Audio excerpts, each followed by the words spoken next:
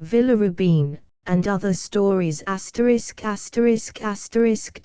_Villa, 36K, frontis Villa, 61K, Villa Rubein and other stories by John Galsworthy. Contents: Villa Rubein I 2 3 4 V 6 7 8 9 X 11 12 13 14 15 16 17 18 19 XXXXIXXII 23 XIV XXV XXV IXX8 XXX A Man of Devon I 2 3 4 V 6 7 8 A Night I 2 3 4 V 6 7 8 Salvation of a Foresight I 2 3 4 V 6 7 8 9 X 11 12 The Silence I 2 3 4 V 6 Villa Rubein Preface. Writing not long ago to my oldest literary friend, I expressed in a moment of heedless sentiment the wish that we might have again one of our talks of long past days, over the purposes and methods of our art. And my friend, wiser than I, as he has always been, replied with this doubting phrase: could we recapture the zest of that old time?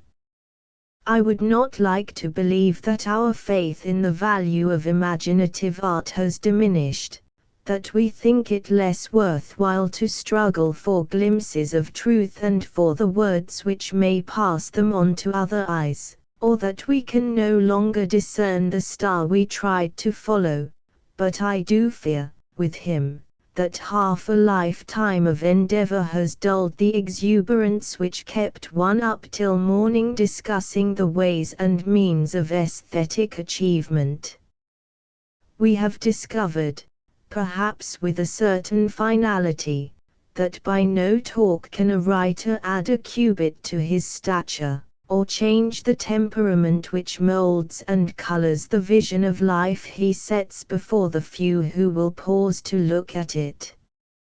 And so, the rest is silence, and what of work we may still do will be done in that dogged muteness which is the lot of advancing years. Other times, other men and modes, but not other truth. Truth, though essentially relative, like Einstein's theory, will never lose its ever new and unique quality. Perfect proportion, for truth, to the human consciousness at least, is but that vitally just relation of part to whole which is the very condition of life itself. And the task before the imaginative writer, whether at the end of the last century or all these eons later, is the presentation of a vision which to eye and ear and mind has the implicit proportions of truth. I confess to have always looked for a certain flavor in the writings of others, and craved it for my own, believing that all true vision is so colored by the temperament of the seer, as to have not only the just proportions but the essential novelty of a living thing, for, after all, no two living things are alike. A work of fiction should carry the whole mark of its author as surely as a Goya, a Dormier, a Velázquez, and a Matthew Maurice should be the unmistakable creations of those masters. This is not to speak of tricks and manners which lend themselves to that facile elf, the caricaturist, but of a certain individual way of seeing and feeling. A young poet once said of another and more popular poet, "Oh, yes, but he cuts no ice." And, when one came to think of it, he did not. A certain flabbiness of spirit, a lack of temperament, an absence, perhaps, of the ironic, or passionate, view, insubstantiated his work. It had no edge, just a felicity which passed for distinction with the crowd. Let me not be understood to imply that a novel should be a sort of sandwich, in which the author's mood or philosophy is the slice of ham. One's demand is for a far more subtle impregnation of flavor, just that, for instance, which makes de Maupassant a more poignant and fascinating writer than his master Flaubert, Dickens and Thackeray more living and permanent than George Eliot or Trollope. It once fell to my lot to be the preliminary critic of a book on painting, designed to prove that the artist's sole function was the impersonal elucidation of the truths of nature. I was regretfully compelled to observe that there were no such things as the truths of nature, for the purposes of art, apart from the individual vision of the artist. Seer and thing seen, inextricably involved one with the other, form the texture of any masterpiece, and I, at least, demand therefrom a distinct impression of temperament. I never saw, in the flesh, either de Maupassant or Chekhov, those masters of such different methods entirely devoid of didacticism, but their work leaves on me a strangely potent sense of personality. Such subtle intermingling of seer with thing seen is the outcome only of long and intricate brooding, a process not too favored by modern life, yet without which we achieve little but a fluent chaos of clever insignificant impressions, a kind of glorified journalism, holding much the same relation to the deeply impregnated work of Turgenev, Hardy, and Conrad, as a film bears to a play.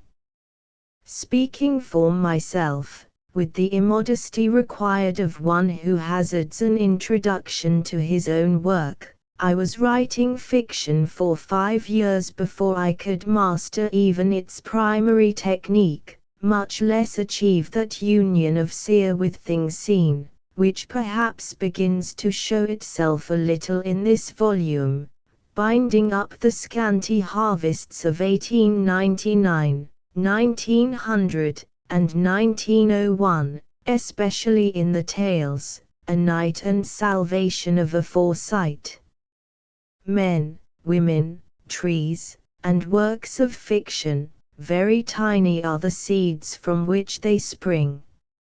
I used really to see the night, in 1896, was it, sitting in the place in front of the casino at Monte Carlo, and because his dried-up elegance, his burnt straw hat, quiet courtesy of attitude, and big dog, used to fascinate and intrigue me, I began to imagine his life so as to answer my own questions and to satisfy, I suppose, the mood I was in. I never spoke to him, I never saw him again. His real story, no doubt, was as different from that which I wove around his figure as night from day. As for Swithin, wild horses will not drag from me confession of where and when I first saw the prototype which became enlarged to his bulky stature. I owe Swithin much, for he first released the satirist in me, and is, moreover, the only one of my characters whom I killed before I gave him life, for it is in the man of property that Swithin Foresight more memorably lives. Ranging beyond this volume, I cannot recollect writing the first words of the Island Pharisees, but it would be about August, 1901.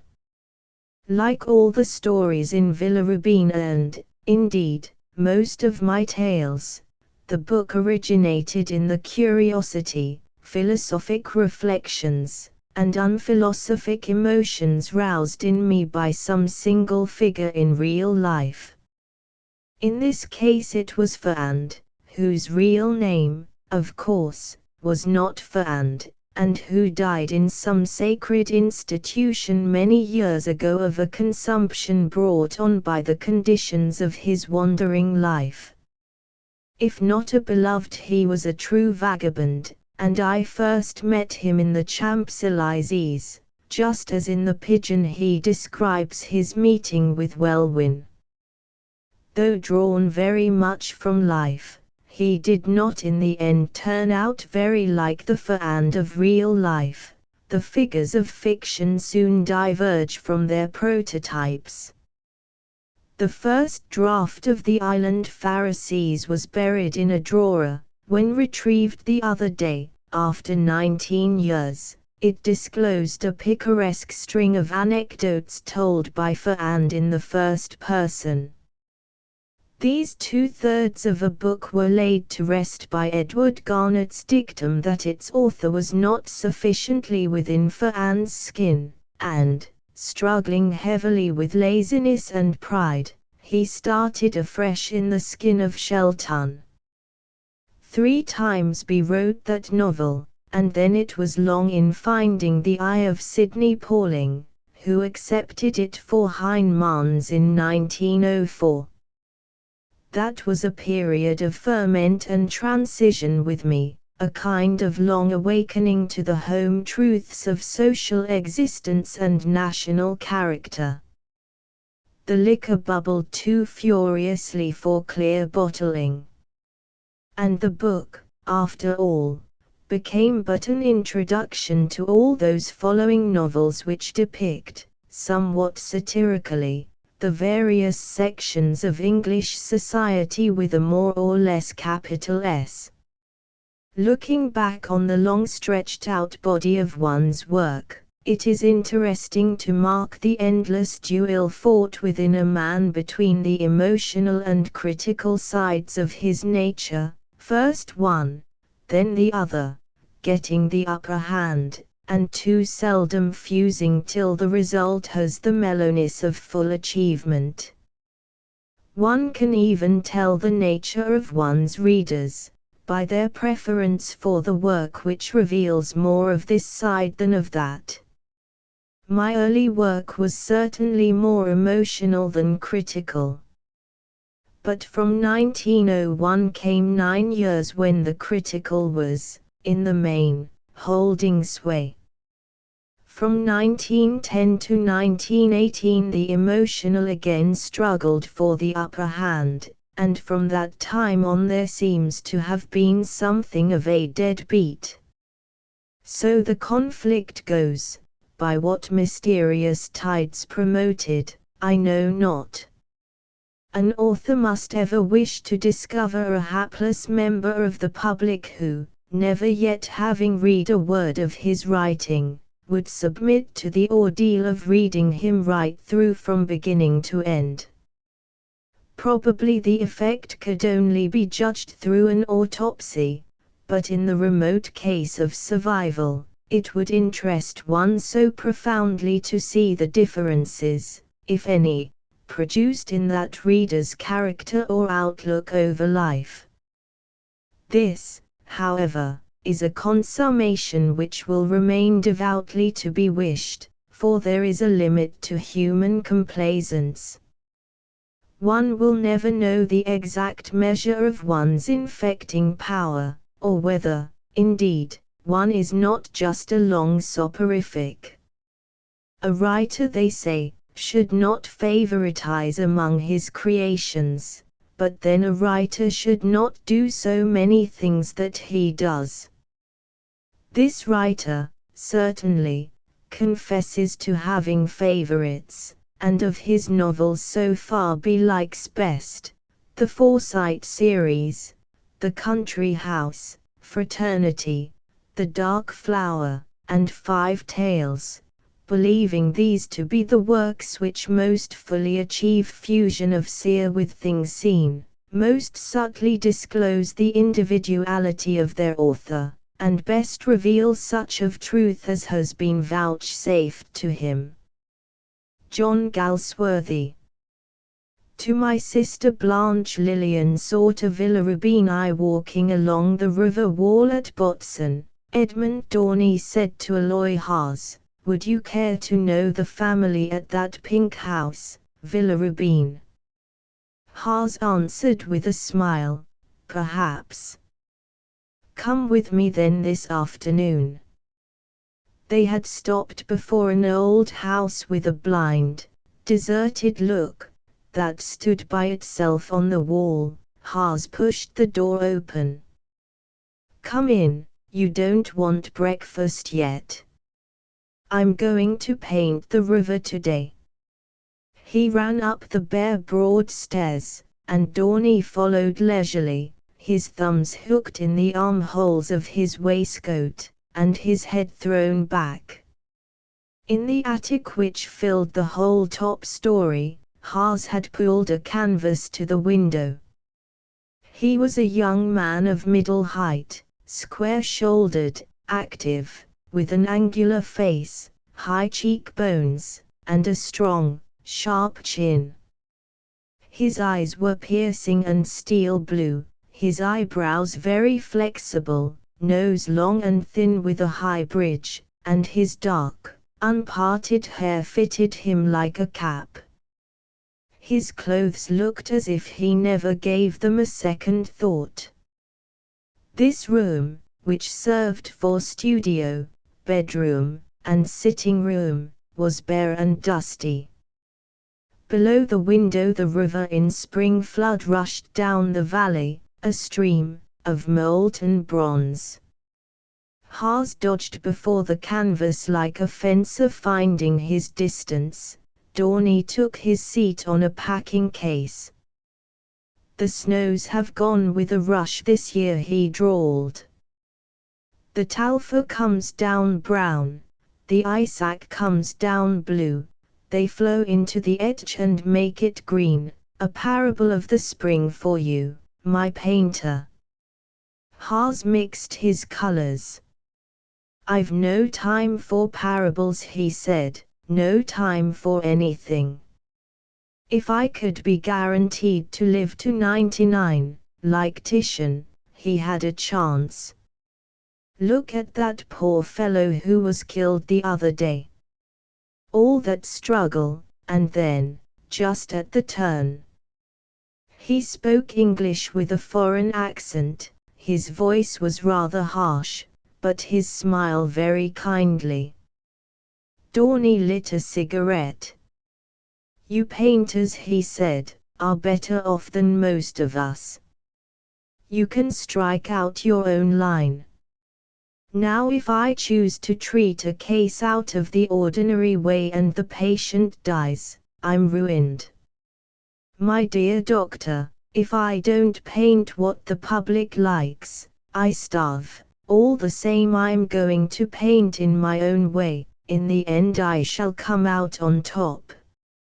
It pays to work in the groove, my friend, until you've made your name. After that, do what you like, they'll lick your boots all the same." "Ah, you don't love your work?"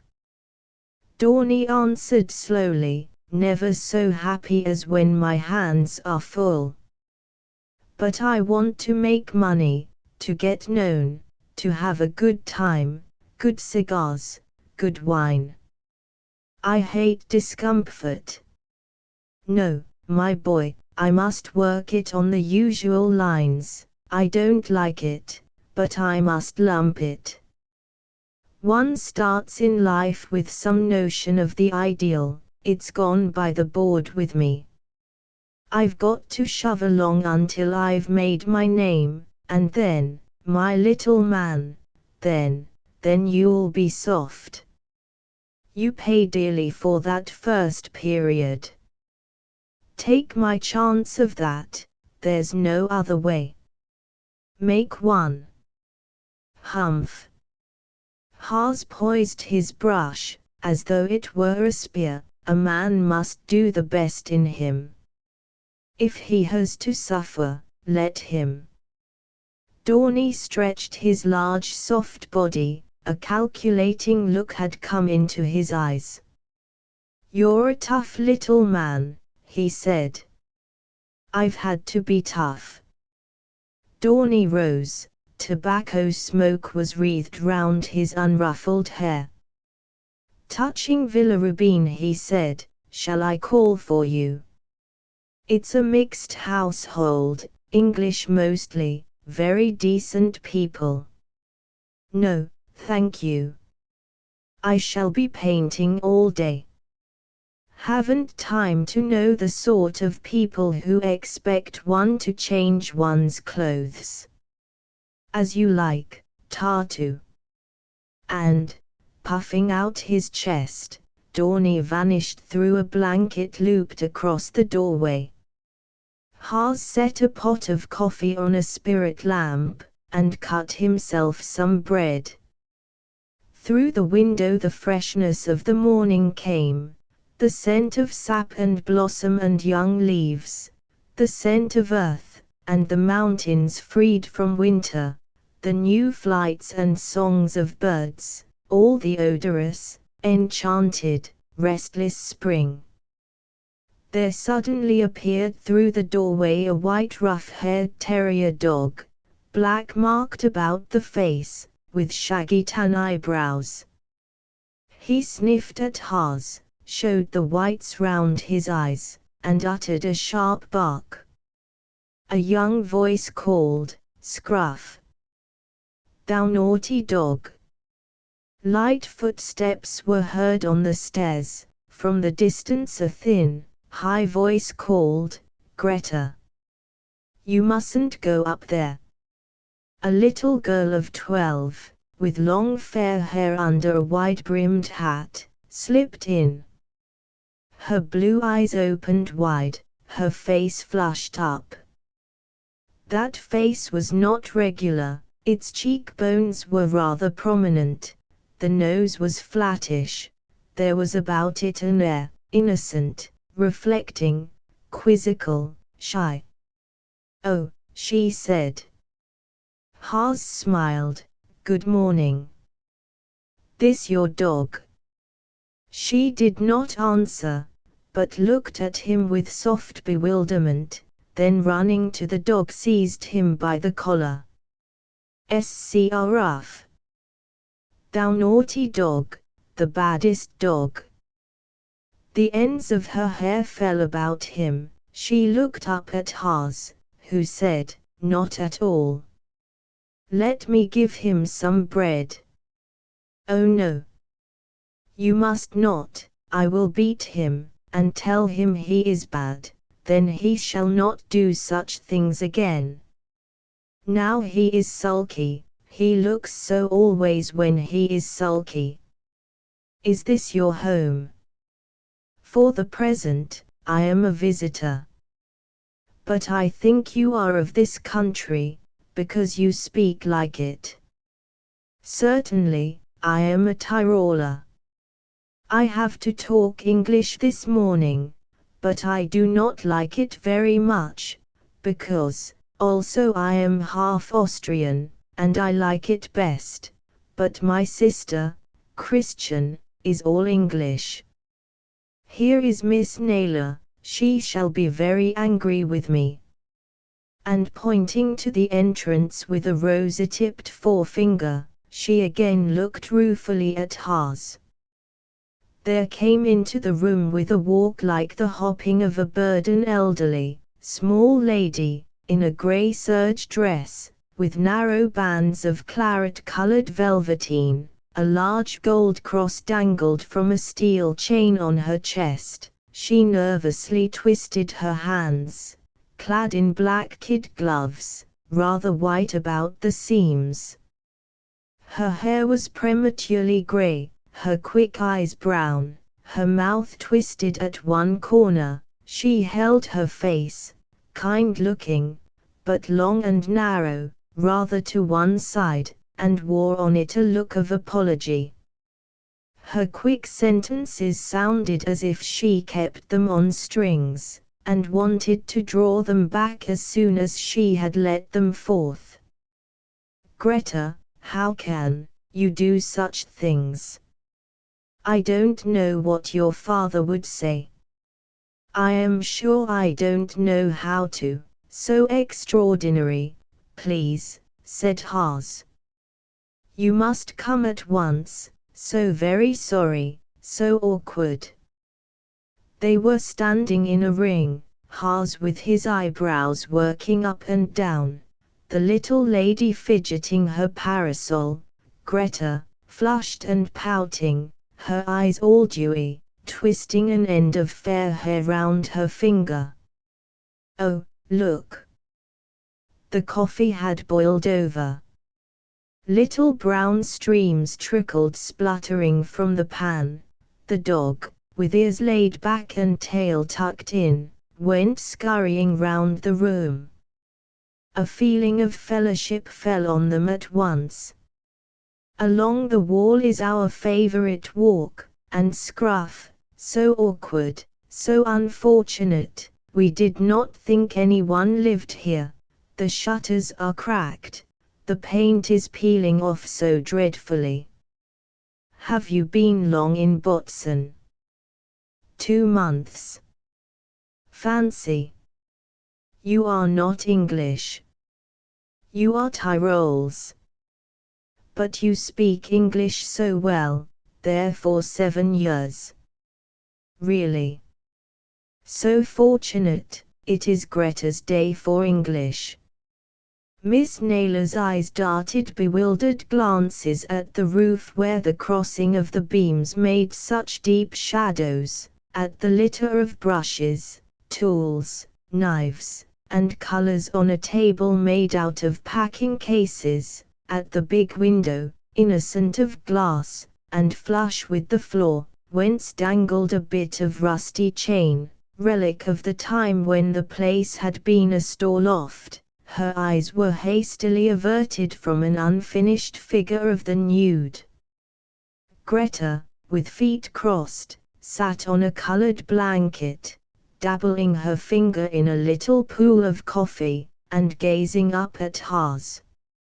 And he thought, I should like to paint her like that. A forget-me-not. He took out his chalks to make a sketch of her. Shall you show me? Cried out Greta, scrambling to her feet.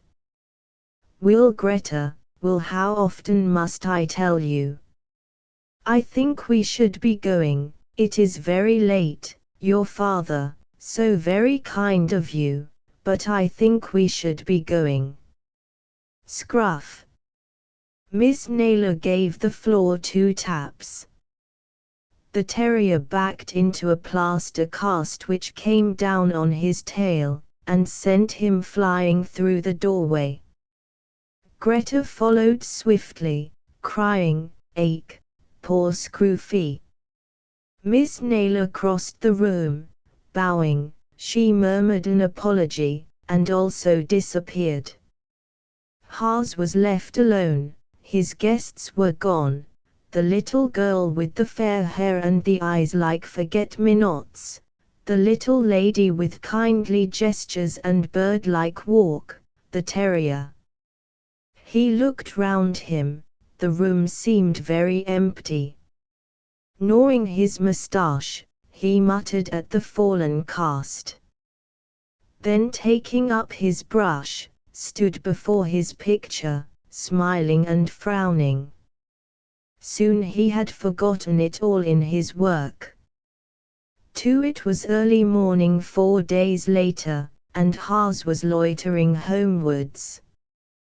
The shadows of the clouds passing across the vines were vanishing over the jumbled roofs and green-topped spires of the town. A strong sweet wind was blowing from the mountains, there was a stir in the branches of the trees, and flakes of the late blossom were drifting down. Amongst the soft green pods of a kind of poplar chafers buzzed, and numbers of their little brown bodies were strewn on the path. He passed a bench where a girl sat sketching.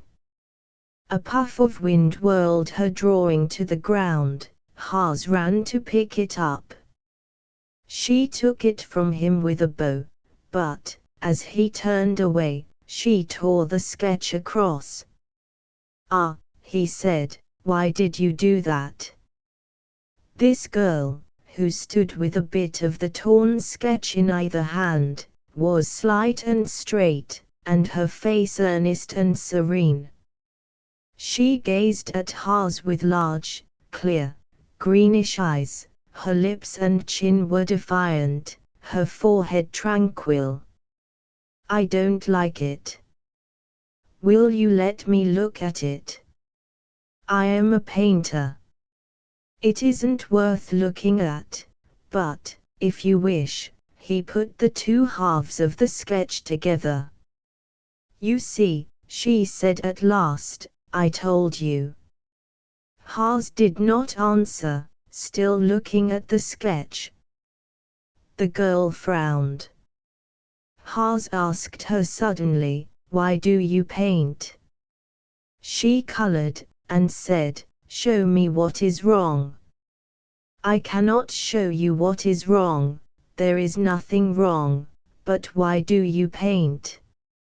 I don't understand. Haas shrugged his shoulders. You've no business to do that, said the girl in a hurt voice. I want to know. Your heart is not in it, said Haas. She looked at him, startled, her eyes had grown thoughtful. I suppose that is it. There are so many other things, there should be nothing else, said Haas. She broke in, I don't want always to be thinking of myself. Suppose, when you begin supposing. The girl confronted him, she had torn the sketch again. You mean that if it does not matter enough, one had better not do it at all? I don't know if you are right, I think you are. There was the sound of a nervous cough, and Haas saw behind him his three visitors, Miss Naylor offering him her hand, Greta, flushed, with a bunch of wild flowers, staring intently in his face, and the terrier, sniffing at his trousers. Miss Naylor broke an awkward silence. We wondered if you would still be here, Christian. I am sorry to interrupt you, I was not aware that you knew Mr. Hare. Haas is my name, we were just talking about my sketch. Oh, Greta, you do tickle. Will you come and have breakfast with us today, Herr Haas? It's our turn, you know. Haas, glancing at his dusty clothes, excused himself. But Greta in a pleading voice said, oh, do come. Scruff likes you. It is so dull when there is nobody for breakfast but ourselves. Miss Naylor's mouth began to twist. Haas hurriedly broke in, thank you. I will come with pleasure, you don't mind my being dirty. Oh no, we do not mind, then we shall none of us wash, and afterwards I shall show you my rabbits. Miss Naylor, moving from foot to foot, like a bird on its perch, exclaimed, I hope you won't regret it, not a very good meal. The girls are so impulsive, such informal invitation, we shall be very glad. But Greta pulled softly at her sister's sleeve, and Christian, gathering her things, led the way. Haas followed in amazement, nothing of this kind had come into his life before. He kept shyly glancing at the girls, and, noting the speculative innocence in Greta's eyes, he smiled. They soon came to two great poplar trees, which stood, like sentinels, one on either side of an unweeded gravel walk leading through lilac bushes to a house painted dull pink, with green shuttered windows, and a roof of greenish slate. Over the door in faded crimson letters were written the words, Villa Rubein. That is to the stables, said Greta, pointing down a path, where some pigeons were sunning themselves on a wall. Uncle Nic keeps his horses there, Countess and Cuckoo. His horses begin with C, because of Chris, they are quite beautiful. He says he could drive them to Kingdom Come and they would not turn their hair. Bow, and say good morning to our house. Haas bowed. Father said all strangers should, and I think it brings good luck. From the doorstep she looked round at Haas, then ran into the house. A broad, thick-set man, with stiff, brushed-up hair, a short, brown, bushy beard parted at the chin, a fresh complexion, and blue glasses across a thick nose, came out, and called in a bluff voice, "Ha, my good dears, kiss me quick, P.R.T. How goes it then this morning? A good walk, Hein?" The sound of many loud rapid kisses followed. "Ha, Fräulein, good."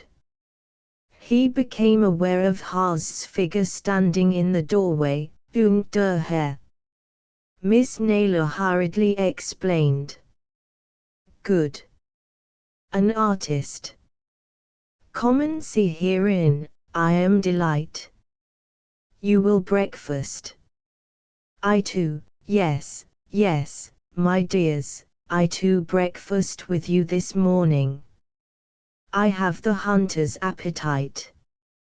Haas, looking at him keenly, perceived him to be of middle height and age, stout, dressed in a loose holland jacket, a very white, starched shirt, and blue silk sash, that he looked particularly clean, had an air of belonging to society, and exhaled a really fine aroma of excellent cigars and the best hairdressers' essences. The room they entered was long and rather bare. There was a huge map on the wall, and below it a pair of globes on crooked supports, resembling two inflated frogs erect on their hind legs. In one corner was a cottage piano, close to a writing table heaped with books and papers. This nook, sacred to Christian, was foreign to the rest of the room, which was arranged with supernatural neatness. A table was laid for breakfast, and the sun-warmed air came in through French windows. The meal went merrily. Herr Paul von Morawitz was never in such spirits as at table. Words streamed from him. Conversing with Haas, he talked of art as who should say, "One does not claim to be a connoisseur, pas si bête, still, one has a little knowledge, que diable." He recommended him a man in the town who sold cigars that were not so very bad. He consumed porridge, ate an omelette, and bending across to Greta gave her a sounding kiss, muttering, "Kiss me quick." An expression he had picked up in a London music hall, long ago, and considered chic. He asked his daughter's plans, and held out porridge to the terrier, who refused it with a sniff. "Well," he said suddenly, looking at Miss Naylor, "here is a gentleman who has not even heard our names." The little lady began her introductions in a breathless voice. "Good," Herr Paul said, puffing out his lips, "now we know each other," and, brushing up the ends of his moustaches, he carried off Haas into another room, decorated with pipe racks, prints of dancing girls, spittoons, easy chairs well seasoned by cigar smoke, French novels, and newspapers. The household at Villa Rubein was indeed of a mixed and curious nature. Cut on both floors by corridors, the villa was divided into 4 divisions, each of which had its separate inhabitants, an arrangement which had come about in the following way. When old Nicholas Treffry died, his estate, on the boundary of Cornwall, had been sold and divided up among his 3 surviving children. Nicholas, who was much the eldest, a partner in the well-known firm of Forsyte and Treffry, Teeman, of the Strand; Constance, married to a man called Dissy; and Margaret, at her father's death engaged to the curate of the parish, John Devorall, who shortly afterwards became its rector. By his marriage with Margaret Treffry the rector had one child called Christian. Soon after this he came into some property, and died, leaving it unfettered to his widow. 3 years went by, and when the child was 6 years old, Mrs. Devorall, still young and pretty, came to live in London with her brother Nicholas. It was there that she met Paul von Morowitz, the last of an old Czech family, who had lived for many hundred years on their estates near Budweis. Paul had been left an orphan at the age of 10, and without a solitary ancestral acre. Instead of acres, he inherited the faith that nothing was too good for a von Morowitz. In later years his savoir-faire enabled him to laugh at faith, but it stayed quietly with him all the same. The absence of acres was of no great consequence, for through his mother, the daughter of a banker in Vienna, he came into a well-nursed fortune. It befitted a von Morowitz that he should go into the cavalry, but, unshaped for soldiering, he soon left the service. Some said he had a difference with his colonel over the quality of food provided during some maneuvers, others that he had retired because his chargers did not fit his legs, which were, indeed, rather round. He had an admirable appetite for pleasure, a man about town's life suited him. He went his genial, unreflecting, costly way in Vienna, Paris, London. He loved exclusively those towns, and boasted that he was as much at home in one as in another. He combined exuberant vitality with fastidiousness of palate, and devoted both to the acquisition of a special taste in women, weeds, and wines. Above all, he was blessed with a remarkable digestion. He was 30 when he met Mrs. Devorall, and she married him because he was so very different from anybody she had ever seen. People more dissimilar were never mated. To Paul, accustomed to stage doors, freshness, serene tranquility, and obvious purity were the baits. He had run through more than half his fortune, too, and the fact that she had money was possibly not overlooked. Be that as it may, he was fond of her, his heart was soft, he developed a domestic side. Greta was born to them after a year of marriage. The instinct of the freeman was, however, not dead in Paul. He became a gambler. He lost the remainder of his fortune without being greatly disturbed. When he began to lose his wife's fortune, 2 things naturally became more difficult. Not too much remained when Nicholas Treffry stepped in, and caused his sister to settle what was left on her daughters, after providing a life interest for herself and Paul. Losing his supplies, the good man had given up his cards. But the instinct of the freeman was still living in his breast. He took to drink. He was never grossly drunk, and rarely very sober. His wife sorrowed over this new passion. Her health, already much enfeebled, soon broke down. The doctors sent her to the Tyrol. She seemed to benefit by this, and settled down at Botzen.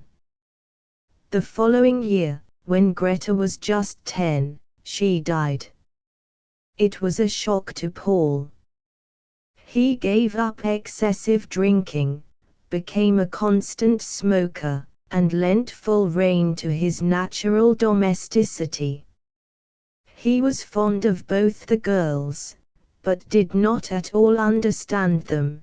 Greta, his own daughter, was his favorite. Villa Rubein remained their home. It was cheap and roomy. Money, since Paul became housekeeper to himself, was scarce. About this time Mrs. Dicey, his wife's sister, whose husband had died in the East, returned to England. Paul invited her to come and live with them. She had her own rooms, her own servant. The arrangement suited Paul, it was economically sound, and there was someone always there to take care of the girls. In truth, he began to feel the instinct of the freeman rising again within him. It was pleasant to run over to Vienna now and then, to play piquet at a club in Gries, of which he was the shining light, in a word, to go on the tiles a little. One could not always mourn, even if a woman were an angel. Moreover, his digestion was as good as ever. The fourth quarter of this villa was occupied by Nicholas Treffry, whose annual sojourn out of England perpetually surprised himself. Between him and his young niece, Christian, there existed, however, a rare sympathy, one of those affections between the young and old, which, mysteriously born like everything in life, seems the only end and aim to both, till another feeling comes into the younger heart. Since a long and dangerous illness, he had been ordered to avoid the English winter, and at the commencement of each spring he would appear at Botzen, driving his own horses by easy stages from the Italian Riviera, where he spent the coldest months. He always stayed till June before going back to his London club, and during all that time he let no day pass without growling at foreigners, their habits, food, drink, and arrayment, with a kind of big dog's growling that did nobody any harm. The illness had broken him very much. He was 70, but looked more. He had a servant, a Luganes, named Dominique, devoted to him. Nicholas Treffry had found him overworked in an hotel, and had engaged him with the caution, "Look, here, Dominique. I swear." To which Dominique, dark of feature, saturnine and ironical, had only replied, "'Tis bien, monsieur." 3 hours and his host sat in leather chairs. Herr Paul's square back was wedged into a cushion, his round legs crossed. Both were smoking, and they eyed each other furtively, as men of different stamp do when first thrown together. The young artist found his host extremely new and disconcerting. In his presence he felt both shy and awkward. Herr Paul, on the other hand, very much at ease, was thinking indolently, "Good-looking young fellow, comes of the people, I expect, not at all the manner of the world, wonder what he talks about." Presently noticing that Haas was looking at a photograph, he said, "Ah, yes, that was a woman. They are not to be found in these days. She could dance, the little Coralie." Did you ever see such arms? Confess that she is beautiful, Hein. She has individuality, said Haas. A fine type. Herr Paul blew out a cloud of smoke. Yes, he murmured, she was fine all over.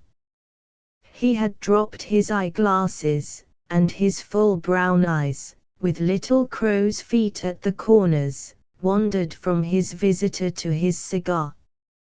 He'd be like a satyr if he wasn't too clean, thought Haas. Put vine leaves in his hair, paint him asleep, with his hands crossed, so. When I am told a person has individuality, Herr Paul was saying in a rich and husky voice, I generally expect boots that bulge, an umbrella of improper color. I expect a creature of bad form, as they say in England, who will shave some days and some days will not shave, who sometimes smells of India rubber, and sometimes does not smell, which is discouraging. You do not approve of individuality, said Haas shortly. Not if it means doing, and thinking, as those who know better do not do, or think. And who are those who know better? Ah, my dear, you are asking me a riddle. Well, then, society, men of birth, men of recognized position, men above eccentricity, in a word, of reputation. Haas looked at him fixedly. Men who haven't the courage of their own ideas, not even the courage to smell of India rubber, men who have no desires, and so can spend all their time making themselves flat.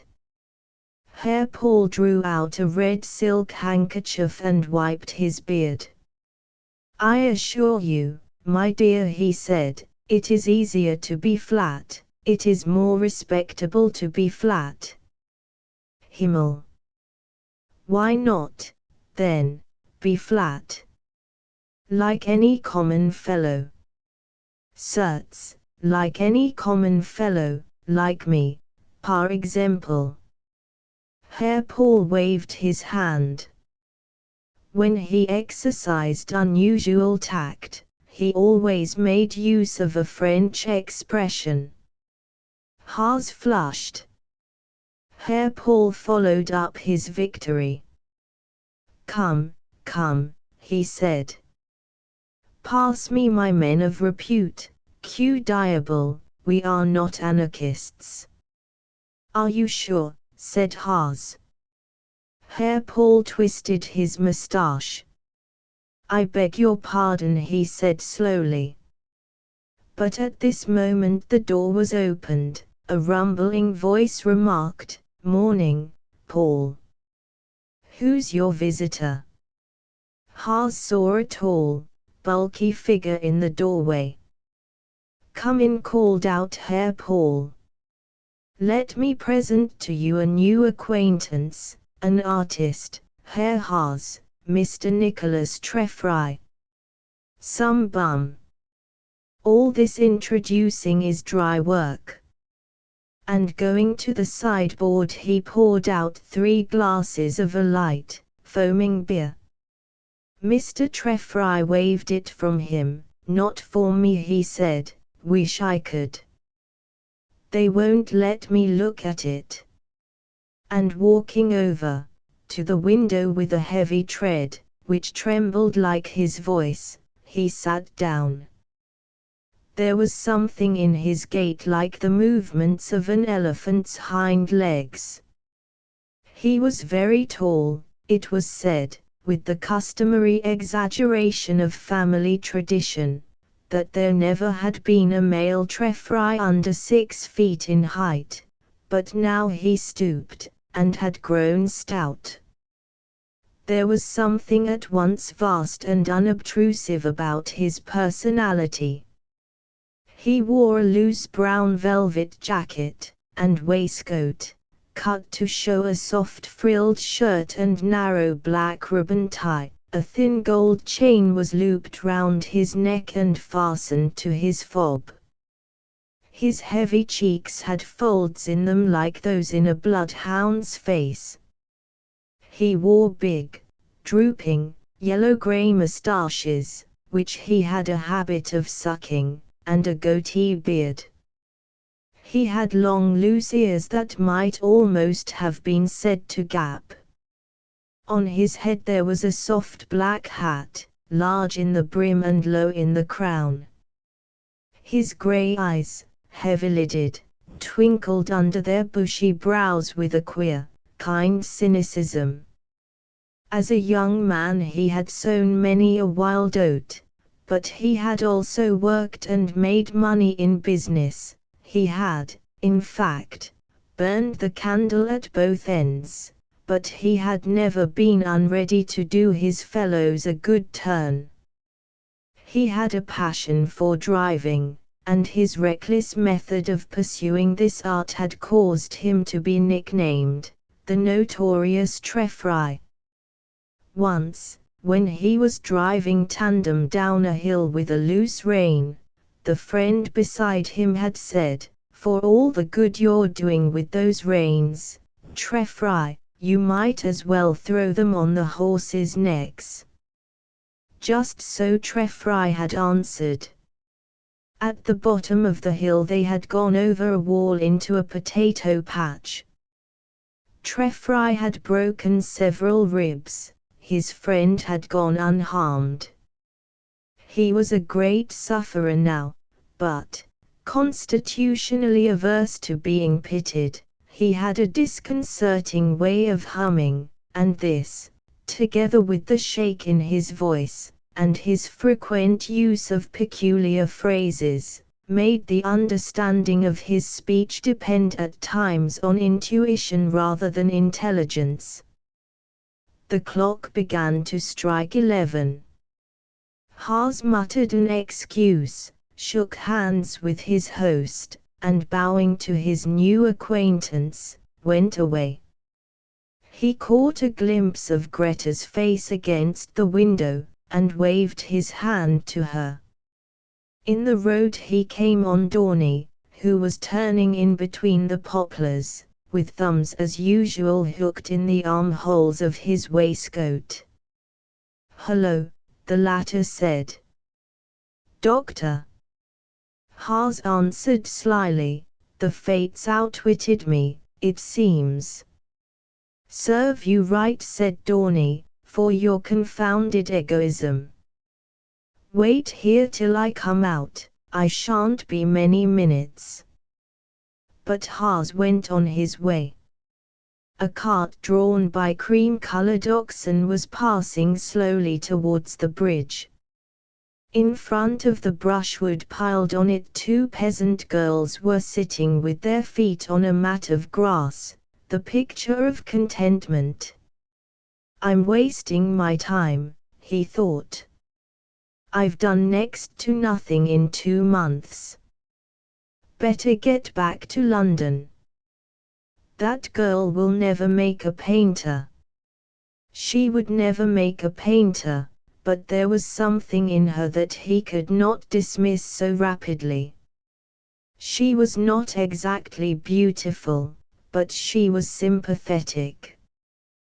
The brow was pleasing, with dark brown hair softly turned back, and eyes so straight and shining.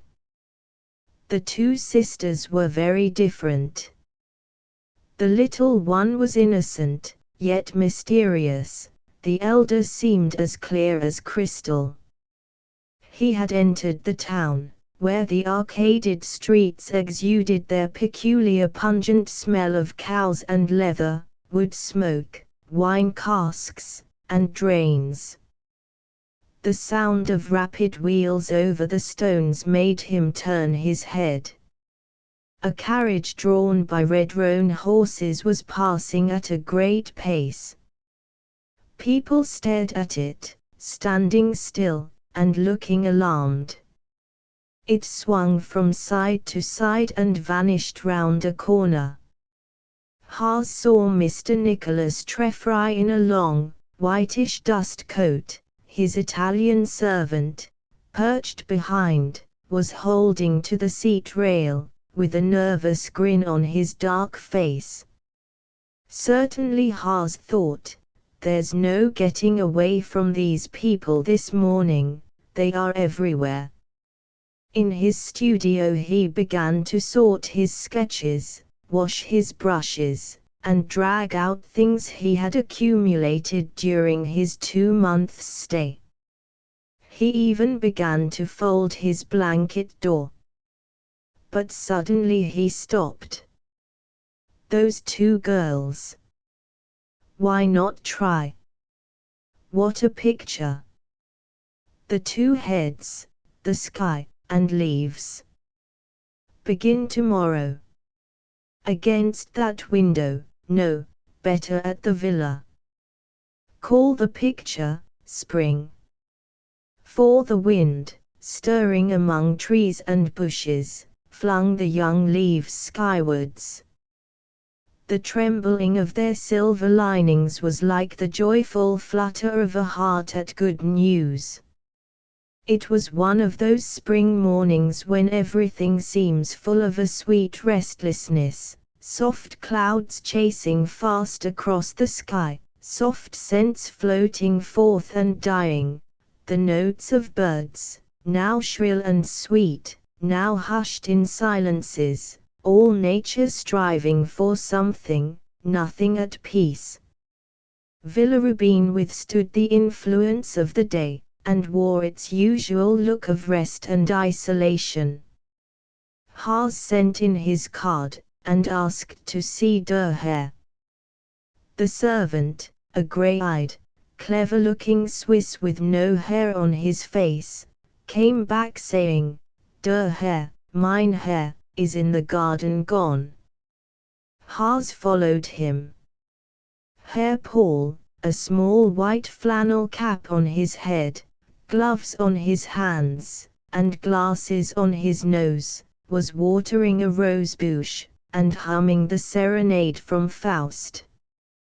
This aspect of the house was very different from the other. The sun fell on it, and over a veranda creepers clung and scrambled in long scrolls. There was a lawn, with freshly mown grass, flower beds were laid out, and at the end of an avenue of young acacias stood an arbor covered with wisteria. In the east, mountain peaks, fingers of snow, glittered above the mist. A grave simplicity lay on that scene, on the roofs and spires, the valleys and the dreamy hillsides, with their yellow scars and purple bloom, and white cascades, like tails of grey horses swishing in the wind. Herr Paul held out his hand. What can we do for you? He said. I have to beg a favor, replied Haas. I wish to paint your daughters. I will bring the canvas here, they shall have no trouble. I would paint them in the garden when they have nothing else to do. Herr Paul looked at him dubiously. Ever since the previous day he had been thinking, queer bird, that painter, thinks himself the devil of a swell. Looks a determined fellow too. Now, staring in the painter's face, it seemed to him, on the whole, best if someone else refused this permission. With all the pleasure, my dear sir, he said. Come, let us ask these two young ladies, and putting down his hose, he led the way towards the arbor, thinking, you'll be disappointed, my young conqueror, or I'm mistaken. Miss Naylor and the girls were sitting in the shade, reading La Fontaine's fables. Greta, with one eye on her governess, was stealthily cutting a pig out of orange peel. Ah, my dear dears, began Herr Paul, who in the presence of Miss Naylor always paraded his English. Here is our friend, who has a very flattering request to make. He would paint you, yes, both together, al fresco, in the air, in the sunshine, with the birds, the little birds. Greta, gazing at Haas, gushed deep pink, and furtively showed him her pig. Christian said, "Paint us." "Oh no." She saw Haas looking at her, and added, slowly, "If you really wish it, I suppose we could," then dropped her eyes. "Ah," said Herr Paul, raising his brows till his glasses fell from his nose, "and what says Gretchen? Does she want to be handed up to posterity as a little peacock along with the other little birds?" Greta, who had continued staring at the painter, said, "Of course, I want to be." "P.R.T.," said Herr Paul, looking at Miss Naylor.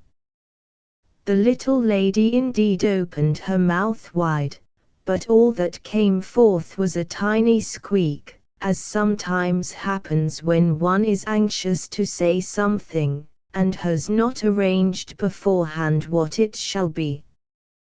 The affair seemed ended. Haas heaved a sigh of satisfaction. But Herr Paul had still a card to play. "There is your aunt," he said. "There are things to be considered. One must certainly inquire, so we shall see." Kissing Greta loudly on both cheeks, he went towards the house. "What makes you want to paint us?" Christian asked, as soon as he was gone. "I think it very wrong," Miss Naylor blurted out. "Why?" said Haas, frowning. "Greta is so young, there are lessons, it is such a waste of time." His eyebrows twitched. "Ah. You think so?" "I don't see why it is a waste of time," said Christian quietly. "There are lots of hours when we sit here and do nothing." "And it is very dull," put in Greta, with a pout. "You are rude," Greta said Miss Naylor in a little rage, pursing her lips, and taking up her knitting. "I think it seems always rude to speak the truth," said Greta. Miss Naylor looked at her in that concentrated manner with which she was in the habit of expressing displeasure. But at this moment a servant came, and said that Mrs. Dissy would be glad to see Herr Haas. The painter made them a stiff bow, and followed the servant to the house. Miss Naylor and the two girls watched his progress with apprehensive eyes. It was clear that he had been offended. Crossing the veranda, and passing through an open window hung with silk curtains, Hart entered a cool dark room. This was Mrs. Dissy's sanctum, where she conducted correspondence, received her visitors, read the latest literature, and sometimes, when she had bad headaches, lay for hours on the sofa, with a fan, and her eyes closed. There was a scent of sandalwood, a suggestion of the East, a kind of mystery, in here, as if things like chairs and tables were not really what they seemed, but something much less commonplace. The visitor looked twice, to be quite sure of anything.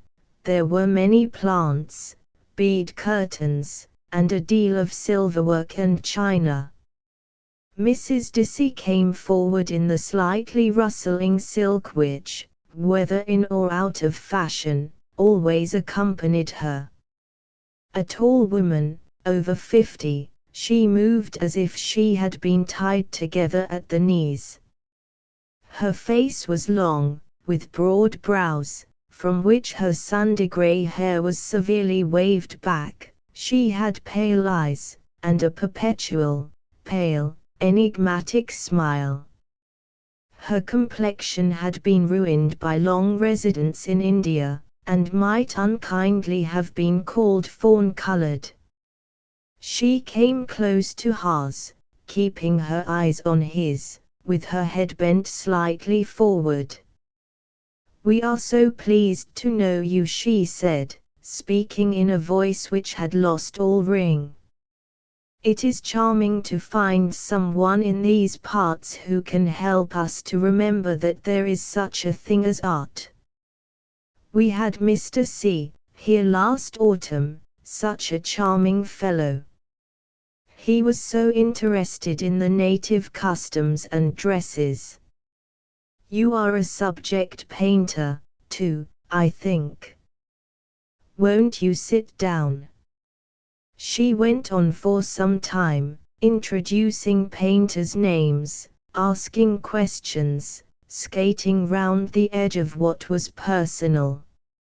And the young man stood before her with a curious little smile fixed on his lips. "She wants to know whether I'm worth powder and shot," he thought. "You wish to paint my nieces?"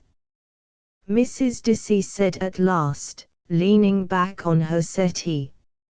"I wish to have that honor," Haas answered with a bow. "And what sort of picture did you think of?" "That," said Haas, "is in the future. I couldn't tell you."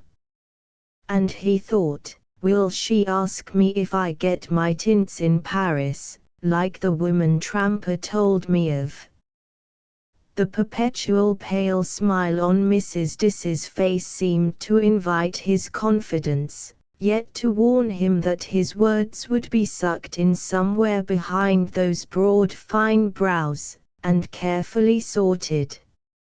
Mrs. Dissy, indeed, was thinking, interesting young man, regular bohemian, no harm in that at his age, something Napoleonic in his face, probably has no dress clothes.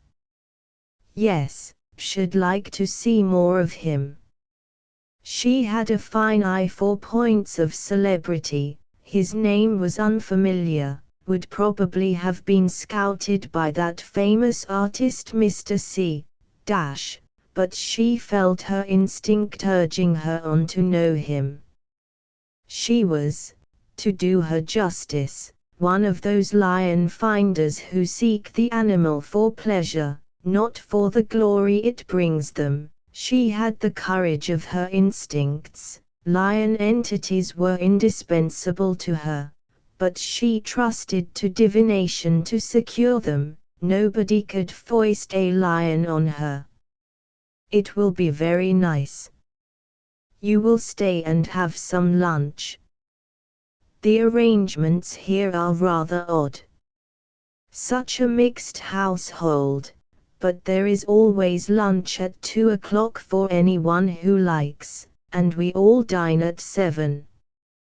You would have your sittings in the afternoons, perhaps. I should so like to see your sketches. You are using the old house on the wall for studio. That is so original of you." Haas would not stay to lunch, but asked if he might begin work that afternoon. He left a little suffocated by the sandalwood and sympathy of this sphinx-like woman. Walking home along the river wall, with the singing of the larks and thrushes, the rush of waters, the humming of the chafers in his ears, he felt that he would make something fine of this subject. Before his eyes the faces of the two girls continually started up, framed by the sky, with young leaves guttering against their cheeks. 3 days had passed since Haas began his picture, when early in the morning, Greta came from Villa Rubein along the river dike and sat down on a bench from which the old house on the wall was visible.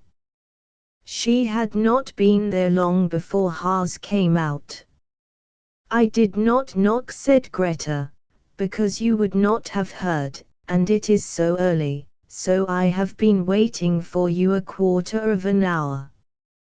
Selecting a rosebud from some flowers in her hand, she handed it to him. "That is my first rosebud this year," she said. "It is for you because you are painting me. Today I am 13, Herr Haas. There is not to be a sitting, because it is my birthday, but, instead, we are all going to Maren to see the play of Andreas Hofer. You are to come too, please. I am here to tell you, and the others shall be here directly." Haas bowed. "And who are the others?" "Christian, and Dr. Edmund, Miss Naylor, and Cousin Teresa. Her husband is ill, so she is sad, but today she is going to forget that. It is not good to be always sad, is it, Herr Haas?" He laughed. "You could not be." Greta answered gravely, "Oh yes, I could. I too am often sad." "You are making fun." "You are not to make fun today, because it is my birthday. Do you think growing up is nice, Herr Haas?" "No, Fräulein Greta, it is better to have all the time before you." They walked on side by side. "I think," said Greta, "you are very much afraid of losing time." "Chris says that time is nothing." "Time is everything," responded Haas.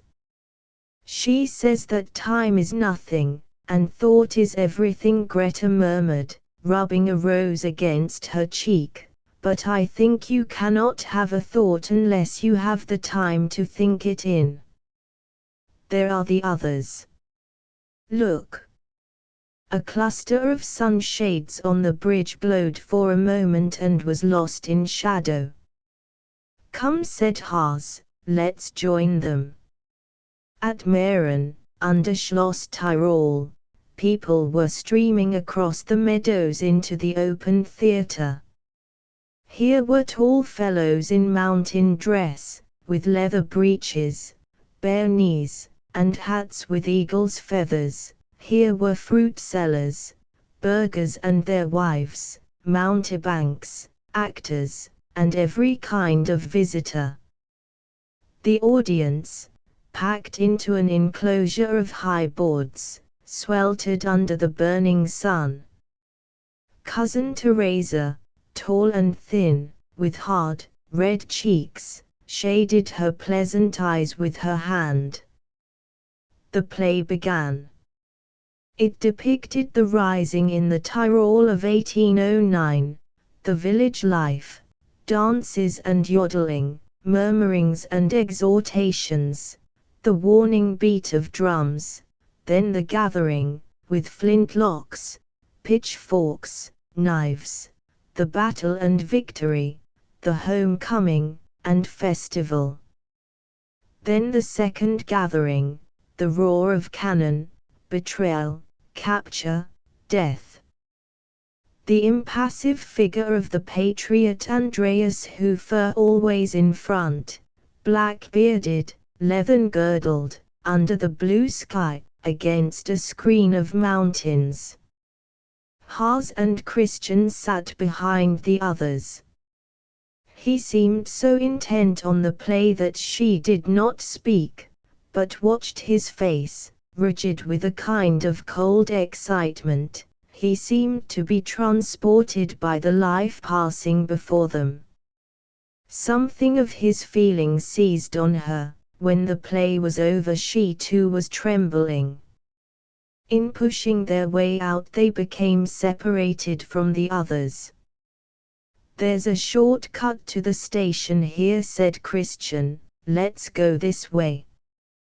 The path rose a little, a narrow stream crept alongside the meadow, and the hedge was spangled with wild roses. Christian kept glancing shyly at the painter. Since their meeting on the river wall, her thoughts had never been at rest. This stranger, with his keen face, insistent eyes, and ceaseless energy, had roused a strange feeling in her. His words had put shape to something in her not yet expressed. She stood aside at a stile to make way for some peasant boys, dusty and rough-haired, who sang and whistled as they went by. "I was like those boys once," said Haas. Christian turned to him quickly. "Ah, that was why you felt the play so much. It's my country up there. I was born amongst the mountains. I looked after the cows, and slept in haycocks, and cut the trees in winter.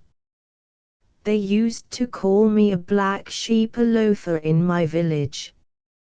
Why? Ah, why? I worked as hard as any of them. But I wanted to get away. Do you think I could have stayed there all my life?" Christian's eyes grew eager. "If people don't understand what it is you want to do, they always call you a loafer," muttered Haas. "But you did what you meant to do in spite of them," Christian said. For herself it was so hard to finish or decide. When in the old days she told Greta stories, the latter, whose instinct was always for the definite, would say, "And what came at the end, Chris? Do finish it this morning," but Christian never could. Her thoughts were deep, vague, dreamy, invaded by both sides of every question. Whatever she did, her needlework, her verse-making, her painting, all had its charm, but it was not always what it was intended for at the beginning. Nicholas Treffry had once said of her, "When Chris starts out to make a hat, it may turn out an altar cloth, but you may bet it won't be a hat." It was her instinct to look for what things meant, and this took more than all her time. She knew herself better than most girls of 19, but it was her reason that had informed her, not her feelings. In her sheltered life, her heart had never been ruffled except by rare fits of passion, tantrums old Nicholas Treffry dubbed them, at what seemed to her mean or unjust. "If I were a man," she said, "and going to be great, I should have wanted to begin at the very bottom as you did." "Yes," said Haas quickly, "one should be able to feel everything." She did not notice how simply he assumed that he was going to be great. He went on, a smile twisting his mouth unpleasantly beneath its dark mustache, "Not many people think like you. It's a crime not to have been born a gentleman." "That's a sneer," said Christian. "I didn't think you would have sneered." "It is true. What is the use of pretending that it isn't? It may be true, but it is finer not to say it." "By heavens," said Haas, striking one hand into the other, "if more truth were spoken there would not be so many shams."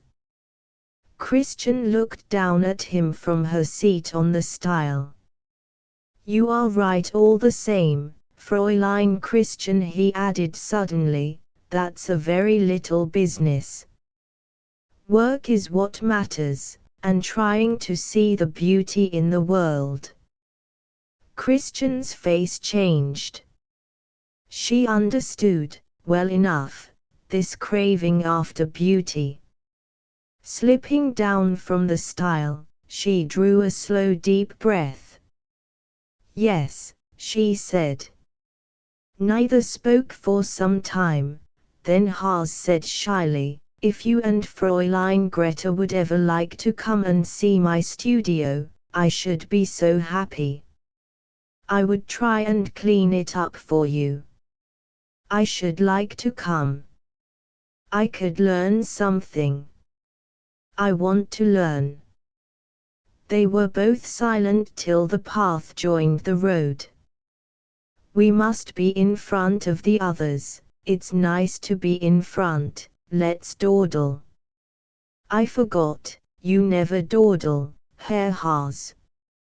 After a big fit of work, I can dawdle against anyone, then I get another fit of work, it's like appetite. I'm always dawdling, answered Christian. By the roadside a peasant woman screwed up her sun-dried face, saying in a low voice, "Please, gracious lady, help me to lift this basket." Christian stooped, but before she could raise it, Haas hoisted it up on his back.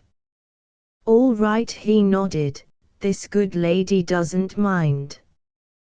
The woman, looking very much ashamed, walked along by Christian. She kept rubbing her brown hands together, and saying, "Gracious lady, I would not have wished. It is heavy, but I would not have wished." "I'm sure he'd rather carry it," said Christian. They had not gone far along the road, however, before the others passed them in a carriage, and at the strange sight Miss Naylor could be seen pursing her lips, Cousin Teresa nodding pleasantly, a smile on Dorney's face, and beside him Greta, very demure. Haas began to laugh. "What are you laughing at?" asked Christian. "You English are so funny. You mustn't do this here, you mustn't do that there, it's like sitting in a field of nettles. If I were to walk with you without my coat, that little lady would fall off her seat." His laugh infected Christian. They reached the station feeling that they knew each other better. The sun had dipped behind the mountains when the little train steamed down the valley. All were subdued, and Greta, with a nodding head, slept fitfully.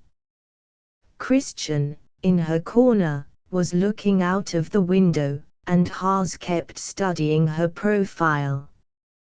He tried to see her eyes.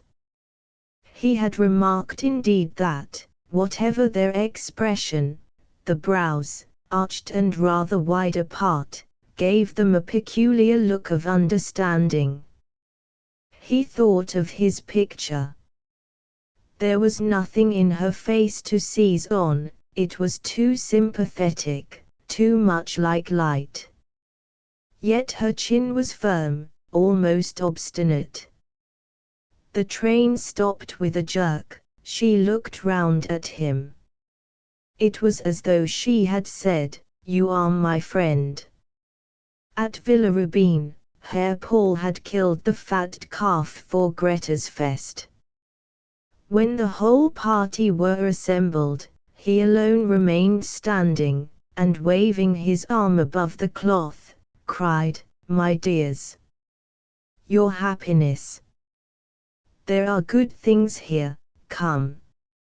And with a sly look, the air of a conjurer producing rabbits, he whipped the cover off the soup tureen. Soup turtle, fat, green fat. He smacked his lips. No servants were allowed, because, as Greta said to Haas, it is that we are to be glad this evening. Geniality radiated from Herr Paul's countenance, mellow as a bowl of wine. He toasted everybody, exhorting them to pleasure. Haas passed a cracker secretly behind Greta's head, and Miss Naylor, moved by a mysterious impulse, pulled it with a sort of gleeful horror. It exploded, and Greta sprang off her chair.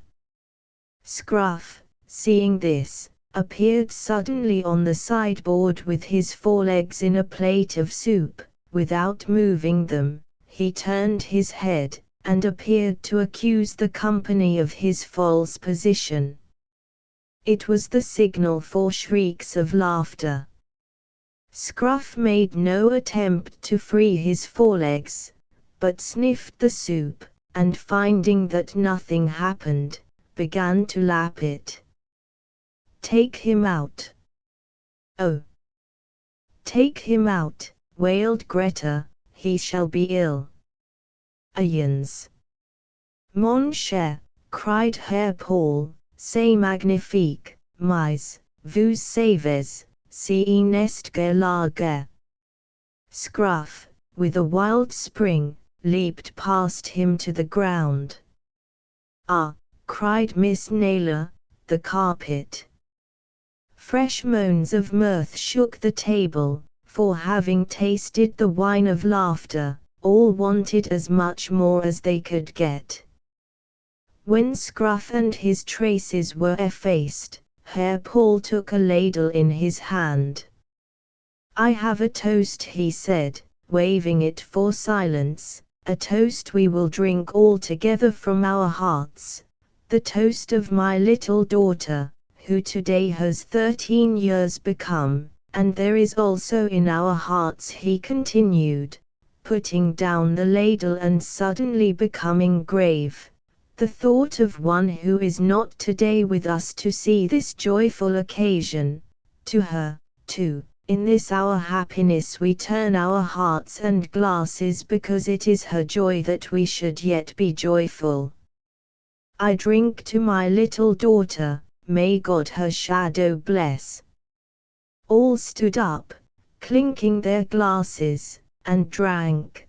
Then, in the hush that followed, Greta, according to custom, began to sing a German carol. At the end of the fourth line she stopped, abashed. Herr Paul blew his nose loudly, and, taking up a cap that had fallen from a cracker, put it on. Everyone followed his example, Miss Naylor attaining the distinction of a pair of donkey's ears, which she wore, after another glass of wine, with an air of sacrificing to the public good.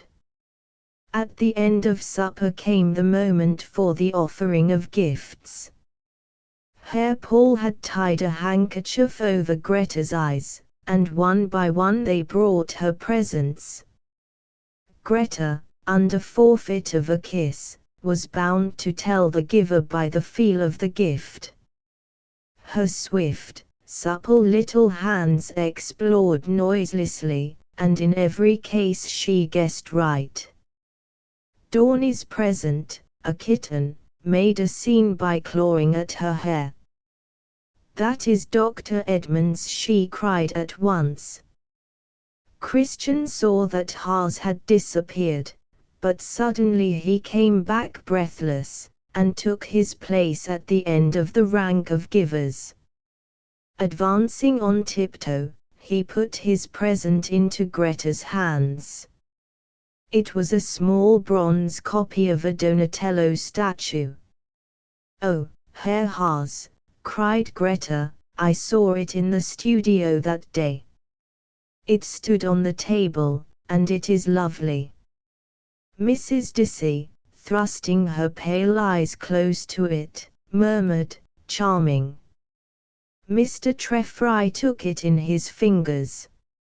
"Rum little toad. Cost a pot of money, I expect." He eyed Haas doubtfully.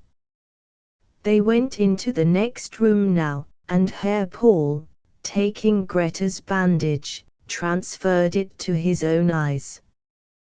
take care, all," he cried, "I am a devil of a catcher," and, feeling the air cautiously, he moved forward like a bear about to hug. He caught no one.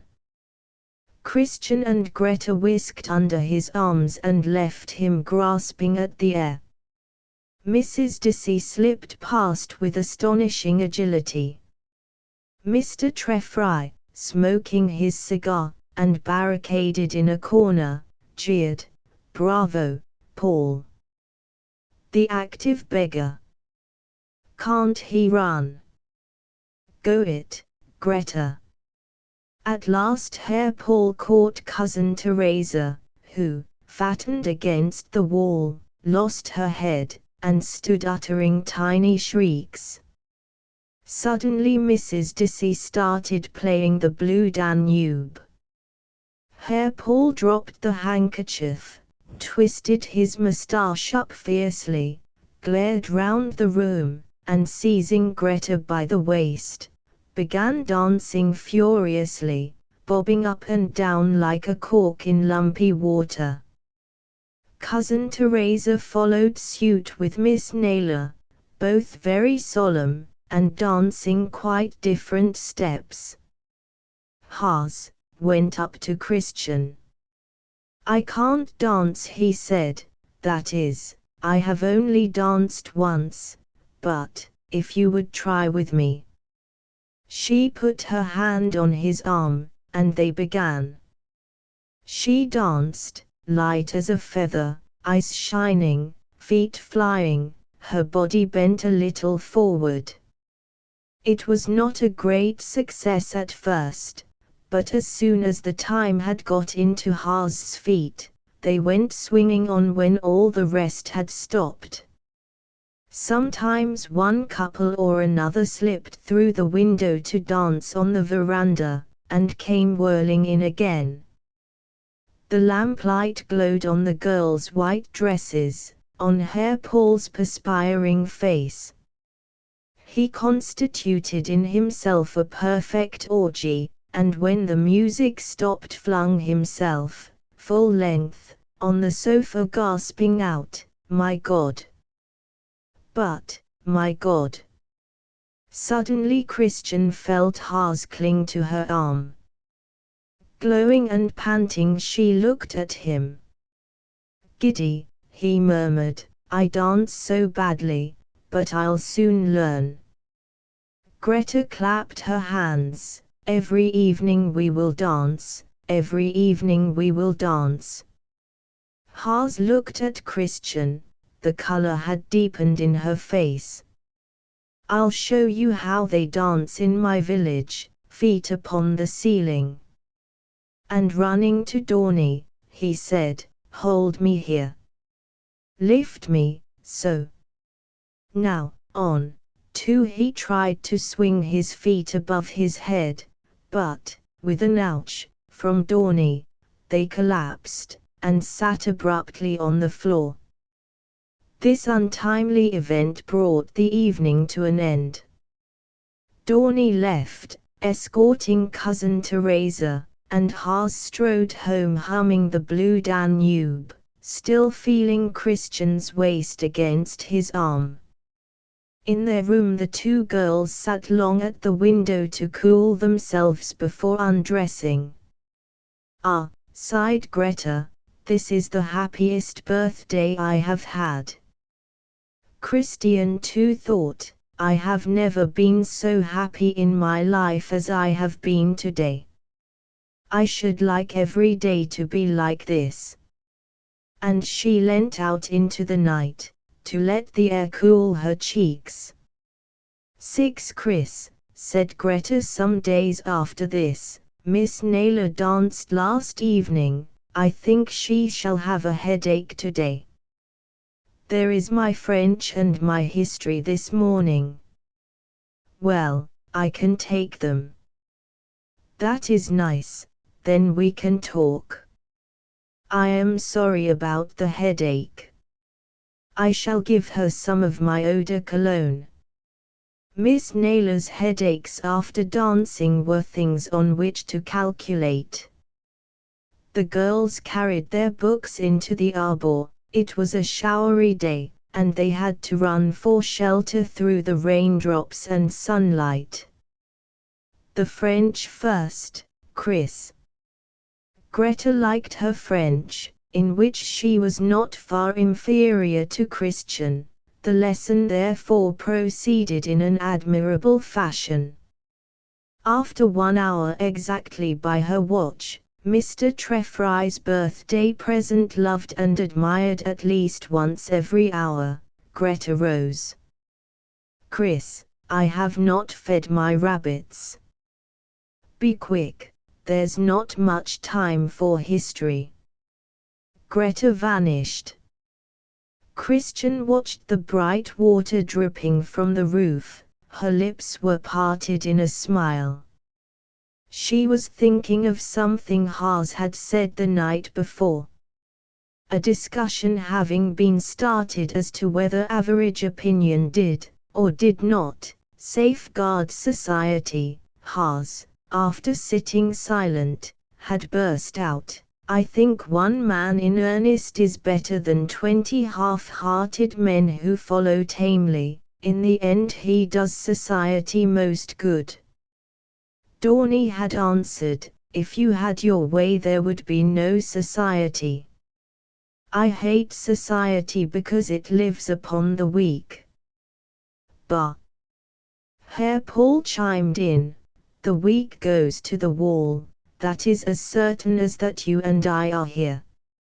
Let them fall against the wall, cried Haas, don't push them there. Greta reappeared, walking pensively in the rain. Bino, she said, sighing, has eaten too much. I remember now, I did feed them before. Must we do the history, Chris? Of course.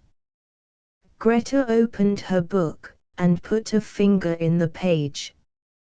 Herr Haas is very kind to me, she said. Yesterday he brought a bird which had come into his studio with a hurt wing. He brought it very gently in his handkerchief. He is very kind. The bird was not even frightened of him. You did not know about that, Chris? Chris flushed a little, and said in a hurt voice, I don't see what it has to do with me. No, assented Greta. Christian's color deepened. Go on with your history, Greta. Only, pursued Greta, that he always tells you all about things, Chris. He doesn't. How can you say that? I think he does, and it is because you do not make him angry. It is very easy to make him angry, you have only to think differently, and he shall be angry at once.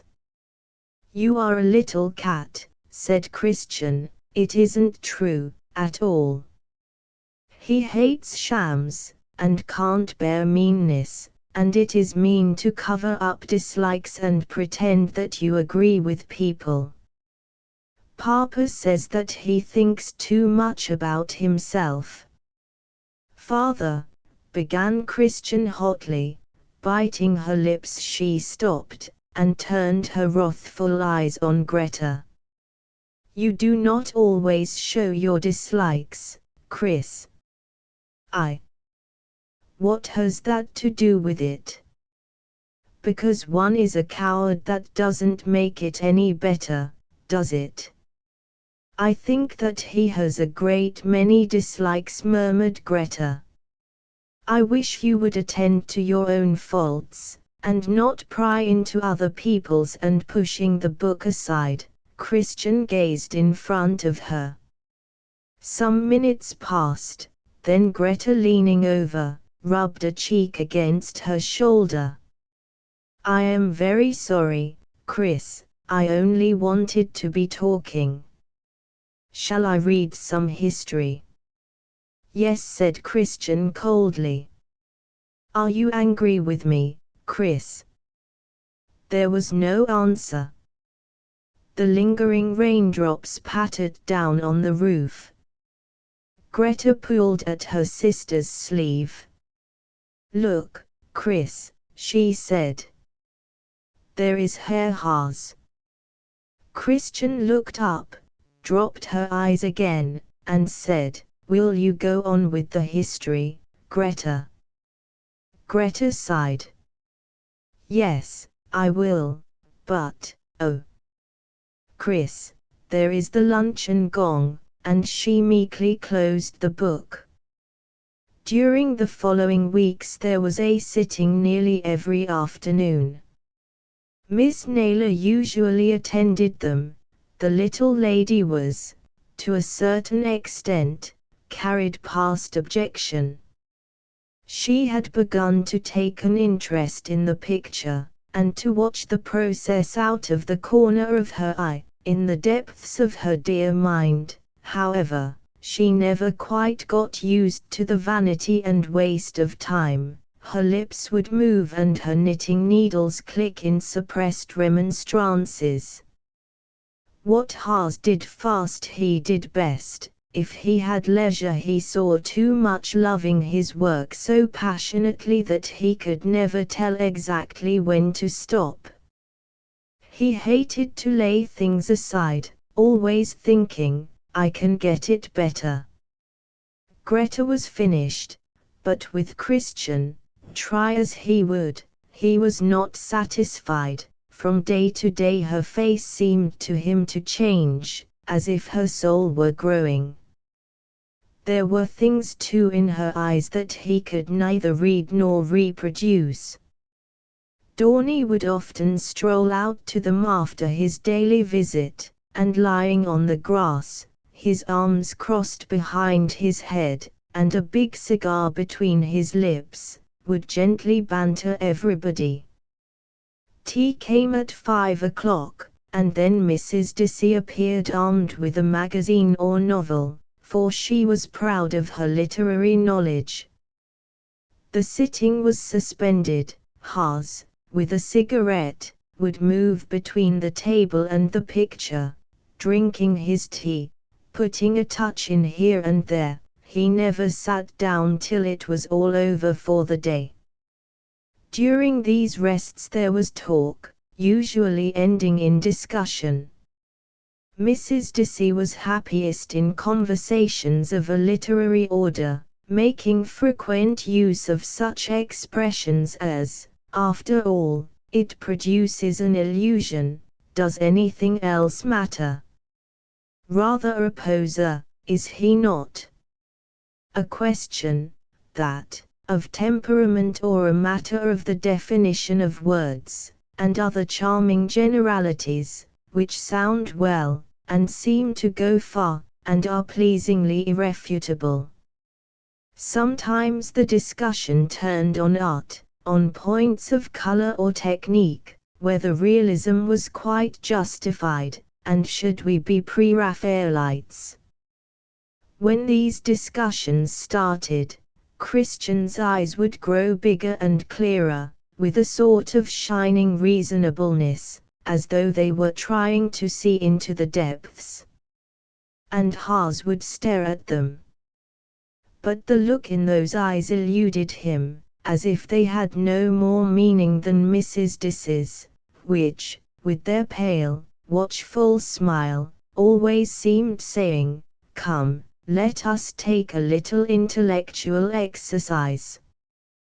Greta, pulling Scruff's ears, would gaze up at the speakers. When the talk was over, she always shook herself.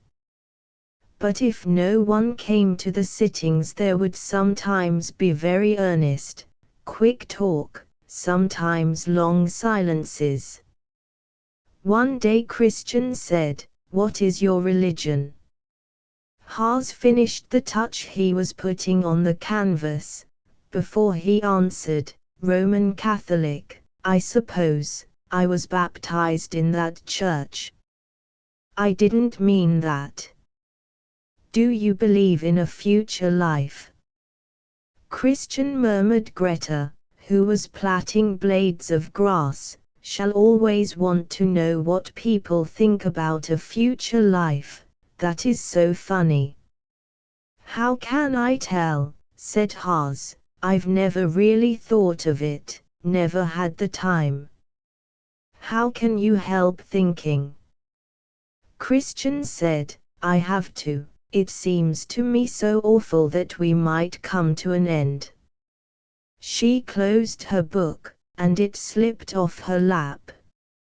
She went on, there must be a future life, we're so incomplete. What's the good of your work, for instance? What's the use of developing if you have to stop? I don't know, answered Haas. I don't much care. All I know is, I've got to work. But why? For happiness. The real happiness is fighting, the rest is nothing. If you have finished a thing, does it ever satisfy you? You look forward to the next thing at once, to wait is wretched. Christian clasped her hands behind her neck, sunlight flickered through the leaves onto the bosom of her dress. Ah! Stay like that, cried Haas. She let her eyes rest on his face, swinging her foot a little. You work because you must, but that's not enough. Why do you feel you must?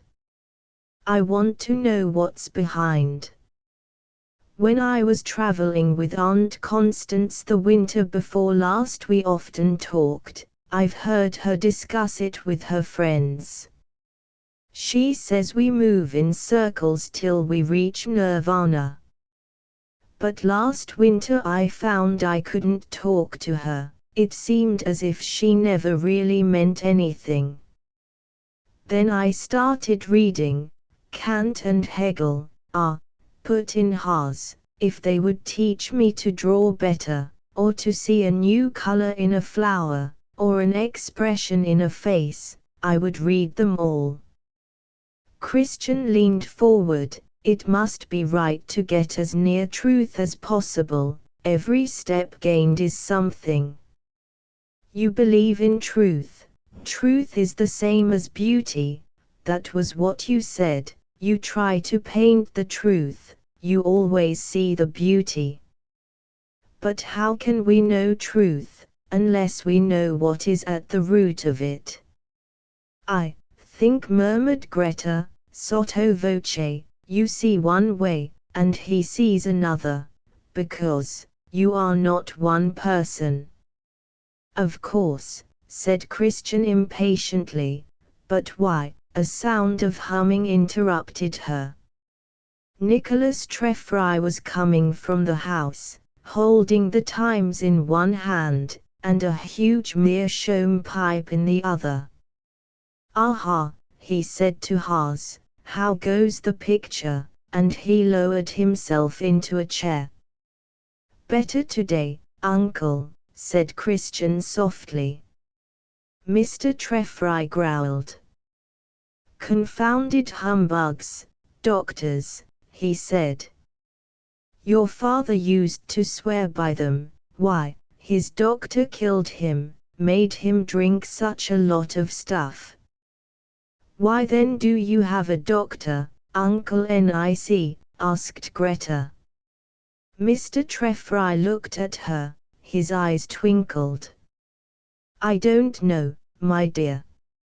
If they get half a chance, they won't let go of you.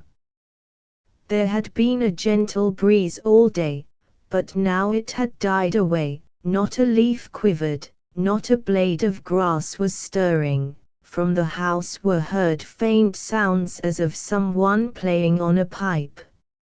A blackbird came hopping down the path. When you were a boy, did you go after birds' nests, Uncle Nic? Greta whispered. I believe you, Greta. The blackbird hopped into the shrubbery. You frightened him, Uncle Nic. Papa says that at Schloss König, where he lived when he was young, he would always be after jackdaws' nests. Gammon, Greta. Your father never took a jackdaw's nest, his legs are much too round. Are you fond of birds, Uncle Nic? Ask me another, Greta. Well, I suppose so. Then why did you go bird nesting? I think it is cruel. Mr. Treffry coughed behind his paper. There you have me, Greta, he remarked. Haas began to gather his brushes. Thank you, he said, that's all I can do today. Can I look? Mr. Treffry inquired. Certainly. Uncle Nic got up slowly, and stood in front of the picture. When it's for sale, he said at last, I'll buy it. Haas bowed, but for some reason he felt annoyed, as if he had been asked to part with something personal. I thank you, he said. A gong sounded. You'll stay and have a snack with us, said Mr. Treffry, the doctor's stopping. Gathering up his paper, he moved off to the house with his hand on Greta's shoulder, the terrier running in front. Haas and Christian were left alone. He was scraping his palate, and she was sitting with her elbows resting on her knees. Between them, a gleam of sunlight dyed the path golden. It was evening already. The bushes and the flowers, after the day's heat, were breathing out perfume. The birds had started their evensong. Are you tired of sitting for your portrait, Fräulein Christian? Christian shook her head. I shall get something into it that everybody does not see, something behind the surface, that will last. Christian said slowly, that's like a challenge. You were right when you said fighting is happiness, for yourself, but not for me. I'm a coward. I hate to hurt people, I like them to like me.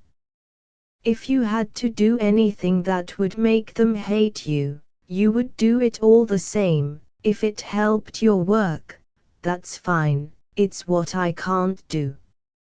It's everything. Do you like Uncle Nic? The young painter looked towards the house, where under the veranda old Nicholas Treffry was still in sight. A smile came on his lips. If I were the finest painter in the world, he wouldn't think anything of me for it, I'm afraid. But if I could show him handfuls of big checks for bad pictures I had painted, he would respect me. She smiled, and said, I love him. Then I shall like him, Haas answered simply. She put her hand out, and her fingers met his. We shall be late, she said, glowing, and catching up her book. I'm always late. 7. There was one other guest at dinner, a well-groomed person with pale, fattish face, dark eyes, and hair thin on the temples, whose clothes had a military cut. He looked like a man fond of ease, who had gone out of his groove, and collided with life. Herr Paul introduced him as Count Mario Sarali. Two hanging lamps with crimson shades threw a rosy light over the table, where, in the center stood a silver basket, full of irises. Through the open windows the garden was all clusters of black foliage in the dying light. Moths fluttered round the lamps. Greta, following them with her eyes, gave quite audible sighs of pleasure when they escaped. Both girls wore white, and Haas, who sat opposite Christian, kept looking at her, and wondering why he had not painted her in that dress. Mrs. Dicey understood the art of dining. The dinner, ordered by Herr Paul, was admirable, the servants silent as their shadows. There was always a hum of conversation.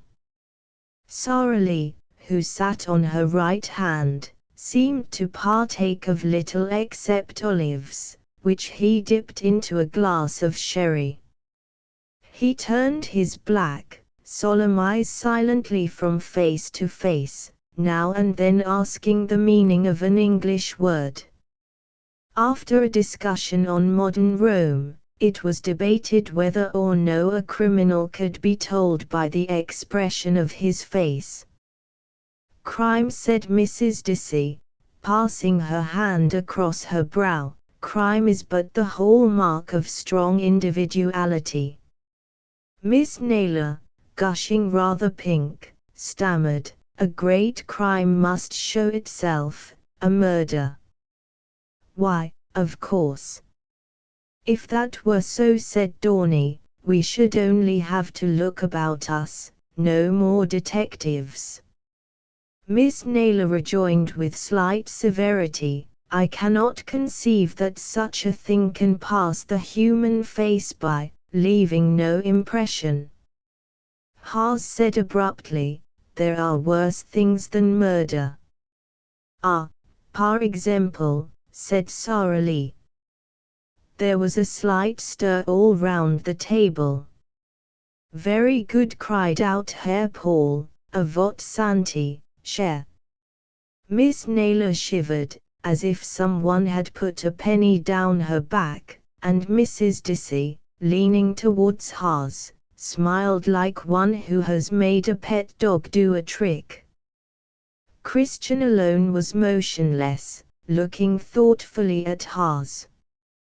"I saw a man tried for murder once," he said, "a murder for revenge. I watched the judge, and I thought all the time, I'd rather be that murderer than you. I've never seen a meaner face. You crawl through life, you're not a criminal, simply because you haven't the courage."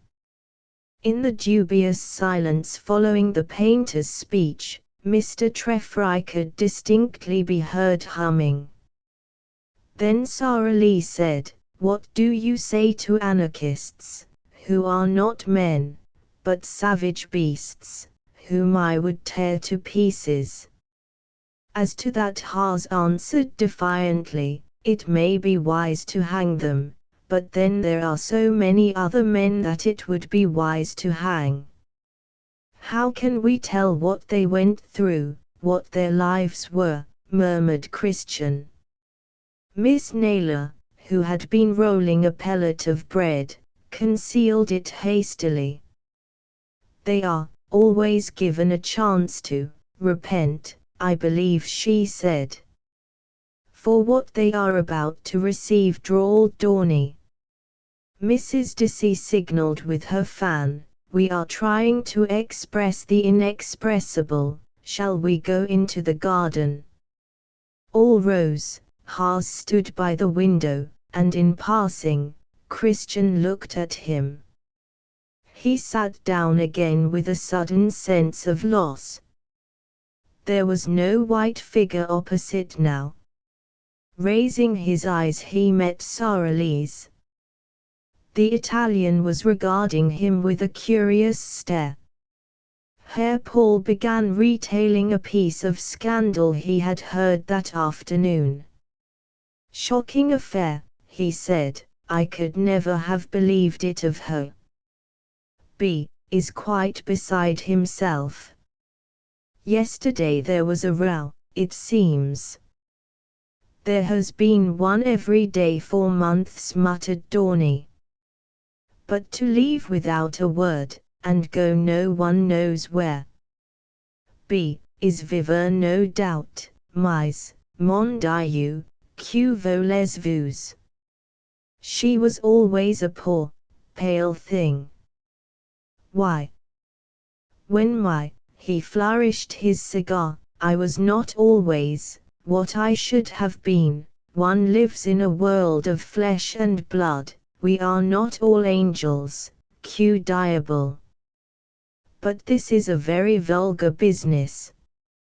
She goes off, leaves everything, without a word, and B. is very fond of her. These things are not done, The starched bosom of his shirt seemed swollen by indignation. Mr. Treffry, with a heavy hand on the table, eyed him sideways. Dorney said slowly, "B is a beast. I'm sorry for the poor woman, but what can she do alone?" "There is, no doubt," a man put in sourly. Herr Paul muttered, "Who knows?" "What is B going to do?" said Dorney. "Ah," said Herr Paul. "He is fond of her. He is a chap of resolution, he will get her back. He told me, well, you know, I shall follow her wherever she goes till she comes back. He will do it, he is a determined chap, he will follow her wherever she goes." Mr. Treffry drank his wine off at a gulp, and sucked his moustache in sharply. "She was a fool to marry him," said Dorney. "They haven't a point in common. She hates him like poison, and she's the better of the two. But it doesn't pay a woman to run off like that. B had better hurry up, though." "What do you think, sir?" he said to Mr. Treffry. Said Mr. Treffry, "how should I know? Ask Paul there, he's one of your moral men, or Count Sorelli." The latter said impassively, "If I cared for her I should very likely kill her, if not." He shrugged his shoulders. Haas, who was watching, was reminded of his other words at dinner, "wild beasts whom I would tear to pieces." He looked with interest at this quiet man who said these extremely ferocious things, and thought, "I should like to paint that fellow." Herr Paul twirled his wine glass in his fingers. "There are family ties," he said. "There is society, there is decency. A wife should be with her husband. B will do quite right. He must go after her. She will not perhaps come back at first. He will follow her. She will begin to think, 'I am helpless, I am ridiculous.' A woman is soon beaten. They will return. She is once more with her husband. Society will forgive. It will be all right." "By Jove," Paul growled Mr. Treffry, "wonderful power of argument." "A wife is a wife," pursued Herr Paul. "A man has a right to her society." "What do you say to that, sir?" asked Dorney. Mr. Treffry tugged at his beard. "Make a woman live with you, if she don't want to. I call it low." "But, my dear," exclaimed Herr Paul, "how should you know? You have not been married." "No, thank the Lord," Mr. Treffry replied. "But looking at the question broadly, sir," said Dorney, "if a husband always lets his wife do as she likes, how would the thing work out? What becomes of the marriage tie?" "The marriage tie," growled Mr. Treffry, "is the biggest thing there is. But, by Jove, doctor, I'm a Dutchman, if hunting women ever helped the marriage tie." "I am not thinking of myself," Herr Paul cried out, "I think of the community.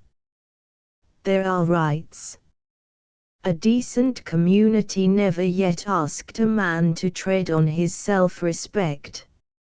If I get my fingers skinned over my marriage, which I undertake at my own risk, what's the community to do with it? Do you think I'm going to whine to it to put the plaster on? As to rights, it'd be a deuced sight better for us all if there wasn't such a fuss about 'em. Leave that to women. I don't give a tinker's damn for men who talk about their rights in such matters. Sara Lee rose. But your honor, he said, there is your honor. Mr. Treffry stared at him. Honor. If hunting women's your idea of honor, well, it isn't mine. Then you'd forgive her, sir, whatever happened, Dorney said. Forgiveness is another thing.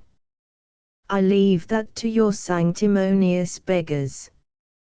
But, hunt a woman. Hang it, sir, I'm not a cad, and bringing his hand down with a rattle, he added, this is a subject that don't bear talking of. Sara Lee fell back in his seat, twirling his moustaches fiercely. Haas, who had risen, looked at Christian's empty place. If I were married, he thought suddenly. Herr Paul, with a somewhat vinous glare, still muttered, but your duty to the family. Haas slipped through the window. The moon was like a wonderful white lantern in the purple sky, there was but a smoulder of stars. Beneath the softness of the air was the iciness of the snow, it made him want to run and leap. A sleepy beetle dropped on its back, he turned it over and watched it scurry across the grass. Someone was playing Schoeman's Kinder Scenen. Haas stood still to listen. The notes came twining, weaving round his thoughts. The whole night seemed full of girlish voices, of hopes and fancies, soaring away to mountain heights, invisible, yet present. Between the stems of the acacia trees he could see the flicker of white dresses, where Christian and Greta were walking arm in arm. He went towards them, the blood flushed up in his face, he felt almost surfeited by some sweet emotion. Then, in sudden horror, he stood still. He was in love. With nothing done, with everything before him. He was going to bow down to a face. The flicker of the dresses was no longer visible. He would not be fettered, he would stamp it out. He turned away, but with each step, something seemed to jab at his heart. Round the corner of the house, in the shadow of the wall, Dominique, the Luganes, in embroidered slippers, was smoking a long cherrywood pipe, leaning against a tree, Mephistopheles in evening clothes. Haas went up to him. Lend me a pencil, Dominique. B.N. Monsieur. Resting a card against the tree, Haas wrote to Mrs. Dissy, forgive me, I am obliged to go away. In a few days I shall hope to return, and finish the picture of your nieces. He sent Dominique for his hat. During the man's absence he was on the point of tearing up the card and going back into the house. When the Luganes returned he thrust the card into his hand, and walked out between the tall poplars, waiting, like ragged ghosts, silver with moonlight. 8 Haas walked away along the road. A dog was howling. The sound seemed too appropriate. He put his fingers to his ears, but the lugubrious noise passed those barriers, and made its way into his heart. Was there nothing that would put an end to this emotion? It was no better in the old house on the wall. He spent the night tramping up and down. Just before daybreak he slipped out with a knapsack, taking the road towards Meyron. He had not quite passed through Grise when he overtook a man walking in the middle of the road and leaving a trail of cigar smoke behind him. "Ah, my friend," the smoker said, "you walk early, are you going my way?" It was Count Sarali. The raw light had imparted a grey tinge to his pale face. The growth of his beard showed black already beneath the skin. His thumbs were hooked in the pockets of a closely buttoned coat. He gesticulated with his fingers. "You are making a journey," he said, nodding at the knapsack. "You are early, I am late. Our friend has admirable Kummel. I have drunk too much." "You have not been to bed, I think. If there is no sleep in one's bed, it is no good going to look for it. You find that. It is better to drink Kummel." "Pardon. You are doing the right thing, get away. Get away as fast as possible. Don't wait, and let it catch you." Haas stared at him amazed. "Pardon?"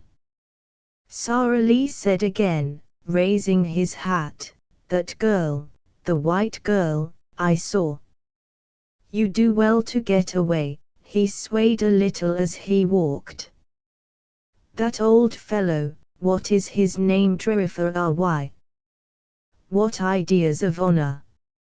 He mumbled, "Honor is an abstraction.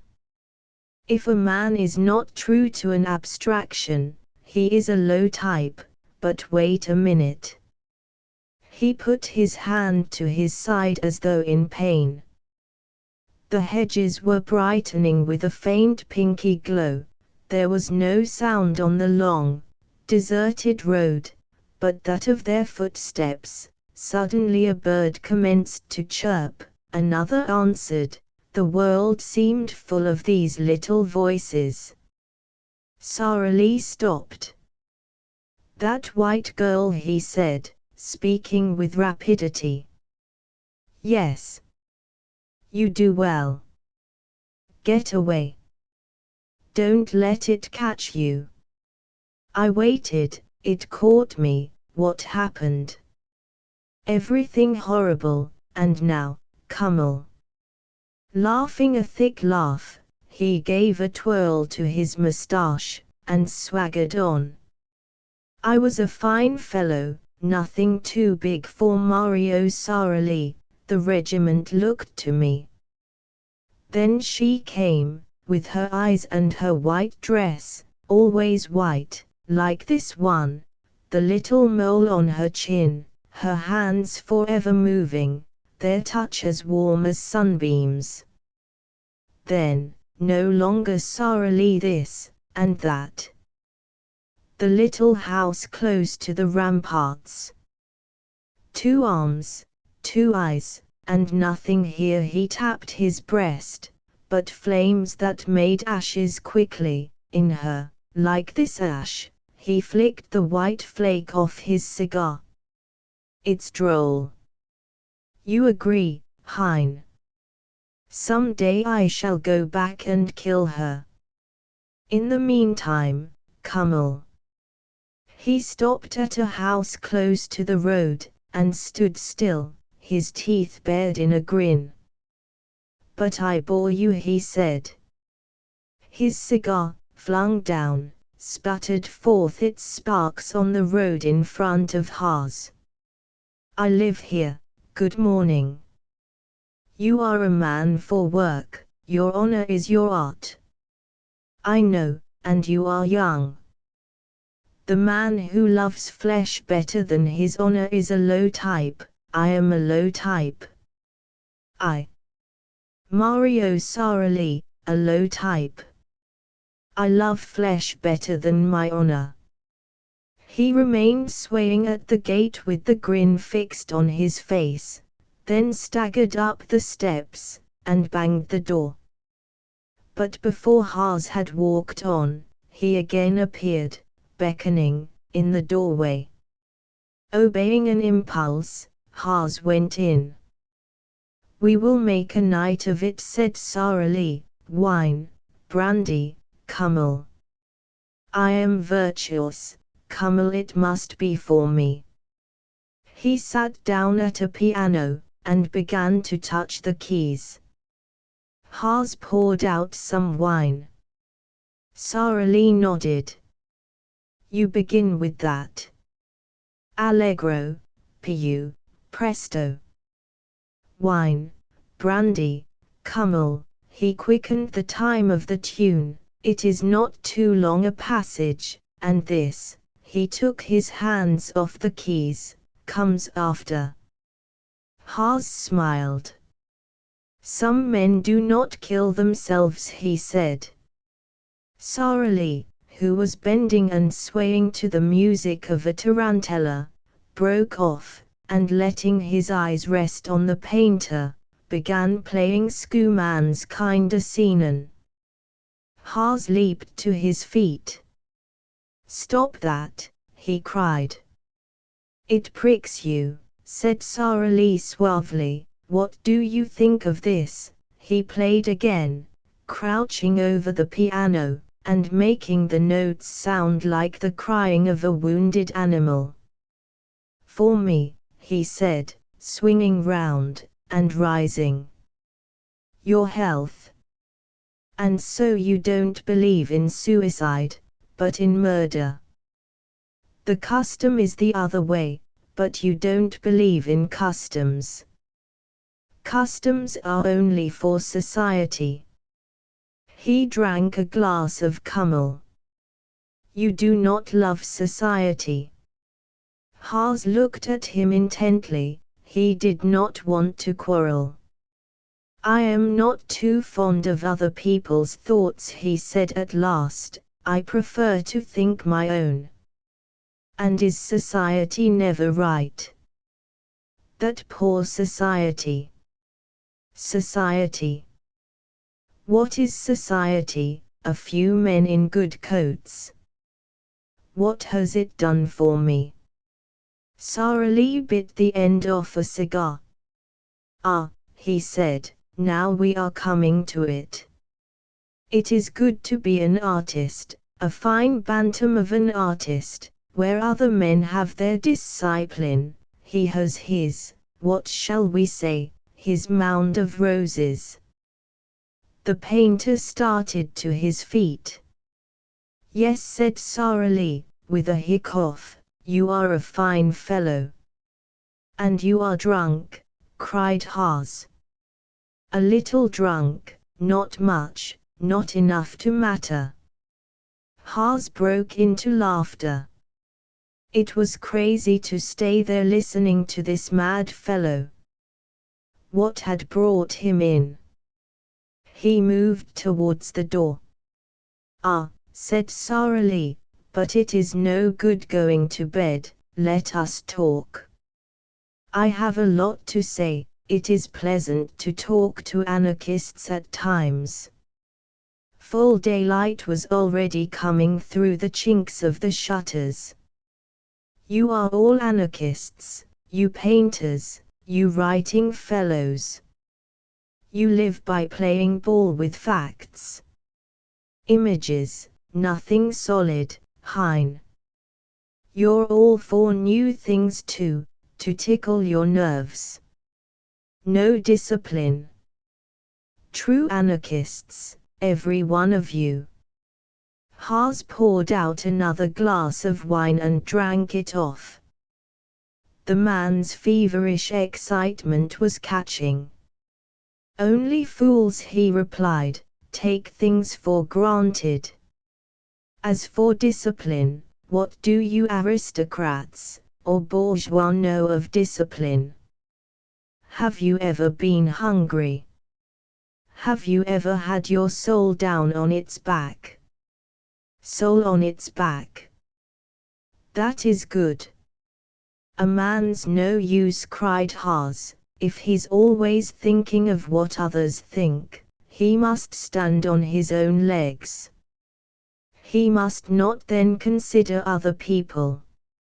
Not from cowardice anyway. Sarali drank. What would you do, he said, striking his chest, if you had a devil here? Would you go to bed? A sort of pity seized on Haas. He wanted to say something that would be consoling but could find no words, and suddenly he felt disgusted. What link was there between him and this man, between his love and this man's love? Haas, muttered Sarali. Haas means Tarhine. Your family is not an old one. Haas glared, and said, my father is a peasant. Sarali lifted the Kummel bottle and emptied it into his glass, with a steady hand. You're honest, and we both have devils. I forgot, I brought you in to see a picture. He threw wide the shutters. The windows were already open, and a rush of air came in. Ah, he said, sniffing, smells of the earth, nicht wahr, Herr Artist? You should know, it belongs to your father. Come, here's my picture, a Correggio. What do you think of it? It is a copy. You think? I know. Then you have given me the lie, Signor, and drawing out his handkerchief Sarali flicked it in the painter's face. Haas turned white. Dueling is a good custom, said Sarali. I shall have the honor to teach you just this one, unless you are afraid. Here are pistols. This room is 20 feet across at least. 20 feet is no bad distance. And pulling out a drawer he took 2 pistols from a case, and put them on the table. The light is good, but perhaps you are afraid. Give me one, shouted the infuriated painter, and go to the devil for a fool. One moment. Sarali murmured, I will load them. They are more useful loaded. Haas leaned out of the window, his head was in a whirl. What on earth is happening, he thought. He's mad, or I am. Confound him. I'm not going to be killed. He turned and went towards the table. Sarali's head was sunk on his arms, he was asleep. Haas methodically took up the pistols, and put them back into the drawer. A sound made him turn his head. There stood a tall, strong young woman in a loose gown caught together on her chest. Her grey eyes glanced from the painter to the bottles, from the bottles to the pistol case. A simple reasoning, which struck Haas as comic. It is often like this, she said in the country patois, der Herr must not be frightened. Lifting the motionless Sarali as if he were a baby, she laid him on a couch. Ah, she said, sitting down and resting her elbow on the table, he will not wake. Haas bowed to her, her patient figure, in spite of its youth and strength, seemed to him pathetic. Taking up his knapsack, he went out. The smoke of cottages rose straight, wisps of mist were wandering about the valley, and the songs of birds dropping like blessings. All over the grass the spiders had spun a sea of threads that bent and quivered to the pressure of the air, like fairy tight ropes. All that day he tramped. Blacksmiths, tall stout men with knotted muscles, sleepy eyes, and great fair beards, came out of their forges to stretch and wipe their brows, and stare at him. Teams of white oxen, waiting to be harnessed, lashed their tails against their flanks, moving their heads slowly from side to side in the heat. Old women at chalet doors blinked and knitted. The white houses, with gaping caves of storage under the roofs, the red church spire, the clinking of hammers in the forges, the slow stamping of oxen, all spoke of sleepy toil, without ideas or ambition. Haas knew it all too well. Like the earth's odor, it belonged to him, as Sara Lee had said. Towards sunset, coming to a copse of larches, he sat down to rest. It was very still, but for the tinkle of cowbells, and, from somewhere in the distance, the sound of dropping logs. 2 barefooted little boys came from the wood, marching earnestly along, and looking at Haas as if he were a monster. Once past him, they began to run.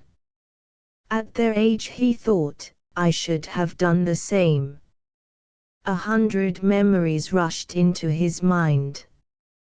He looked down at the village straggling below, white houses with russet tiles and crowns of smoke, vineyards where the young leaves were beginning to unfold, the red-capped spire, a thread of bubbling stream, an old stone cross.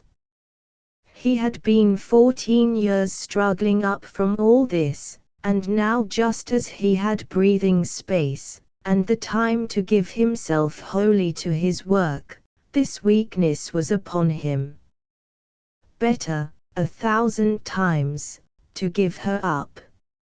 In a house or two lights began to wink, the scent of wood smoke reached him, the distant chimes of bells, the burring of a stream. Next day his one thought was to get back to work. He arrived at the studio in the afternoon, and, laying in provisions, barricaded the lower door. For 3 days he did not go out. On the 4th day he went to Villa Rubein. Schloss Runkelstein, grey, blind, strengthless, still keeps the valley. The windows which once, like eyes, watched men and horses creeping through the snow, braved the splutter of guns and the gleam of torches, are now holes for the birds to nest in.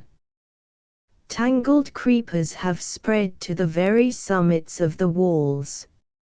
In the keep, instead of grim men in armor, there is a wooden board recording the history of the castle and instructing visitors on the subject of refreshments. Only at night, when the cold moon blanches everything, the castle stands like the grim ghost of its old self, high above the river. After a long morning's sitting, the girls had started forth with Haas and Dorney to spend the afternoon at the ruin. Miss Naylor, kept at home by headache, watched them depart with words of caution against sunstroke, stinging nettles, and strange dogs. Since the painter's return, Christian and he had hardly spoken to each other. Below the battlement on which they sat, in a railed gallery with little tables, Dorney and Greta were playing dominoes, 2 soldiers drinking beer, and at the top of a flight of stairs the custodian's wife sewing at a garment. Christian said suddenly, I thought we were friends. Well, Fräulein Christian, aren't we? You went away without a word. Friends don't do that. Haas bit his lips. I don't think you care, she went on with a sort of desperate haste, whether you hurt people or not. You have been here all this time without even going to see your father and mother. Do you think they would want to see me? Christian looked up. It's all been so soft for you, he said bitterly. You don't understand." He turned his head away, and then burst out, "I'm proud to come straight from the soil, I wouldn't have it otherwise, but they are of the people, everything is narrow with them, they only understand what they can see and touch." "I'm sorry I spoke like that," said Christian softly, "you've never told me about yourself." There was something just a little cruel in the way the painter looked at her. Then, seeming to feel compunction, he said quickly, "I always hated the peasant life. I wanted to get away into the world. I had a feeling in here, I don't know what I wanted. I did run away at last to a house painter at Meran. The priest wrote me a letter from my father, they threw me off, that's all." Christian's eyes were very bright, her lips moved, like the lips of a child listening to a story. "Go on," she said. "I stayed at Meran 2 years, till I'd learned all I could there. Then a brother of my mother's helped me to get to Vienna. I was lucky enough to find work with a man who used to decorate churches. We went about the country together. Once when he was ill I painted the roof of a church entirely by myself. I lay on my back on the scaffold boards all day for a week. I was proud of that roof." He paused. "When did you begin painting pictures?" "A friend asked me why I didn't try for the academy. That started me going to the night schools. I worked every minute, I had to get my living as well, of course, so I worked at night. Then when the examination came, I thought I could do nothing. It was just as if I had never had a brush or pencil in my hand. But the second day a professor in passing me said, 'Good. Quite good.' That gave me courage. I was sure I had failed though, but I was second out of 60. Christian nodded. To work in the schools after that I had to give up my business, of course. There was only one teacher who ever taught me anything, the others all seemed fools. This man would come and rub out what you'd done with his sleeve. I used to cry with rage, but I told him I could only learn from him, and he was so astonished that he got me into his class." "But how did you live without money?" asked Christian. His face burned with a dark flush. "I don't know how I lived, you must have been through these things to know, you would never understand." "But I want to understand, please." "What do you want me to tell you?" "How I went twice a week to eat free dinners. How I took charity. How I was hungry. There was a rich cousin of my mother's, I used to go to him. I didn't like it. But if you're starving in the winter." Christian put out her hand. "I used to borrow aprons full of coals from other students who were as poor, but I never went to the rich students." The flush had died out of his face. "That sort of thing makes you hate the world. You work till you stagger, you're cold and hungry, you see rich people in their carriages, wrapped in furs, and all the time you want to do something great. You pray for a chance, any chance, nothing comes to the poor. It makes you hate the world." Christian's eyes filled with tears. He went on, "But I wasn't the only one in that condition, we used to meet. Gurin, a Russian with a brown beard and patches of cheek showing through, and yellow teeth, who always looked hungry. Pornitz, who came from sympathy. He had fat cheeks and little eyes, and a big gold chain, the swine. And little Myzik. It was in his room we met, with the paper peeling off the walls, and 2 doors with cracks in them, so that there was always a draught. We used to sit on his bed, and pull the dirty blankets over us for warmth, and smoke. Tobacco was the last thing we ever went without. Over the bed was a Virgin and Child. Myzik was a very devout Catholic. But one day when he had had no dinner and a dealer had kept his picture without paying him, he took the image and threw it on the floor before our eyes. It broke, and he trampled on the bits. Lendorf was another, a heavy fellow who was always puffing out his white cheeks and smiting himself, and saying, "Cursed society." And Schonborn, an aristocrat who had quarreled with his family. He was the poorest of us all, but only he and I would ever have dared to do anything. They all knew that. Christian listened with awe. "Do you mean," she said, "do you mean, that you see, you're afraid of me at once? It's impossible even for you to understand. It only makes you afraid.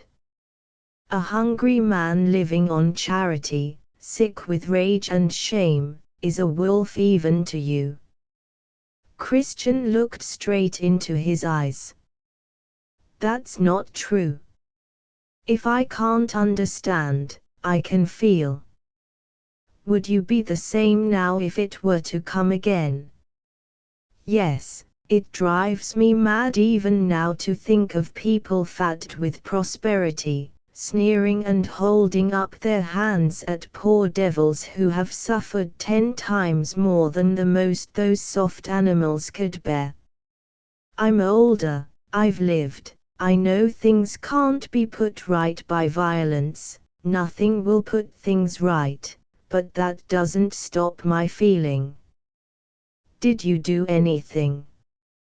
You must tell me all now." "We talked. We were always talking." "No, tell me everything." Unconsciously she claimed, and he seemed unconsciously to admit her right to this knowledge. "There's not much to tell. One day we began talking in low voices. Gorin began it. He had been in some affair in Russia. We took an oath. After that we never raised our voices. We had a plan. It was all new to me, and I hated the whole thing, but I was always hungry, or sick from taking charity, and I would have done anything. They knew that. They used to look at me and Schonborn. We knew that no one else had any courage. He and I were great friends, but we never talked of that. We tried to keep our minds away from the thought of it. If we had a good day and were not so hungry, it seemed unnatural, but when the day had not been good, then it seemed natural enough. I wasn't afraid, but I used to wake up in the night. I hated the oath we had taken. I hated every one of those fellows. The thing was not what I was made for, it wasn't my work, it wasn't my nature, it was forced on me. I hated it, but sometimes I was like a madman." "Yes, yes," she murmured. "All this time I was working at the academy, and learning all I could. One evening that we met, Pornitz was not there. Myzik was telling us how the thing had been arranged. Schonborn and I looked at each other. It was warm. Perhaps we were not hungry. It was springtime, too, and in the spring it's different. There is something. Christian nodded. While we were talking there came a knock at the door. Lendorf put his eye to the keyhole, and made a sign. The police were there. Nobody said anything, but Myzik crawled under the bed, we all followed, and the knocking grew louder and louder.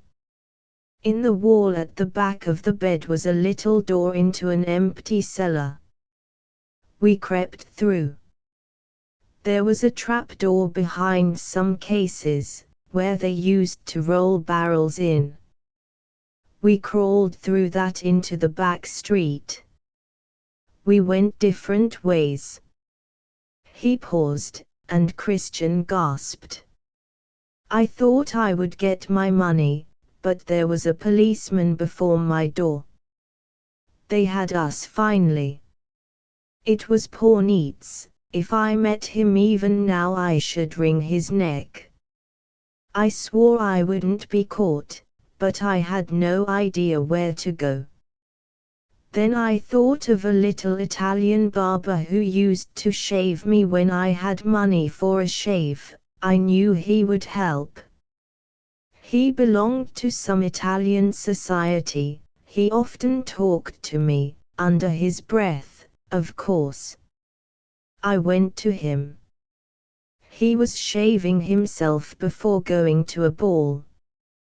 I told him what had happened. It was funny to see him put his back against the door. He was very frightened, understanding this sort of thing better than I did, for I was only 20 then. He shaved my head and moustache and put me on a fair wig. Then he brought me macaroni, and some meat, to eat. He gave me a big fair moustache, and a cap, and hid the moustache in the lining. He brought me a cloak of his own, and 4 gulden. All the time he was extremely frightened, and kept listening, and saying, "Eat." When I had done, he just said, "Go away, I refuse to know anything more of you." I thanked him and went out. I walked about all that night, for I couldn't think of anything to do or anywhere to go. In the morning I slept on a seat in one of the squares. Then I thought I would go to the Galerian, and I spent the whole day looking at the pictures. When the galleries were shut I was very tired, so I went into a cafe, and had some beer. When I came out I sat on the same seat in the square.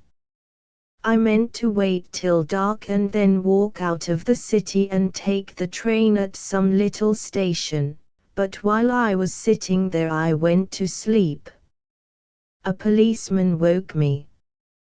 He had my wig in his hand. "Why do you wear a wig?" he said. I answered, "Because I am bald." "No," he said, "you're not bald, you've been shaved. I can feel the hair coming." He put his finger on my head. I felt reckless and laughed. "Ah," he said, "you'll come with me and explain all this. Your nose and eyes are looked for." I went with him quietly to the police station. Haas seemed carried away by his story.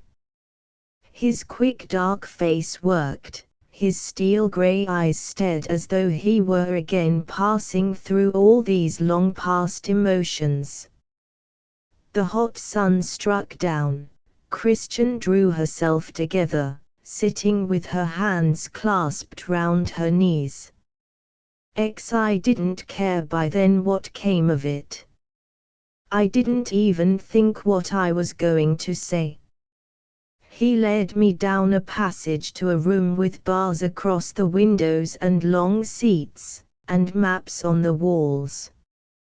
We sat and waited. He kept his eye on me all the time, and I saw no hope. Presently the inspector came.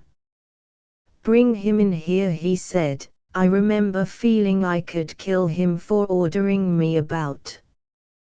We went into the next room. It had a large clock, a writing table, and a window, without bars, looking on a courtyard.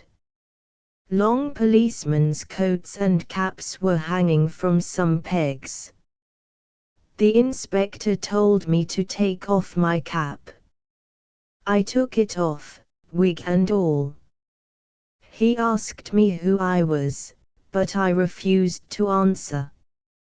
Just then there was a loud sound of voices in the room we had come from. The inspector told the policeman to look after me, and went to see what it was. I could hear him talking. He called out, "Come here, Becca." I stood very quiet, and Becca went towards the door. I heard the inspector say, "Go and find Schwartz, I will see after this fellow." The policeman went, and the inspector stood with his back to me in the half-open door, and began again to talk to the man in the other room. Once or twice he looked round at me, but I stood quiet all the time. They began to disagree, and their voices got angry. The inspector moved a little into the other room. "Now," I thought, and slipped off my cloak. I hooked off a policeman's coat and cap, and put them on. My heart beat till I felt sick. I went on tiptoe to the window. There was no one outside, but at the entrance a man was holding some horses. I opened the window a little and held my breath. I heard the inspector say, "I will report you for impertinence," and slipped through the window. The coat came down nearly to my heels, and the cap over my eyes. I walked up to the man with the horses, and said, "Good evening." One of the horses had begun to kick, and he only grunted at me. I got into a passing tram. It was 5 minutes to the Westbahnhof. I got out there. There was a train starting. They were shouting "Einsteigen." I ran. The collector tried to stop me. I shouted, "Business, important." He let me by. I jumped into a carriage. The train started.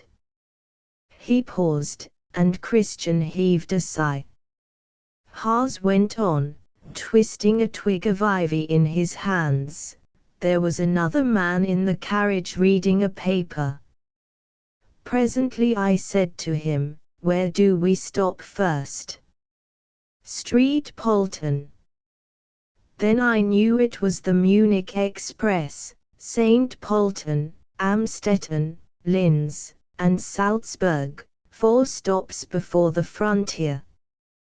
The man put down his paper and looked at me. He had a big fair moustache and rather shabby clothes. His looking at me disturbed me, for I thought every minute he would say, "You're no policeman." And suddenly it came into my mind that if they looked for me in this train, it would be as a policeman.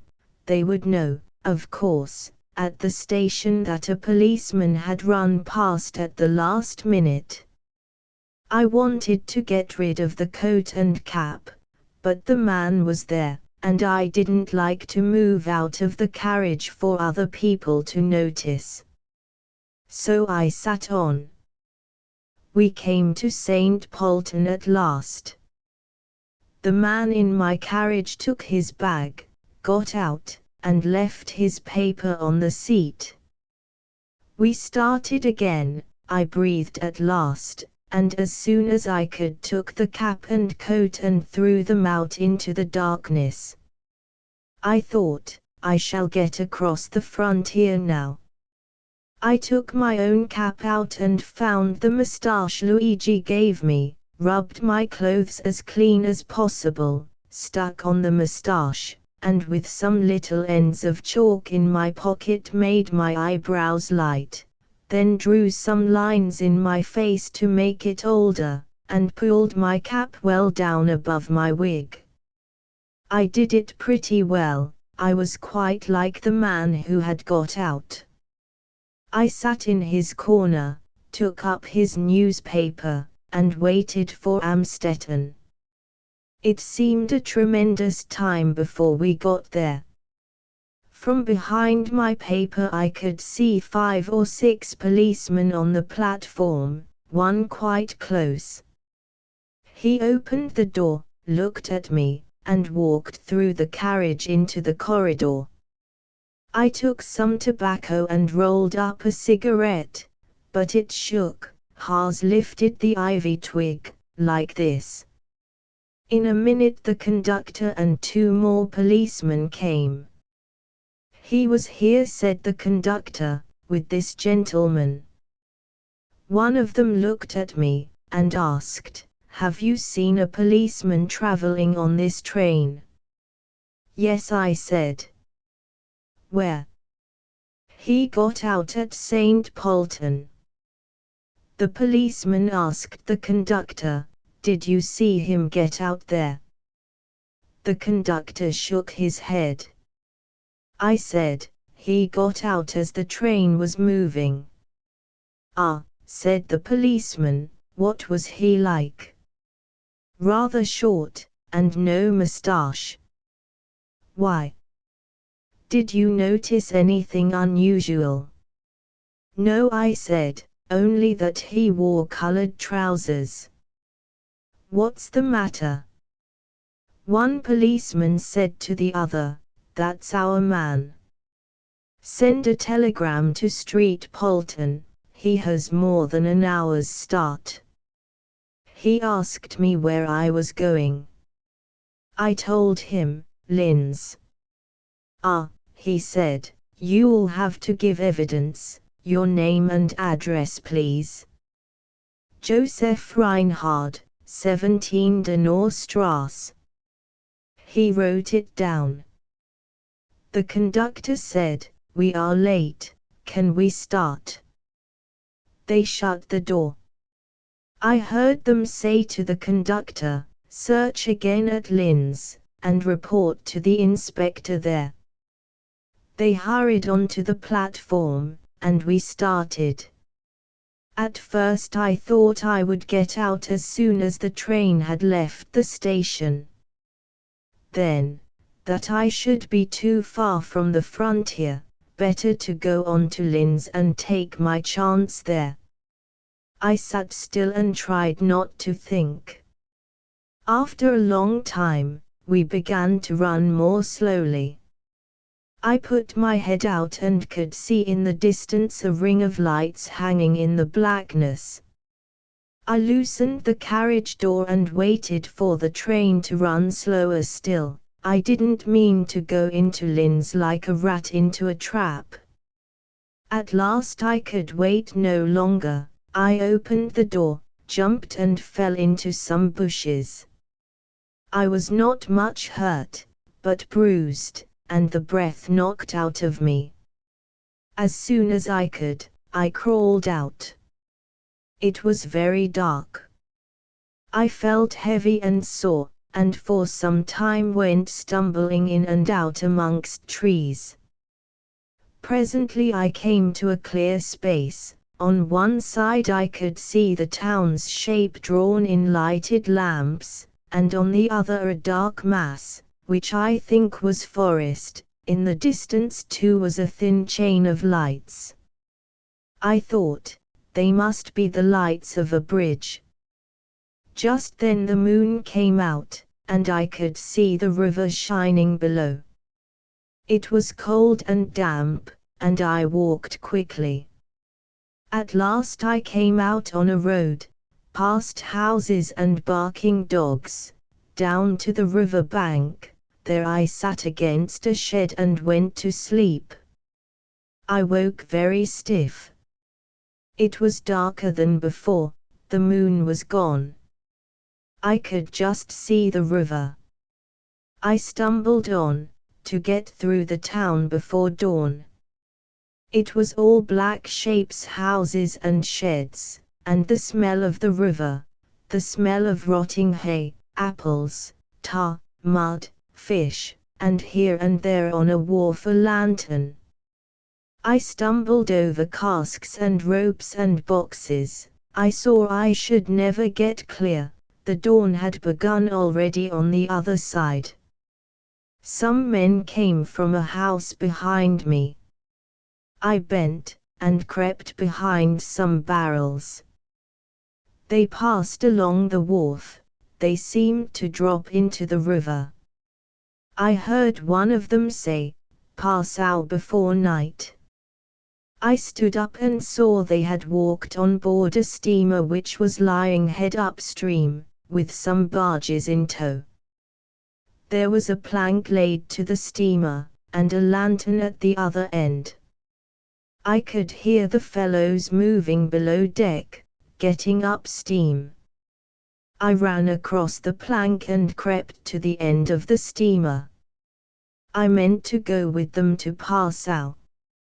The rope which towed the barges was nearly taut, and I knew if I could get onto the barges I should be safe. I climbed down on this rope and crawled along. I was desperate. I knew they'd soon be coming up, and it was getting light. I thought I should fall into the water several times, but I got to the barge at last. It was laden with straw. There was nobody on board. I was hungry and thirsty. I looked for something to eat. There was nothing but the ashes of a fire and a man's coat.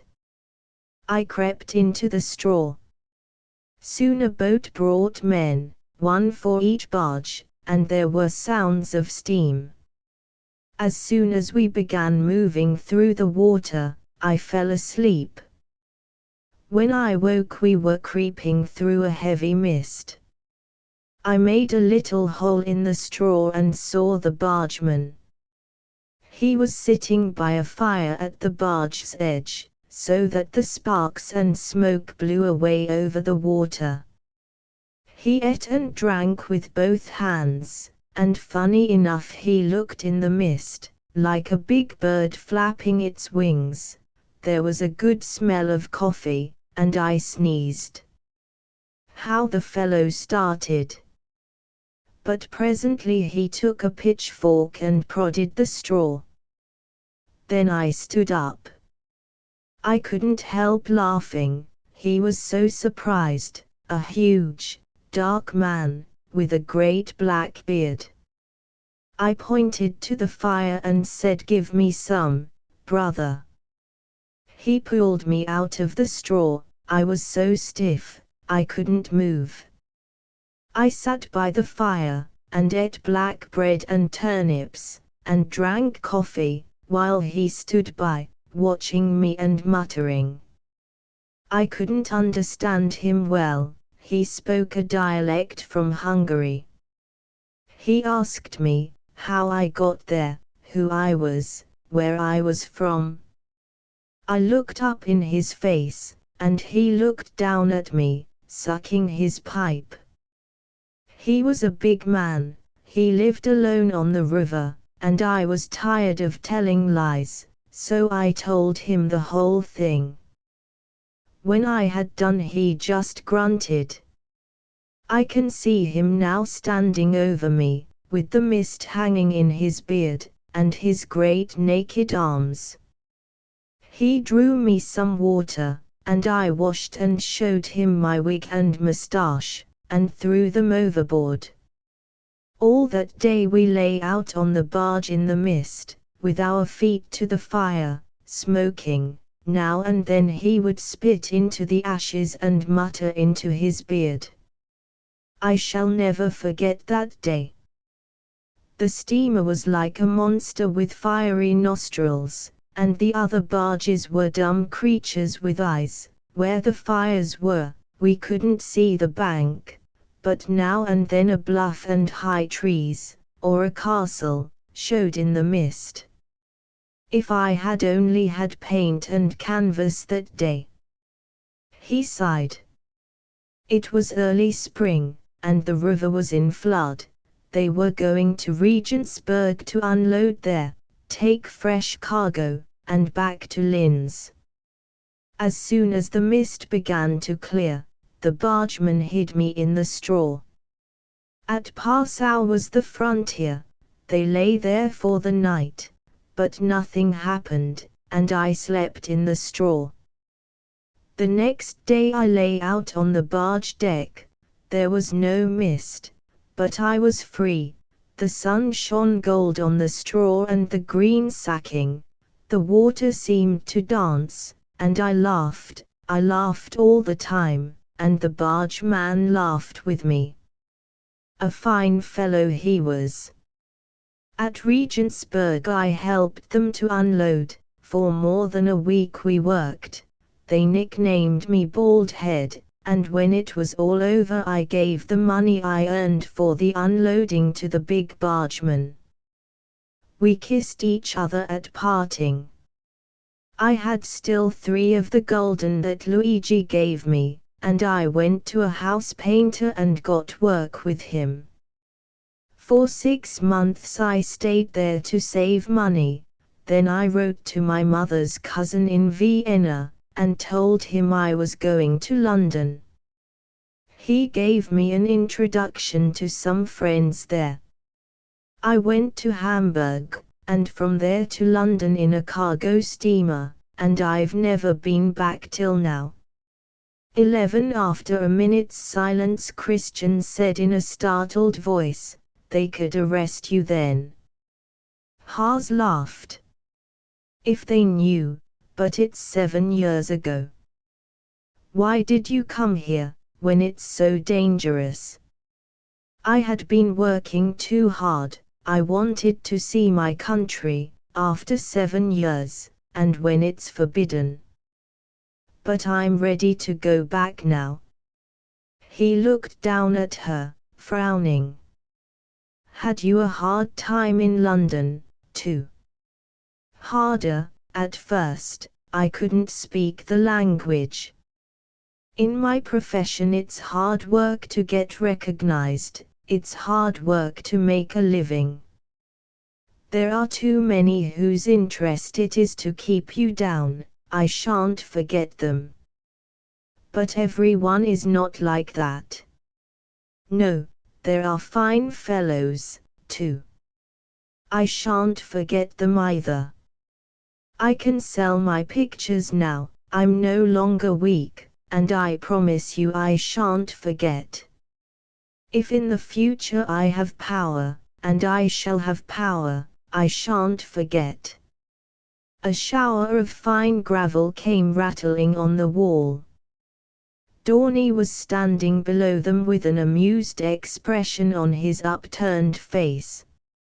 "Are you going to stay there all night?" he asked. "Greta and I have bored each other." "We're coming," called Christian hastily. On the way back neither spoke a word, but when they reached the villa, Haas took her hand, and said, "Fräulein Christian, I can't do any more with your picture. I shan't touch it again after this." She made no answer, but they looked at each other, and both seemed to ask, to entreat, something more. Then her eyes fell. He dropped her hand, and saying, "Good night," ran after Dorney. In the corridor, Dominique, carrying a dish of fruit, met the sisters. He informed them that Miss Naylor had retired to bed, that Herr Paul would not be home to dinner. His master was dining in his room. Dinner would be served for Mrs. Dissy and the two young ladies in a quarter of an hour, and the fish is good tonight, little trouts. Try them, Signorina. He moved on quickly, softly, like a cat, the tails of his dress coat flapping, and the heels of his white socks gleaming. Christian ran upstairs. She flew about her room, feeling that if she once stood still it would all crystallize in hard painful thought, which motion alone kept away. She washed, changed her dress and shoes, and ran down to her uncle's room. Mr. Treffry had just finished dinner, pushed the little table back, and was sitting in his chair, with his glasses on his nose, reading the Times. Christian touched his forehead with her lips. "Glad to see you, Chris. Your stepfather's out to dinner, and I can't stand your aunt when she's in one of her talking moods. Bit of a humbug, Chris, between ourselves, isn't she?" His eyes twinkled. Christian smiled. There was a curious happy restlessness in her that would not let her keep still. "Picture finished?" Mr. Treffry asked suddenly, taking up the paper with a crackle. "Don't go and fall in love with the painter, Chris." Christian was still enough now. Why not, she thought. What should you know about him? Isn't he good enough for me? A gong sounded. "There's your dinner," Mr. Treffry remarked. With sudden contrition she bent and kissed him. But when she had left the room Mr. Treffry put down the Times and stared at the door, humming to himself, and thoughtfully fingering his chin. Christian could not eat. She sat, indifferent to the hoverings of Dominique, tormented by uneasy fear and longings. She answered Mrs. Dissy at random. Greta kept stealing looks at her from under her lashes. "Decided characters are charming, don't you think so, Christian?" Mrs. Dissy said, thrusting her chin a little forward, and modeling the words. "That is why I like Mr. Haas so much, such an immense advantage for a man to know his mind. You have only to look at that young man to see that he knows what he wants, and means to have it." Christian pushed her plate away.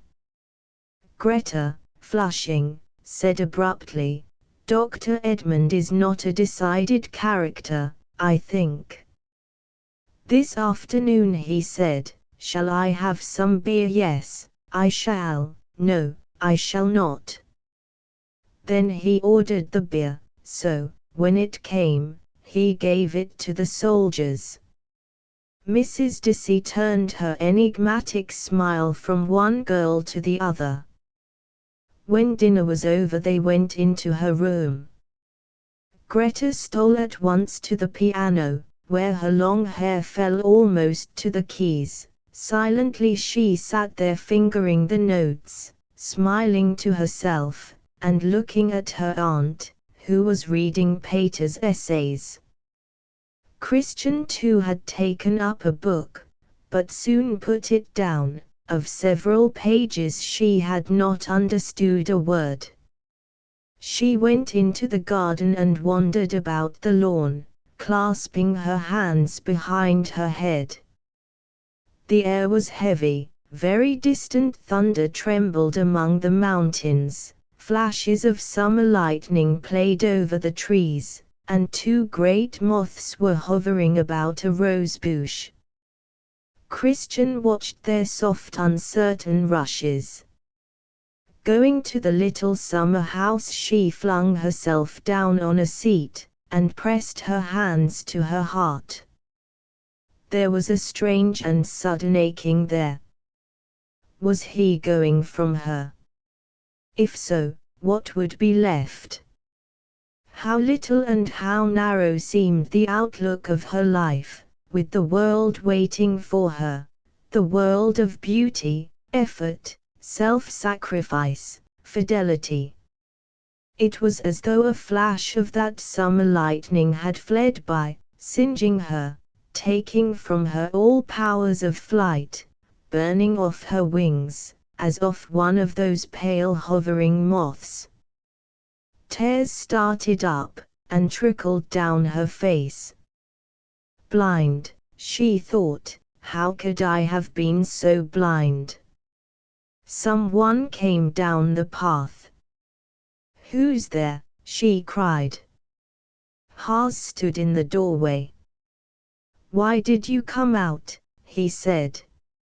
Ah, why did you come out? He caught her hand. Christian tried to draw it from him, and to turn her eyes away, but she could not. He flung himself down on his knees, and cried, I love you. In a rapture of soft terror Christian bent her forehead down to his hand. What are you doing? She heard him say. Is it possible that you love me? And she felt his kisses on her hair. My sweet, it will be so hard for you, you are so little, and so weak. Clasping his hand closer to her face, she murmured, I don't care. There was a long, soft silence, that seemed to last forever. Suddenly she threw her arms round his neck and kissed him. Whatever comes, she whispered, and gathering her dress, escaped from him into the darkness. 12 Christian woke next morning with a smile. In her attitudes, her voice, her eyes, there was a happy and sweet seriousness, as if she were hugging some holy thought. After breakfast she took a book and sat in the open window, whence she could see the poplar trees guarding the entrance. There was a breeze, the roses close by kept nodding to her, the cathedral bells were in full chime, bees hummed above the lavender, and in the sky soft clouds were floating like huge, white birds. The sounds of Miss Naylor's staccato dictation travelled across the room, and Greta's sighs as she took it down, one eye on her paper, one eye on Scruff, who lay with a black ear flapped across his paw, and his tan eyebrows quivering. He was in disgrace, for Dominique, coming on him unawares, had seen him say his prayers before a pudding, and take the pudding for reward. Christian put her book down gently, and slipped through the window. Haas was coming in from the road. I am all yours, she whispered. His fingers closed on hers, and he went into the house. She slipped back, took up her book, and waited. It seemed long before he came out, but when he did he waved her back, and hurried on. She had a glimpse of his face, white to the lips. Feeling faint and sick, she flew to her stepfather's room. Herr Paul was standing in a corner with the utterly disturbed appearance of an easygoing man, visited by the unexpected. His fine shirt front was crumpled as if his breast had heaved too suddenly under strong emotion, his smoked eyeglasses dangled down his back, his fingers were embedded in his beard. He was fixing his eye on a spot in the floor as though he expected it to explode and blow them to fragments. In another corner Mrs. Dissy, with half-closed eyes, was running her fingertips across her brow. What have you said to him? cried Christian. Herr Paul regarded her with glassy eyes. Mein Gott, he said. Your aunt and I. What have you said to him? Repeated Christian. The impudence. An anarchist. A beggar. Paul, murmured Mrs. Dissy. The outlaw. The fellow. Herr Paul began to stride about the room. Quivering from head to foot, Christian cried, "How dared you!" and ran from the room, pushing aside Miss Naylor and Greta, who stood blanched and frightened in the doorway. Herr Paul stopped in his tramp, and, still with his eyes fixed on the floor, growled, "A fine thing, Hein. What's coming? Will you please tell me?" An anarchist, a beggar. Paul, murmured Mrs. Dissy. Paul. Paul. And you, he pointed to Miss Naylor, two women with eyes, Hein.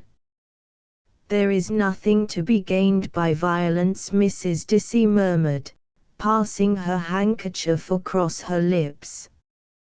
Miss Naylor, whose thin brown cheeks had flushed, advanced towards him. "I hope you do not," she said. "I am sure there was nothing that I could have prevented. I should be glad if that were understood." And, turning with some dignity, the little lady went away, closing the door behind her. "You hear?" Herr Paul said, violently sarcastic. "Nothing she could have prevented. Enfin. Will you please tell me what I am to do?" Men of the world, whose philosophy is a creature of circumstance and accepted things, find any deviation from the path of their convictions dangerous, shocking, and an intolerable bore. Herr Paul had spent his life laughing at convictions. The matter had but to touch him personally, and the tap of laughter was turned off. That anyone to whom he was the lawful guardian should marry other than a well-groomed man, properly endowed with goods, properly selected, was beyond expression horrid. From his point of view he had great excuse for horror, and he was naturally unable to judge whether he had excuse for horror from other points of view.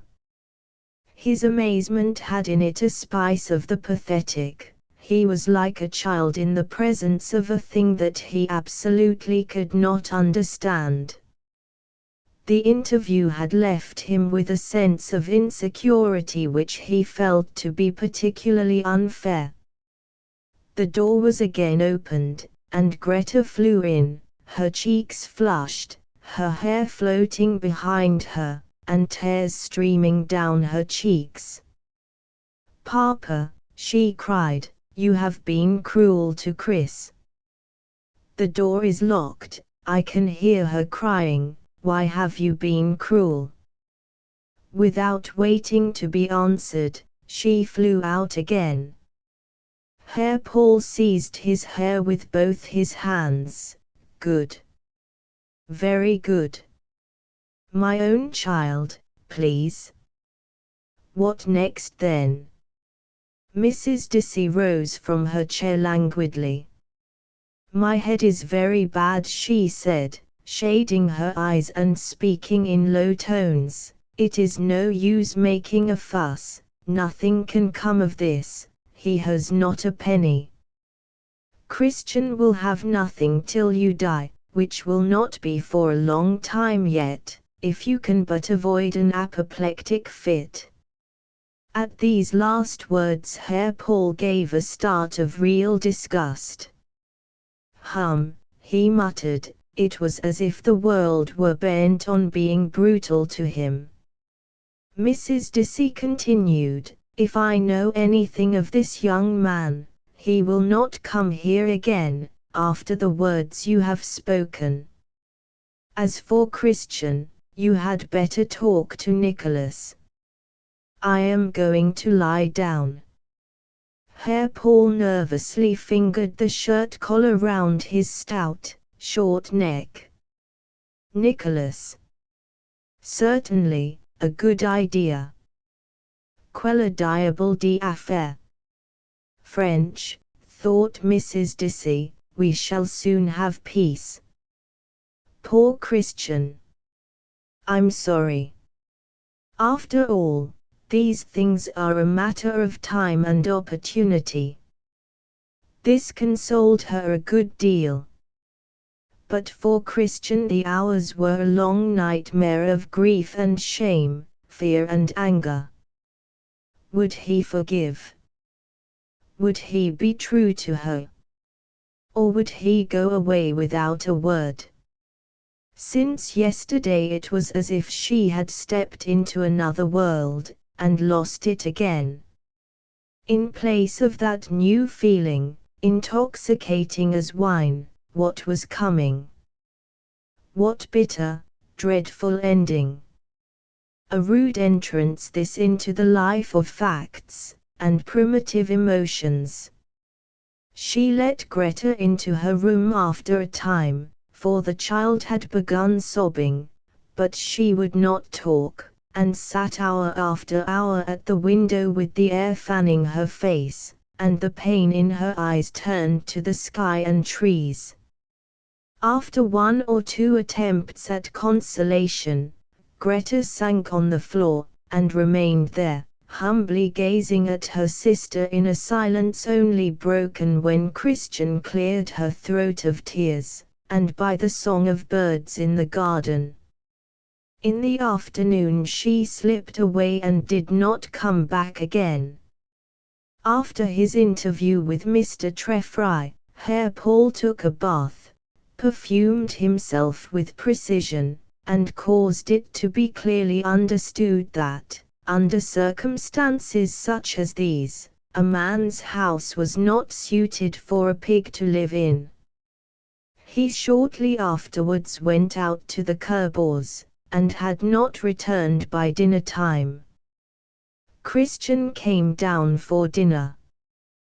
There were crimson spots in her cheeks, dark circles round her eyes. She behaved, however, as though nothing had happened. Miss Naylor, affected by the kindness of her heart and the shock her system had sustained, rolled a number of bread pills, looking at each as it came, with an air of surprise, and concealing it with difficulty. Mr. Treffry was coughing, and when he talked his voice seemed to rumble even more than usual. Greta was dumb, trying to catch Christian's eye. Mrs. Dissy alone seemed at ease. After dinner Mr. Treffry went off to his room, leaning heavily on Christian's shoulder. As he sank into his chair, he said to her, "Pull yourself together, my dear." Christian did not answer him. Outside his room Greta caught her by the sleeve. "Look," she whispered, thrusting a piece of paper into Christian's hand. "It is to me from Dr. Edmund, but you must read it." Christian opened the note, which ran as follows: "My philosopher and friend, I received your note, and went to our friend's studio. He was not in, but half an hour ago I stumbled on him in the Platz.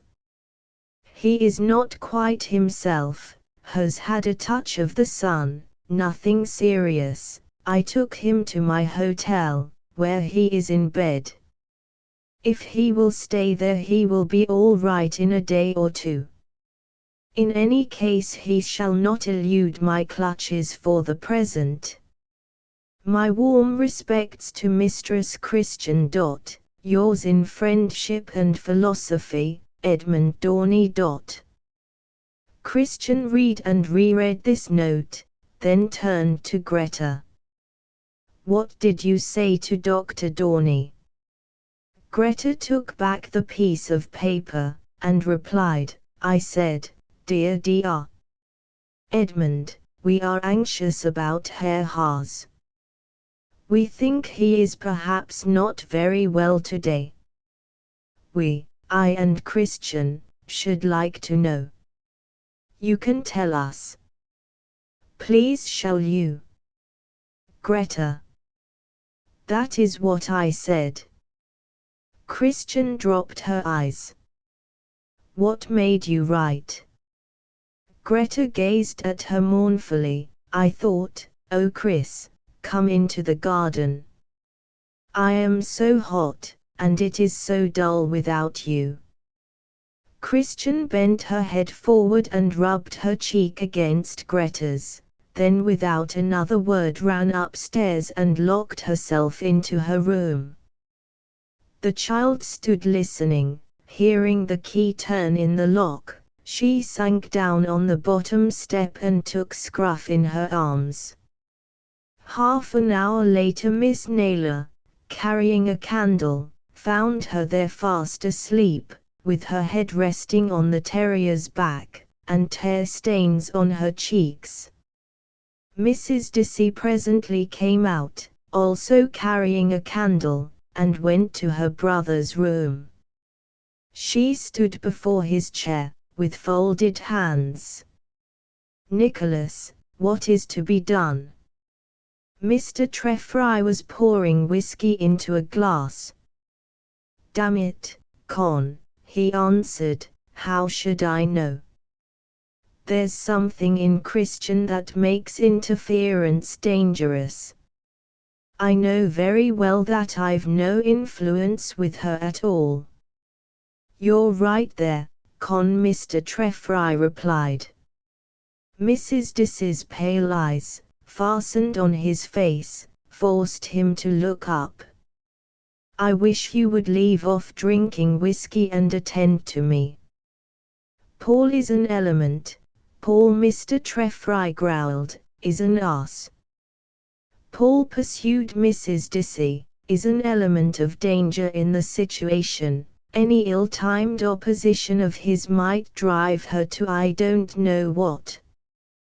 Christian is gentle, she is sympathetic as they say, but thwart her, and she is as obstinate as you or I. Leave her alone. I understand her character, but I confess that I am at a loss what to do. Do nothing. He drank again. Mrs. Dissy took up the candle. Men, she said with a mysterious intonation, shrugging her shoulders, she walked out. Mr. Treffry put down his glass. Understand, he thought, no, you don't, and I don't. Who understands a young girl? Vaporings, dreams, moonshine. What does she see in this painter fellow? I wonder. He breathed heavily. By heavens! I wouldn't have had this happen for £100,000. 13 For many hours after Dorney had taken him to his hotel, Haas was prostrate with stunning pains in the head and neck. He had been all day without food, exposed to burning sun, suffering violent emotion. Movement of any sort caused him such agony that he could only lie in stupor, counting the spots dancing before his eyes. Dorney did everything for him, and Haas resented in a listless way the intent scrutiny of the doctor's calm, black eyes. Towards the end of the second day he was able to get up. Dorney found him sitting on the bed in shirt and trousers. My son, he said, you had better tell me what the trouble is, it will do your stubborn carcass good. I must go back to work, said Haas. Work, said Dorney deliberately, You couldn't, if you tried. I must. My dear fellow, you couldn't tell one color from another. I must be doing something, I can't sit here and think. Dorney hooked his thumbs into his waistcoat. You won't see the sun for 3 days yet, if I can help it. Haas got up. I'm going to my studio tomorrow, he said. I promise not to go out. I must be where I can see my work. If I can't paint, I can draw, I can feel my brushes, move my things about. I shall go mad if I do nothing. Dorney took his arm, and walked him up and down. I'll let you go, he said, but give me a chance. It's as much to me to put you straight as it is to you to paint a decent picture. Now go to bed, I'll have a carriage for you tomorrow morning.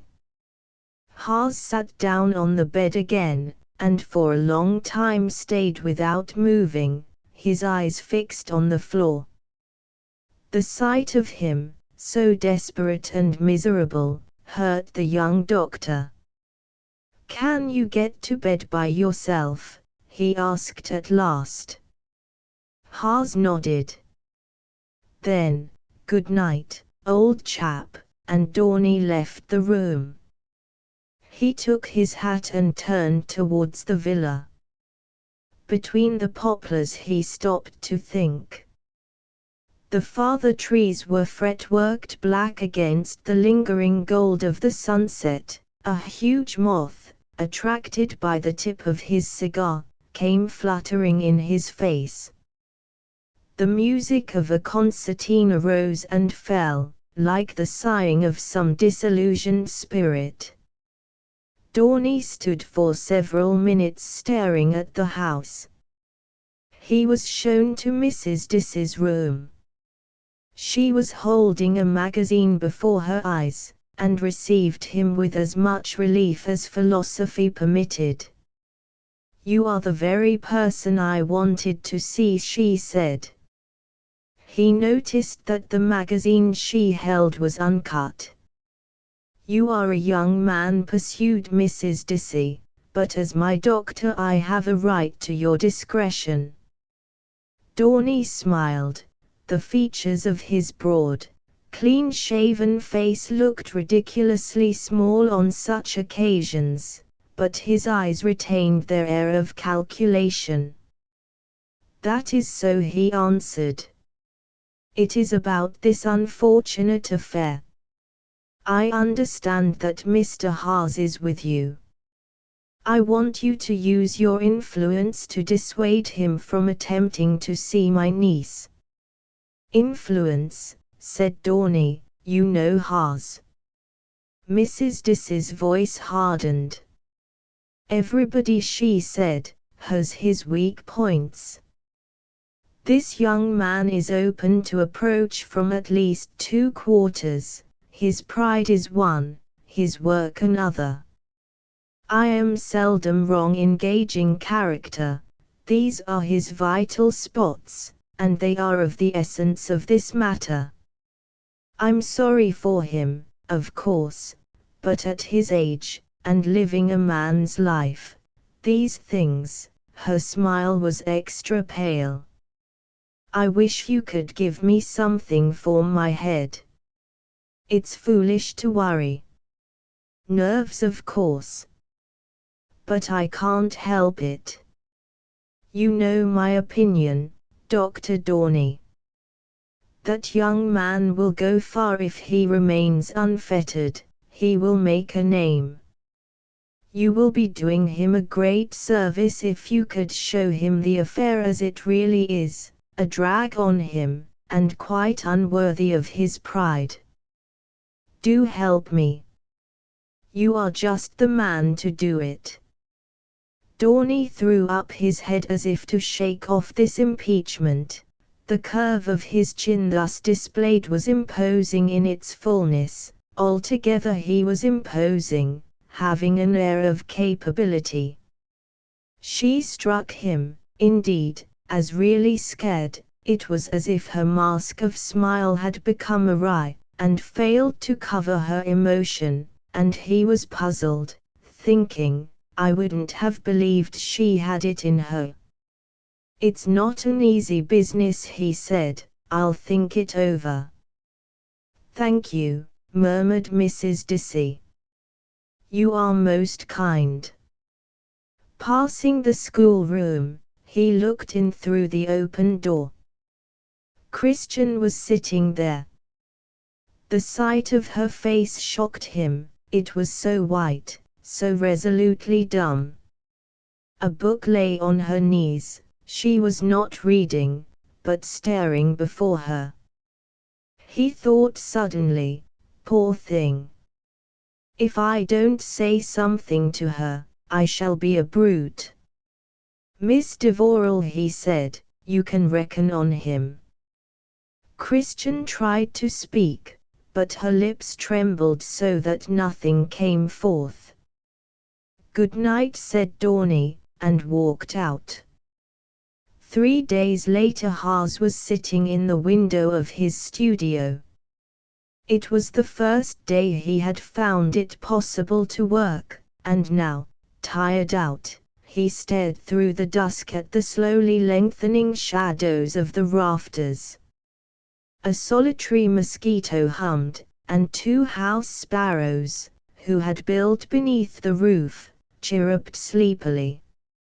Swallows darted by the window, dipping their blue wings towards the quiet water. A hush had stolen over everything.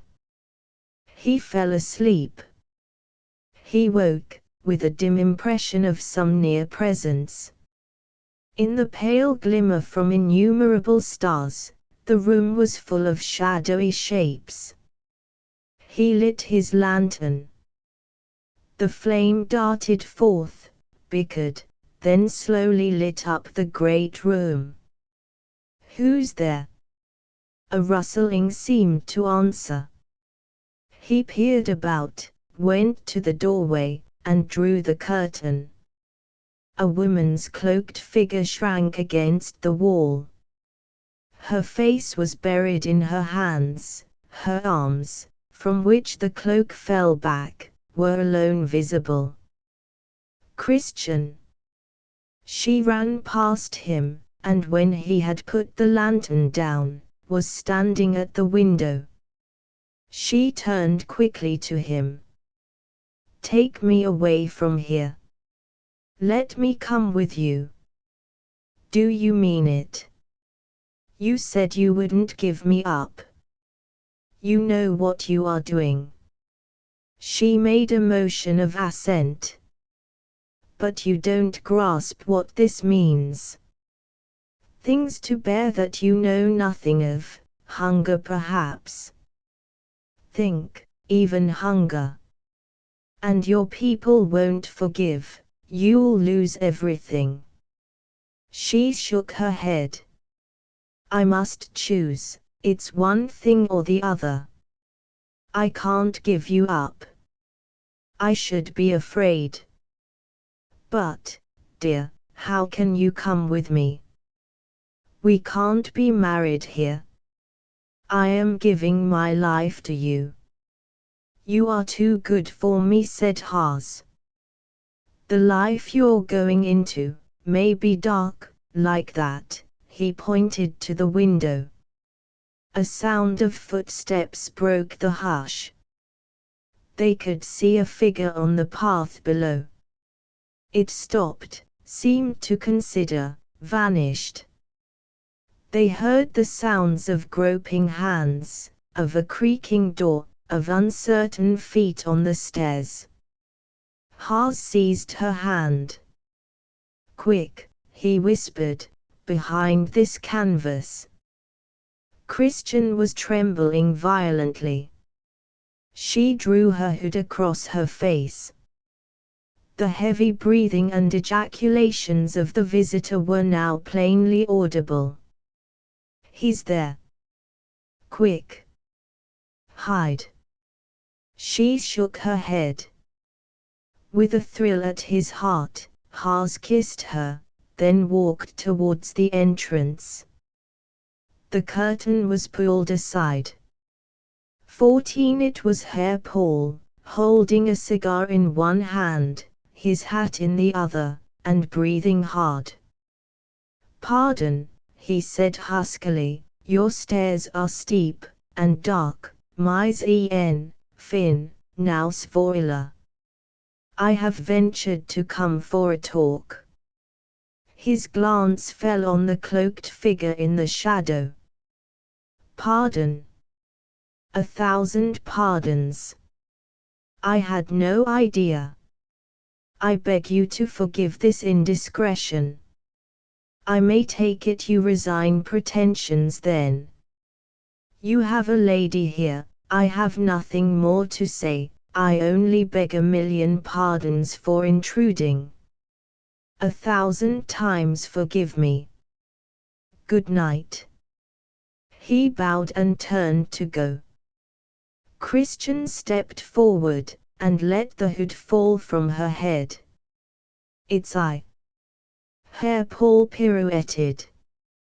"Good God," he stammered, dropping cigar and hat.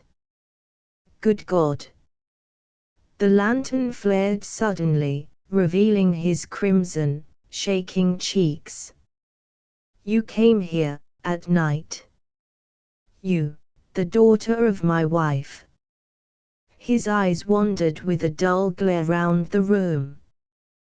"Take care," cried Haas, "if you say a word against her." The two men stared at each other's eyes. And without warning, the lantern flickered and went out. Christian drew the cloak round her again. Herr Paul's voice broke the silence. He had recovered his self-possession. Ah, he said, "darkness. Tant mieux. The right thing for what we have to say. Since we do not esteem each other, it is well not to see too much." "Just so," said Haas. Christian had come close to them. Her pale face and great shining eyes could just be seen through the gloom. Herr Paul waved his arm. The gesture was impressive, annihilating. "This is a matter, I believe, between two men," he said, addressing Haas. "Let us come to the point. I will do you the credit to suppose that you have a marriage in view. You know, perhaps, that Miss Devorall has no money till I die." "Yes. And I am passably young." "You have money, then?" "No, in that case, you would propose to live on air." "No, to work. It has been done before. It is calculated to increase hunger."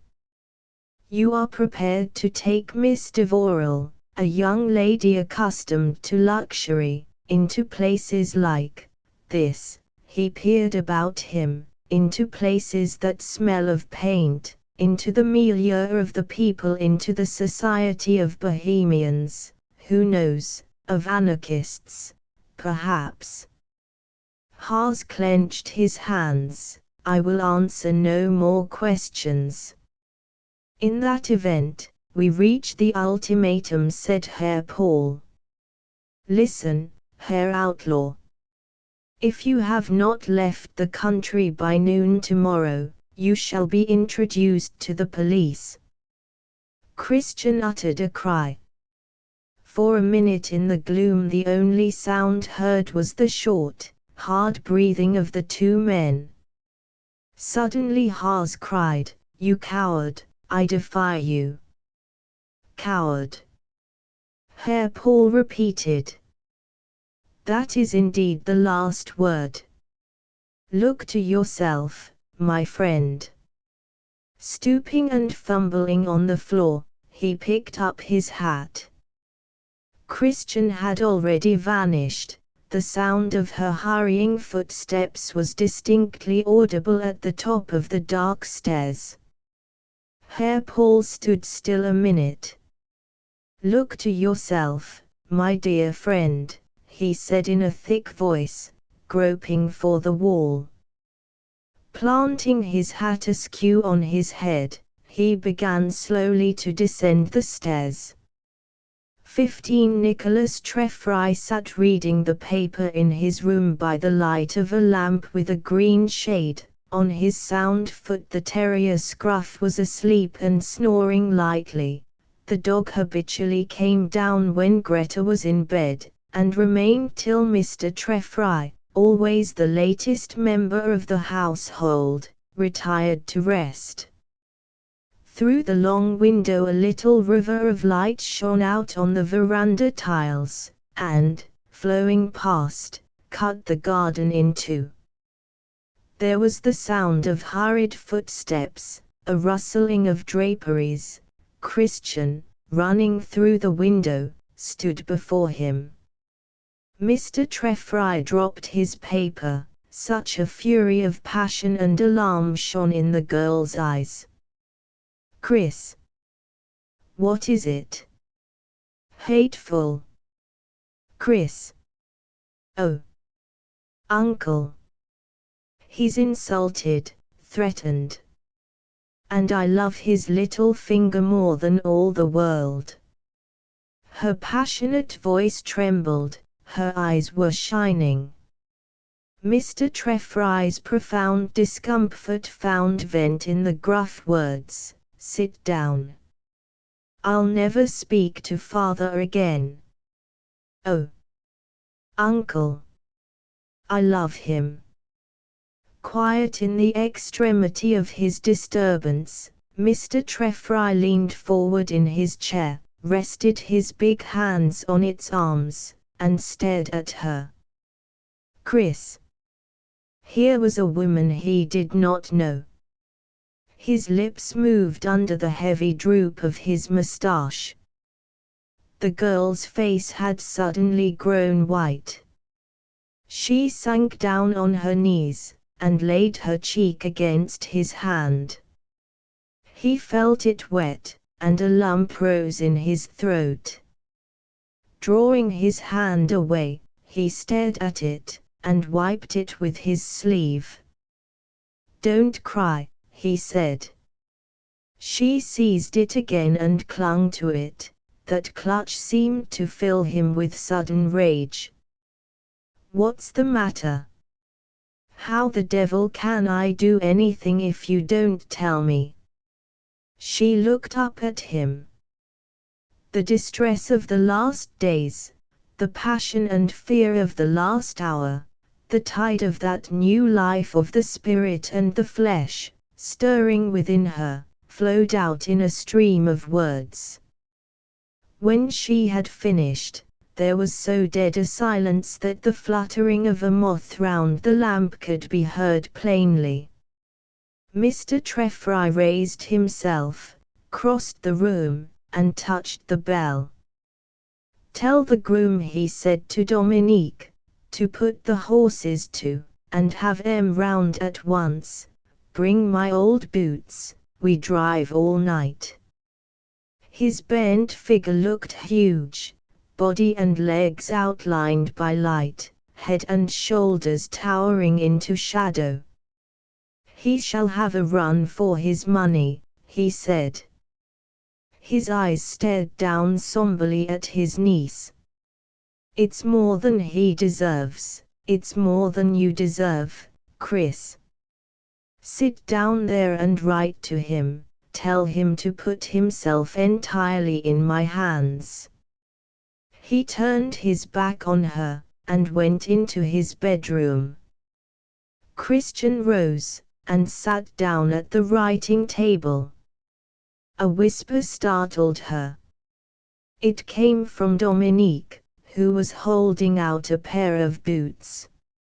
"Mzell Chris, what is this, to run about all night?" But Christian did not answer. "Mzell Chris, are you ill?" Then seeing her face, he slipped away again. She finished her letter and went out to the carriage. Mr. Treffry was seated under the hood. "Shan't want you," he called out to the groom. "Get up, Dominique." Christian thrust her letter into his hand. "Give him that," she said, clinging to his arm with sudden terror. "Oh, uncle! Do take care. Chris, if I do this for you." They looked wistfully at one another. Then, shaking his head, Mr. Treffry gathered up the reins. "Don't fret, my dear, don't fret. Whoa, mare." The carriage with a jerk plunged forward into darkness, curved with a crunch of wheels, and vanished, swinging between the black tree pillars at the entrance. Christian stood, straining to catch the failing sound of the hoofs. Down the passage came a flutter of white garments, soft limbs were twined about her, some ends of hair fell on her face. "What is it, Chris? Where have you been? Where is Uncle Nic going? Tell me." Christian tore herself away. "I don't know," she cried, "I know nothing." Greta stroked her face. "Poor Chris," she murmured. Her bare feet gleamed, her hair shone gold against her night dress. "Come to bed, poor Chris." Christian laughed. "You little white moth. Feel how hot I am. You'll burn your wings." 16 Haas had lain down, fully dressed. He was no longer angry, but felt that he would rather die than yield. Presently he heard footsteps coming up the stairs. "Monsieur." It was the voice of Dominique, whose face, illumined by a match, wore an expression of ironical disgust. "My master," he said, "makes you his compliments. He says there is no time to waste. You are to please come and drive with him. Your master is very kind. Tell him I'm in bed." "Ah, monsieur," said Dominique, grimacing, "I must not go back with such an answer. If you would not come, I was to give you this." Haas broke the seal and read Christian's letter. "I will come," he said. A clock was striking as they went out through the gate. From within the dark cave of the phaeton-hood Mr. Treffry said gruffly, "Come along, sir." Haas flung his knapsack in, and followed. His companion's figure swayed, the whiplash slid softly along the flank of the off-horse, and, as the carriage rattled forward, Mr. Treffry called out, as if by afterthought, "Hello, Dominique." Dominique's voice, shaken and ironical, answered from behind, "MV la, monsieur." In the long street of silent houses, men sitting in the lighted cafes turned with glasses at their lips to stare after the carriage. The narrow river of the sky spread suddenly to a vast, limpid ocean tremulous with stars. They had turned into the road for Italy. Mr. Treffry took a pull at his horses. "Whoa, mare. Dogged does it," and the near horse, throwing up her head, whinnied. A fleck of foam drifted into Haas's face. The painter had come on impulse, because Christian had told him to, not of his own free will. He was angry with himself, wounded in self-esteem, for having allowed anyone to render him this service. The smooth swift movement through velvet blackness splashed on either hand with the flying lamplight, the strong sweet air blowing in his face, air that had kissed the tops of mountains and stolen their spirit, the snort and snuffle of the horses, and crisp rattling of their hoofs, all this soon roused in him another feeling. He looked at Mr. Treffry's profile, with its tufted chin, at the grey road adventuring in darkness, at the purple mass of mountains piled above it. All seemed utterly unreal. As if suddenly aware that he had a neighbour, Mr. Treffry turned his head. "We shall do better than this presently," he said, "bit of a slope coming. Haven't had 'em out for 3 days. Whoa, mare. Steady." "Why are you taking this trouble for me?" asked Hawes. "I'm an old chap, Mr. Hawes, and an old chap may do a stupid thing once in a while." "You are very good," said Hawes, "but I want no favors." Mr. Treffry stared at him. "Just so," he said dryly, "but you see there's my niece to be thought of. Look here. We're not at the frontier yet, Mr. Hawes, by 40 miles, it's long odds we don't get there, so, don't spoil sport." He pointed to the left. Hawes caught the glint of steel. They were already crossing the railway. The sigh of the telegraph wires fluttered above them. "Here said Mr. Treffry, "but if we get away up the mountains, we'll do yet." They had begun to rise, the speed slackened. Mr. Treffry rummaged out a flask. "Not bad stuff, Mr. Hawes, try it." "You won't." "Mother's milk. Fine night, eh?" Below them the valley was lit by webs of milky mist like the glimmer of dew on grass. These two men sitting side by side, unlike in face, age, stature, thought, and life, began to feel drawn towards each other, as if, in the rolling of the wheels, the snorting of the horses, the huge dark space, the huge uncertainty, they had found something they could enjoy in common.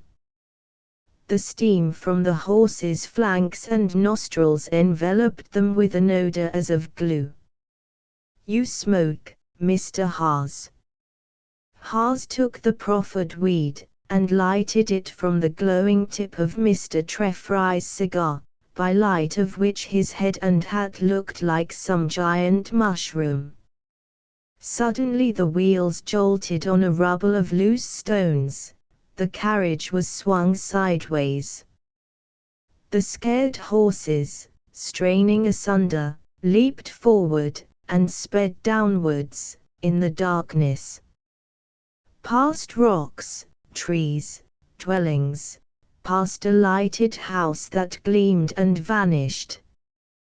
With a clink and clatter, a flirt of dust and pebbles, and the side lamps throwing out a frisky orange blink, the carriage dashed down, sinking and rising like a boat crossing billows. The world seemed to rock and sway, to dance up, and be flung flat again. Only the stars stood still. Mr. Treffry, putting on the brake, muttered apologetically, a little out of hand. Suddenly, with a headlong dive, the carriage swayed as if it would fly in pieces, slithered along, and with a jerk steadied itself. Hawes lifted his voice in a shout of pure excitement. Mr. Treffry let out a short shaky howl, and from behind there rose a wail. But the hill was over and the startled horses were cantering with a free, smooth motion. Mr. Treffry and Haas looked at each other. 17 Mr. Treffry said with a sort of laugh, near go, eh? You drive? No. That's a pity. Broken most of my bones at the game, nothing like it. Each felt a kind of admiration for the other that he had not felt before. Presently Mr. Treffry began, Look here, Mr. Haas, my niece is a slip of a thing, with all a young girl's notions. What have you got to give her, eh? Yourself.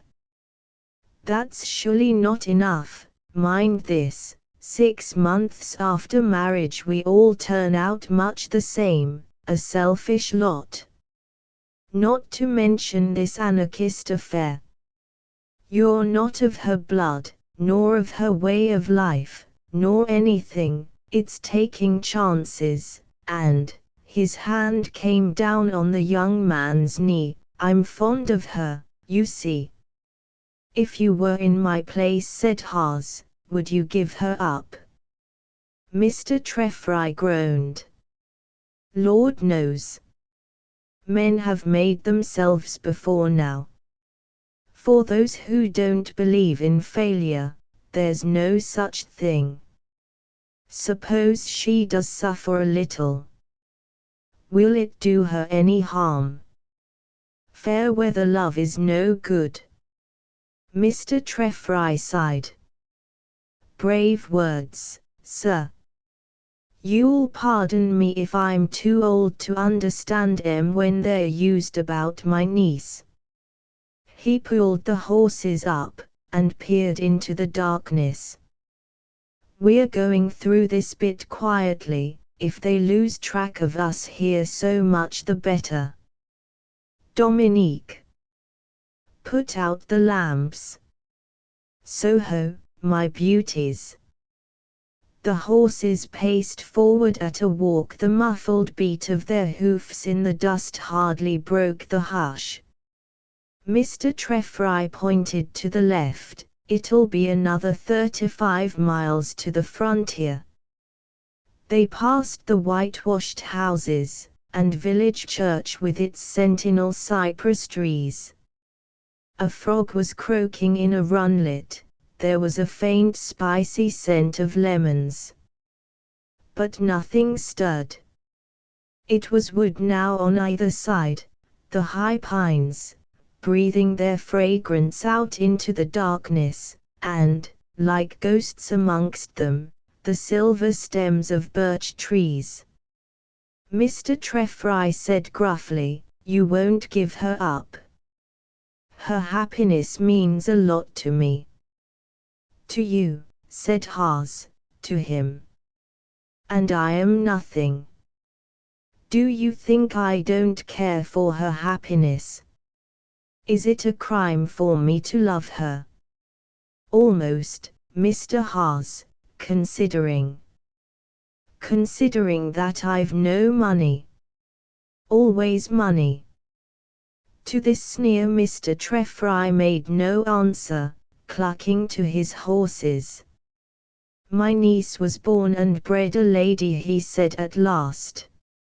I ask you plainly, what position have you got to give her? If she marries me, said Haas, she comes into my world. You think that I'm a common? Mr. Treffry shook his head. Answer my question, young man. But the painter did not answer it, and silence fell. A light breeze had sprung up, the whispering in the trees, the rolling of the wheels in this night progress, the pine-drugged air, sent Haas to sleep. When he woke it was to the same tune, varied by Mr. Treffry's uneasy snoring. The reins were hanging loose, and, peering out, he saw Dominique shuffling along at the horses' heads. He joined him, and, one on each side, they plodded up and up. A haze had begun to bathe the trees, The stars burnt dim, the air was colder. Mr. Treffry woke coughing. It was like some long nightmare, this interminable experience of muffled sounds and shapes, of perpetual motion, conceived and carried out in darkness. But suddenly the day broke. Heralded by the snuffle of the horses, light began glimmering over a chaos of lines and shadows, pale as mother-o'-pearl. The stars faded, and in a smouldering zigzag the dawn fled along the mountain tops, flinging out little isles of cloud. From a lake, curled in a hollow like a patch of smoke, came the cry of a water-bird. A cuckoo started a soft mocking, and close to the carriage a lark flew up. Beasts and men alike stood still, drinking in the air, sweet with snows and dew, and vibrating faintly with the running of the water and the rustling of the leaves. The night had played sad tricks with Mr. Nicholas Treffry. His hat was grey with dust, his cheeks brownish purple. There were heavy pouches beneath his eyes, which stared painfully. "We'll call a halt," he said, "and give the G's their grub, poor things. Can you find some water, Mr. Haas? There's a rubber bucket in behind. Can't get about myself this morning, make that lazy fellow of mine stir his stumps." Haas saw that he had drawn off one of his boots, and stretched the foot out on a cushion. "You're not fit to go farther," he said, "you're ill." "Ill," replied Mr. Treffry, "not a bit of it." Haas looked at him, then catching up the bucket, made off in search of water. When he came back the horses were feeding from an india-rubber trough slung to the pole. They stretched their heads towards the bucket, pushing aside each other's noses. The flame in the east had died, but the tops of the larches were bathed in a gentle radiance, and the peaks ahead were like amber. Everywhere were threads of water, threads of snow, and little threads of dewy green, glistening like gossamer. Mr. Treffry called out, "Give me your arm, Mr. Haas, I'd like to shake the reefs out of me. When one comes to stand over at the knees, it's no such easy matter, eh?" He groaned as he put his foot down, and gripped the young man's shoulder as in a vice. Presently he lowered himself onto a stone. "All over now," as Chris would say when she was little. Nasty temper she had too, kick and scream on the floor. Never lasted long though. Kiss her. Take her up. Show her the pictures.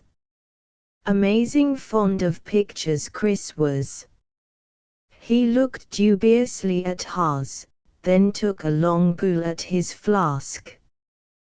What would the doctor say? Whiskey at 4 in the morning. Well, thank the Lord doctors aren't always with us. Sitting on the stone, with one hand pressed against his side, and the other tilting up the flask, he was grey from head to foot. Haas had dropped onto another stone. He, too, was worn out by the excitement and fatigue, coming so soon after his illness. His head was whirling, and the next thing he remembered was a tree walking at him, turning round, yellow from the roots up. Everything seemed yellow, even his own feet. Somebody opposite to him was jumping up and down, a grey bear, with a hat, Mr. Treffry. He cried, "Harloo!" And the figure seemed to fall and disappear. When Haas came to himself, a hand was pouring liquor into his mouth, and a wet cloth was muffled round his brows. A noise of humming and hoofs seemed familiar. Mr. Treffry loomed up alongside, smoking a cigar. He was muttering, "A low trick, Paul, bit of my mind." Then, as if a curtain had been snatched aside, the vision before Haas cleared again. The carriage was winding between uneven, black-eaved houses, past doorways from which goats and cows were coming out, with bells on their necks. Black-eyed boys, and here and there a drowsy man with a long, cherry-stemmed pipe between his teeth, stood aside to stare. Mr. Treffry seemed to have taken a new lease of strength. Like an angry old dog, he stared from side to side. "My bone," he seemed to say, "let's see who's going to touch it." The last house vanished, glowing in the early sunshine, and the carriage with its trail of dust became entombed once more in the gloom of tall trees, along a road that cleft a wilderness of moss-grown rocks and dewy stems, through which the sun had not yet driven paths. Dominique came round to them, bearing appearance of one who has seen better days, and a pot of coffee brewed on a spirit lamp. Breakfast, he said, was served. The ears of the horses were twitching with fatigue. Mr. Treffry said sadly, "If I can see this through, you can. Get on, my beauties." As soon as the sun struck through the trees, Mr. Treffry's strength ebbed again. He seemed to suffer greatly, but did not complain. They had reached the pass at last, and the unchecked sunlight was streaming down with a blinding glare. "Jump up!" Mr. Treffry cried out. "We'll make a finish of it," and he gave the reins a jerk. The horses flung up their heads, and the bleak pass with its circling crown of jagged peaks soon slipped away. Between the houses on the very top, they passed at a slow trot, and soon began slanting down the other side. Mr. Treffry brought them to a halt where a mule track joined the road. "That's all I can do for you, you'd better leave me here," he said. "Keep this track down to the river, go south, you'll be in Italy in a couple of hours. Get rail at Felter. Money?" "Yes." "Well." He held out his hand. Haas gripped it. "Give her up, eh?" Haas shook his head. "No." "Then it's pool devil, pool baker between us. Goodbye, and good luck to you." And mustering his strength for a last attempt at dignity, Mr. Treffry gathered up the reins. Haas watched his figure huddled again beneath the hood. The carriage moved slowly away. 18 at Villa Rubein people went about, avoiding each other as if detected in conspiracy. Miss Naylor, who for an inscrutable reason had put on her best frock, a purple, relieved at the chest with bird's eye blue, conveyed an impression of trying to count a chicken which ran about too fast. When Greta asked what she had lost, she was heard to mutter, "Mr. Needlecase." Christian, with big circles round her eyes, sat silent at her little table. She had had no sleep. Herr Paul, coming into the room about noon, gave her a furtive look and went out again. After this he went to his bedroom, took off all his clothes, flung them passionately one by one into a footbath, and got into bed. "I might be a criminal," he muttered to himself, while the buttons of his garments rattled on the bath. "Am I her father? Have I authority? Do I know the world? BSSSS. I might be a frog." Mrs. Dissy, having caused herself to be announced, found him smoking a cigar, and counting the flies on the ceiling. "If you have really done this, Paul," she said in a restrained voice, "you have done a very unkind thing, and what is worse, you have made us all ridiculous." "But perhaps you have not done it." "I have done it," cried Herr Paul, staring dreadfully. "I have done it, I tell you, I have done it." "Very well, you have done it, and why, pray? What conceivable good was there in it? I suppose you know that Nicholas has driven him to the frontier. Nicholas is probably more dead than alive by this time. You know his state of health." Herr Paul's fingers ploughed up his beard. "Nicholas is mad, and the girl is mad. Leave me alone. I will not be made angry, do you understand? I will not be worried, I am not fit for it." His prominent brown eyes stared round the room, as if looking for a way of escape. "If I may prophesy, you will be worried a good deal," said Mrs. Dissy coldly, "before you have finished with this affair." The anxious, uncertain glance which Herr Paul gave her at these words roused an unwilling feeling of compunction in her. "You are not made for the outraged father of the family," she said. "You had better give up the attitude, Paul, it does not suit you." Herr Paul groaned. "I suppose it is not your fault," she added. Just then the door was opened, and Fritz, with an air of saying the right thing, announced, "A gentleman of the police to see you, sir."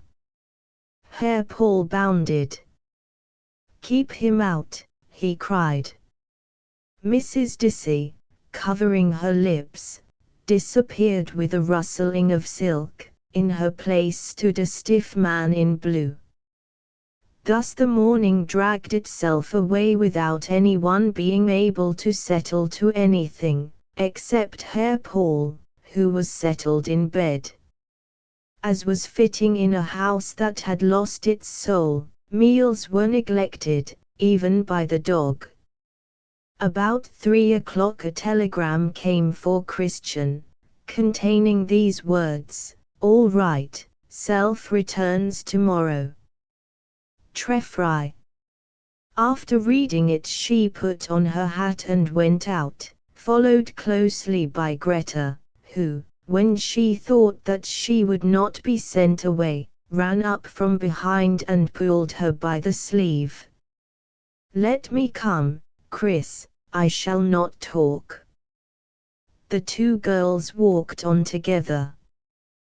When they had gone some distance Christian said, "I'm going to get his pictures, and take charge of them." "Oh," said Greta timidly. "If you are afraid," said Christian, "you had better go back home." "I am not afraid," Chris said Greta meekly. Neither girl spoke again till they had taken the path along the wall. Over the tops of the vines the heat was dancing. "The sun fairies are on the vines," murmured Greta to herself. At the old house they stopped, and Christian, breathing quickly, pushed the door. It was immovable. "Look," said Greta, "they have screwed it." She pointed out 3 screws with a rosy-tipped forefinger. Christian stamped her foot. We mustn't stand here, she said. Let's sit on that bench and think. Yes, murmured Greta, let us think. Dangling an end of hair, she regarded Christian with her wide blue eyes. I can't make any plan, Christian cried at last, while you stare at me like that. I was thinking, said Greta humbly, if they have screwed it up, perhaps we shall screw it down again. There is the big screwdriver of Fritz. It would take a long time. People are always passing. People do not pass in the evening, murmured Greta, because the gate at our end is always shut. Christian rose. We will come this evening, just before the gate is shut. But, Chris, how shall we get back again? I don't know, I mean to have the pictures. It is not a high gate, murmured Greta. After dinner the girls went to their room, Greta bearing with her the big screwdriver of Fritz. At dusk they slipped downstairs and out. They arrived at the old house, and stood, listening, in the shadow of the doorway. The only sounds were those of distant barking dogs, and of the bugles at the barracks. Quick, whispered Christian, and Greta, with all the strength of her small hands, began to turn the screws. It was some time before they yielded. The third was very obstinate, till Christian took the screwdriver and passionately gave the screw a starting twist. It is like a pig, that one, said Greta, rubbing her wrists mournfully. The opened door revealed the gloom of the dank rooms and twisting staircase, then fell to behind them with a clatter. Greta gave a little scream, and caught her sister's dress. It is dark, she gasped. Oh Chris, it is dark. Christian groped for the bottom stair, and Greta felt her arm shaking. Suppose there is a man to keep guard. Oh Chris. Suppose there are bats. You are a baby. Christian answered in a trembling voice. You had better go home. Greta choked a little in the dark. I am not going home, but I'm afraid of bats. Oh Chris. Aren't you afraid? Yes, said Christian, but I'm going to have the pictures. Her cheeks were burning, she was trembling all over. Having found the bottom step, she began to mount with Greta clinging to her skirts. The haze above inspired a little courage in the child, who, of all things, hated darkness. The blanket across the doorway of the loft had been taken down. There was nothing to veil the empty room. Nobody here, you see, said Christian. No, whispered Greta, running to the window, and clinging to the wall, like one of the bats she dreaded. But they have been here, cried Christian angrily. They have broken this. She pointed to the fragments of a plaster cast that had been thrown down. Out of the corner she began to pull the canvases set in rough, wooden frames, dragging them with all her strength. Help me, she cried, it will be dark directly. They collected a heap of sketches and 3 large pictures, piling them before the window, and peering at them in the failing light. Greta said ruefully, oh Chris, they are heavy ones, we shall never carry them, and the gate is shut now. Christian took a pointed knife from the table. I shall cut them out of the frames, she said. Listen. What's that? It was the sound of whistling, which stopped beneath the window. The girls, clasping each other's hands, dropped on their knees. "Hello," cried a voice. Greta crept to the window, and, placing her face level with the floor, peered over. "It is only Dr. Edmund, he doesn't know." Then she whispered, "I shall call him, he is going away," cried Christian, catching her sister's. "Don't," cried Christian, catching her sister's dress. "He would help us," Greta said reproachfully, "and it would not be so dark if he were here." Christian's cheeks were burning. "I don't choose," she said, and began handling the pictures, feeling their edges with her knife. "Chris, suppose anybody came?" "The door is screwed," Christian answered absently. "Oh, Chris, we screwed it unscrewed, anybody who wishes shall come." Christian, leaning her chin in her hands, gazed at her thoughtfully. "It will take a long time to cut these pictures out carefully, or perhaps I can get them out without cutting. You must screw me up and go home. In the morning you must come early, when the gate is open, unscrew me again, and help carry the pictures." Greta did not answer at once. At last she shook her head violently. "I am afraid," she gasped.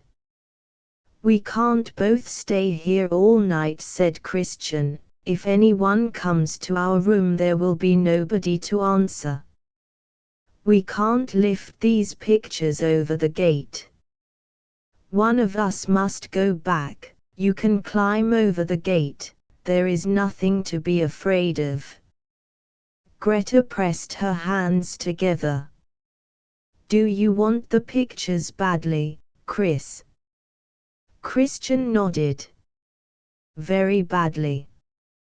"Yes, yes, yes."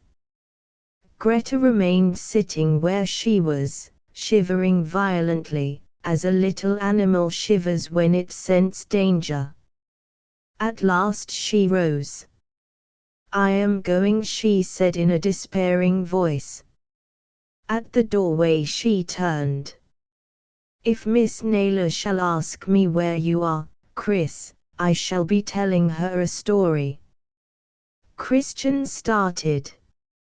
"I forgot that. Oh Greta, I am sorry. I will go instead."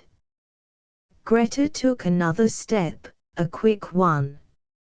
"I shall die if I stay here alone," she said. "I can tell her that you are in bed. You must go to bed here, Chris, so it shall be true after all." Christian threw her arms about her. "I am so sorry, darling, I wish I could go instead. But if you have to tell a lie, I would tell a straight one." "Would you?" said Greta doubtfully. "Yes. I think," said Greta to herself, beginning to descend the stairs, "I think I will tell it in my way." She shuddered and went on groping in the darkness. Christian listened for the sound of the screws. It came slowly, threatening her with danger and solitude. Sinking on her knees she began to work at freeing the canvas of a picture. Her heart throbbed distressfully. At the stir of wind breath or any distant note of clamor she stopped, and held her breathing. No sounds came near. She toiled on, trying only to think that she was at the very spot where last night his arms had been round her. How long ago it seemed! She was full of vague terror, overmastered by the darkness, dreadfully alone. The new glow of resolution seemed suddenly to have died down in her heart, and left her cold.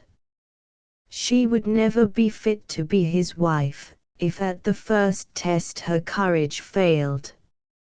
She set her teeth, and suddenly she felt a kind of exultation, as if she too were entering into life, were knowing something within herself that she had never known before. Her fingers hurt, and the pain even gave pleasure. Her cheeks were burning, her breath came fast. They could not stop her now. This feverish task in darkness was her baptism into life. She finished, and rolling the pictures very carefully, tied them with cord. She had done something for him. Nobody could take that from her. She had a part of him. This night had made him hers. They might do their worst. She lay down on his mattress and soon fell asleep. She was awakened by Scruff's tongue against her face. Greta was standing by her side. "Wake up, Chris. The gate is open." In the cold early light the child seemed to glow with warmth and color, her eyes were dancing.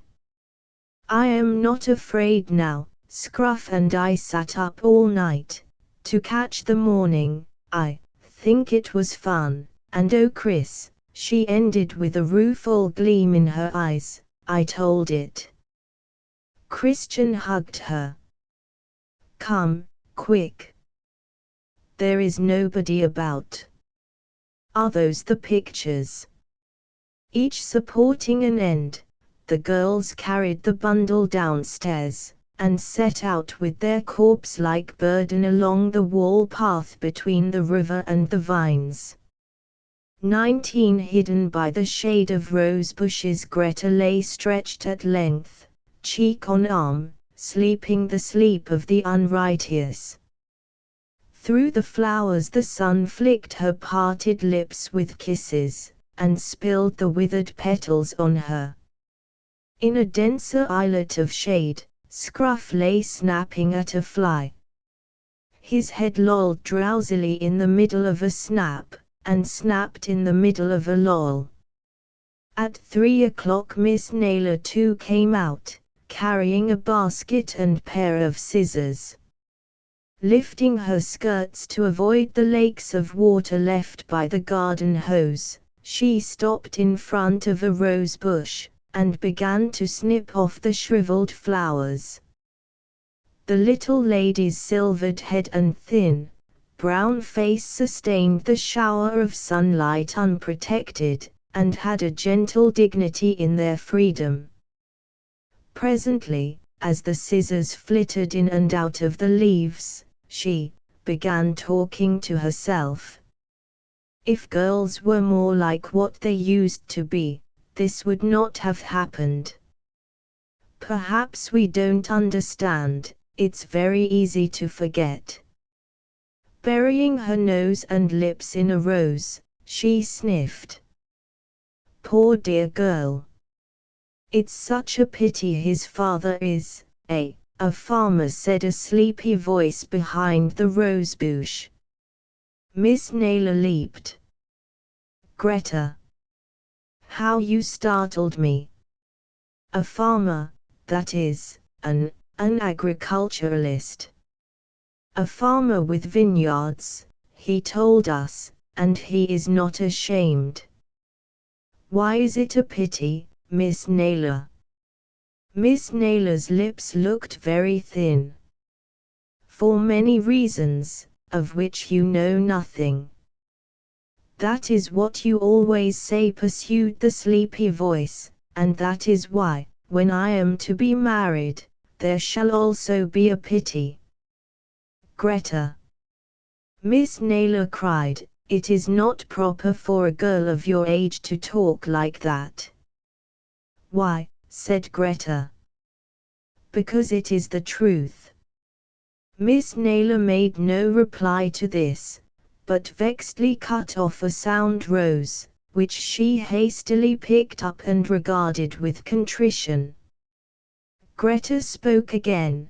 Chris said, "I have got the pictures. I shall tell her, but I shall tell you instead, because it was I that told the story."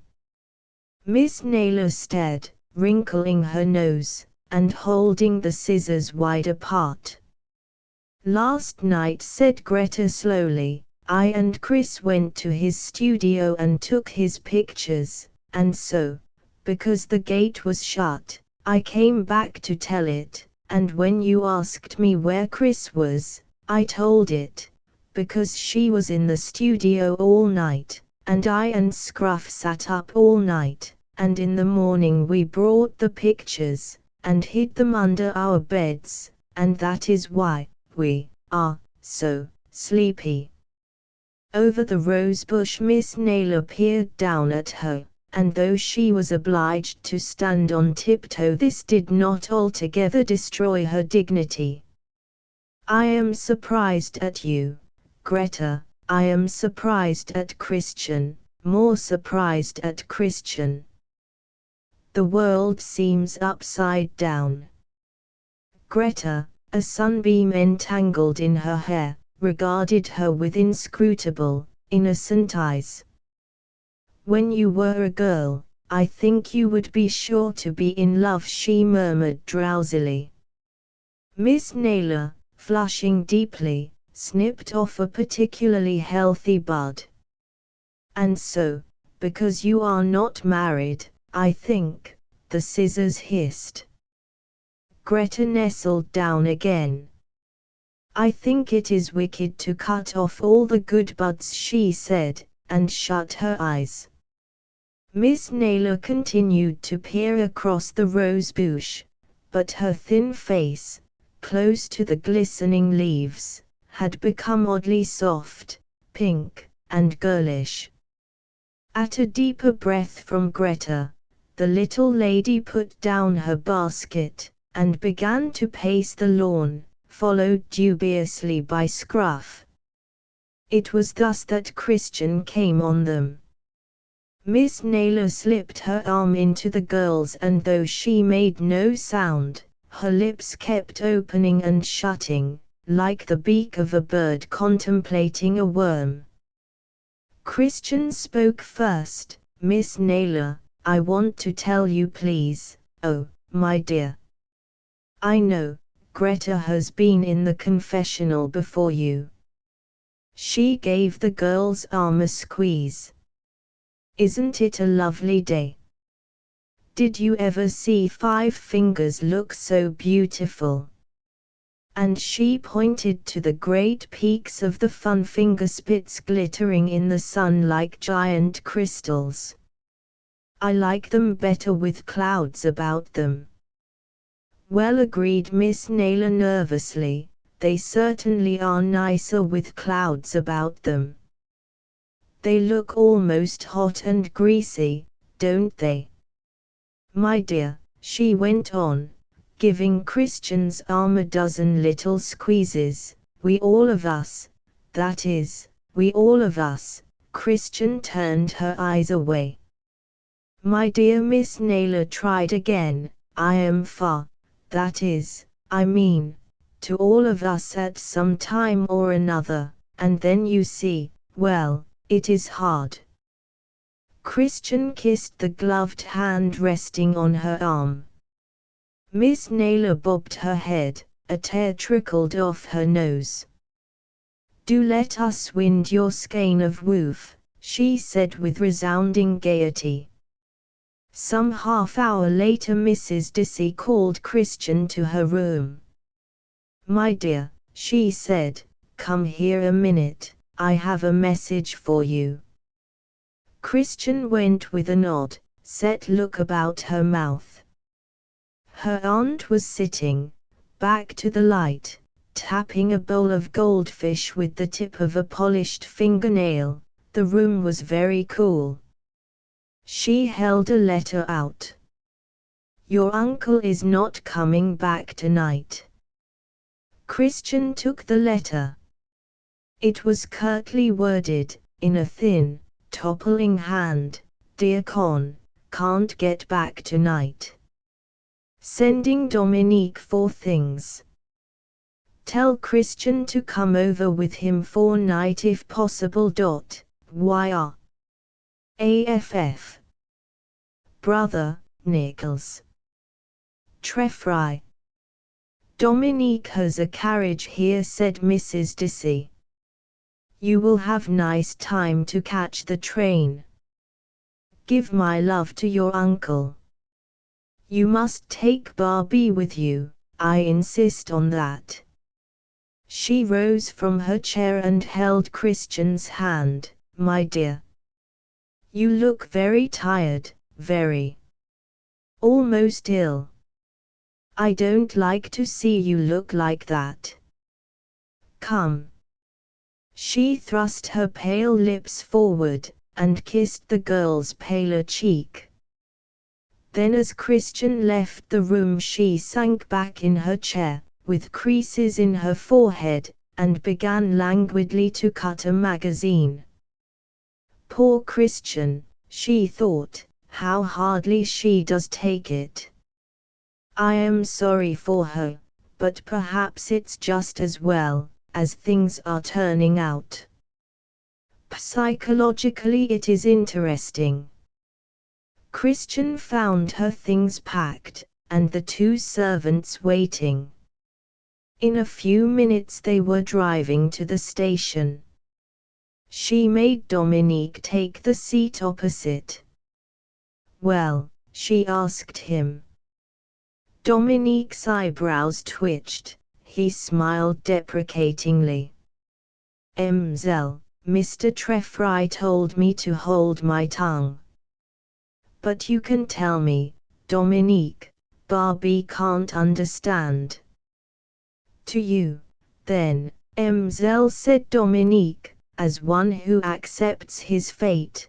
"To you, then, who will doubtless forget all that I shall tell you. My master is not well, he has terrible pain here, he has a cough, he is not well at all, not well at all." A feeling of dismay seized on the girl. "We were a caravan for all that night," Dominique resumed. "In the morning by noon we ceased to be a caravan. Signor Haas took a mule path, he will be in Italy, certainly in Italy. As for us, we stayed at San Martino, and my master went to bed. It was time. I had much trouble with his clothes, his legs were swollen. In the afternoon came a senior of police, on horseback, red and hot. I persuaded him that we were at Paneveggio, but as we were not, he came back angry, mon Dieu. As angry as a cat. It was not good to meet him. When he was with my master I was outside. There was much noise. I do not know what passed, but at last the senior came out through the door, and went away in a hurry." Dominique's features were fixed in a sardonic grin. He rubbed the palm of one hand with the finger of the other. "Mr. Treffry made me give him whiskey afterwards, and he had no money to pay the bill, that I know because I paid it. Well, Mzell, today he would be dressed, and very slowly we came as far as Aura. There he could do no more, so went to bed. He is not well at all." Christian was overwhelmed by forebodings. The rest of the journey was made in silence, except when Barbie, a country girl, filled with the delirium of railway travel, sighed, "Ach, gnädige Fräulein," looking at Christian with pleasant eyes. At once, on arriving at the little hostel, Christian went to see her uncle. His room was darkened, and smelled of beeswax. "Ah, Chris," he said, "glad to see you. In a blue flannel gown, with a rug over his feet. He was lying on a couch lengthened artificially by chairs. The arm he reached out issued many inches from its sleeve, and showed the corded veins of the wrist. Christian, settling his pillows, looked anxiously into his eyes. "I'm not quite the thing," Chris said. Mr. Treffry. "Somehow, not quite the thing. I'll come back with you tomorrow." "Let me send for Dr. Dorney, uncle." "No, no. Plenty of him when I get home.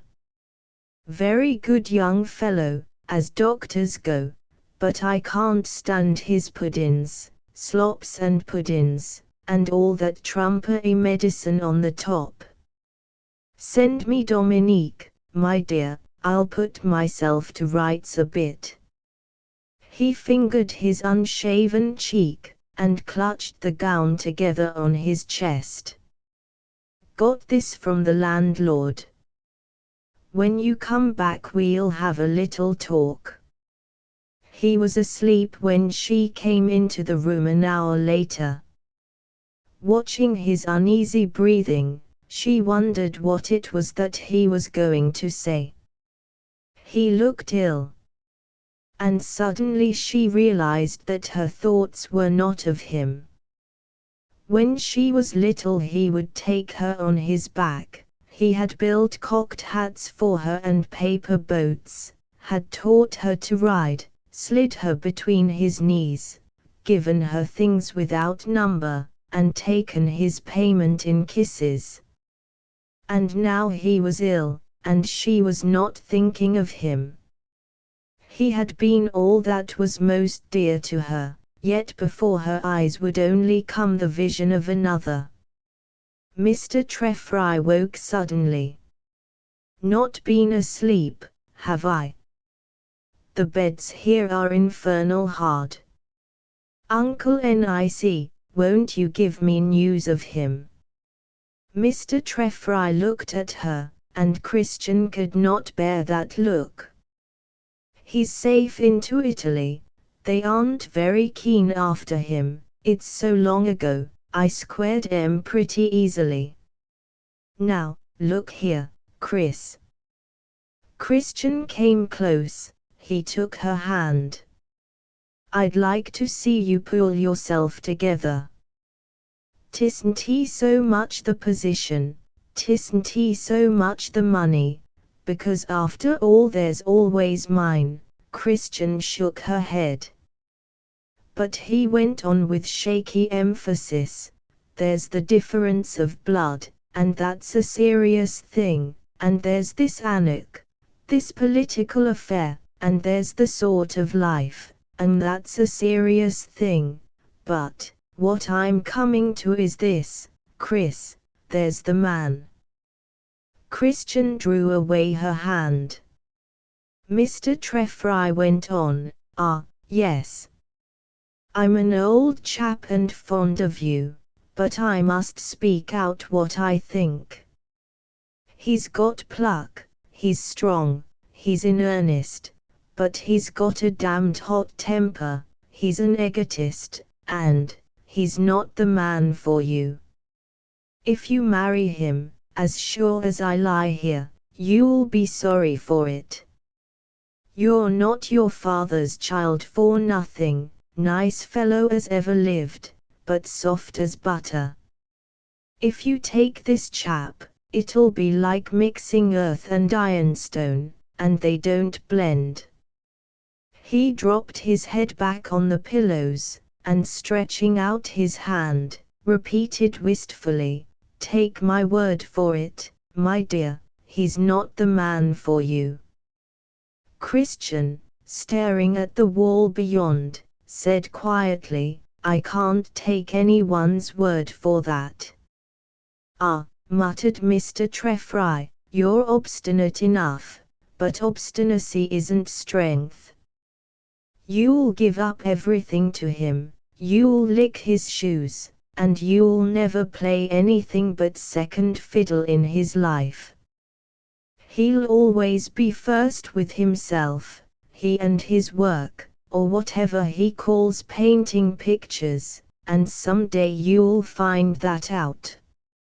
You won't like it, and I don't like it for you, Chris, and that's flat."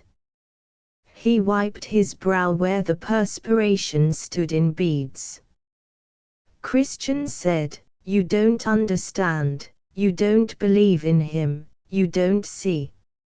If I do come after his work, if I do give him everything, and he can't give all back, I don't care. He'll give what he can, I don't want any more. If you're afraid of the life for me, Uncle, if you think it'll be too hard," Mr. Treffry bowed his head. "I do, Chris." "Well, then, I hate to be wrapped in cotton wool, I want to breathe. If I come to grief, it's my own affair, nobody need mind." Mr. Treffry's fingers sought his beard. "Ah, yes. Just so." Christian sank on her knees. "Oh, Uncle. I'm a selfish beast." Mr. Treffry laid his hand against her cheek. "I think I could do with a nap," he said. Swallowing a lump in her throat, she stole out of the room. By a stroke of fate, Mr. Treffry's return to Villa Rubein befell at the psychological moment when Herr Paul, in a suit of rather too bright blue, was starting for Vienna. As soon as he saw the carriage appear between the poplars, he became as pensive as a boy caught in the act of stealing cherries. Pitching his hat-box to Fritz, he recovered himself, however, in time to whistle while Mr. Treffry was being assisted into the house. Having forgotten his anger, he was only anxious now to smooth out its after-effects. In the glances he cast at Christian and his brother-in-law there was a kind of shamed entreaty which seemed to say, "For goodness sake, don't worry me about that business again. Nothing's come of it, you see." He came forward. "Ah, mon cher. So you return." "I put off my departure, then. Vienna must wait for me, that poor Vienna." But noticing the extreme feebleness of Mr. Treffry's advance, he exclaimed with genuine concern, "What is it? You're ill? My God!" After disappearing for 5 minutes, he came back with a whitish liquid in a glass. "There," he said, "good for the gout, for a cough, for everything." Mr. Treffry sniffed, drained the glass, and sucked his moustache. "Ah," he said. "No doubt. But it's uncommonly like gin, Paul." Then turning to Christian, he said, "Shake hands, you two." Christian looked from one to the other, and at last held out her hand to Herr Paul, who brushed it with his moustache, gazing after her as she left the room with a queer expression. "My dear," he began, "you support her in this execrable matter. You forget my position, you make me ridiculous. I have been obliged to go to bed in my own house, absolutely to go to bed, because I was in danger of becoming funny. Look here, Paul." Mr. Treffry said gruffly, "If anyone's to bully Chris, it's I." "In that case," returned Herr Paul sarcastically, "I will go to Vienna." "You may go to the devil," said Mr. Treffry, "and I'll tell you what, in my opinion it was low to set the police on that young chap, a low, dirty trick." Herr Paul divided his beard carefully in two, took his seat on the very edge of an armchair, and placing his hands on his parted knees, said, "I have regretted it since, Ms. Q. Diable. He called me a coward. It is very hot weather. There were drinks at the Cahors. I am her guardian. The affair is a very beastly one. There were more drinks. I was a little enfin." He shrugged his shoulders. "Adieu, my dear, I shall be some time in Vienna, I need rest." He rose and went to the door, then he turned, and waved his cigar. "Adieu. Be good, get well. I will buy you some cigars up there." And going out, he shut the door on any possibility of answer. Mr. Treffry lay back amongst his cushions. The clock ticked, pigeons cooed on the veranda, a door opened in the distance, and for a moment a treble voice was heard. Mr. Treffry's head drooped forward, across his face, gloomy and rugged, fell a thin line of sunlight. The clock suddenly stopped ticking, and outside, in mysterious accord, the pigeons rose with a great fluttering of wings, and flew off. Mr. Treffry made a startled, heavy movement. He tried to get onto his feet and reach the bell, but could not, and sat on the side of the couch with drops of sweat rolling off his forehead, and his hands clawing his chest. There was no sound at all throughout the house. He looked about him, and tried to call, but again could not. He tried once more to reach the bell, and, failing, sat still, with a thought that made him cold. "I'm done for," he muttered. "By George! I believe I'm done for this time."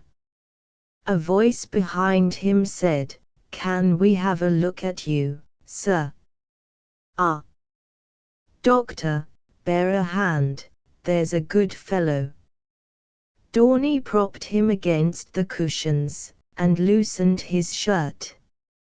Receiving no answer to his questions, he stepped alarmed towards the bell. Mr. Treffry stopped him with a sign. "Let's hear what you make of me," he said. When Dorney had examined him, he asked, "Well?" "Well," answered Dorney slowly, "there's trouble, of course." Mr. Treffry broke out with a husky whisper, "Out with it, doctor, don't humbug me." Dorney bent down, and took his wrist. "I don't know how you've got into this state, sir," he said with the brusqueness of emotion. "You're in a bad way. It's the old trouble, and you know what that means as well as I. All I can tell you is, I'm going to have a big fight with it. It shan't be my fault, there's my hand on that." Mr. Treffry lay with his eyes fixed on the ceiling. At last he said, "I want to live." "Yes, yes. I feel better now, don't make a fuss about it. It'll be very awkward if I die just now. Patch me up, for the sake of my niece." Dorney nodded. "1 minute. There are a few things I want," and he went out. A moment later Greta stole in on tiptoe. She bent over till her hair touched Mr. Treffry's face. "Uncle Nic," she whispered. He opened his eyes. "Hello, Greta. I have come to bring you my love, Uncle Nic, and to say goodbye. Papa says that I and Scruff and Miss Naylor are going to Vienna with him. We have had to pack in half an hour. In 5 minutes we are going to Vienna, and it is my first visit there, Uncle Nic. To Vienna. Mr. Treffry repeated slowly. Don't have a guide, Greta, they're humbugs. No, Uncle Nic, said Greta solemnly. Draw the curtains, old girl, let's have a look at you. Why, you're as smart as ninepence. Yes, said Greta with a sigh, touching the buttons of her cape, because I am going to Vienna, but I am sorry to leave you, Uncle Nic. Are you, Greta? But you will have Chris, and you are fonder of Chris than of me, Uncle Nic. I've known her longer. Perhaps when you've known me as long as Chris, you shall be as fond of me. When I've known you as long, maybe. While I am gone, Uncle Nic, you are to get well. You are not very well, you know. What put that into your head? If you were well you would be smoking a cigar. It is just 3 o'clock. This kiss is for myself, this is for Scruff, and this is for Miss Naylor. She stood upright again, a tremulous, joyful gravity was in her eyes and on her lips. Goodbye, my dear, take care of yourselves, and don't you have a guide, they're humbugs. No, Uncle Nic. There is the carriage. To Vienna, Uncle Nic. The dead gold of her hair gleamed in the doorway. Mr. Treffry raised himself upon his elbow. Give us one more, for luck. Greta ran back. I love you very much, she said, and kissing him, backed slowly, then, turning, flew out like a bird. Mr. Treffry fixed his eyes on the shut door. XXI After many days of hot, still weather, the wind had come, and whirled the dust along the parched roads. The leaves were all astir, like tiny wings. Round Villa Rubein the pigeons cooed uneasily, all the other birds were silent. Late in the afternoon Christian came out on the veranda, reading a letter. Dear Chris, we are here now 6 days, and it is a very large place with many churches. In the first place then we have been to a great many, but the nicest of them is not St. Stephen's Church, it is another, but I do not remember the name. Papa is out nearly all the night, he says he is resting here, so he is not able to come to the churches with us, but I do not think he rests very much. The day before yesterday we, that is, Papa, I, and Miss Naylor, went to an exhibition of pictures. It was quite beautiful and interesting. Miss Naylor says it is not right to say quite beautiful, but I do not know what other word could mean quite except the word quite because it is not exceedingly and not extremely. And oh Chris! There was one picture painted by him, it was about a ship without masts. Miss Naylor says it is a barge, but I do not know what a barge is, on fire, and floating down a river in a fog. I think it is extremely beautiful. Miss Naylor says it is very impressionistic. What is that? And Papa said Puh, but he did not know it was painted by Herr Haas, so I did not tell him. There has also been staying at our hotel that Count Sarali who came one evening to dinner at our house, but he is gone away now. He sat all day in the winter garden reading, and at night he went out with Papa.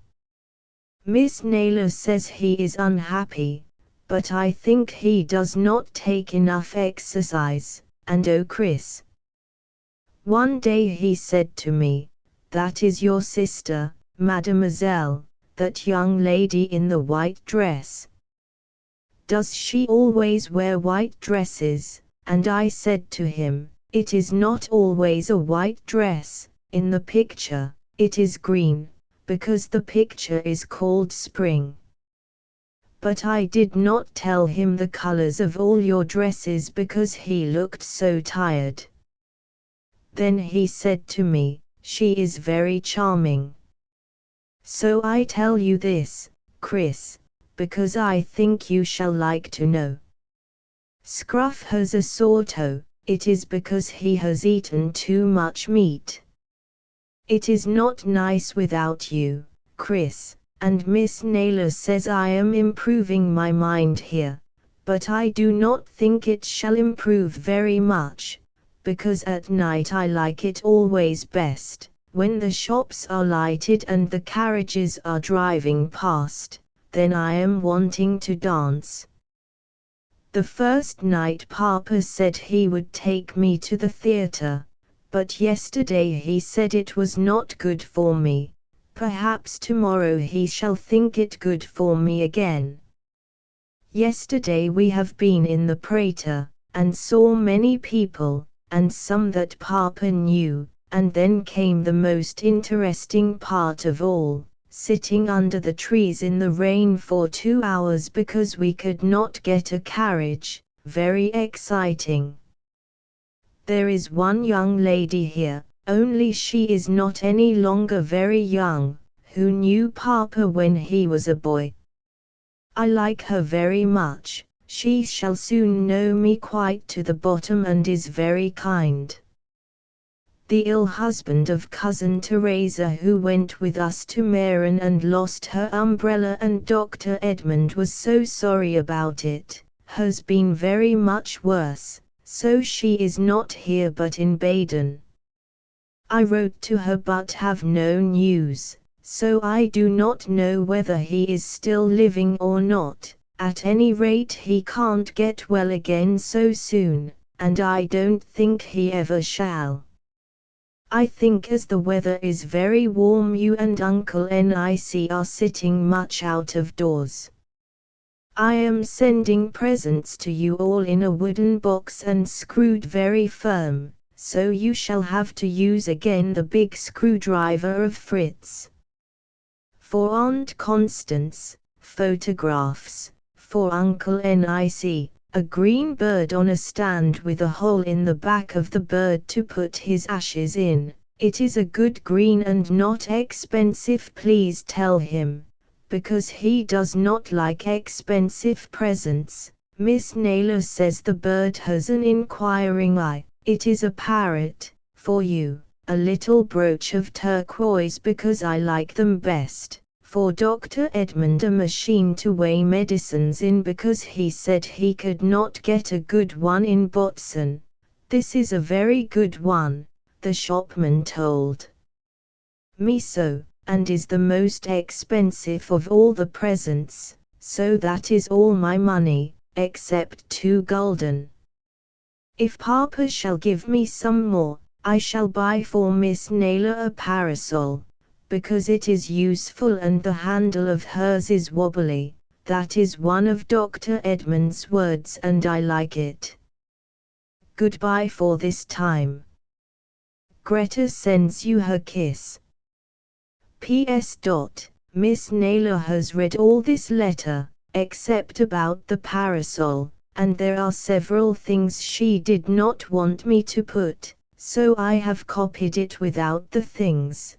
But at the last I have kept that copy myself, so that is why this is smudgy and several words are not spelt well, but all the things are here. Christian read, smiling, but to finish it was like dropping a talisman, and her face clouded.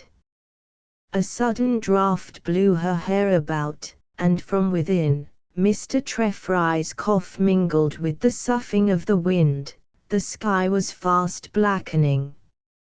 She went indoors, took a pen and began to write. My friend, why haven't you written to me? It is so long to wait. Uncle says you are in Italy. It is dreadful not to know for certain. I feel you would have written if you could, and I can't help thinking of all the things that may have happened. I am unhappy. Uncle Nic is ill. He will not confess it, that is his way, but he is very ill. Though perhaps you will never see this, I must write down all my thoughts. Sometimes I feel that I am brutal to be always thinking about you, scheming how to be with you again, when he is lying there so ill. How good he has always been to me. It is terrible that love should pull one apart so. Surely love should be beautiful and peaceful, instead of filling me with bitter, wicked thoughts. I love you, and I love him. I feel as if I were torn in two. Why should it be so? Why should the beginning of one life mean the ending of another, one love the destruction of another? I don't understand. The same spirit makes me love you and him, the same sympathy, the same trust, yet it sometimes seems as if I were a criminal in loving you. You know what he thinks. He is too honest not to have shown you. He has talked to me. He likes you in a way, but you are a foreigner. He says your life is not my life. He is not the man for you. Those were his words. And now he doesn't talk to me, but when I am in the room he looks at me. That's worse, 1,000 times. When he talks it rouses me to fight. When it's his eyes only, I'm a coward at once. I feel I would do anything, only not to hurt him. Why can't he see? Is it because he's old and we are young? He may consent, but he will never see. It will always hurt him. I want to tell you everything. I have had worse thoughts than these. Sometimes I have thought that I should never have the courage to face the struggle which you have to face. Then I feel quite broken. It is like something giving way in me. Then I think of you, and it is over. But it has been there, and I am ashamed. I told you I was a coward. It's like the feeling one would have going out into a storm on a dark night, away from a warm fire, only of the spirit not the body, which makes it worse. I had to tell you this. You mustn't think of it again. I mean to fight it away and forget that it has ever been there. But Uncle Nic, what am I to do? I hate myself because I am young, and he is old and weak. Sometimes I seem even to hate him. I have all sorts of thoughts, and always at the end of them, like a dark hole at the end of a passage, the thought that I ought to give you up. Ought I? Tell me. I want to know. I want to do what is right. I still want to do that, though sometimes I think I am all made of evil. Do you remember once when we were talking, you said, nature always has an answer for every question. You cannot get an answer from laws, conventions, theories, words, only from nature. What do you say to me now? Do you tell me it is nature to come to you in spite of everything, and so, that it must be right? I think you would, but can it be nature to do something which will hurt terribly one whom I love and who loves me?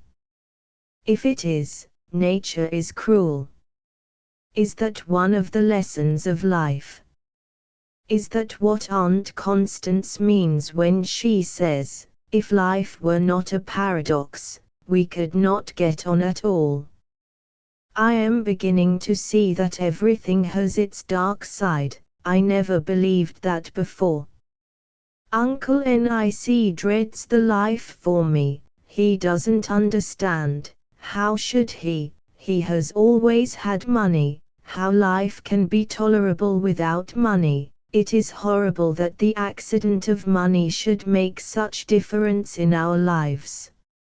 I am sometimes afraid myself, and I can't outfist that fear in him. He sees the shadow of his fear in me. His eyes seem to see everything that is in me now. The eyes of old people are the saddest things in the world. I am writing like a wretched coward, but you will never see this letter, I suppose, and so it doesn't matter. But if you do, and I pray that you may, well, if I am only worth taking at my best, I am not worth taking at all. I want you to know the worst of me, you, and no one else. With Uncle Nic it is not as with my stepfather. His opposition only makes me angry, mad, ready to do anything. But with Uncle Nic I feel so bruised, so sore. He said, it is not so much the money, because there is always mine. I could never do a thing he cannot bear, and take his money, and you would never let me. One knows very little of anything in the world till trouble comes. You know how it is with flowers and trees. In the early spring they look so quiet and self-contained, then all in a moment they change. I think it must be like that with the heart. I used to think I knew a great deal, understood why and how things came about. I thought self-possession and reason so easy. Now I know nothing. And nothing in the world matters but to see you and hide away from that look in Uncle Nic's eyes. 3 months ago I did not know you, now I write like this. Whatever I look at, I try to see as you would see. I feel, now you are away even more than when you were with me, what your thoughts would be, how you would feel about this or that. Some things you have said seem always in my mind like lights. A slanting drift of rain was striking the veranda tiles with a cold, ceaseless hissing. Christian shut the window, and went into her uncle's room. He was lying with closed eyes, growling at Dominique, who moved about noiselessly, putting the room ready for the night. When he had finished, and with a compassionate bow had left the room, Mr. Treffry opened his eyes, and said, "This is beastly stuff of the doctor's, Chris. It puts my monkey up. I can't help swearing after I've taken it. It's as beastly as a vulgar woman's laugh, and I don't know anything beastlier than that. I have a letter from Greta, Uncle Nic, shall I read it?" He nodded, and Christian read the letter, leaving out the mention of Haas, and for some undefined reason the part about Sara Lee. Said Mr. Treffry with a feeble laugh, "Greta and her money. Send her some more, Chris. Wish I were a youngster again. That's a beast of a proverb about a dog and his day. I'd like to go fishing again in the West Country. A fine time we had when we were youngsters. You don't get such times these days. 'Twasn't he often the fishing smacks went out without us. We'd watch their lights from our bedroom window. When they were swung aboard we were out and down to the quay before you could say knife. They always waited for us, but your Uncle Dan was the favorite, he was the chap for luck. When I get on my legs, we might go down there, you and I. For a bit, just to see. What d'you say, old girl? Their eyes met. I'd like to look at the smack lights going to sea on a dark night. Pity you're such a duffer in a boat, we might go out with them. Do you a power of good? You're not looking the thing, my dear. His voice died wistfully, and his glance, sweeping her face, rested on her hands, which held and twisted Greta's letter. After a minute or two of silence he boomed out again with sudden energy, "Your aunt'll want to come and sit with me, after dinner. Don't let her, Chris, I can't stand it. Tell her I'm asleep. The doctor'll be here directly, ask him to make up some humbug for you, it's his business."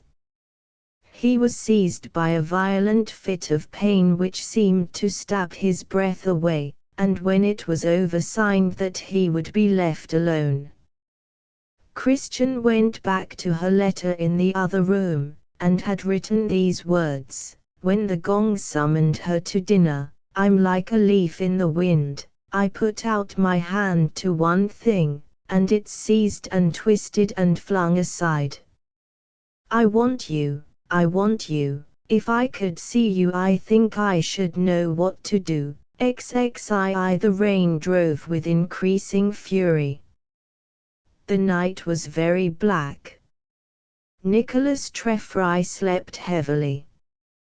By the side of his bed the night lamp cast onto the opposite wall a bright disk festooned by the hanging shadow of the ceiling. Christian was leaning over him. For the moment he filled all her heart, lying there, so helpless. Fearful of waking him she slipped into the sitting room. Outside the window stood a man with his face pressed to the pane. Her heart thumped, she went up and unlatched the window. It was Haas, with the rain dripping off him. He let fall his hat and cape. "You," she said, touching his sleeve. You. He was sodden with wet, his face drawn and tired, a dark growth of beard covered his cheeks and chin. "Where is your uncle?" he said, "I want to see him." She put her hand up to his lips, but he caught it and covered it with kisses. "He's asleep, ill, speak gently." "I came to him first," he muttered. Christian lit the lamp, and he looked at her hungrily without a word. "It's not possible to go on like this, I came to tell your uncle so. He is a man.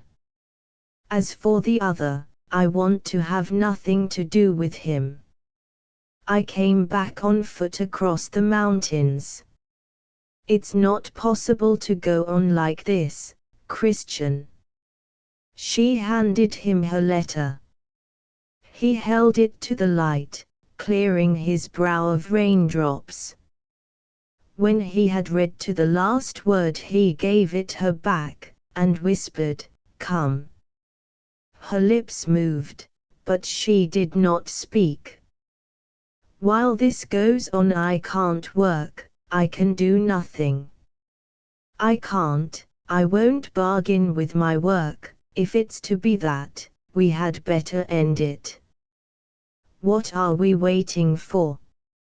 Sooner or later we must come to this. I'm sorry that he's ill, God knows. But that changes nothing. To wait is tying me hand and foot, It's making me afraid. Fear kills. It will kill you. It kills work, and I must work. I can't waste time, I won't. I will sooner give you up. He put his hands on her shoulders. I love you. I want you. Look in my eyes and see if you dare hold back. Christian stood with the grip of his strong hands on her shoulders, without a movement or sign. Her face was very white. And suddenly he began to kiss that pale, still face, to kiss its eyes and lips, to kiss it from its chin up to its hair, and it stayed pale, as a white flower, beneath those kisses, as a white flower, whose stalk the fingers bend back a little. There was a sound of knocking on the wall. Mr. Treffry called feebly. Christian broke away from Haas. Tomorrow, he whispered, and picking up his hat and cloak, went out again into the rain. 23 It was not till morning that Christian fell into a troubled sleep. She dreamed that a voice was calling her, and she was filled with a helpless, dumb dream terror. When she woke the light was streaming in, it was Sunday, and the cathedral bells were chiming. Her first thought was of Haas. One step, one moment of courage. Why had she not told her uncle? If he had only asked. But why should she tell him? When it was over and she was gone, he would see that all was for the best. Her eyes fell on Greta's empty bed. She sprang up, and bending over, kissed the pillow.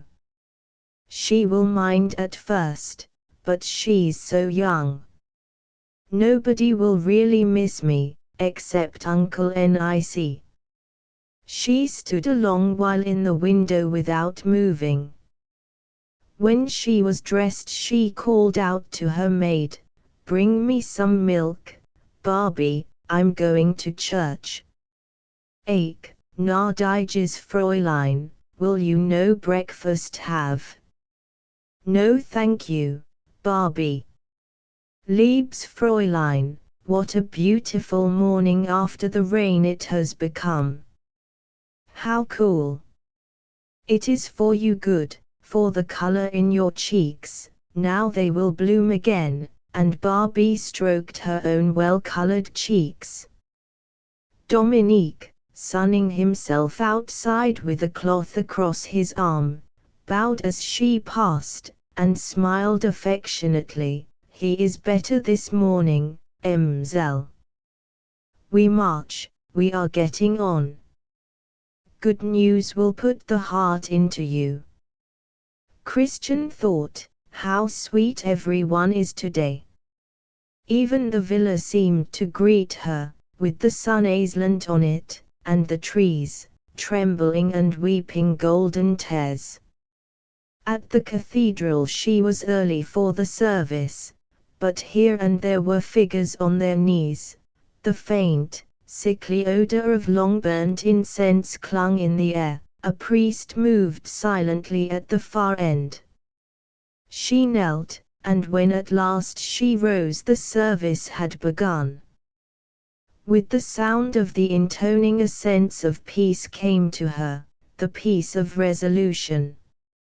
For good or bad she felt that she had faced her fate. She went out with a look of quiet serenity and walked home along the dike. Close to Haas's studio she sat down. Now, it was her own, all that had belonged to him, that had ever had a part in him. An old beggar, who had been watching her, came gently from behind. "Gracious lady," he said, peering at her eyes, "this is the lucky day for you." "I have lost my luck." Christian opened her purse. There was only one coin in it, a gold piece. The beggar's eyes sparkled. She thought suddenly, it's no longer mine. I must begin to be careful, but she felt ashamed when she looked at the old man. I am sorry, she said. Yesterday I would have given you this, but now it's already given. He seemed so old and poor, what could she give him? She unhooked a little silver brooch at her throat. You will get something for that, she said, it's better than nothing. I am very sorry you are so old and poor. The beggar crossed himself.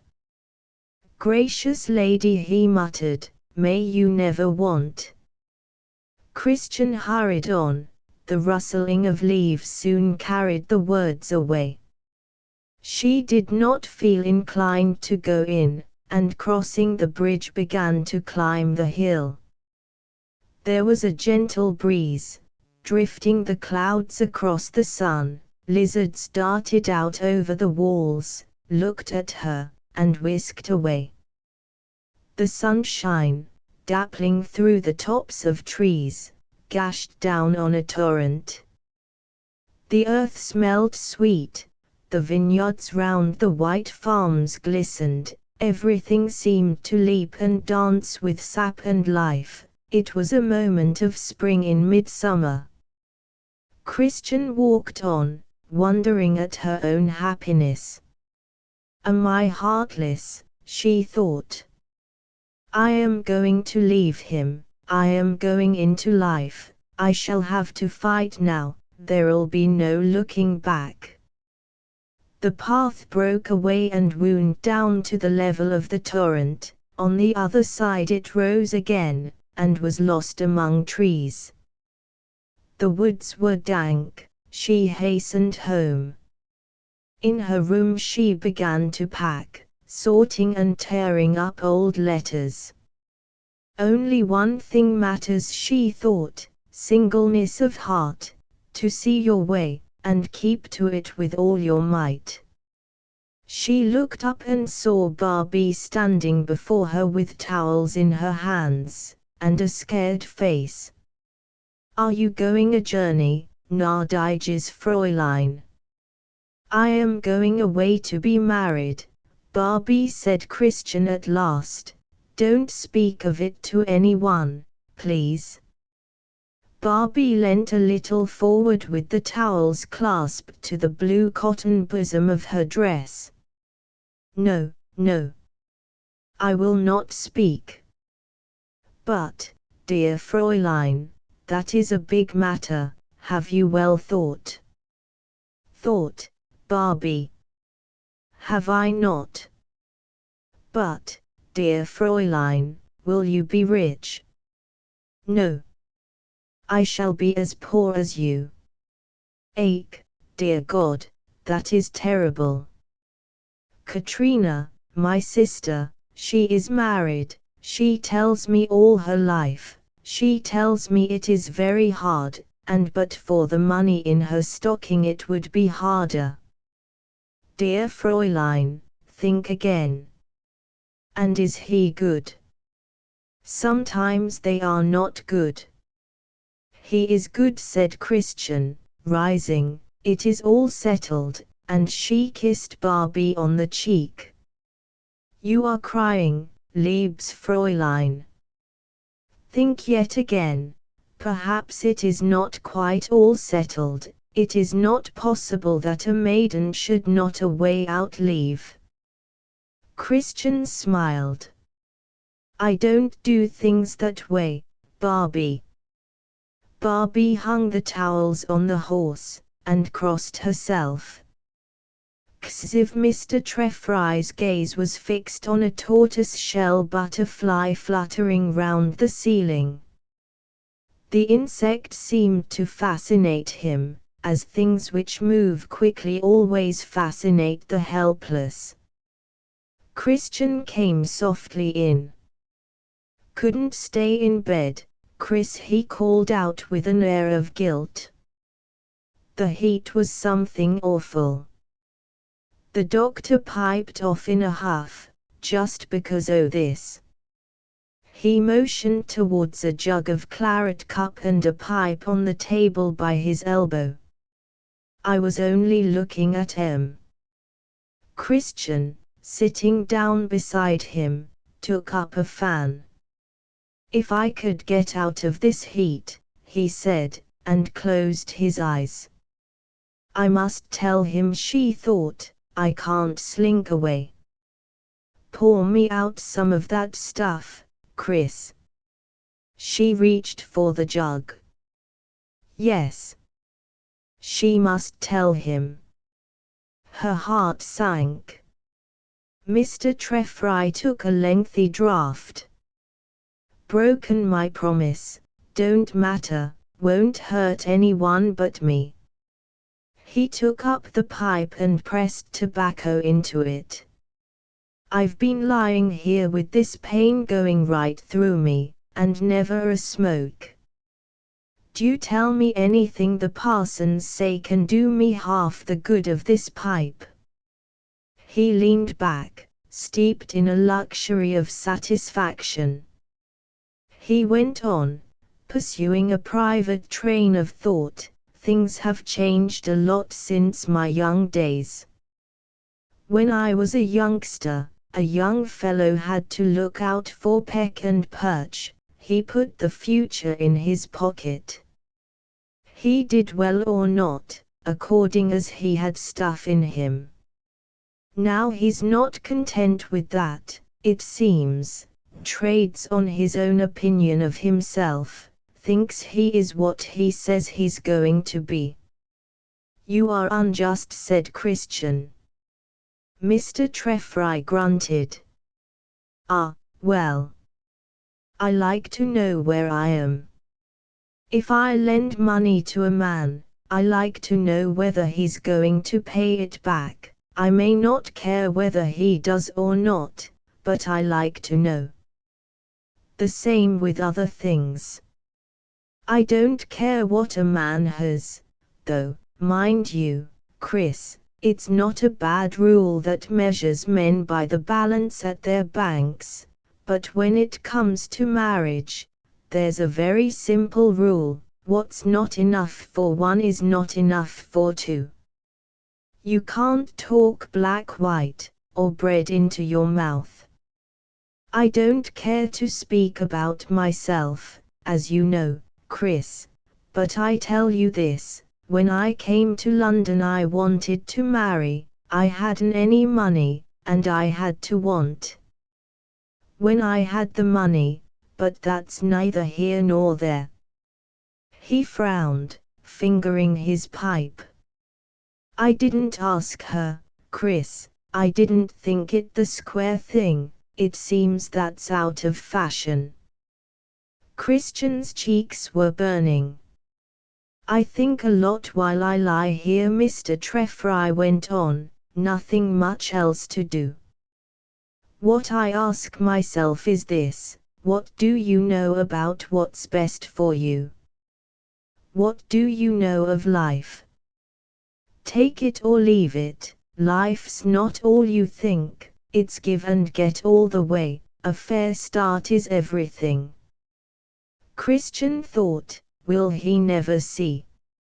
Mr. Treffry went on, I get better every day, but I can't last forever.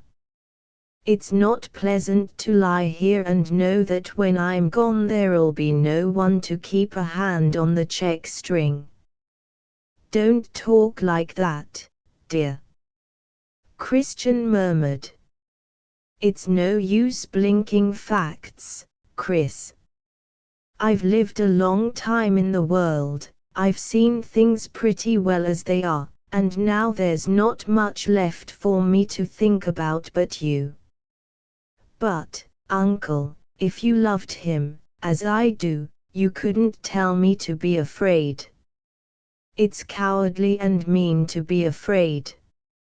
You must have forgotten. Mr. Treffry closed his eyes. Yes, he said, I'm old. The fan had dropped into Christian's lap. It rested on her white frock like a large crimson leaf. Her eyes were fixed on it. Mr. Treffry looked at her. Have you heard from him? He asked with sudden intuition. Last night, in that room, when you thought I was talking to Dominique, the pipe fell from his hand. What? He stammered, back. Christian, without looking up, said, yes, he's back, he wants me, I must go to him, uncle. There was a long silence. You must go to him, he repeated. She longed to fling herself down at his knees, but he was so still, that to move seemed impossible. She remained silent, with folded hands. Mr. Treffry spoke, you'll let me know, before you go. Good night. Christian stole out into the passage. A bead curtain rustled in the draught, voices reached her. My honor is involved, or I would give the case up. He is very trying, poor Nicholas. He always had that peculiar quality of opposition, it has brought him to grief 100 times. There is opposition in our blood, my family all have it. My eldest brother died of it, with my poor sister, who was as gentle as a lamb, it took the form of doing the right thing in the wrong place. It is a matter of temperament, you see. You must have patience. Patience, repeated Dorney's voice, is one thing, patience where there is responsibility is another. I've not had a wink of sleep these last 2 nights. There was a faint, shrill swish of silk. Is he so very ill? Christian held her breath. The answer came at last. Has he made his will? With this trouble in the side again, I tell you plainly, Mrs. Dissy, there's little or no chance.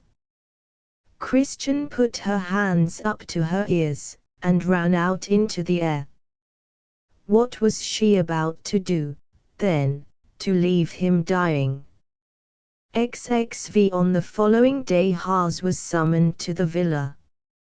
Mr. Treffry had just risen, and was garbed in a dressing suit, old and worn, which had a certain air of magnificence. His seamed cheeks were newly shaved. I hope I see you well, he said majestically. Thinking of the drive and their last parting, Haas felt sorry and ashamed. Suddenly Christian came into the room. She stood for a moment looking at him, then sat down. Chris, said Mr. Treffry reproachfully.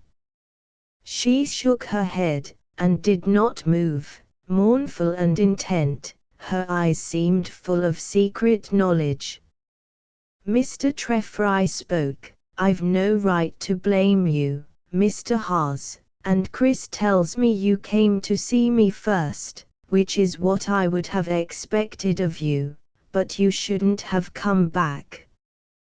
I came back, sir, because I found I was obliged. I must speak out. I ask nothing better, Mr. Treffry replied. Haas looked again at Christian, but she made no sign, sitting with her chin resting on her hands. I have come for her, he said. I can make my living, enough for both of us. But I can't wait. Why? Haas made no answer. Mr. Treffry boomed out again, why? Isn't she worth waiting for? Isn't she worth serving for? I can't expect you to understand me, the painter said. My art is my life to me. Do you suppose that if it wasn't I should ever have left my village, or gone through all that I've gone through, to get as far even as I am? You tell me to wait. If my thoughts and my will aren't free, how can I work? I shan't be worth my salt. You tell me to go back to England, knowing she is here, amongst you who hate me, 1,000 miles away. I shall know that there's a death fight going on in her and outside her against me. You think that I can go on working under these conditions? Others may be able, I am not. That's the plain truth. If I loved her less. There was a silence. Then Mr. Treffry said, "It isn't fair to come here and ask what you're asking. You don't know what's in the future for you. You don't know that you can keep a wife.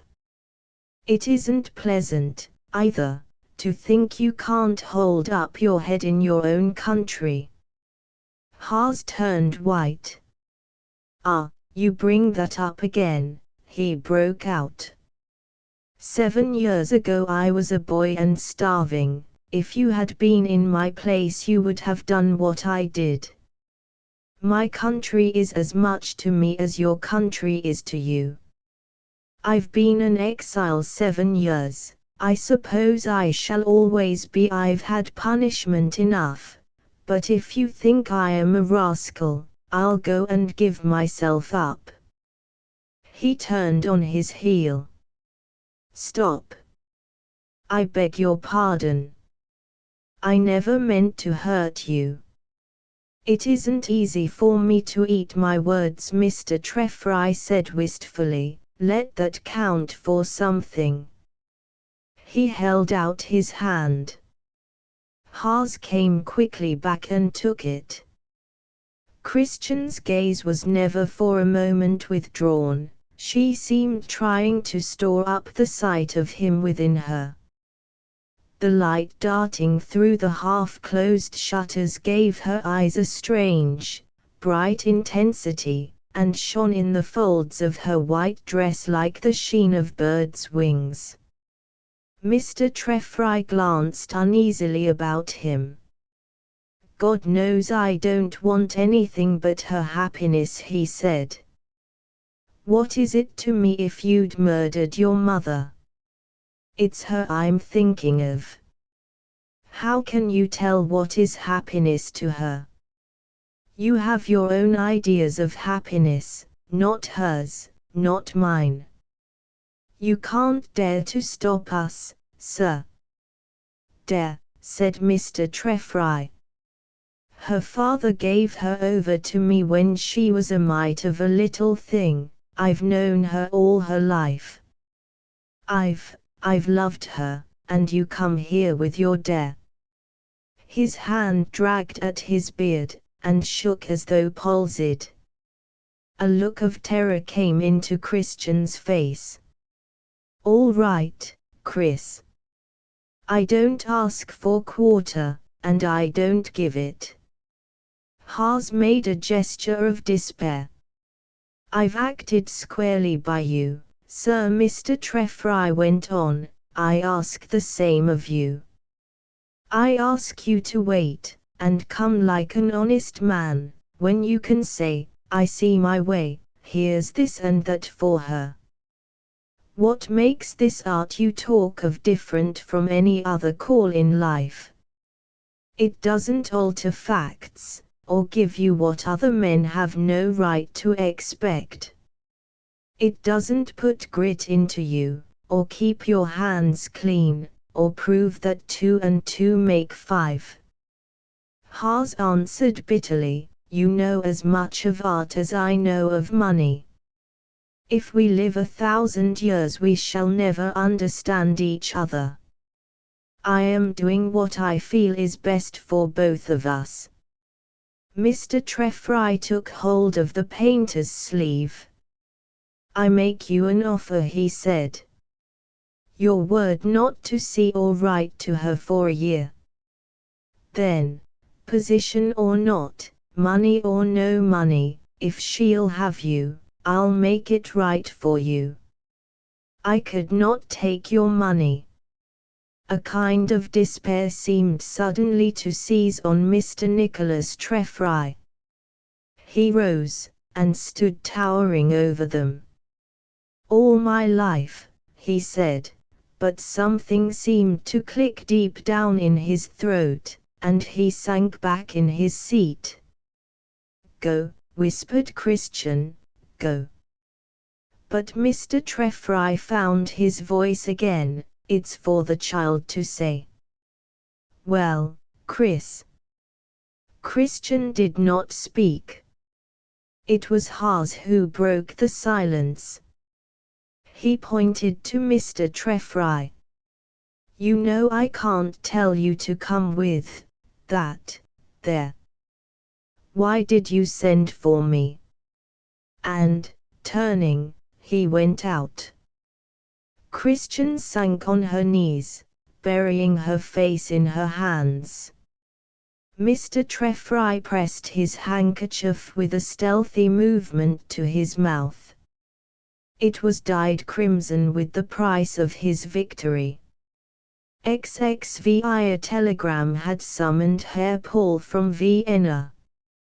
He had started forthwith, leaving several unpaid accounts to a more joyful opportunity, amongst them a chemist's bill, for a wonderful quack medicine of which he brought 6 bottles.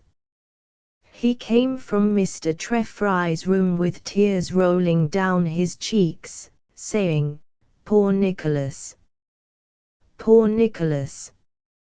Il n'a pas de chance. It was difficult to find anyone to listen. The women were scared and silent, waiting for the orders that were now and then whispered through the door. Herr Paul could not bear this silence, and talked to his servant for half an hour, till Fritz also vanished to fetch something from the town. Then in despair Herr Paul went to his room. It was hard not to be allowed to help, it was hard to wait. When the heart was suffering, it was frightful. He turned and, looking furtively about him, lighted a cigar. Yes, it came to everyone, at some time or other, and what was it? That death they talked of. Was it any worse than life? That frightful jumble people made for themselves. Poor Nicholas. After all, it was he that had the luck. His eyes filled with tears, and drawing a penknife from his pocket, he began to stab it into the stuffing of his chair. Scruff, who sat watching the chink of light under the door, turned his head, blinked at him, and began feebly tapping with a claw. It was intolerable, this uncertainty, to be near, and yet so far, was not endurable. Herr Paul stepped across the room. The dog, following, threw his black-marked muzzle upwards with a gruff noise, and went back to the door. His master was holding in his hand a bottle of champagne. Poor Nicholas. He had chosen it. Herr Paul drained a glass. Poor Nicholas. The prince of fellows, and of what use was one? They kept him away from Nicholas. Herr Paul's eyes fell on the terrier. Ake, my dear, he said, you and I, we alone are kept away. He drained a second glass. What was it? This life.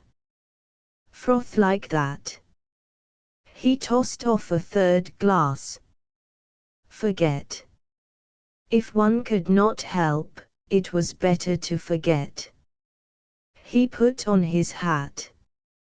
Yes. There was no room for him there. He was not wanted. He finished the bottle, and went out into the passage. Scruff ran and lay down at Mr. Treffry's door. Herr Paul looked at him. "Ache," he said, tapping his chest, "ungrateful hound." And opening the front door he went out on tiptoe. Late that afternoon Greta stole hatless through the lilac bushes. She looked tired after her night journey, and sat idly on a chair in the speckled shadow of a lime tree. "It is not like home," she thought. "I am unhappy. Even the birds are silent, but perhaps that is because it is so hot. I have never been sad like this, for it is not fancy that I am sad this time, as it is sometimes. It is in my heart like the sound the wind makes through a wood. It feels quite empty in my heart. If it is always like this to be unhappy, then I am sorry for all the unhappy things in the world. I am sorrier than I ever was before." A shadow fell on the grass. She raised her eyes, and saw Dorney. "Dr. Edmund," she whispered. Dorney turned to her. A heavy furrow showed between his brows.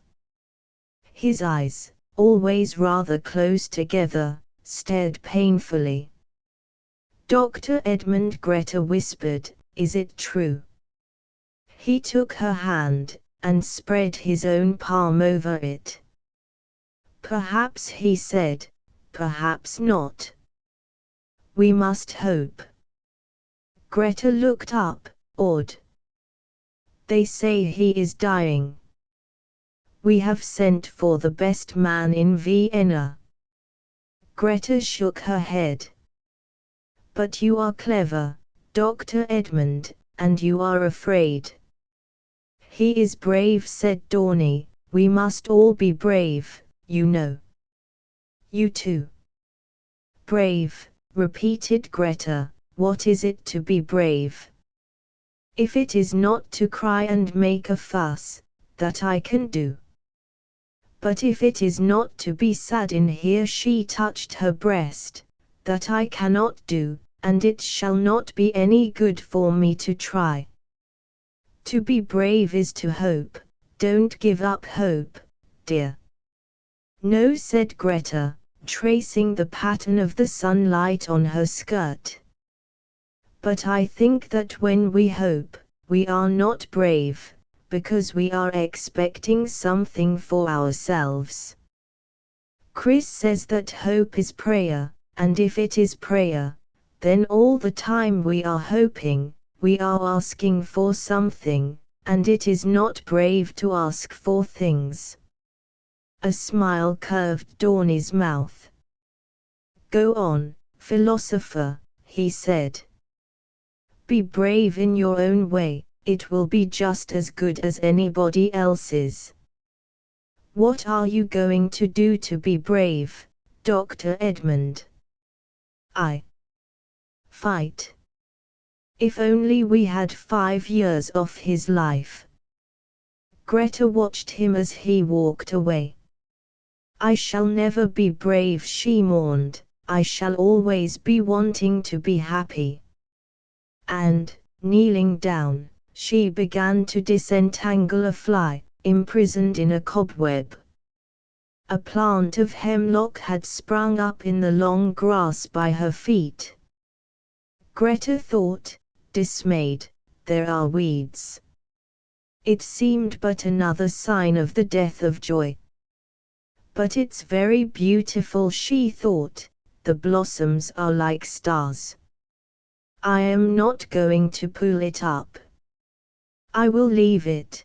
Perhaps it will spread all through the garden, and if it does I do not care, for now things are not like they used to be and I do not think they ever shall be again." The days went by, those long, hot days, when the heat haze swims up about 10 of the forenoon, and, as the sun sinks level with the mountains, melts into golden ether which sets the world quivering with sparkles. At the lighting of the stars those sparkles die, vanishing one by one off the hillsides. Evening comes flying down the valleys, and life rests under her cool wings. The night falls, and the 100 little voices of the night arise. It was near grape gathering, and in the heat the fight for Nicholas Treffry's life went on, day in, day out, with gleams of hope and moments of despair. Doctors came, but after the first he refused to see them. No, he said to Dorney, throwing away money. If I pull through it won't be because of them. 4 days together he would allow no one but Dorney, Dominique, and the paid nurse in the room. I can stand it better, he said to Christian, when I don't see any of you. Keep away, old girl, and let me get on with it.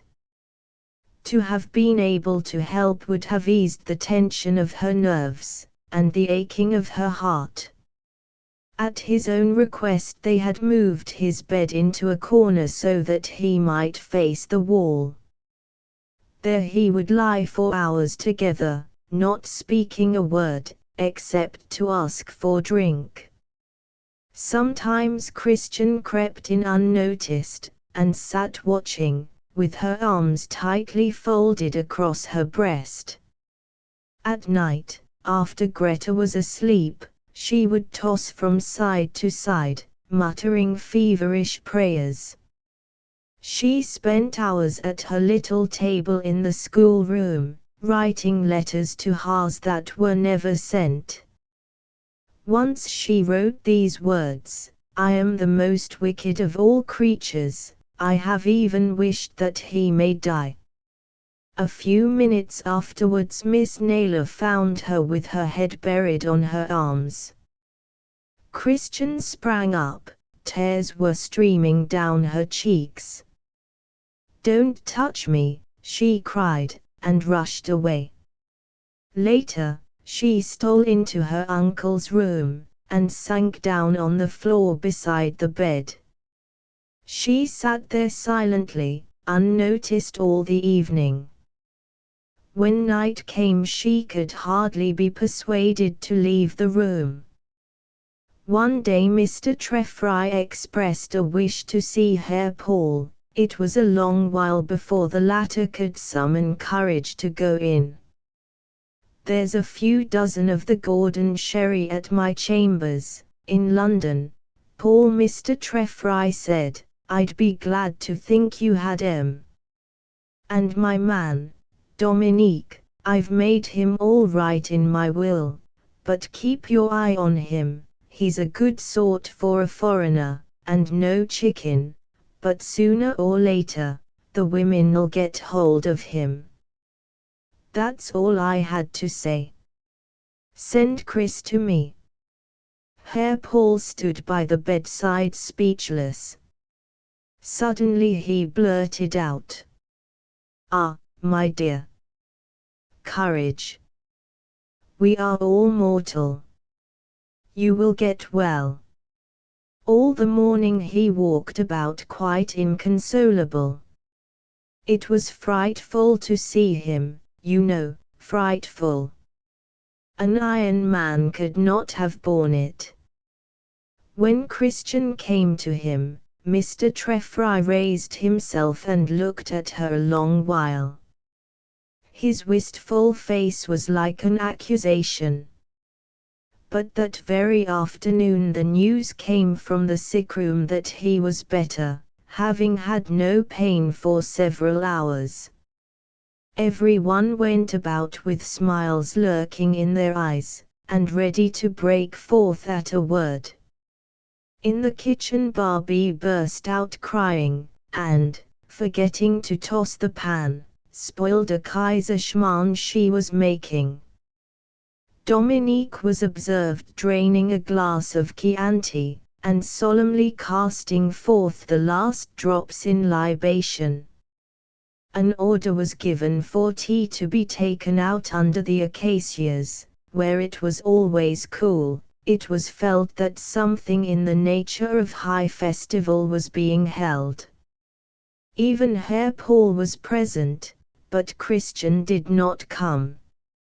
Nobody spoke of illness, to mention it might break the spell. Miss Naylor, who had gone into the house, came back, saying, "There is a strange man standing over there by the corner of the house." "Really?" asked Mrs. Dissy, "what does he want?" Miss Naylor reddened. "I did not ask him. I don't know whether he is quite respectable. His coat is buttoned very close, and he doesn't seem to have a collar." "Go and see what he wants, dear child," Mrs. Dissy said to Greta. "I don't know, I really do not know," began Miss Naylor. "He has very high boots," but Greta was already on her way, with hands clasped behind her, and demure eyes taking in the stranger's figure. "Please," she said, when she was close to him. The stranger took his cap off with a jerk. "This house has no bells," he said in a nasal voice. "It has a tendency to discourage one." "Yes," said Greta gravely, "there is a bell, but it does not ring now, because my uncle is so ill." "I am very sorry to hear that. I don't know the people here, but I am very sorry to hear that. I would be glad to speak a few words to your sister, if it is your sister that I want." And the stranger's face grew very red. "Is it," said Greta, "that you are a friend of Herr Haas? If you are a friend of his, you will please come and have some tea, and while you are having tea I will look for Chris." Perspiration bedewed the stranger's forehead. "Tea? Excuse me. I don't drink tea." "There is also coffee," Greta said. The stranger's progress towards the arbor was so slow that Greta arrived considerably before him. "It is a friend of Herr Haas," she whispered. "He will drink coffee. I am going to find Chris." "Greta," gasped Miss Naylor. Mrs. Dissy put up her hand. "Ah," she said, "if it is so, we must be very nice to him for Christian's sake." Miss Naylor's face grew soft. "Ah, yes," she said, "of course." "Bah," muttered Herr Paul, "that recommences." "Paul," murmured Mrs. Dissy, "you lack the elements of wisdom." Herr Paul glared at the approaching stranger. Mrs. Dissy had risen, and smilingly held out her hand. "We are so glad to know you. You are an artist too, perhaps?" "I take a great interest in art, and especially in that school which Mr. Haas represents." The stranger smiled. "He is the genuine article," he said. "He represents no school, he is one of that kind whose corpses make schools." "Ah," murmured Mrs. Dissy, "you are an American. That is so nice. Do sit down. My niece will soon be here." Greta came running back. "Will you come, please?" she said. "Chris is ready." Gulping down his coffee, the stranger included them all in a single bow, and followed her. "Ach," said Herr Paul, Gar contus chic, celluela. Christian was standing by her little table. The stranger began. I am sending Mr. Haas's things to England. There are some pictures here. He would be glad to have them. A flood of crimson swept over her face. I am sending them to London, the stranger repeated. Perhaps you could give them to me today. They are ready, my sister will show you. Her eyes seemed to dart into his soul, and try to drag something from it. The words rushed from her lips. Is there any message for me? The stranger regarded her curiously. No, he stammered, no. I guess not. He is well. I wish. He stopped. Her white face seemed to flash scorn, despair, and entreaty on him all at once. And turning, she left him standing there. When Christian went that evening to her uncle's room, he was sitting up in bed, and at once began to talk. Chris, he said, I can't stand this dying by inches. I'm going to try what a journey'll do for me. I want to get back to the old country. The doctors promised. There's a shot in the locker yet. I believe in that young chap, he's stuck to me like a man. It'll be your birthday, on Tuesday, old girl, and you'll be 20. 17 years since your father died. You've been a lot to me. A parson came here today. That's a bad sign. Thought it his duty. Very civil of him. I wouldn't see him, though. If there's anything in what they tell you, I'm not going to sneak in at this time o' day. There's one thing that's rather badly on my mind. I took advantage of Mr. Haas with this damned pitifulness of mine. You've a right to look at me as I've seen you sometimes when you thought I was asleep. If I hadn't been ill, he'd never have left you. I don't blame you, Chris, not I. You love me. I know that, my dear. But one's alone when it comes to the run-in. Don't cry.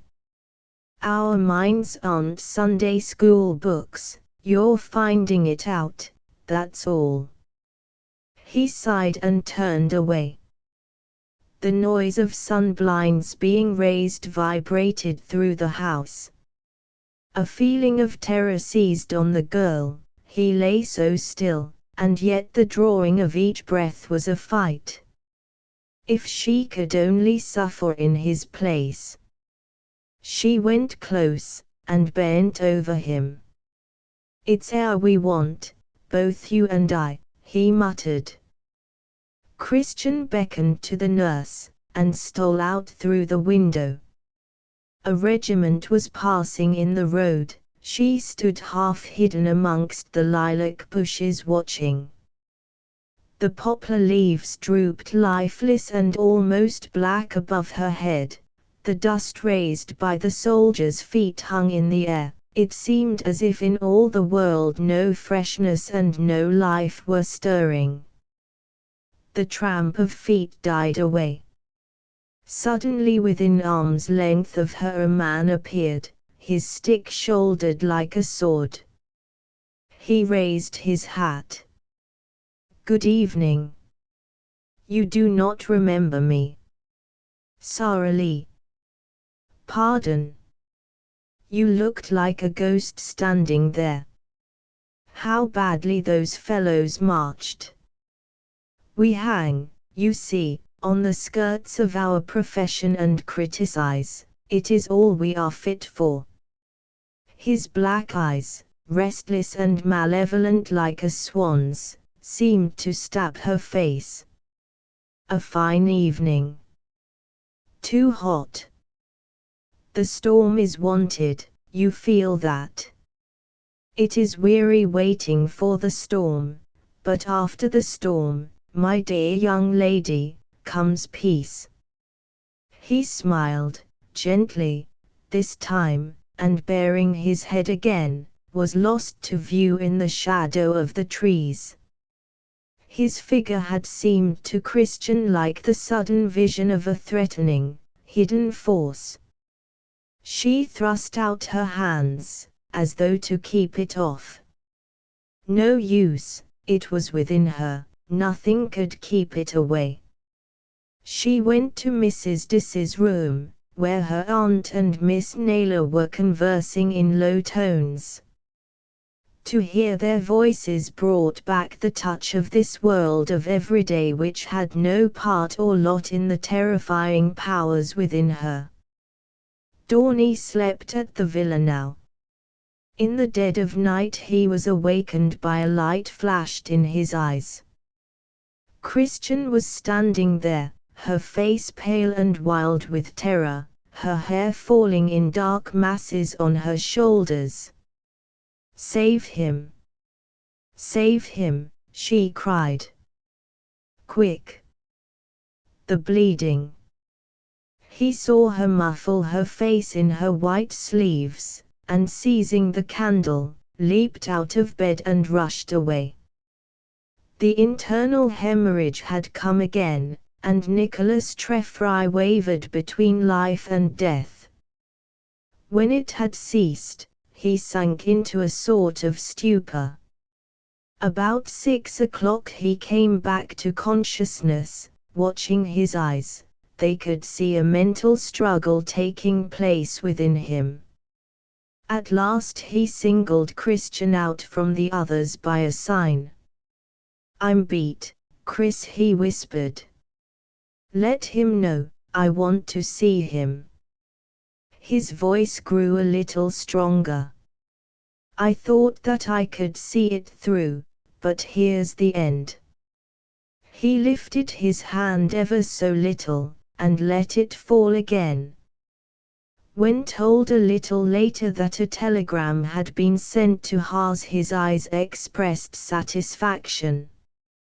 Herr Paul came down in ignorance of the night's events. He stopped in front of the barometer and tapped it, remarking to Miss Naylor, "The glass has gone downstairs, we shall have cool weather, it will still go well with him." When, with her brown face twisted by pity and concern, she told him that it was a question of hours, Herr Paul turned first purple, then pale, and sitting down, trembled violently. "I cannot believe it," he exclaimed almost angrily. "Yesterday he was so well. I cannot believe it. Poor Nicholas. Yesterday he spoke to me." Taking Miss Naylor's hand, he clutched it in his own. "Ah," he cried, letting it go suddenly, and striking at his forehead, "it is too terrible. Only yesterday he spoke to me of sherry. Is there nobody, then, who can do good?" "There is only God," replied Miss Naylor softly. "God," said Herr Paul in a scared voice. "We can all pray to him," Miss Naylor murmured. Little spots of color came into her cheeks. "I am going to do it now." Herr Paul raised her hand and kissed it. "Are you?" he said. "Good. I too."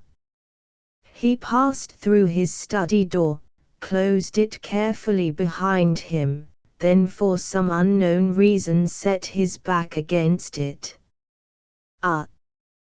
Death. It came to all. Some day it would come to him. It might come tomorrow. One must pray. The day dragged to its end. In the sky clouds had mustered, and, crowding close on one another, clung round the sun, soft, thick, grey-white, like the feathers on a pigeon's breast. Towards evening faint tremblings were felt at intervals, as from the shock of immensely distant earthquakes.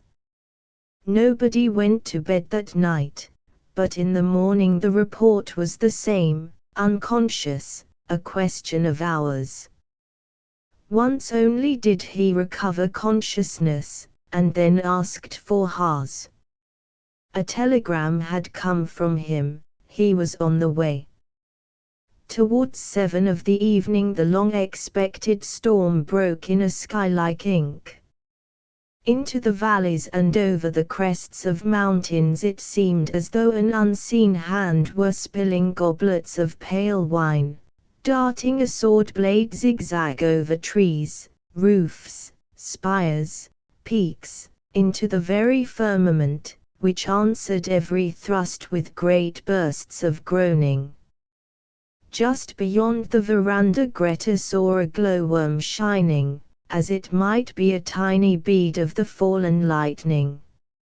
Soon the rain covered everything.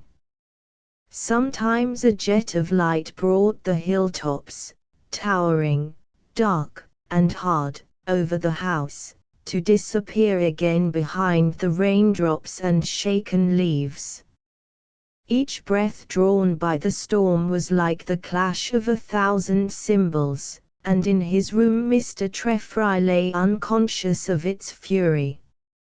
Greta had crept in unobserved, and sat curled in a corner, with Scruff in her arms, rocking slightly to and fro. When Christian passed, she caught her skirt, and whispered, "It is your birthday, Chris." Mr. Treffry stirred. "What's that?" "Thunder, it's cooler." "Where am I?" "Chris."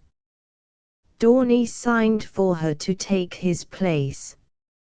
"Chris," Mr. Treffry said. "It's near now." She bent across him, and her tears fell on his forehead. "Forgive," she whispered, "love me." He raised his finger, and touched her cheek. For an hour or more he did not speak, though once or twice he moaned, and faintly tightened his pressure on her fingers. The storm had died away, but very far off the thunder was still muttering. His eyes opened once more, rested on her, and passed beyond, into that abyss dividing youth from age, conviction from conviction, life from death. At the foot of the bed Dorney stood covering his face. Behind him Dominique knelt with hands held upwards. The sound of Greta's breathing, soft in sleep, rose and fell in the stillness. One afternoon in March, more than 3 years after Mr. Treffry's death, Christian was sitting at the window of a studio in St. John's Wood. The sky was covered with soft, high clouds, through which shone little gleams of blue. Now and then a bright shower fell, sprinkling the trees, where every twig was curling upwards as if waiting for the gift of its new leaves. And it seemed to her that the boughs thickened and budded under her very eyes. A great concourse of sparrows had gathered on those boughs, and kept raising a shrill chatter. Over at the far side of the room Haas was working at a picture. On Christian's face was the quiet smile of one who knows that she has only to turn her eyes to see what she wishes to see, of one whose possessions are safe under her hand. She looked at Haas with that possessive smile. But as into the brain of one turning in his bed grim fancies will suddenly leap up out of warm nothingness, so there leaped into her mind the memory of that long ago dawn, when he had found her kneeling by Mr. Treffry's body. She seemed to see again the dead face, so gravely quiet and furrowless. She seemed to see her lover and herself setting forth silently along the river wall where they had first met, sitting down, still silent, beneath the poplar tree where the little bodies of the chafers had lain strewn in the spring. To see the trees changing from black to grey, from grey to green, and in the dark sky long white lines of cloud, lighting to the south like birds, and, very far away, rosy peaks watching the awakening of the earth. And now once again, after all that time, she felt her spirit shrink away from his, as it had shrunk in that hour, when she had seemed hateful to herself. She remembered the words she had spoken, "I have no heart left. You've torn it in two between you. Love is all self, I wanted him to die." She remembered too the raindrops on the vines like a million tiny lamps, and the throstle that began singing. Then, as dreams die out into warm nothingness, recollection vanished, and the smile came back to her lips. She took out a letter. "Oh, Chris. We are really coming. I seem to be always telling it to myself, and I have told Scruff many times, but he does not care, because he is getting old. Miss Naylor says we shall arrive for breakfast, and that we shall be hungry, but perhaps she will not be very hungry, if it is rough. Papa said to me, 'Je serai inconsolable, mais inconsolable.' But I think he will not be, because he is going to Vienna. When we are come, there will be nobody at Villa Rubein. Aunt Constance has gone a fortnight ago to Florence. There is a young man at her hotel. She says he will be one of the greatest playwriters in England, and she sent me a play of his to read. It was only a little about love. I did not like it very much. Oh, Chris. I think I shall cry when I see you. As I am quite grown up, Miss Naylor is not to come back with me. Sometimes she is sad, but she will be glad to see you, Chris. She seems always sadder when it is spring. Today I walked along the wall. The little green balls of wool are growing on the poplars already, and I saw one chafer. It will not be long before the cherry blossom comes, and I felt so funny, sad and happy together, and once I thought that I had wings and could fly away up the valley to Meran, but I had none, so I sat on the bench where we sat the day we took the pictures, and I thought and thought. There was nothing came to me in my thoughts, but all was sweet and a little noisy, and rather sad. It was like the buzzing of the chafer, in my head, and now I feel so tired and all my blood is running up and down me. I do not mind, because I know it is the spring. Dominique came to see us the other day. He is very well, and is half the proprietor of the Adler Hotel, at Meran. He is not at all different, and he asked about you and about Aloy. Do you know, Chris? To myself I call him Herr Haas, but when I have seen him this time I shall call him Aloy in my heart also. I have a letter from Dr. Edmund. He is in London, so perhaps you have seen him. Only he has a great many patients and some that he has hopes of killing soon, especially one old lady, because she is always wanting him to do things for her, and he is never saying no, so he does not like her. He says that he is getting old. When I have finished this letter I am going to write and tell him that perhaps he shall see me soon, and then I think he will be very sad. Now that the spring is come there are more flowers to take to Uncle Nic's grave, and every day, when I am gone, Barbie is to take them so that he shall not miss you, Chris, because all the flowers I put there are for you. I am buying some toys without paint on for my niece. Oh Chris, this will be the first baby that I have known. I am only to stay 3 weeks with you, but I think when I am once there I shall be staying longer. I send a kiss for my niece, and to Herr Haas, my love, that is the last time I shall call him Herr Haas, and to you, Chris, all the joy that is in my heart. Your loving Greta. Christian rose, and, turning very softly, stood, leaning her elbows on the back of a high seat, looking at her husband. In her eyes there was a slow, clear, faintly smiling, yet yearning look, as though this strenuous figure bent on its task were seen for a moment as something apart, and not all the world to her. Tired? Asked Haas, putting his lips to her hand.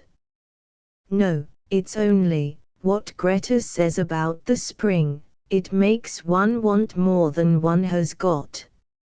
Slipping her hand away, she went back to the window. Haas stood, looking after her, then, taking up his palette, again began painting. In the world, outside, the high soft clouds flew by, the trees seemed thickening and budding. And Christian thought, can we never have quite enough? December 1890. To my father, a man of Devonshire Moor, the 20th of July. It is quiet here, sleepy, rather. A farm is never quiet. The sea, too, is only 1/4 mile away, and when it's windy, the sound of it travels up the coombe. For distraction, you must go 4 miles to Brixham or 5 to Kingsware, and you won't find much then. The farm lies in a sheltered spot, scooped, so to speak, high up the coombe side.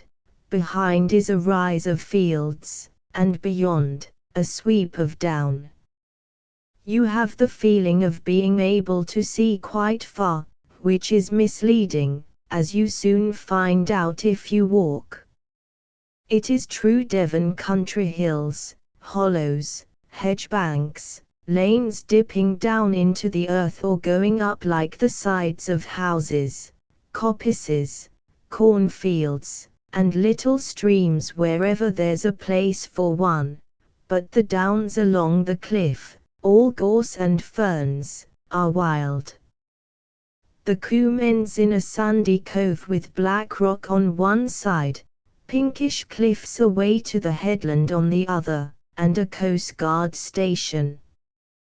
Just now, with the harvest coming on, everything looks its richest, the apples ripening, the trees almost too green.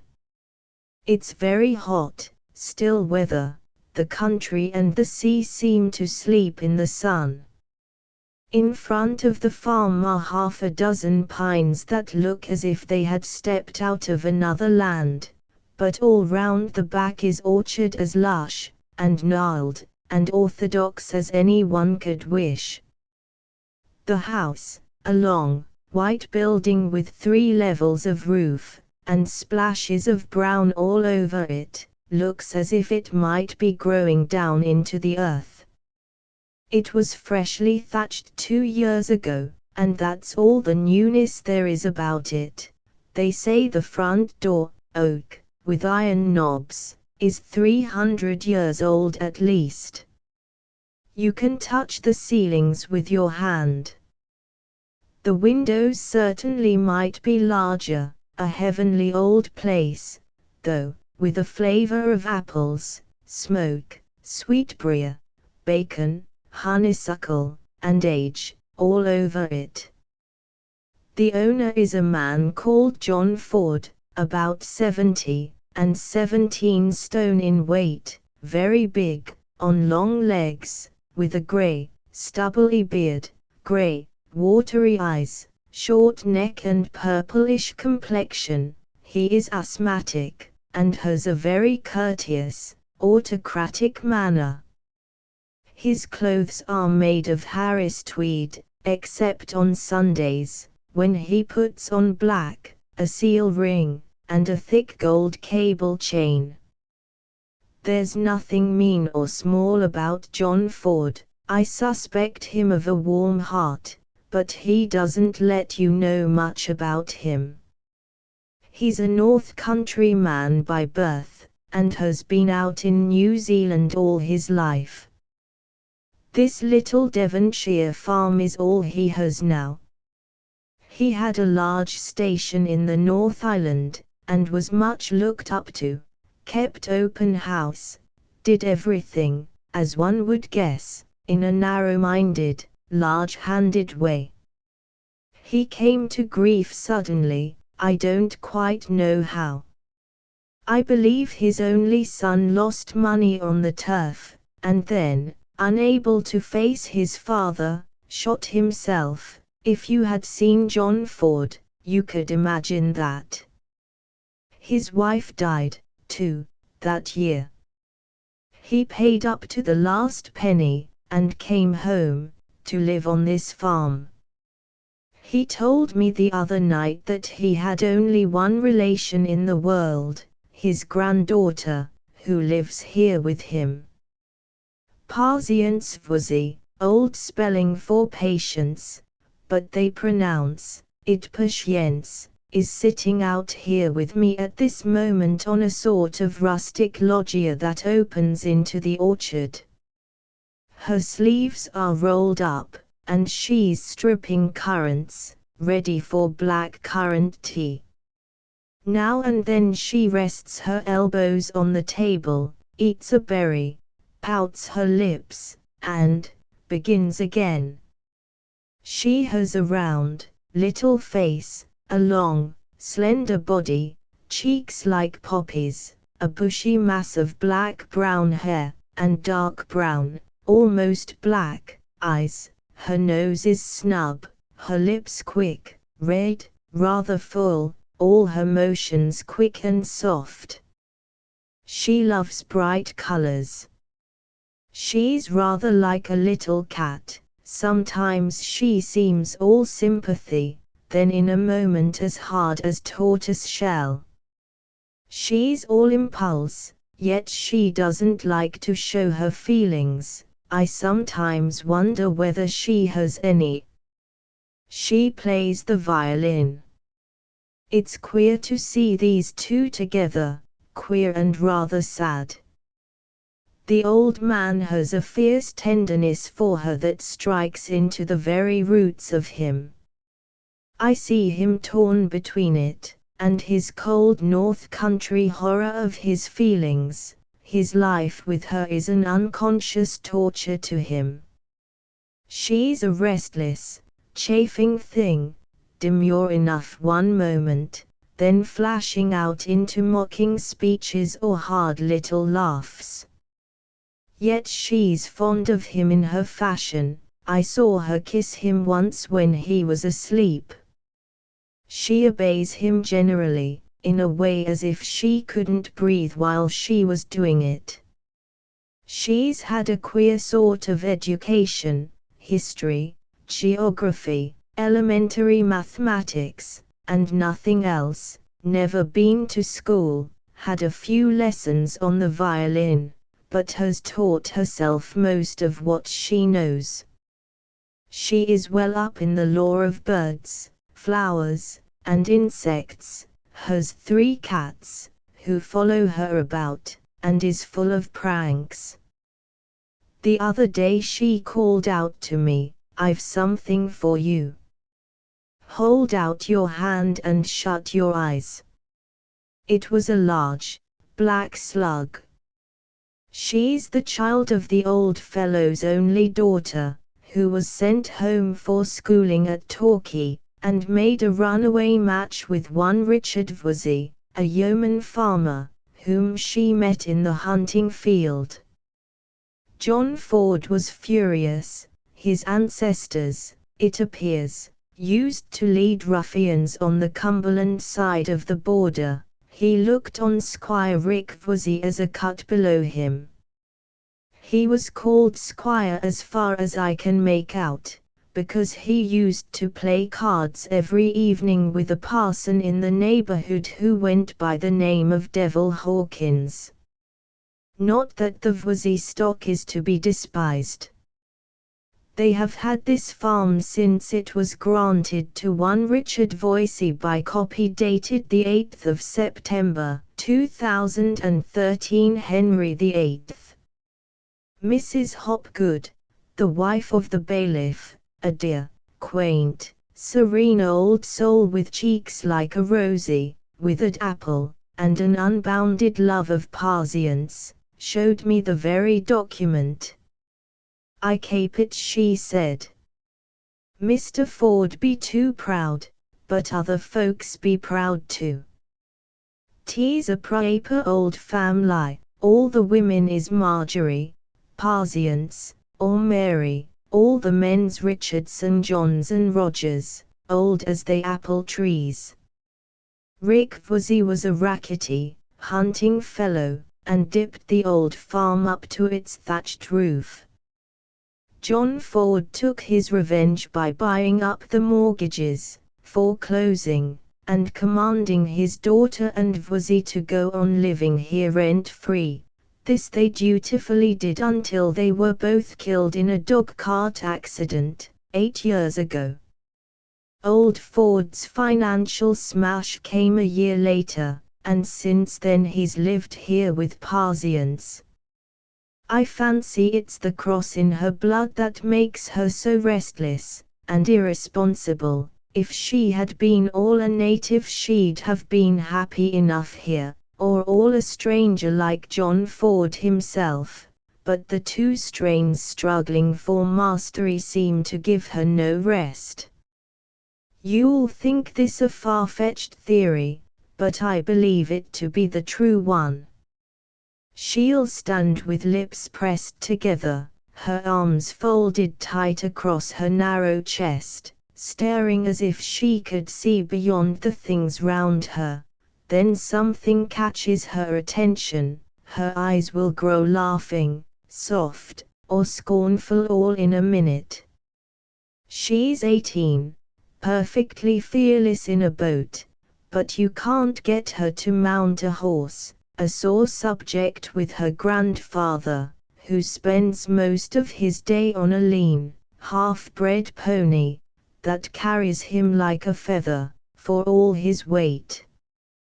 They put me up here as a favor to Dan Treffry. There's an arrangement of LSD with Mrs. Hopgood in the background. They aren't at all well off. This is the largest farm about, but it doesn't bring them in much. To look at John Ford, it seems incredible he should be short of money. He's too large. We have family prayers at 8, then breakfast, after that freedom for writing or anything else till supper and evening prayers. At midday one forages for oneself. On Sundays, 2 miles to church twice, or you get into John Ford's black books. Dan Treffry himself is staying at Kingswear. He says he's made his pile. It suits him down here, like asleep after years of being too wide awake. He had a rough time in New Zealand, until that mine made his fortune. You'd hardly remember him. He reminds me of his uncle, old Nicholas Treffry, the same slow way of speaking, with a hesitation, and a trick of repeating your name with everything he says, left-handed too, and the same slow twinkle in his eyes. He has a dark, short beard, and red-brown cheeks, is a little bald on the temples, and a bit grey, but hard as iron. He rides over nearly every day, attended by a black spaniel with a wonderful nose and a horror of petticoats. He has told me lots of good stories of John Ford in the early squatters' times. His feats with horses live to this day, and he was through the Murray Wars, as Dan says, a man after Uncle Nic's own heart. They are very good friends, and respect each other. Dan has a great admiration for the old man, but the attraction is Parsian's. He talks very little when she's in the room, but looks at her in a sidelong, wistful sort of way. Parsian's conduct to him would be cruel in anyone else, but in her, one takes it with a pinch of salt. Dan goes off, but turns up again as quiet and dogged as you please. Last night, for instance, we were sitting in the loggia after supper. Parsiance was fingering the strings of her violin, and suddenly Dan, a bold thing for him, asked her to play. "What?" she said, "before men?" "No, thank you." "Why not?" "Because I hate them." Down came John Ford's hand on the wicker table. "You forget yourself. Go to bed." She gave Dan a look, and went. We could hear her playing in her bedroom. It sounded like a dance of spirits, and just when one thought she had finished, out it would break again like a burst of laughter. Presently, John Ford begged our pardons ceremoniously, and stumped off indoors. The violin ceased, we heard his voice growling at her, down he came again. Just as he was settled in his chair there was a soft swish, and something dark came falling through the apple boughs. The violin. You should have seen his face. Dan would have picked the violin up, but the old man stopped him. Later, from my bedroom window, I saw John Ford come out and stand looking at the violin. He raised his foot as if to stamp on it. At last he picked it up, wiped it carefully, and took it in. My room is next to hers. I kept hearing her laugh, a noise too as if she were dragging things about the room. Then I fell asleep, but woke with a start, and went to the window for a breath of fresh air. Such a black, breathless night. Nothing to be seen but the twisted, blacker branches, not the faintest stir of leaves, no sound but muffled grunting from the cowhouse, and now and then a faint sigh. I had the queerest feeling of unrest and fear, the last thing to expect on such a night. There is something here that's disturbing, a sort of suppressed struggle. I've never in my life seen anything so irresponsible as this girl, or so uncompromising as the old man. I keep thinking of the way he wiped that violin. It's just as if a spark would set everything in a blaze. There's a menace of tragedy, or perhaps it's only the heat, and too much of Mother Hopgood's cram. To Tuesday. I've made a new acquaintance. I was lying in the orchard, and presently, not seeing me, he came along, a man of middle height, with a singularly good balance, and no lumber, rather old blue clothes, a flannel shirt, a dull red necktie, brown shoes, a cap with a leather peak pushed up on the forehead. Face long and narrow, bronzed with a kind of pale burnt-in brownness, a good forehead. A brown moustache, beard rather pointed, blackening about the cheeks, his chin not visible, but from the beard's growth must be big, mouth I should judge sensuous. Nose straight and blunt, eyes grey, with an upward look, not exactly frank, because defiant, 2 parallel furrows down each cheek, one from the inner corner of the eye, one from the nostril, age perhaps 35. About the face, attitude, movements, something immensely vital, adaptable, daring, and unprincipled. He stood in front of the loggia, biting his fingers, a kind of 19th century buccaneer, and I wondered what he was doing in this galley. They say you can tell a man of Kent or a Somersetshire man, certainly you can tell a Yorkshire man, and this fellow could only have been a man of Devon, one of the 2 main types found in this county. He whistled, and out came Parzience in a geranium-coloured dress, looking like some tall poppy, you know the slight droop of a poppy's head, and the way the wind sways its stem. She is a human poppy, her fuzzy dark hair is like a poppy's lustreless black heart, she has a poppy's tantalizing attraction and repulsion, something fatal, or rather fateful. She came walking up to my new friend, then caught sight of me, and stopped dead. That, she said to me, is Zachary Pierce. This, she said to him, is our lodger. She said it with a wonderful soft malice. She wanted to scratch me, and she scratched. Half an hour later I was in the yard, when up came this fellow Pierce. Glad to know you, he said, looking thoughtfully at the pigs. You're a writer, aren't you? A sort of one, I said. If by any chance, he said suddenly, you're looking for a job, I could put something in your way.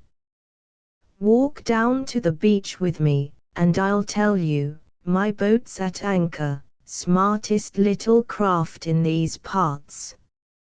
It was very hot, and I had no desire whatever to go down to the beach. I went, all the same. We had not gone far when John Ford and Dan Treffry came into the lane. Our friend seemed a little disconcerted, but soon recovered himself. We met in the middle of the lane, where there was hardly room to pass. John Ford, who looked very haughty, put on his pince-nez and stared at Pierce. Good day, said Pierce, fine weather. I've been up to ask Parzience to come for a sail. Wednesday, we thought, weather permitting, this gentleman's coming. Perhaps you'll come too, Mr. Treffry. You've never seen my place.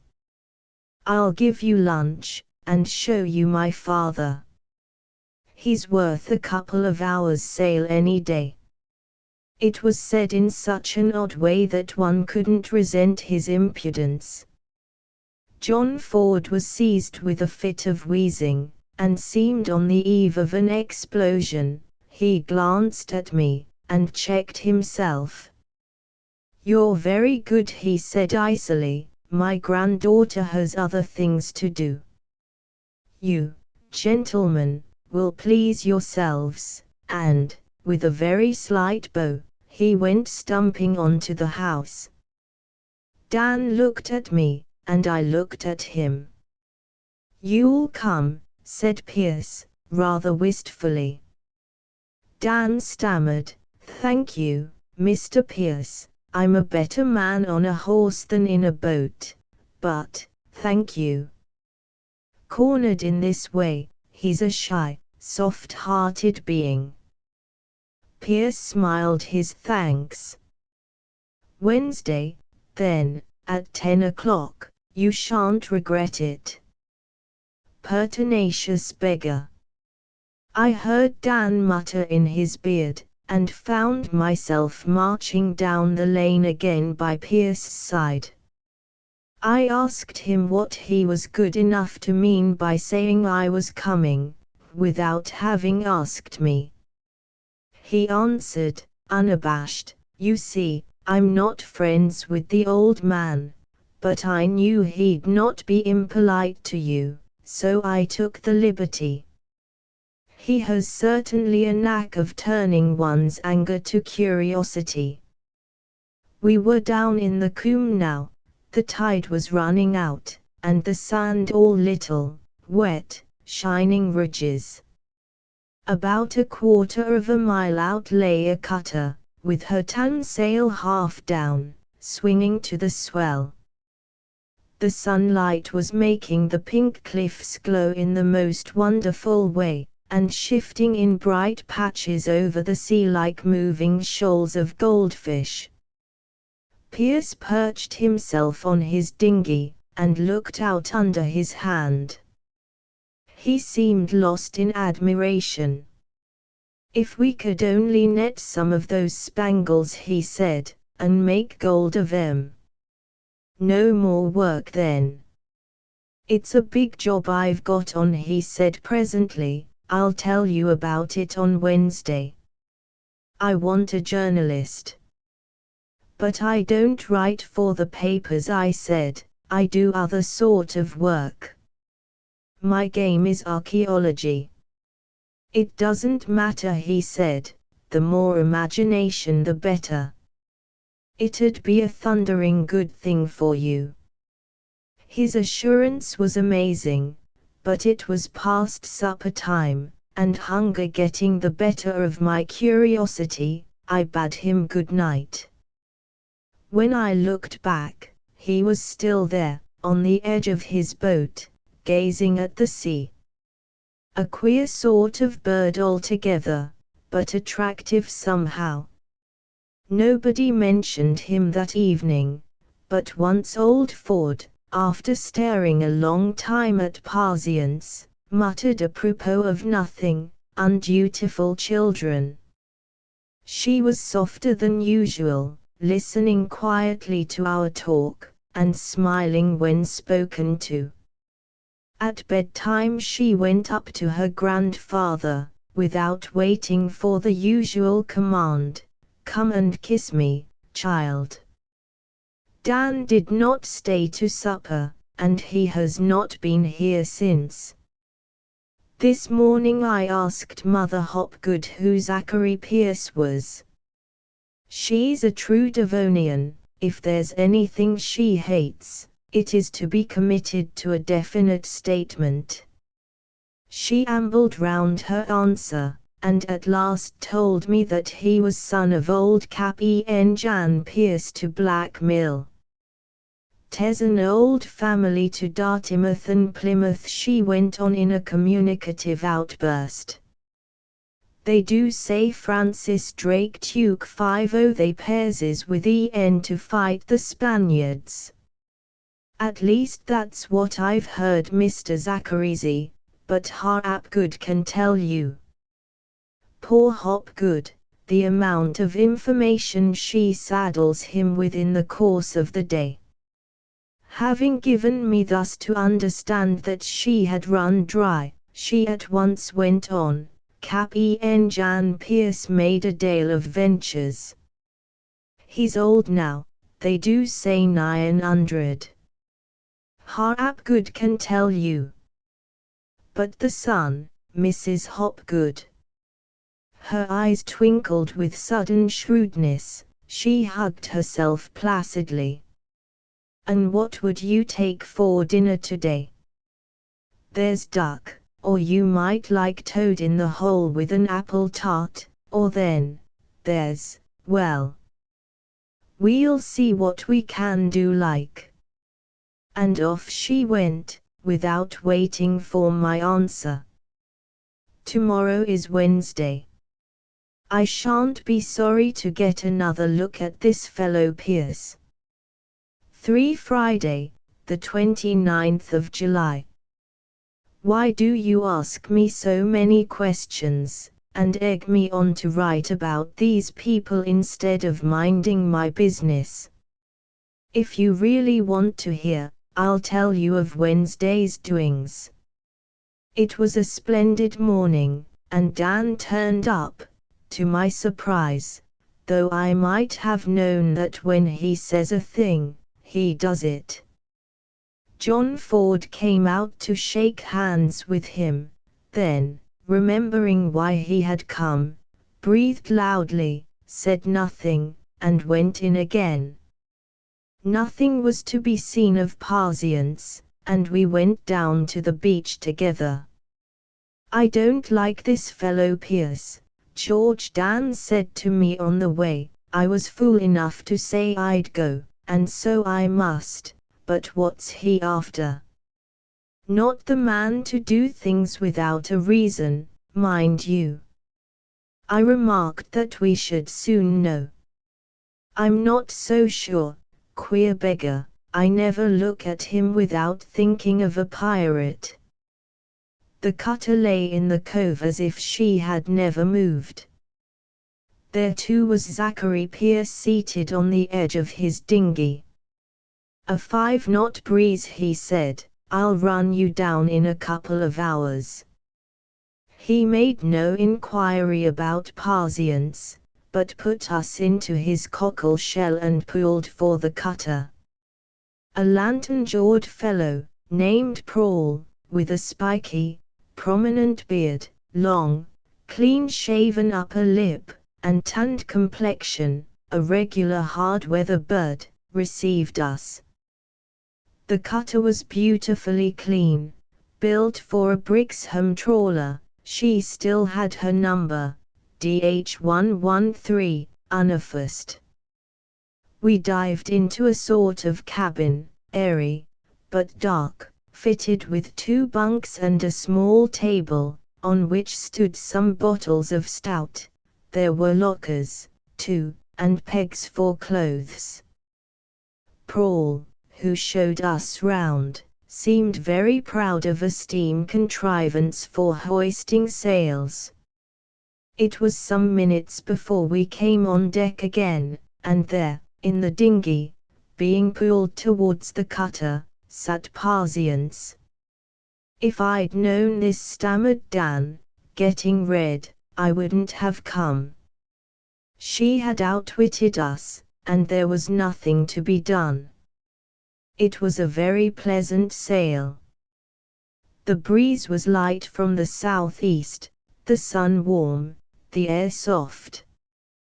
Presently Parziance began singing, Columbus is dead and laid in his grave, oh, hi-ho, and laid in his grave, over his head the apple trees wave, oh, hi-ho, the apple trees wave. The apples are ripe and ready to fall, oh, hi-ho, and ready to fall. There came an old woman and gathered them all, oh, hi-ho, and gathered them all. The apples are gathered, and laid on the shelf, oh, hi-ho, and laid on the shelf. If you want any more, you must sing for yourself, oh, hi-ho, and sing for yourself. Her small, high voice came to us in trills and spurts, as the wind let it, like the singing of a skylark lost in the sky. Pierce went up to her and whispered something. I caught a glimpse of her face like a startled wild creature's, shrinking, tossing her hair, laughing, all in the same breath. She wouldn't sing again, but crouched in the bows with her chin on her hands, and the sun falling on one cheek, round, velvety, red as a peach. We passed Dartmouth, and half an hour later put into a little wooded bay. On a low reddish cliff was a house hedged round by pine trees. A bit of broken jetty ran out from the bottom of the cliff. We hooked onto this, and landed. An ancient, fish-like man came slouching down and took charge of the cutter. Pierce led us towards the house, Parzience following mortally shy all of a sudden. The house had a dark, overhanging thatch of the rush reeds that grow in the marshes hereabouts. I remember nothing else remarkable. It was neither old, nor new, neither beautiful, nor exactly ugly, neither clean, nor entirely squalid. It perched there with all its windows over the sea, turning its back contemptuously on the land. Seated in a kind of porch, beside an immense telescope, was a very old man in a Panama hat, with a rattan cane. His pure white beard and moustache, and almost black eyebrows, gave a very singular, piercing look to his little, restless, dark grey eyes. All over his mahogany cheeks and neck was a network of fine wrinkles. He sat quite upright, in the full sun, hardly blinking. "Dad," said Zachary, "this is Parzience Vuzi." The old man turned his eyes on her and muttered, "How do you do, then took no further notice. And Parzience, who seemed to resent this, soon slipped away and went wandering about amongst the pines.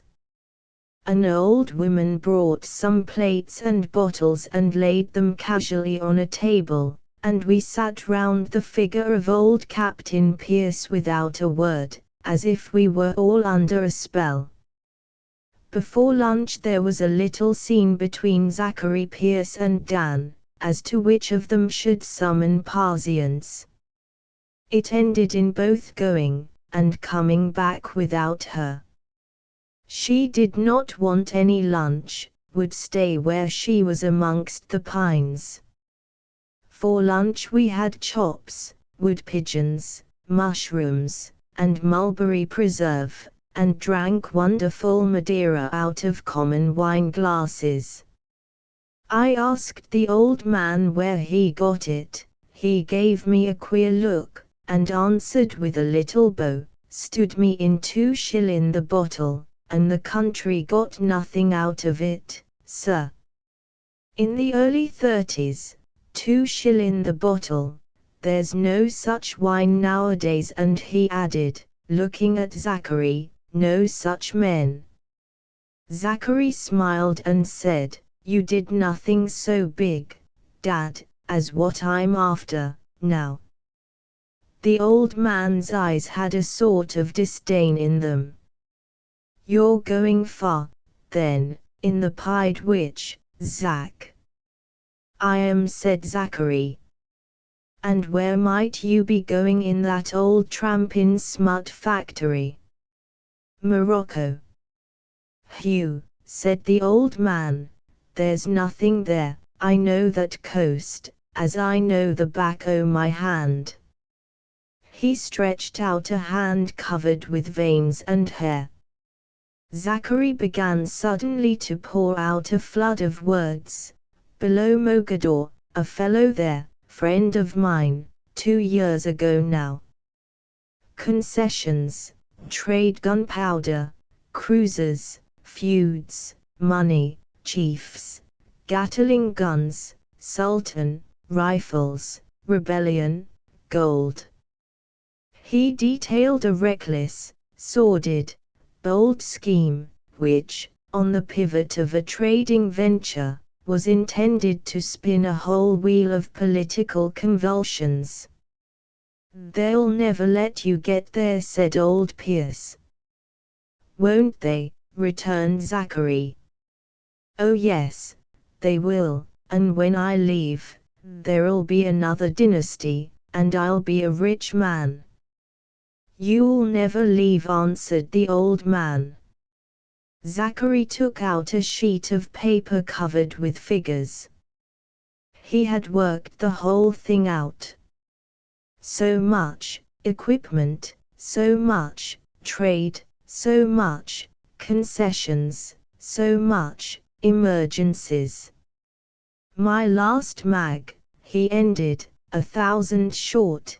The ship's ready, and if I'm not there within a month my chance is as good as gone.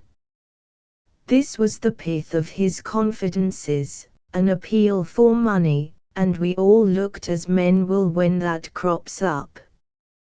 Mad, muttered the old man, looking at the sea. No, said Zachary. That one word was more eloquent than all the rest of his words put together. This fellow is no visionary.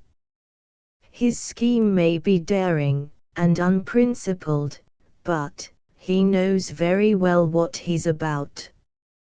Well, said old Pierce, you shall have 500 of my money, if it's only to learn what you're made of.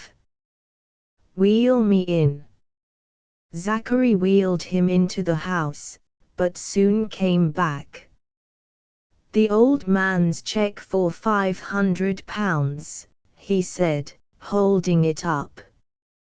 Mr. Treffry, give me another, and you shall have a third of the profits. I expected Dan to give a point-blank refusal. But he only asked, would that clear you for starting? With that, said Zachary, I can get to sea in a fortnight. Good. Dan said slowly. Give me a written promise. To sea in 14 days and my fair share on the £500, no more, no less.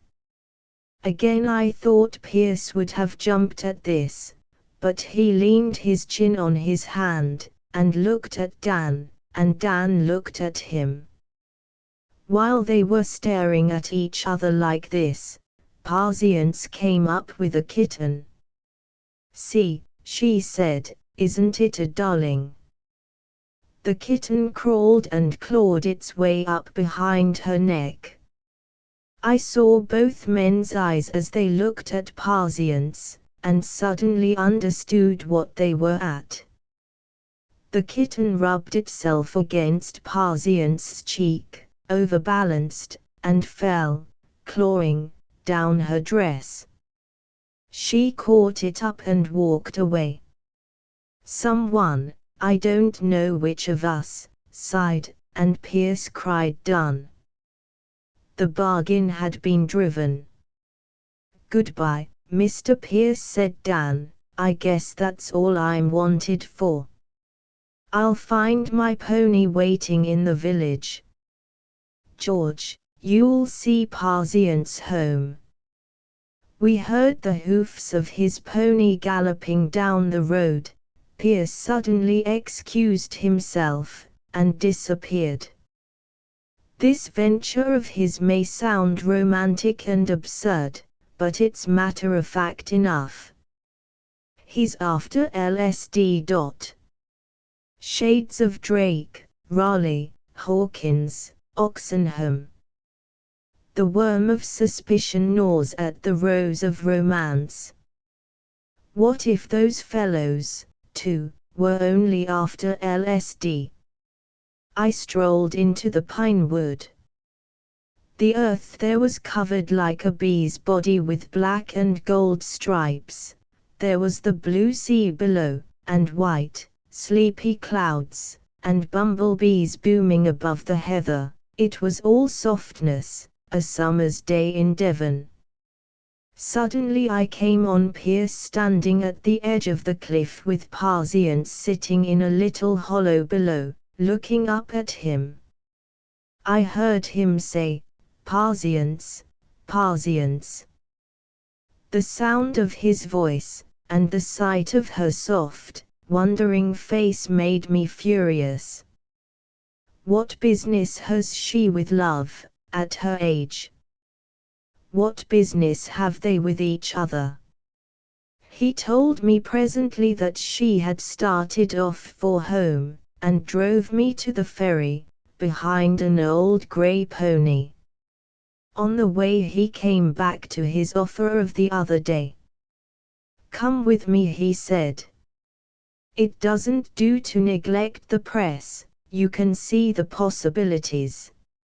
It's one of the few countries left. If I once get this business started, you don't know where it's going to stop. You'd have free passage everywhere, and whatever you like in reason." I answered as rudely as I could, but by no means as rudely as I wanted, that his scheme was mad. As a matter of fact, it's much too sane for me, for, whatever the body of a scheme, its soul is the fiber of the schemer. Think of it, he urged, as if he could see into me. You can make what you like of it. Press paragraphs, of course. But that's mechanical. Why, even I could do it, if I had time.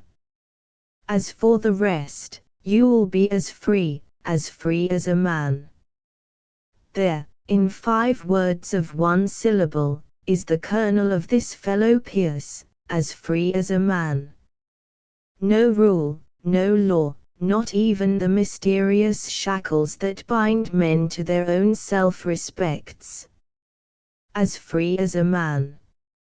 No ideals, no principles, no fixed star for his worship, no coil he can't slide out of. But the fellow has the tenacity of one of the old Devon mastiffs, too.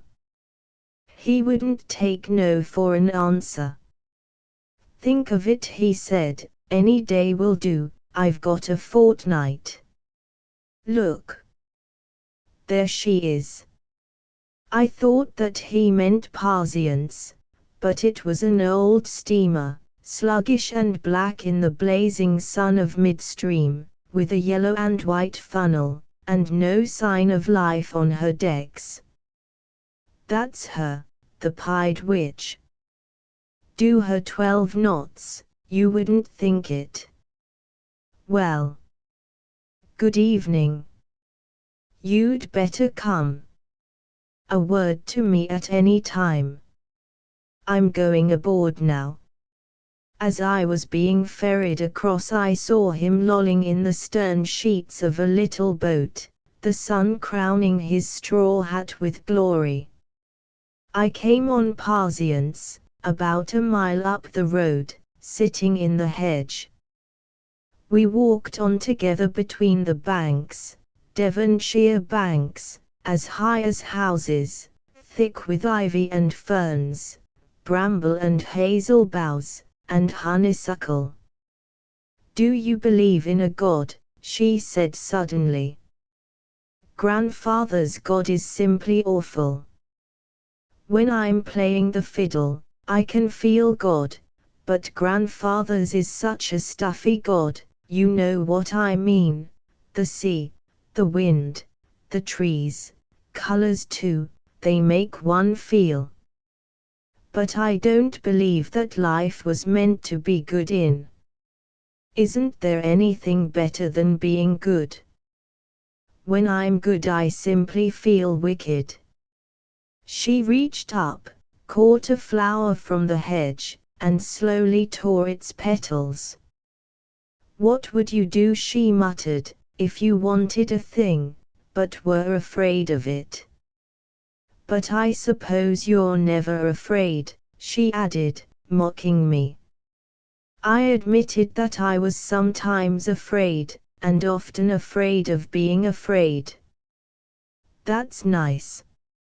I'm not afraid of illness, nor of grandfather, nor of his God, but I want to be free. If you want a thing badly, you're afraid about it. I thought of Zachary Pierce's words, free as a man. Why are you looking at me like that? She said. I stammered, what do you mean by freedom? "Do you know what I shall do tonight?" she answered. "Get out of my window by the apple tree, and go to the woods, and play." We were going down a steep lane, along the side of a wood, where there's always a smell of sappy leaves, and the breath of the cows that come close to the hedge to get the shade. There was a cottage in the bottom, and a small boy sat outside playing with a heap of dust. "Hello, Johnny," said Parsons. "Hold your leg out and show this man your bad place." The small boy undid a bandage round his bare and dirty little leg, and proudly revealed a sore. "Isn't it nasty?" cried Parsons ruefully, tying up the bandage again. "Poor little fella. Johnny, see what I've brought you." She produced from her pocket a stick of chocolate, the semblance of a soldier made of sealing wax and worsted, and a crooked sixpence. It was a new glimpse of her. All the way home she was telling me the story of little Johnny's family. When she came to his mother's death, she burst out, "A beastly shame, wasn't it? And they are so poor, it might just as well have been somebody else. I like poor people, but I hate rich ones, stuck-up beasts." Mrs. Hopgood was looking over the gate, with her cap on one side, and one of Parsons's cats rubbing itself against her skirts. At the sight of us she hugged herself. "Where's grandfather?" asked Parsons. The old lady shook her head. "Is it a row?" Mrs. Hopgood wriggled, and out came, "Did you get your tea, my pretty?" "No." "Well, that's a pity, you'll be feelin' low like." Parsons tossed her head, snatched up the cat, and ran indoors. I remained staring at Mrs. Hopgood. "Dear dear," she clucked, "poor lamb. So to spake it's," and she blurted out suddenly, chuckin' full of wrath, "he is. Well, there. My courage failed that evening. I spent it at the Coast Guard station, where they gave me bread and cheese and some awful cider. I passed the kitchen as I came back. A fire was still burning there, and two figures, misty in the darkness, flitted about with stealthy laughter like spirits afraid of being detected in a carnal meal. They were Parsons and Mrs. Hopgood, and so charming was the smell of eggs and bacon, and they had such an air of tender enjoyment of this dark revel, that I stifled many pangs, as I crept hungry up to bed. In the middle of the night I woke and heard what I thought was screaming, then it sounded like wind in trees, then like the distant shaking of a tambourine, with the high singing of a human voice.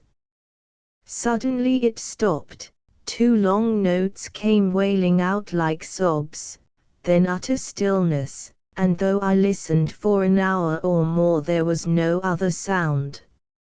4:40 August. For 3 days after I wrote last, nothing at all happened here. I spent the mornings on the cliff reading, and watching the sun sparks raining on the sea. It's grand up there with the gorse all round, the gulls basking on the rocks, the partridges calling in the corn, and now and then a young hawk overhead. The afternoons I spent out in the orchard.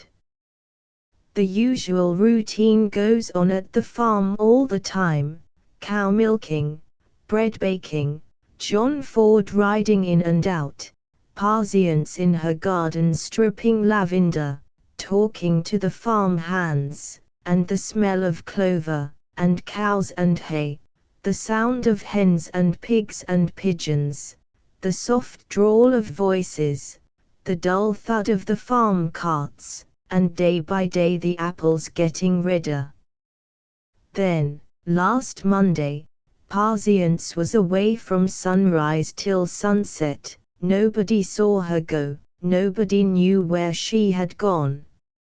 It was a wonderful, strange day, a sky of silver grey and blue, with a drift of wind clouds, all the trees sighing a little, the sea heaving in a long, low swell, the animals restless, the birds silent, except the gulls with their old man's laughter and kittens mewing.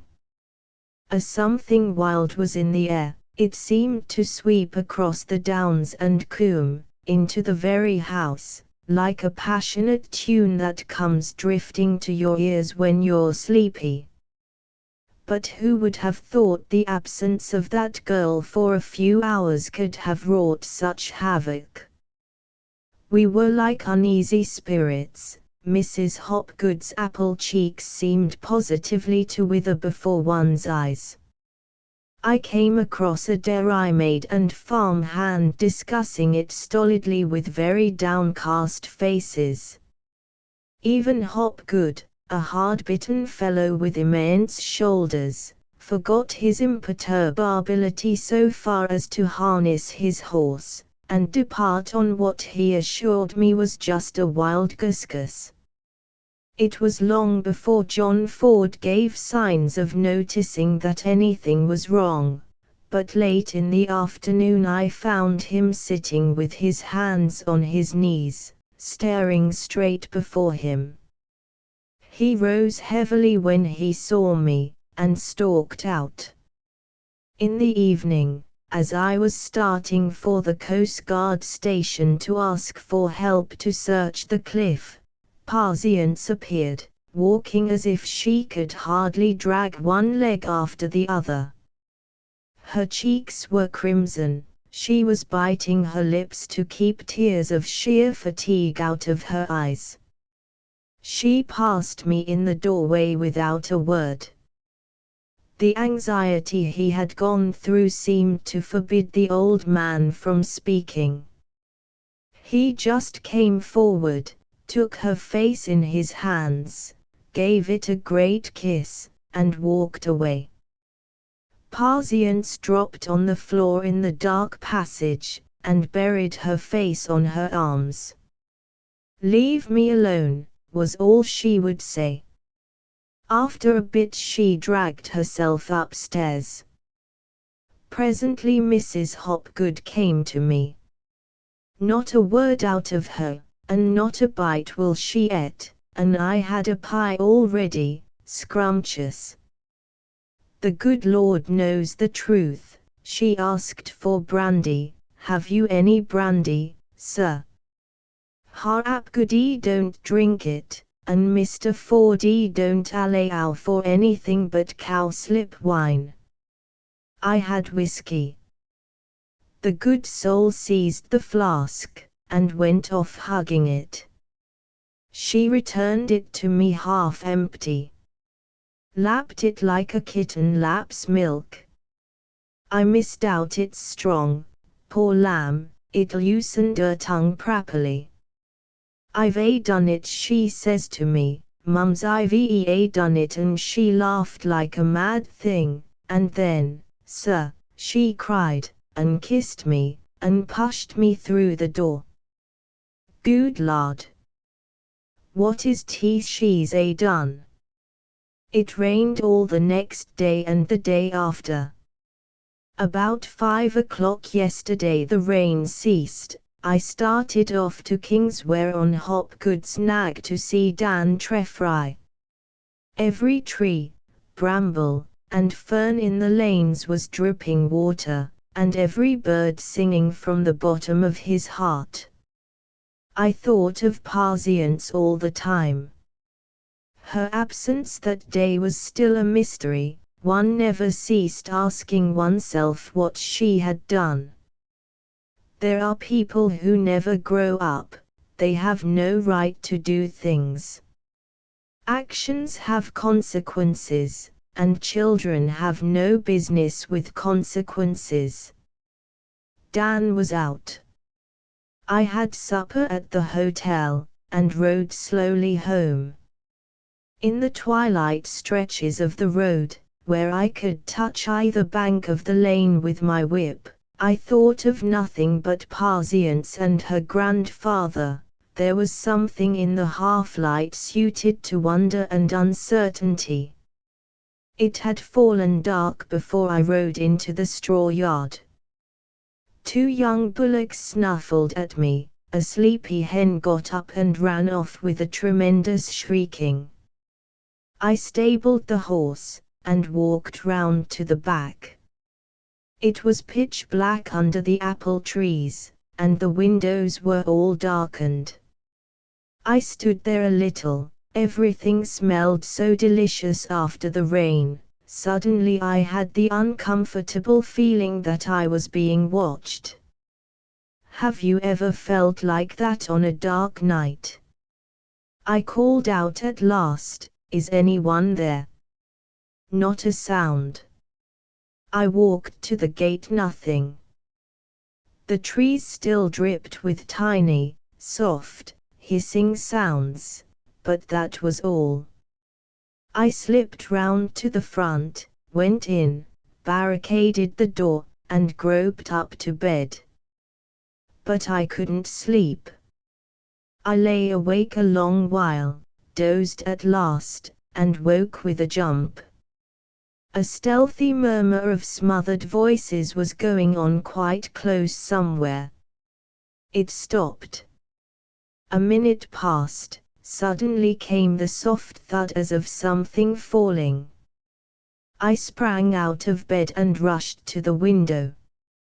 Nothing, but in the distance something that sounded like footsteps. An owl hooted, then clear as crystal, but quite low. I heard Patience singing in her room, "The apples are ripe and ready to fall." Oh! Hi-ho! And ready to fall. I ran to her door and knocked. "What is it?" she cried. "Is anything the matter?" "Matter? Is anything the matter?" Ha ha ha ha. "Good night." Then quite low, I heard her catch her breath, hard, sharply. No other answer, no other sound. I went to bed and lay awake for hours. This evening Dan came. During supper he handed Patience a roll of music. He had got it in Torquay. The shopman, he said, had told him that it was a corker. It was Bach's Chaconne. You should have seen her eyes shine, her fingers actually tremble while she turned over the pages. Seems odd to think of her worshipping at the shrine of Bach, as odd as to think of a wild colt running of its free will into the shafts, but that's just it with her, you can never tell. Heavenly, she kept saying. John Ford put down his knife and fork. Heathenish stuff, he muttered, and suddenly thundered out, "Patience." She looked up with a start, threw the music from her, and resumed her place. During evening prayers, which follow every night immediately on food, her face was a study of mutiny. She went to bed early. It was rather late when we broke up, for once old Ford had been talking of his squatter's life. As we came out, Dan held up his hand. A dog was barking. "It's Lass," he said. "She'll wake Patience." The spaniel yelped furiously. Dan ran out to stop her. He was soon back. "Somebody's been in the orchard, and gone off down to the cove." He ran on down the path. I, too, ran, horribly uneasy. In front, through the darkness, came the spaniel's bark. The lights of the Coast Guard station faintly showed. I was first on the beach. The dog came to me at once, her tail almost in her mouth from apology. There was the sound of oars working in rowlocks, nothing visible but the feathery edges of the waves. Dan said behind, "No use. He's gone." His voice sounded hoarse, like that of a man choking with passion. "George," he stammered, "it's that blackguard. I wish I'd put a bullet in him." Suddenly a light burned up in the darkness on the sea, seemed to swing gently, and vanished. Without another word we went back up the hill. John Ford stood at the gate motionless, indifferent. Nothing had dawned on him as yet. I whispered to Dan, "Let it alone." "No," he said, "I'm going to show you." He struck a match, and slowly hunted the footsteps in the wet grass of the orchard. "Look, here." He stopped under Parzience's window and swayed the match over the ground. Clear as daylight were the marks of someone who had jumped or fallen. Dan held the match over his head. "And look there," he said.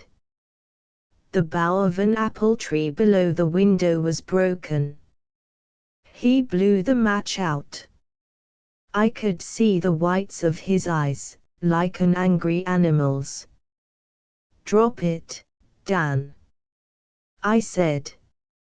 He turned on his heel suddenly, and stammered out, "You're right."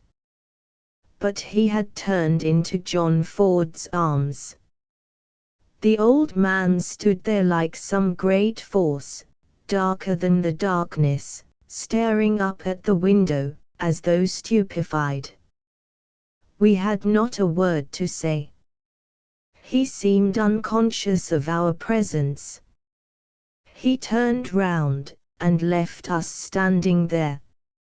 "Follow him," said Dan. "Follow him, by God, it's not safe." We followed. Bending, and treading heavily, he went upstairs. He struck a blow on Parzience's door. "Let me in," he said. I drew Dan into my bedroom. The key was slowly turned, her door was flung open, and there she stood in her dressing gown, a candle in her hand, her face crimson, and oh, so young, with its short, crisp hair and round cheeks. The old man, like a giant in front of her, raised his hands, and laid them on her shoulders. "What's this? You've had a man in your room?" Her eyes did not drop. "Yes," she said. Dan gave a groan. "Who?" "Zachary Pierce," she answered in a voice like a bell. He gave her one awful shake, dropped his hands, then raised them as though to strike her. She looked him in the eyes, his hands dropped, and he too groaned. As far as I could see, her face never moved. "I'm married to him," she said, "do you hear? Married to him. Go out of my room." She dropped the candle on the floor at his feet, and slammed the door in his face. The old man stood for a minute as though stunned, then groped his way downstairs.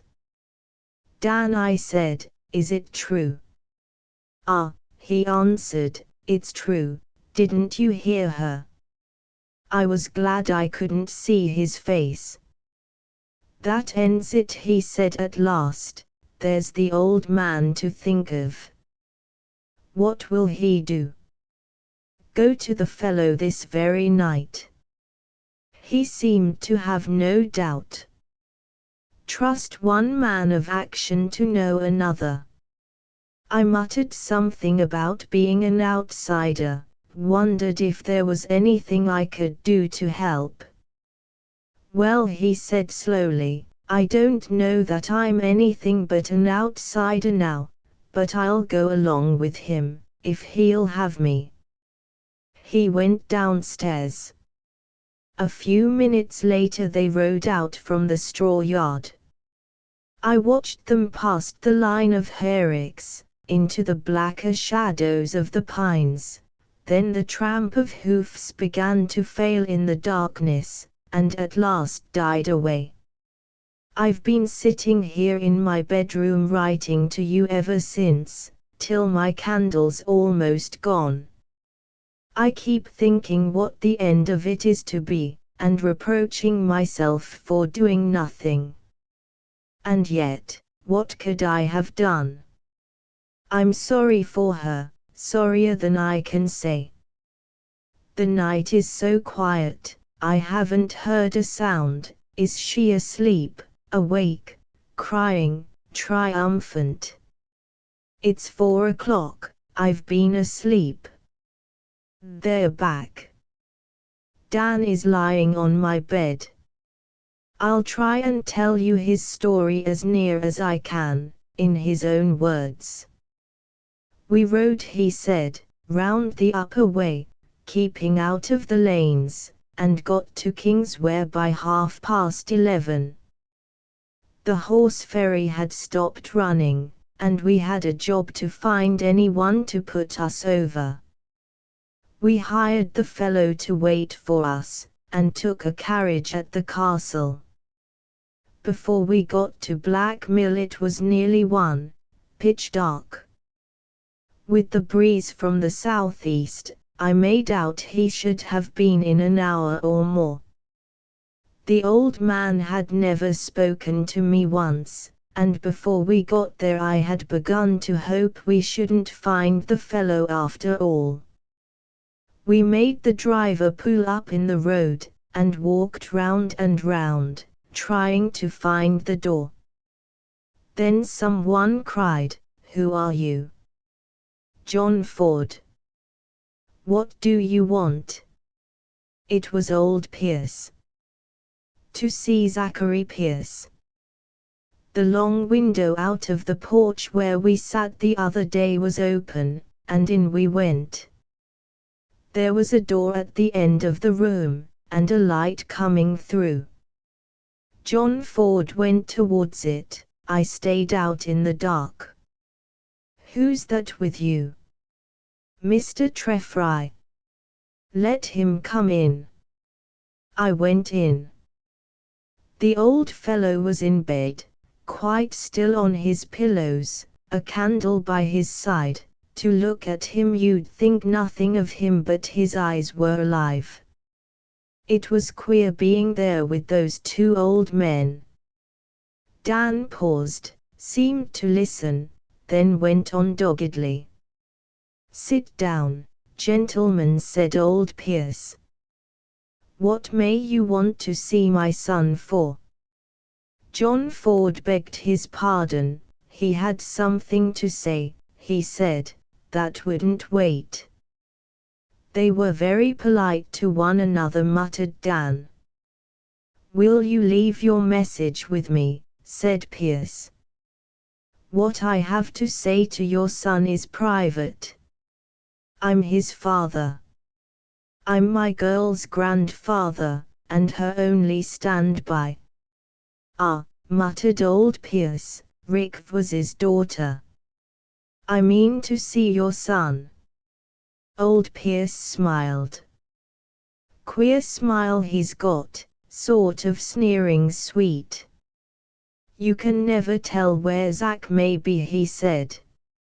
"You think I want to shield him? You're wrong. Zach can take care of himself." "Your son's here," said John Ford. "I know."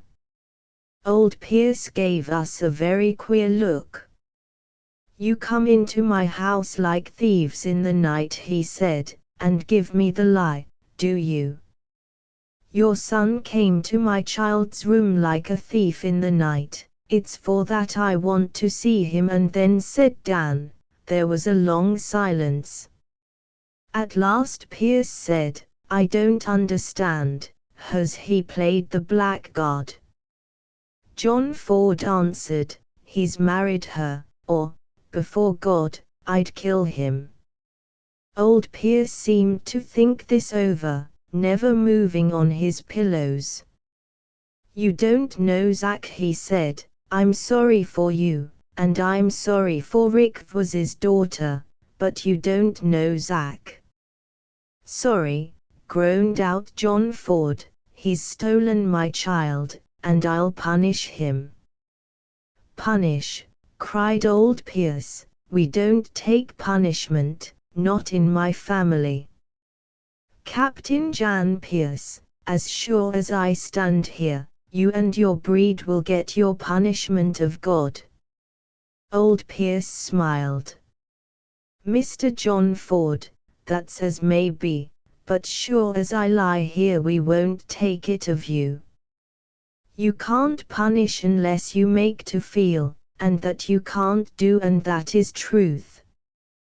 Dan went on again, "You won't tell me where your son is," but old Pierce never blinked. "I won't," he said, "and now you may get out. I lie here an old man alone, with no use to my legs, night on night, and the house open, any rapscallion could get in. Do ye think I'm afraid of you?" We were beat, and walked out without a word. But that old man, I've thought of him a lot, 92, and lying there. Whatever he's been, and they tell you rum things of him, whatever his son may be, he's a man. It's not what he said, nor that there was anything to be afraid of just then, but somehow it's the idea of the old chap lying there. I don't ever wish to see a better plucked one. We sat silent after that. Out of doors the light began to stir among the leaves. There were all kinds of rustling sounds, as if the world were turning over in bed. Suddenly Dan said, "He's cheated me. I paid him to clear out and leave her alone. Do you think she's asleep? He's made no appeal for sympathy, he'd take pity for an insult, but he feels it badly. I'm tired as a cat," he said at last, and went to sleep on my bed. It's broad daylight now, I too am tired as a cat. Saturday, the 6th of August. I take up my tale where I left off yesterday.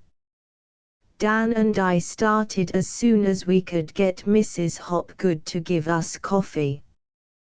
The old lady was more tentative, more undecided, more pouncing, than I had ever seen her. She was manifestly uneasy. Hopgood, who don't slurp don't he, if snores are any criterion, had called out in the night, "Hark to THR's oofs." Had we heard them? And where might we be going then? 'Twas very early to start, and no breakfast. Hapgood had said it was going to shower. Miss Parsons was not to a violin yet, and Mr. Fordy kept his room.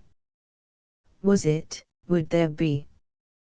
Well, and there's an harvest bug, tease some eerily for they. Wonderful how she pounces on all such creatures, when I can't even see them. She pressed it absently between finger and thumb, and began maneuvering round another way. Long before she had reached her point, we had gulped down our coffee, and departed. but as we rowed out she came at a run, holding her skirts high with either hand, raised her old eyes bright and anxious in their setting of fine wrinkles, and said, "Tidden sorrow for her." A shrug of the shoulders was all the answer she got. We rode by the lanes, through sloping farmyards, all mud and pigs, and dirty straw, and farmers with clean-shaven upper lips and whiskers under the chin, past fields of corn, where larks were singing. Up or down, we didn't draw rein till we came to Dan's hotel. There was the river gleaming before us under a rainbow mist that hallowed every shape. There seemed affinity between the earth and the sky. I've never seen that particular soft unity out of Devon. And every ship, however black or modern, on those pale waters, had the look of a dream ship. The tall green woods, the red earth, the white houses, were all melted into one opal haze. It was raining, but the sun was shining behind. Gulls swooped by us, ghosts of the old greedy wanderers of the sea. We had told our 2 boatmen to pull us out to the Pied Witch. They started with great resolution, then rested on their oars. "The Pied Witch, asked one politely, "and which may her be?" "That's the West countryman all over. Never say you nay, never lose an opportunity, never own he doesn't know, or can't do anything, independence, amiability, and an eye to the main chance." We mentioned Pierce's name. "Captain Zachary Pierce." They exchanged a look half amused, half admiring. "The Sunflower, you mean?" "That's her." "Sunflower, ahoy!" As we mounted the steamer's black side I heard one say, "Pied Witch." "A proper name that, a dandy name for her." They laughed as they made fast. The mate of the Sunflower, or Pied Witch, or whatever she was called, met us, a tall young fellow in his shirt sleeves, tanned to the roots of his hair, with sinewy, tattooed arms, and grey eyes, charred round the rims from staring at weather. "The skipper is on board," he said. "We're rather busy, as you see." "Get on with that, you sea cooks," he bawled at 2 fellows who were doing nothing. All over the ship, men were hauling, splicing, and stowing cargo. "Today's Friday, we're off on Wednesday with any luck. Will you come this way?" He led us down the companion to a dark hole which he called the saloon. "Names?"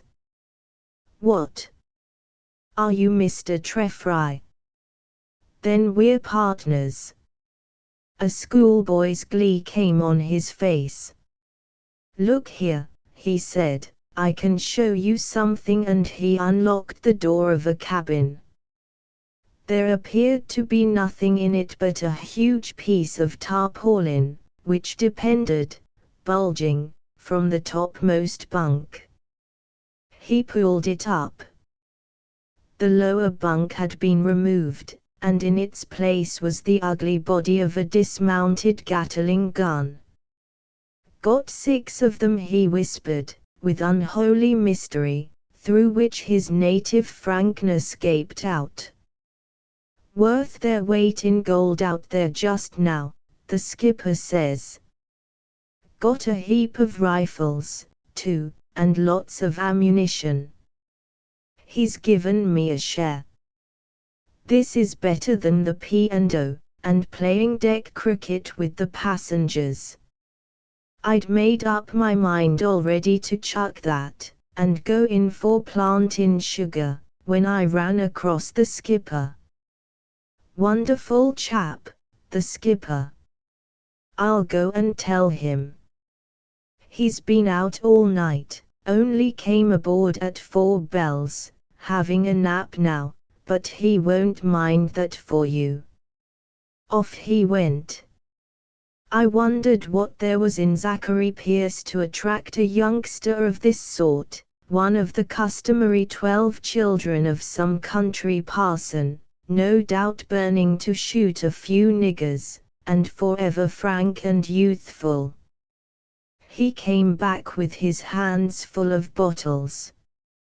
"What'll you drink?" "The skip'll be here in a jiffy." "Excuse my going on deck. We're so busy." And in 5 minutes Zachary Pierce did come. He made no attempt to shake hands, for which I respected him. His face looked worn, and more defiant than usual. "Well, gentlemen," he said.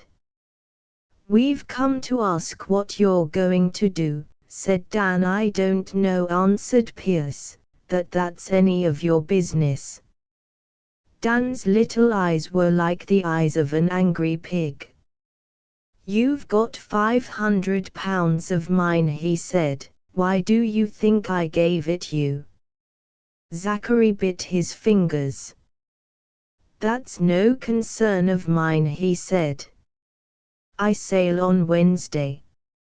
Your money's safe." "Do you know what I think of you?" said Dan. "No, and you'd better not tell me." Then, with one of his peculiar changes, he smiled. "As you like, though." Dan's face grew very dark. "Give me a plain answer," he said. "What are you going to do about her?" Zachary looked up at him from under his brows. "Nothing." "Are you cur enough to deny that you've married her?" Zachary looked at him coolly. "Not at all," he said. "What in God's name did you do it for? You've no monopoly in the post of husband, Mr. Treffry. To put a child in that position. Haven't you the heart of a man? What do ye come sneaking in at night for? By gad! Don't you know you've done a beastly thing?" Zachary's face darkened, he clenched his fists. Then he seemed to shut his anger into himself. "You wanted me to leave her to you," he sneered. "I gave her my promise that I'd take her out there, and we'd have gone off on Wednesday quietly enough, if you hadn't come and nosed the whole thing out with your infernal dog. The fat's in the fire. There's no reason why I should take her now. I'll come back to her a rich man, or not at all. And in the meantime, I slipped in." He turned to me, in an ingratiating way. "I would have taken her to save the fuss, I really would. It's not my fault the thing's come out. I'm on a risky job.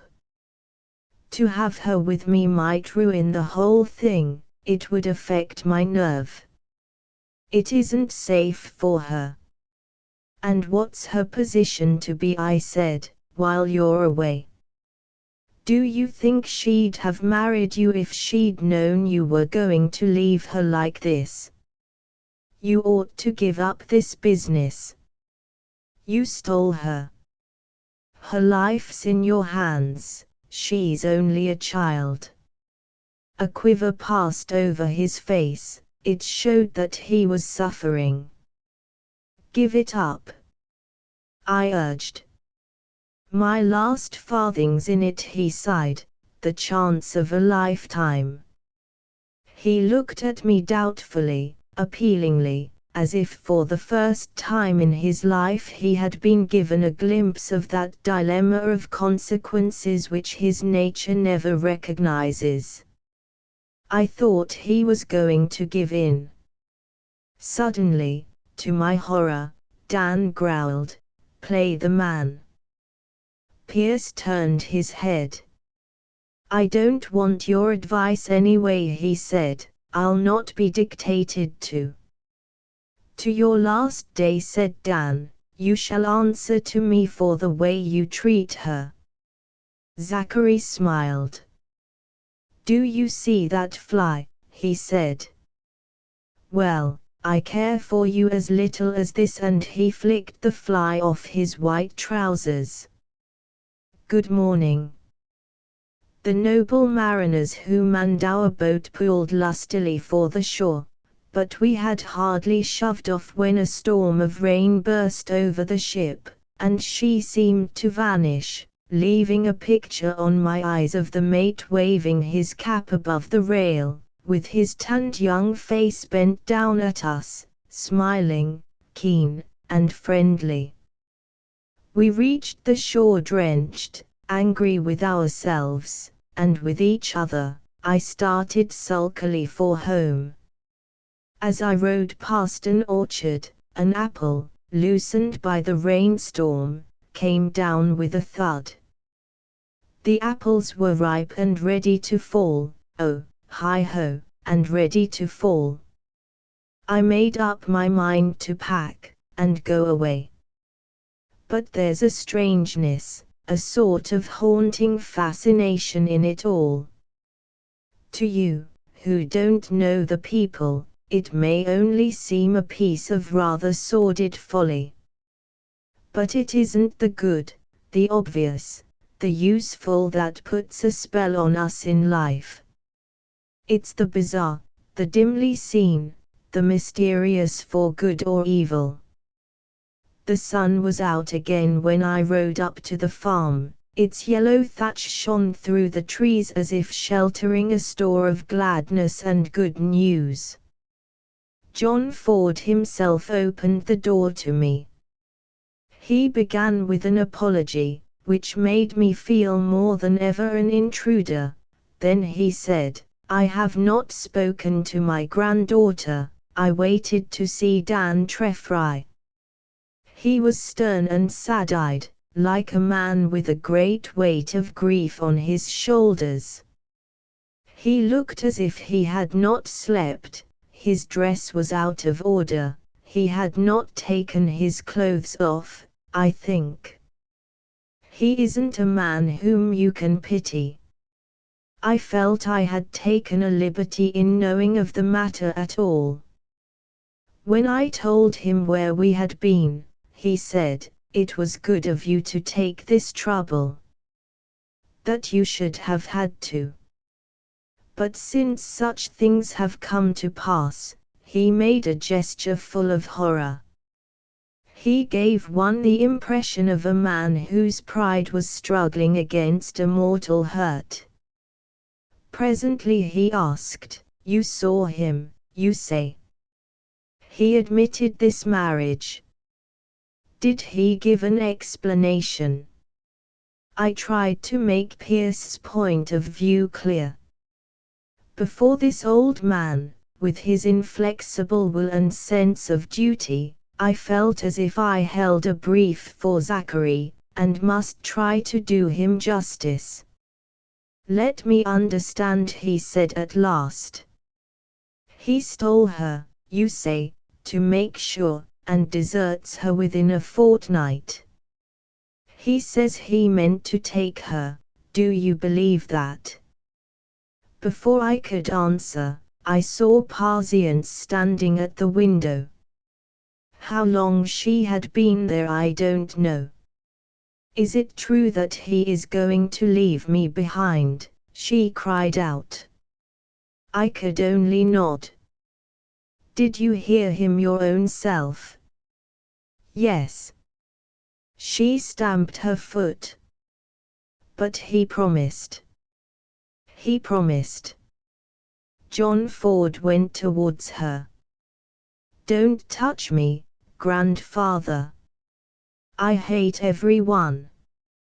Let him do what he likes, I don't care. John Ford's face turned quite grey. Patience, he said, did you want to leave me so much? She looked straight at us, and said sharply, what's the good of telling stories? I can't help it's hurting you. What did you think you would find away from here? She laughed. Find? I don't know, nothing, I wouldn't be stifled anyway. Now I suppose you'll shut me up because I'm a weak girl, not strong like men. Silence, said John Ford, I will make him take you. You shan't, she cried, I won't let you. He's free to do as he likes. He's free, I tell you all, everybody, free. She ran through the window, and vanished. John Ford made a movement as if the bottom had dropped out of his world. I left him there. I went to the kitchen, where Hopgood was sitting at the table, eating bread and cheese. He got up on seeing me, and very kindly brought me some cold bacon and a pint of ale. I thought I should be seeing you, he said between his bites. There's no thought to it in 'bout the 'ouse today. The old woman's put sivent in over Miss Patience.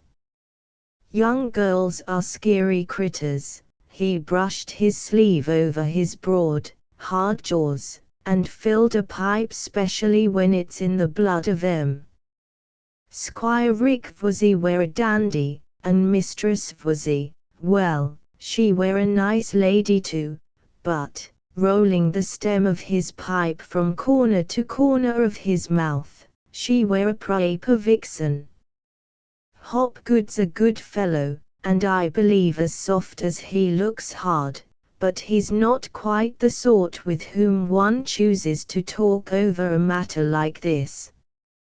I went upstairs, and began to pack, but after a bit dropped it for a book, and somehow or other fell asleep.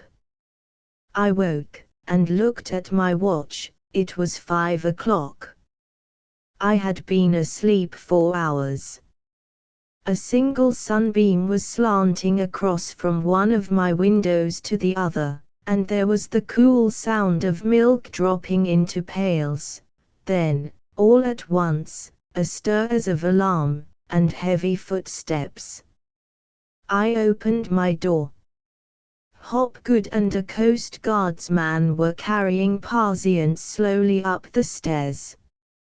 She lay in their arms without moving, her face whiter than her dress, a scratch across the forehead, and 2 or 3 drops there of dried blood.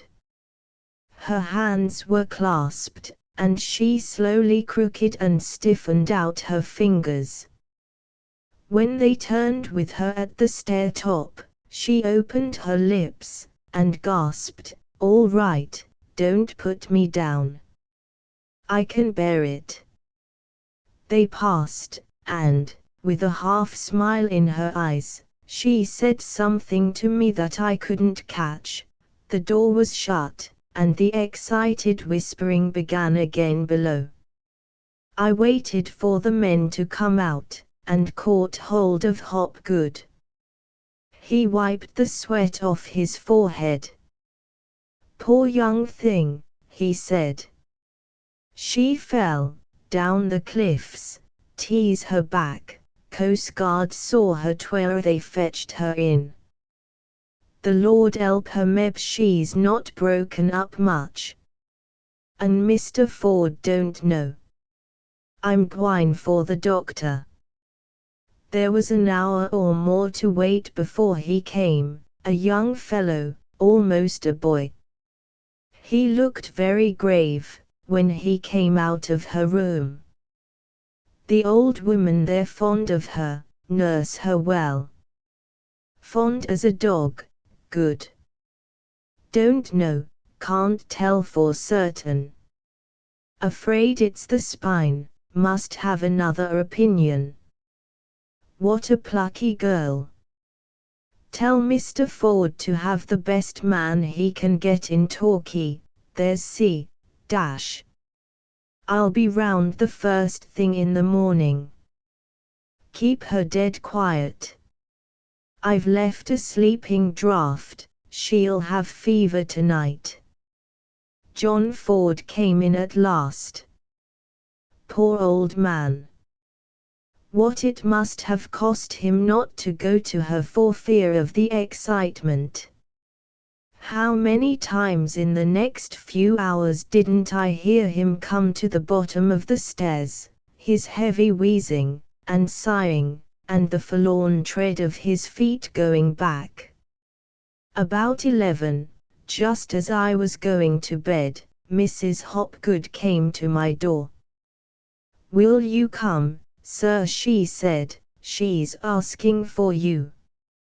"Naot I can see but what she will see you, seems crazy, don't it?" A tear trickled down the old lady's cheek. "Do 'ee come, 'twill do 'er 'arm meb, but I dunno, she'll fret else." I slipped into the room. Lying back on her pillows, she was breathing quickly with half-closed eyes. There was nothing to show that she had wanted me, or even knew that I was there. The wick of the candle, set by the bedside, had been snuffed too short, and gave but a faint light. Both window and door stood open, still there was no draught, and the feeble little flame burned quite still, casting a faint yellow stain on the ceiling like the reflection from a buttercup held beneath a chin. These ceilings are far too low. Across the wide, squat window the apple branches fell in black stripes which never stirred. It was too dark to see things clearly. At the foot of the bed was a chest, and there Mrs. Hopgood had sat down, moving her lips as if in speech.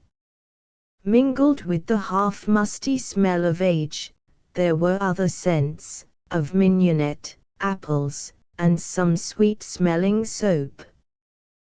The floor had no carpet, and there was not one single dark object except the violin, hanging from a nail over the bed. A little, round clock ticked solemnly. "Why won't you give me that stuff, Mums?" Patience said in a faint, sharp voice.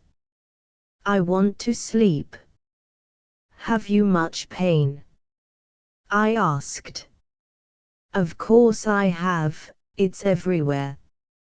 She turned her face towards me. "You thought I did it on purpose, but you're wrong. If I had, I'd have done it better than this. I wouldn't have this brutal pain."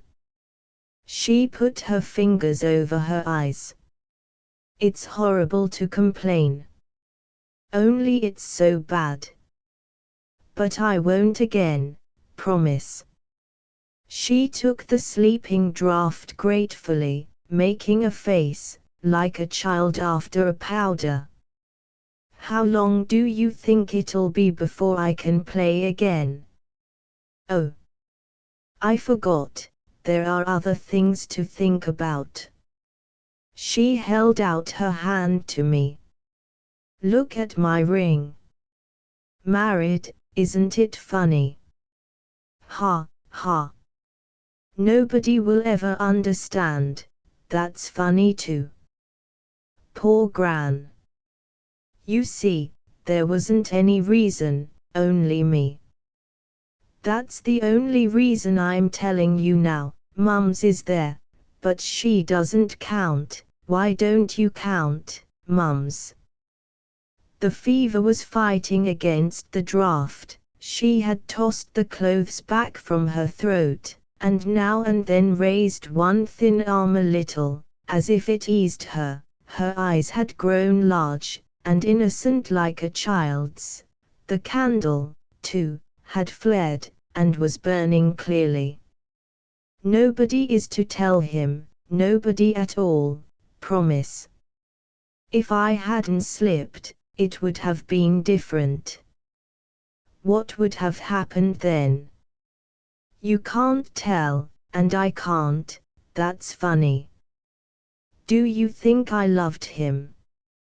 Nobody marries without love, do they? Not quite without love, I mean. But you see, I wanted to be free. He said he'd take me, and now he's left me after all. I won't be left, I can't.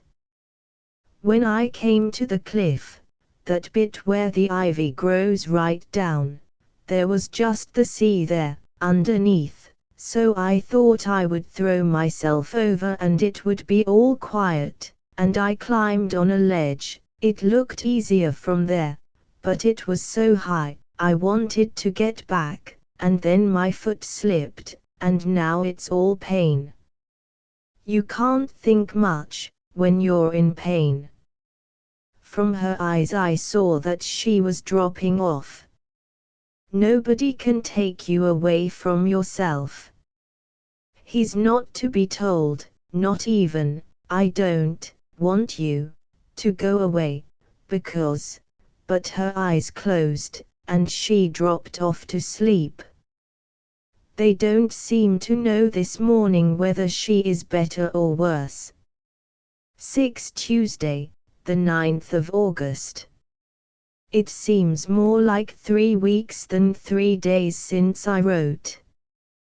The time passes slowly in a sick house. The doctors were here this morning. They give her 40 hours. Not a word of complaint has passed her lips since she knew. To see her you would hardly think her ill. Her cheeks have not had time to waste or lose their color. There is not much pain, but a slow, creeping numbness. It was John Ford's wish that she should be told. She just turned her head to the wall and sighed, then to poor old Mrs. Hopgood, who was crying her heart out. Don't cry, Mums, I don't care. When they had gone, she asked for her violin. She made them hold it for her, and drew the bow across the strings, but the notes that came out were so trembling and uncertain that she dropped the bow and broke into a passion of sobbing. Since then, no complaint or moan of any kind. But to go back. On Sunday, the day after I wrote, as I was coming from a walk, I met a little boy making mournful sounds on a tin whistle. "Come on," he said, "the miss wants you." I went to her room. In the morning she had seemed better, but now looked utterly exhausted. She had a letter in her hand. "It's this," she said. "I don't seem to understand it. He wants me to do something, but I can't think, and my eyes feel funny. Read it to me, please." The letter was from Zachary. I read it to her in a low voice, for Mrs. Hopgood was in the room, her eyes always fixed on patience above her knitting.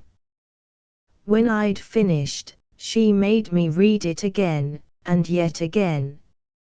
At first she seemed pleased, almost excited, then came a weary, scornful look, and before I'd finished the third time she was asleep. It was a remarkable letter, that seemed to bring the man right before one's eyes. I slipped it under her fingers on the bedclothes, and went out. Fancy took me to the cliff where she had fallen. I found the point of rock where the cascade of ivy flows down the cliff. The ledge on which she had climbed was a little to my right, a mad place. It showed plainly what wild emotions must have been driving her. Behind was a half-cut cornfield with a fringe of poppies, and swarms of harvest insects creeping and flying. In the uncut corn a landrail kept up a continual charring. The sky was blue to the very horizon, and the sea wonderful, under that black wild cliff stained here and there with red. Over the dips and hollows of the fields great white clouds hung low down above the land.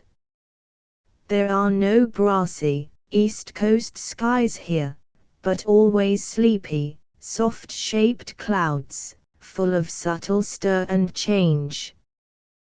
Passages of Zachary Pierce's letter kept rising to my lips.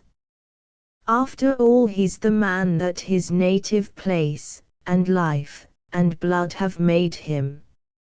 It is useless to expect idealists where the air is soft and things good to look on. The idealist grows where he must create beauty or comfort for himself. Useless to expect a man of law and order, in one whose fathers have stared at the sea day and night for 1,000 years. The sea, full of its promises of unknown things, never quite the same, a slave to its own impulses. Man is an imitative animal. Life's hard enough, he wrote, without tying yourself down. Don't think too hardly of me. Shall I make you happier by taking you into danger? If I succeed, you'll be a rich woman, but I shall fail if you're with me. To look at you makes me soft. At sea a man dreams of all the good things on land. He'll dream of the heather and honey, you're like that, and he'll dream of the apple trees and the grass of the orchards, you're like that. Sometimes he only lies on his back and wishes, and you're like that, most of all like that. When I was reading those words I remember a strange, soft, half-scornful look came over Patience's face, and once she said, "But that's all nonsense, isn't it?" Then followed a long passage about what he would gain if he succeeded, about all that he was risking, the impossibility of failure, if he kept his wits about him. "It's only a matter of 2 months or so," he went on. "Stay where you are, dear, or go to my dad. He'll be glad to have you. There's my mother's room. There's no one to say no to your fiddle there, you can play it by the sea, and on dark nights you'll have the stars dancing to you over the water as thick as bees. I've looked at them often, thinking of you."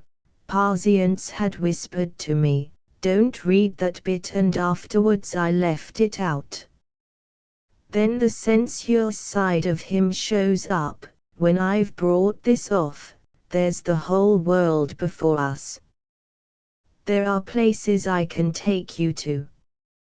There's one I know, not too warm and not too cold, where you can sit all day in the shade and watch the creepers, and the cocoa palms, still as still, nothing to do or care about, all the fruits you can think of, no noise but the parrots and the streams, and a splash when a nigger dives into a water hole. Patience, we'll go there. With an 8-ton craft there's no sea we couldn't know. The world's a fine place for those who go out to take it, there's lots of unknown stuff in it yet. I'll fill your lap, my pretty, so full of treasures that you shan't know yourself. A man wasn't meant to sit at home. Throughout this letter, for all its real passion, one could feel how the man was holding to his purpose, the rather sordid purpose of this venture. He's unconscious of it, for he is in love with her, but he must be furthering his own ends. He is vital, horribly vital. I wonder less now that she should have yielded. What visions hasn't he dangled before her? There was physical attraction, too. I haven't forgotten the look I saw on her face at Black Mill. But when all's said and done, she married him, because she's Parzientsvuzzy, who does things and wants to get back. And she lies there dying, not he nor any other man will ever take her away. It's pitiful to think of him tingling with passion, writing that letter to this doomed girl in that dark hole of a saloon. I've wanted money, he wrote, ever since I was a little chap sitting in the fields among the cows.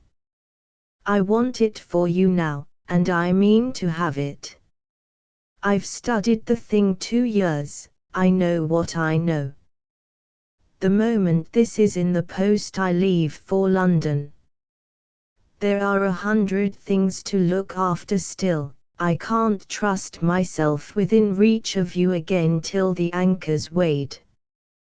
When I rechristened her the Pied Witch, I thought of you, you witch to me. There followed a solemn entreaty to her to be on the path leading to the cove at 7 o'clock on Wednesday evening, that is, tomorrow, when he would come ashore and bid her goodbye. It was signed, your loving husband, Zachary Pierce. I lay at the edge of that cornfield a long time. It was very peaceful. The church bells had begun to ring. The long shadows came stealing out from the sheaves, wood pigeons rose one by one, and flapped off to roost.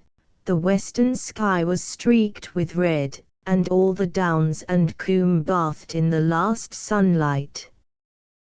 Perfect harvest weather, but oppressively still, the stillness of suspense. Life at the farm goes on as usual. We have morning and evening prayers. John Ford reads them fiercely, as though he were on the eve of a revolt against his God. Morning and evening he visits her, comes out wheezing heavily, and goes to his own room, I believe, to pray. Since this morning I haven't dared meet him.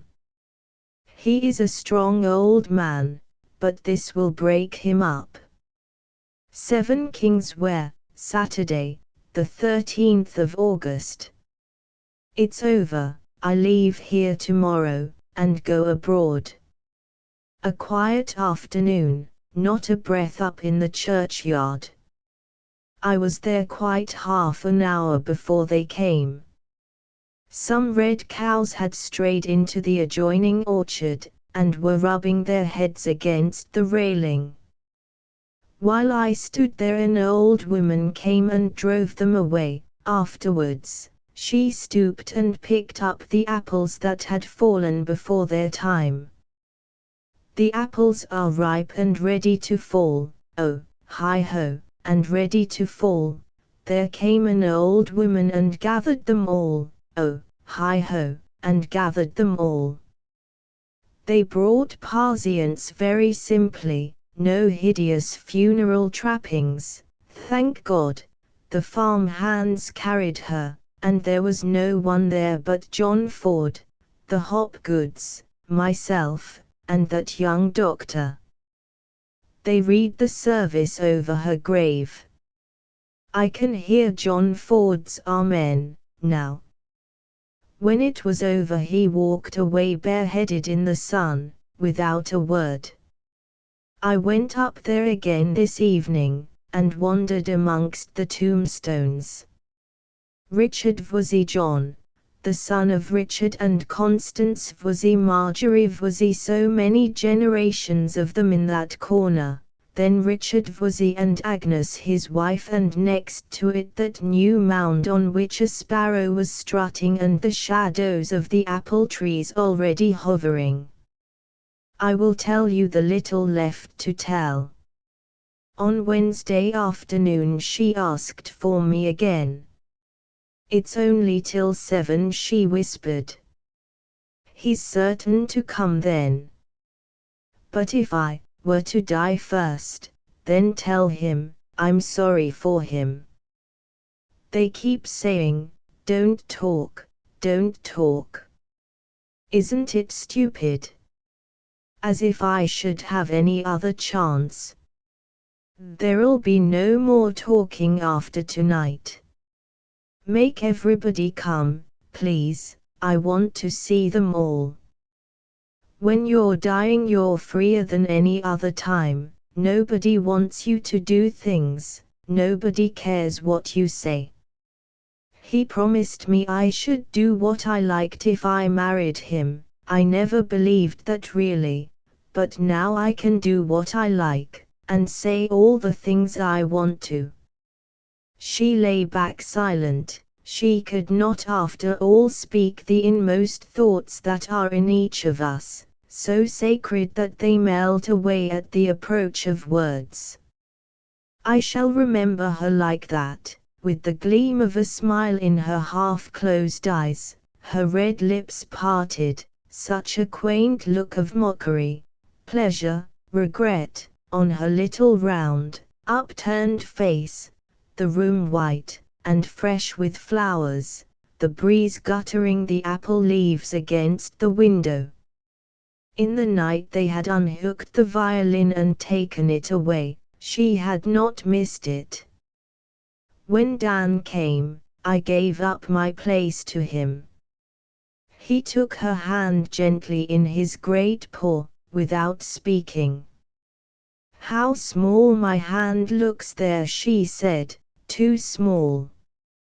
Dan put it softly back on the bedclothes and wiped his forehead. Patience cried in a sharp whisper, is it so hot in here? I didn't know. Dan bent down, put his lips to her fingers and left the room. The afternoon was long, the longest I've ever spent. Sometimes she seemed to sleep, sometimes whispered to herself about her mother, her grandfather, the garden, or her cats. All sorts of inconsequent, trivial, even ludicrous memories seemed to throng her mind. Never once, I think, did she speak of Zachary, but, now and then, she asked the time. Each hour she grew visibly weaker. John Ford sat by her without moving. His heavy breathing was often the only sound. Sometimes she rubbed her fingers on his hand, without speaking. It was a summary of their lives together. Once he prayed aloud for her in a hoarse voice, then her pitiful, impatient eyes signed to me. Quick, she whispered, I want him, it's all so cold. I went out and ran down the path towards the cove. Leaning on a gate stood Zachary, an hour before his time, dressed in the same old blue clothes and leather-peaked cap as on the day when I saw him first. He knew nothing of what had happened. But at a quarter of the truth, I'm sure he divined the whole, though he would not admit it to himself. He kept saying, it can't be. She'll be well in a few days, a sprain. Do you think the sea voyage? Is she strong enough to be moved now at once? It was painful to see his face, so twisted by the struggle between his instinct and his vitality. The sweat poured down his forehead. He turned round as we walked up the path, and pointed out to sea. There was his steamer. I could get her on board in no time. Impossible. What is it, then? Spine. Good God. The doctors. Sometimes they'll do wonders. It was pitiful to see his efforts to blind himself to the reality.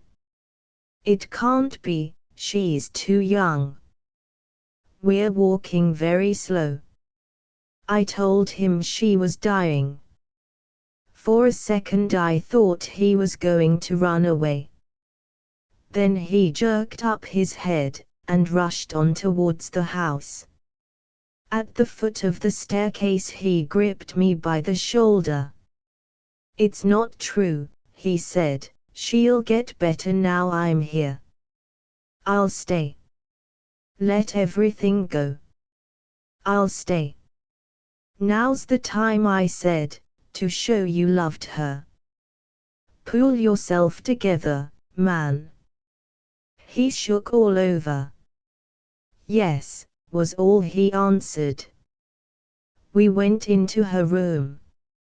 It seemed impossible she was going to die.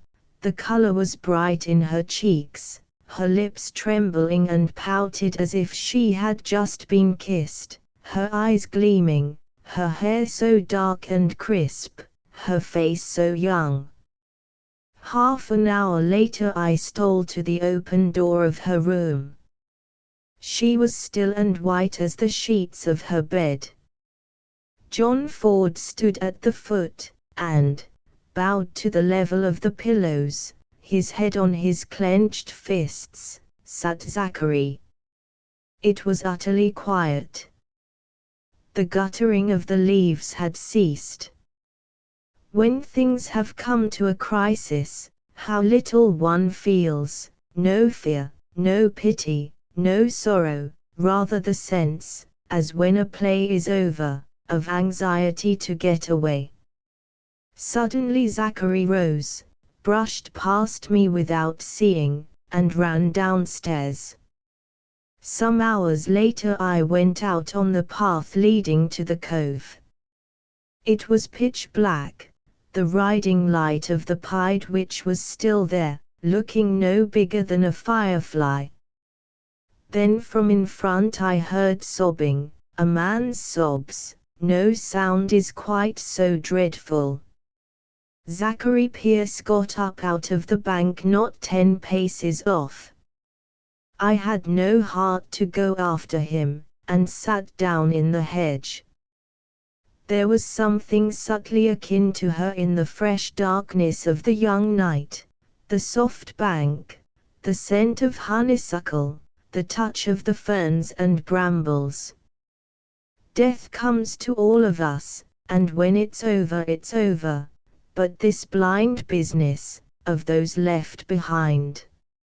A little later the ship whistled twice, her starboard light gleamed faintly, and that was all.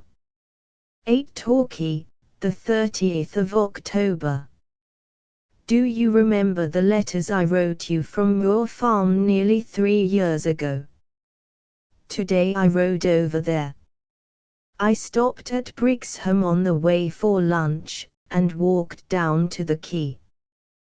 There had been a shower, but the sun was out again, shining on the sea, the brown-red sails, and the rampart of slate roofs. A trawler was lying there, which had evidently been in a collision. The spiky-bearded, thin-lipped fellow in torn blue jersey and sea boots who was superintending the repairs, said to me a little proudly, "Bane in collision, like to see over her." Then suddenly screwing up his little blue eyes, he added, "Why, I remembers you. Steered you along o' the young lady in this your very craft." It was Prawl, Zachary Pierce's henchman. "Yes," he went on, "that's the cutter. And Captain Pierce."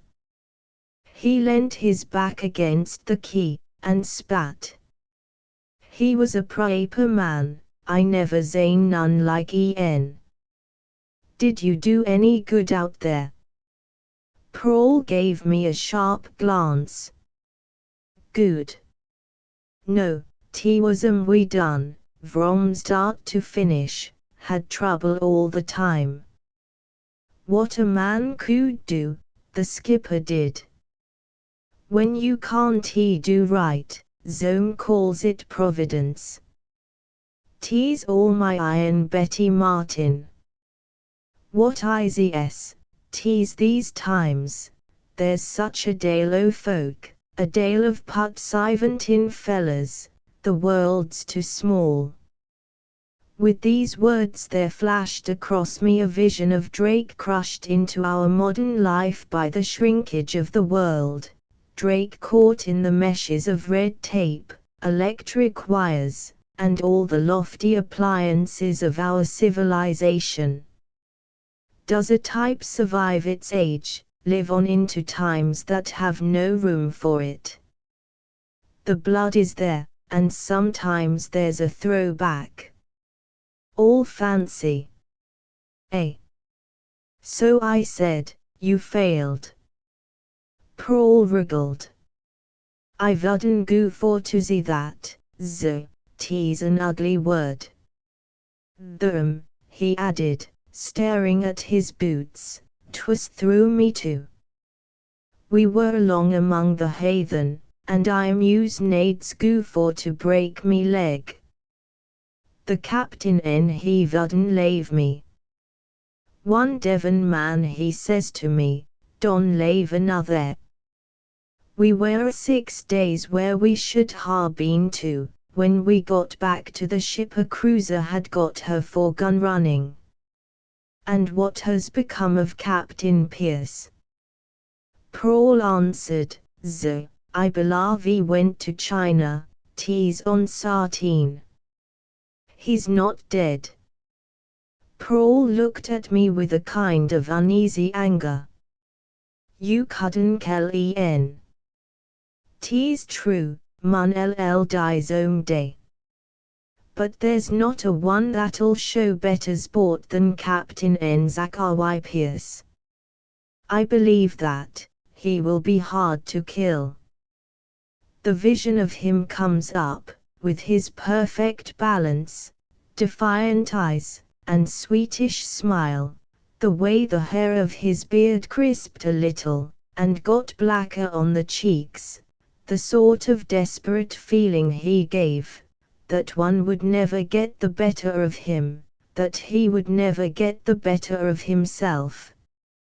I took leave of Paul and £0.50. Before I was off the quay I heard him saying to a lady, "Bane in collision, ma'am. Like to see over her." After lunch I rode on to Moor. The old place looked much the same, but the apple trees were stripped of fruit, and their leaves beginning to go yellow and fall. One of Parzient's cats passed me in the orchard hunting a bird, still with a ribbon round its neck. John Ford showed me all his latest improvements, but never by word or sign alluded to the past.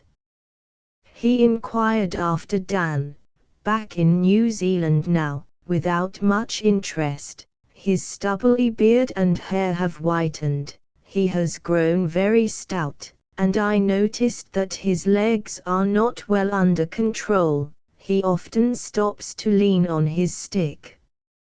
He was very ill last winter, and sometimes, they say, will go straight off to sleep in the middle of a sentence.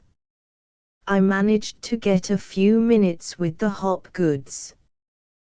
We talked of Parzient's sitting in the kitchen under a row of plates, with that clinging smell of wood smoke, bacon, and age bringing up memories, as nothing but sense can.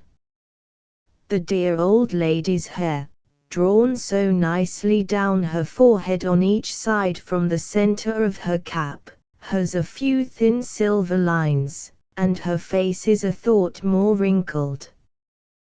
The tears still come into her eyes when she talks of her lamb. Of Zachary I heard nothing, but she told me of old Pierce's death. There they found En, so to speak, dead, in Th son, but Hapgood can tell you, and Hopgood, ever rolling his pipe, muttered something, and smiled his wooden smile. He came to see me off from the straw yard. "'Tis like death to the varm, he said, putting all the play of his vast shoulders into the buckling of my girths. "Mr. Ford, well, and not one of Th old stock to take it when he's gone. Ah, it were a cruel, my old woman's never been herself since.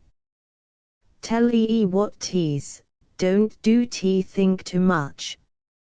I went out of my way to pass the churchyard.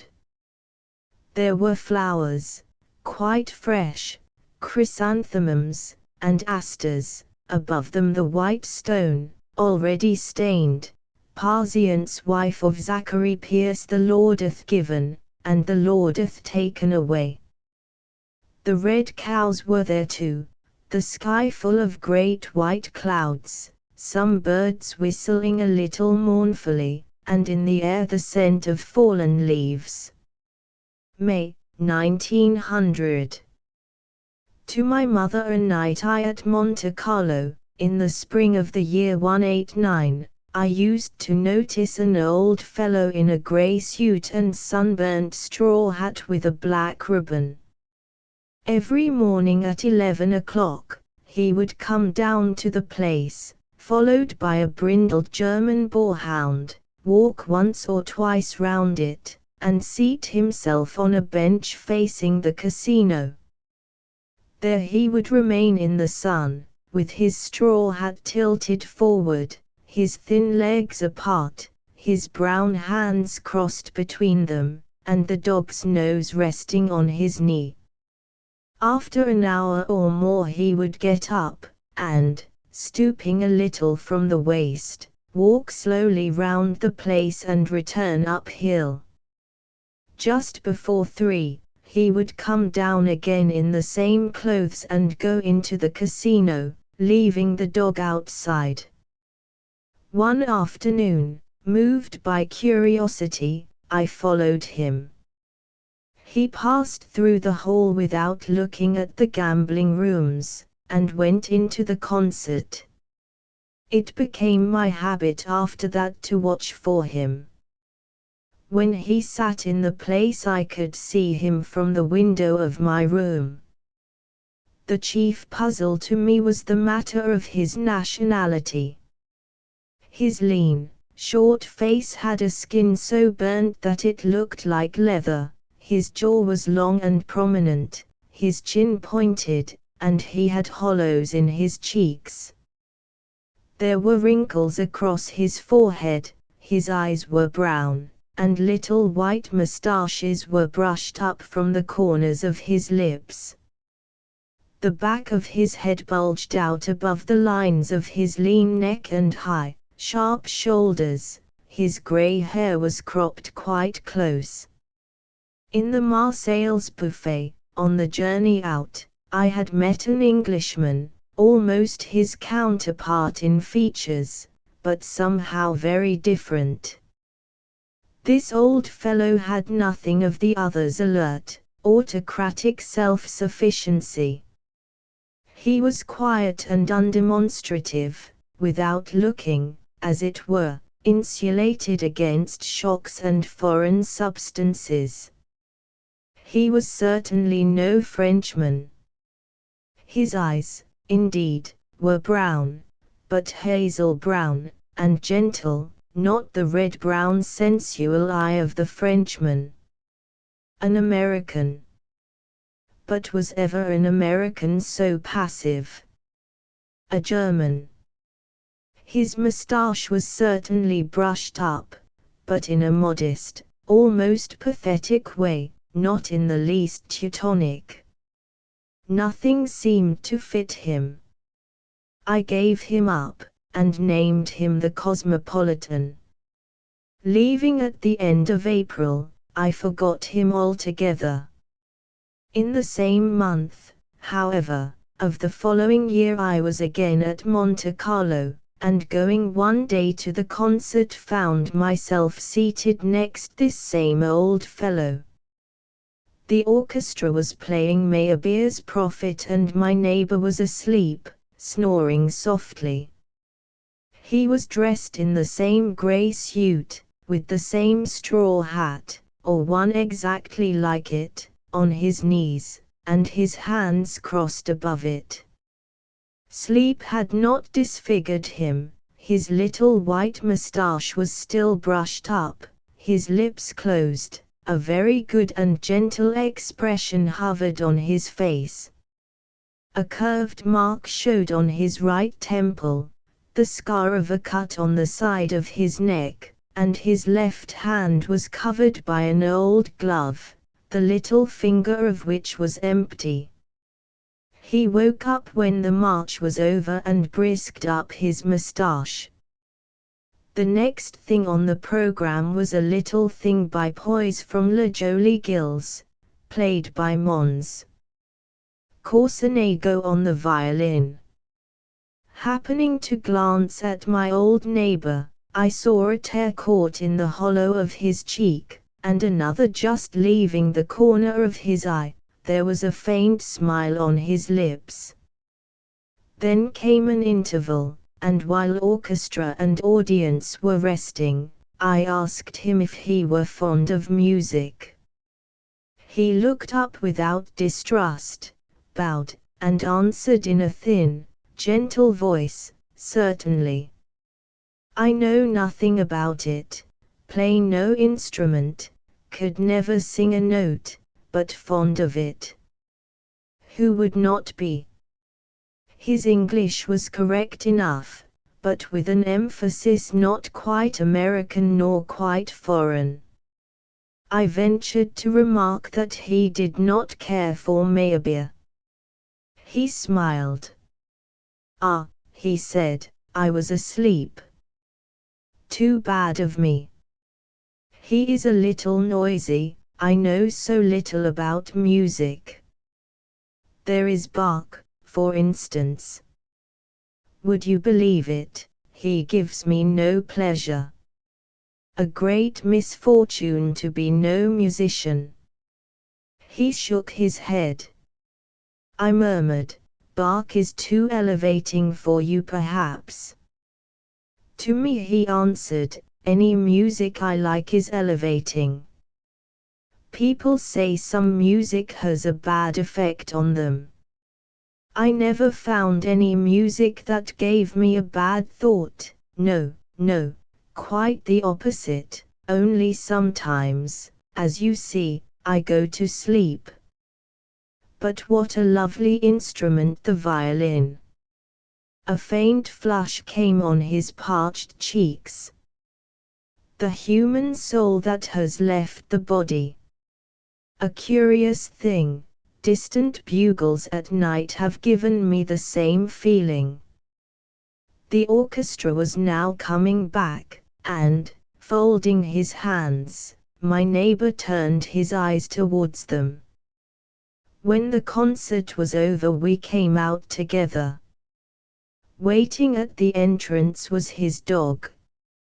"You have a beautiful dog."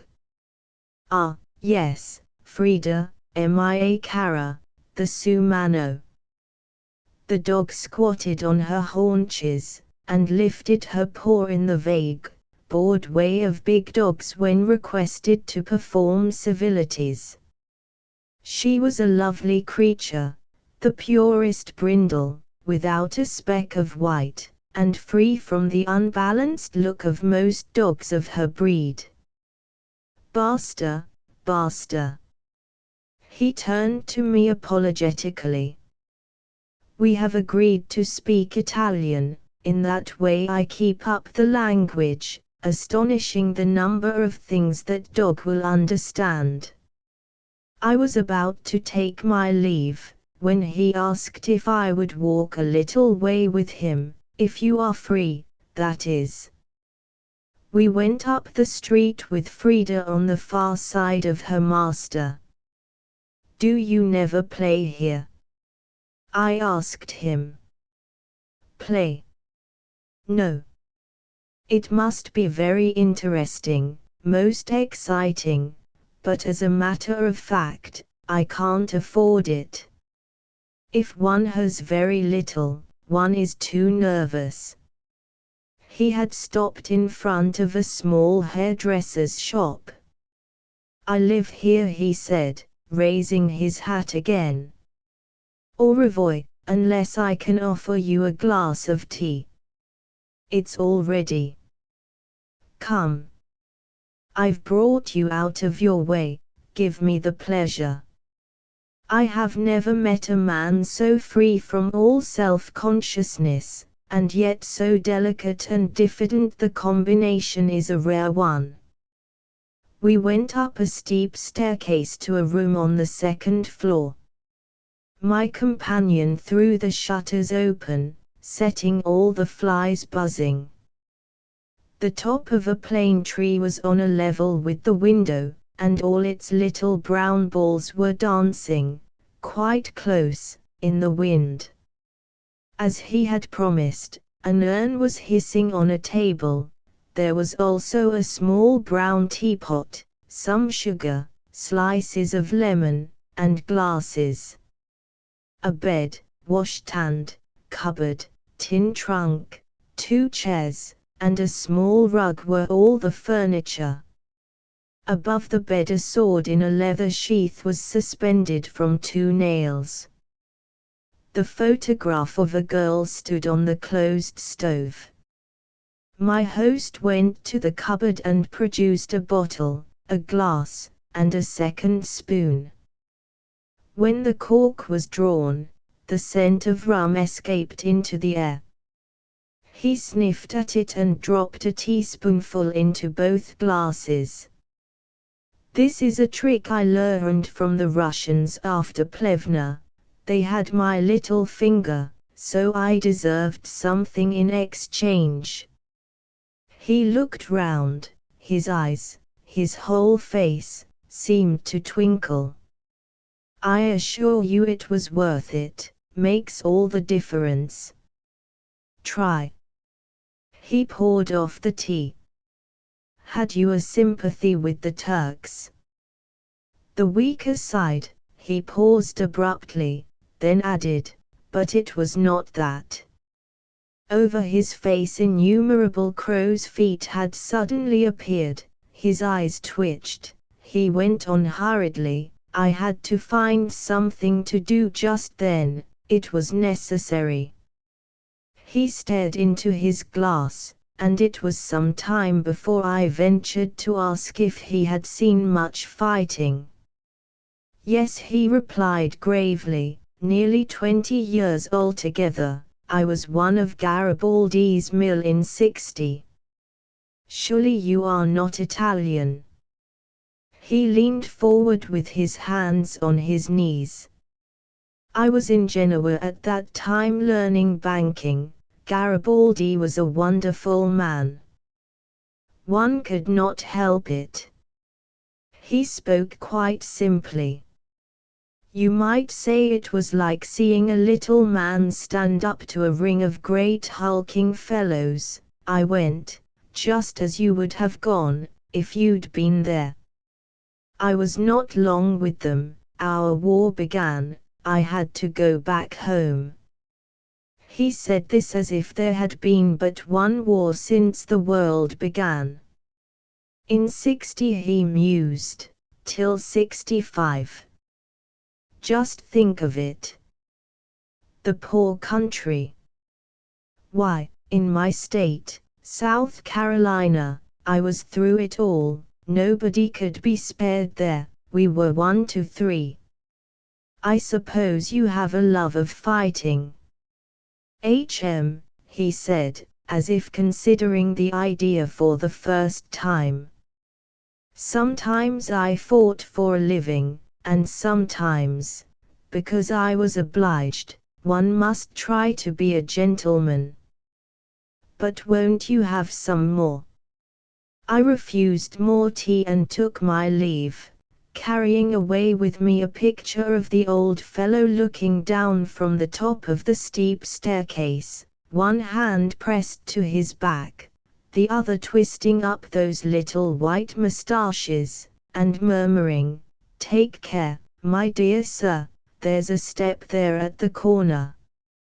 To be a gentleman, I repeated in the street, causing an old French lady to drop her parasol, so that for about 2 minutes we stood bowing and smiling to each other, then separated full of the best feeling. A week later I found myself again seated next him at a concert. In the meantime I had seen him now and then, but only in passing. He seemed depressed. The corners of his lips were tightened, his tanned cheeks had a greyish tinge, his eyes were restless, and, between 2 numbers of the programme, he murmured, tapping his fingers on his hat, "Do you ever have bad days?" "Yes." "Not pleasant, are they?" Then something occurred from which all that I have to tell you followed. There came into the concert hall the heroine of one of those romances, crimes, follies, or irregularities, call it what you will, which had just attracted the world's stare. She passed us with her partner, and sat down in a chair a few rows to our right. She kept turning her head round, and at every turn I caught the gleam of her uneasy eyes. Someone behind us said, "The brazen baggage."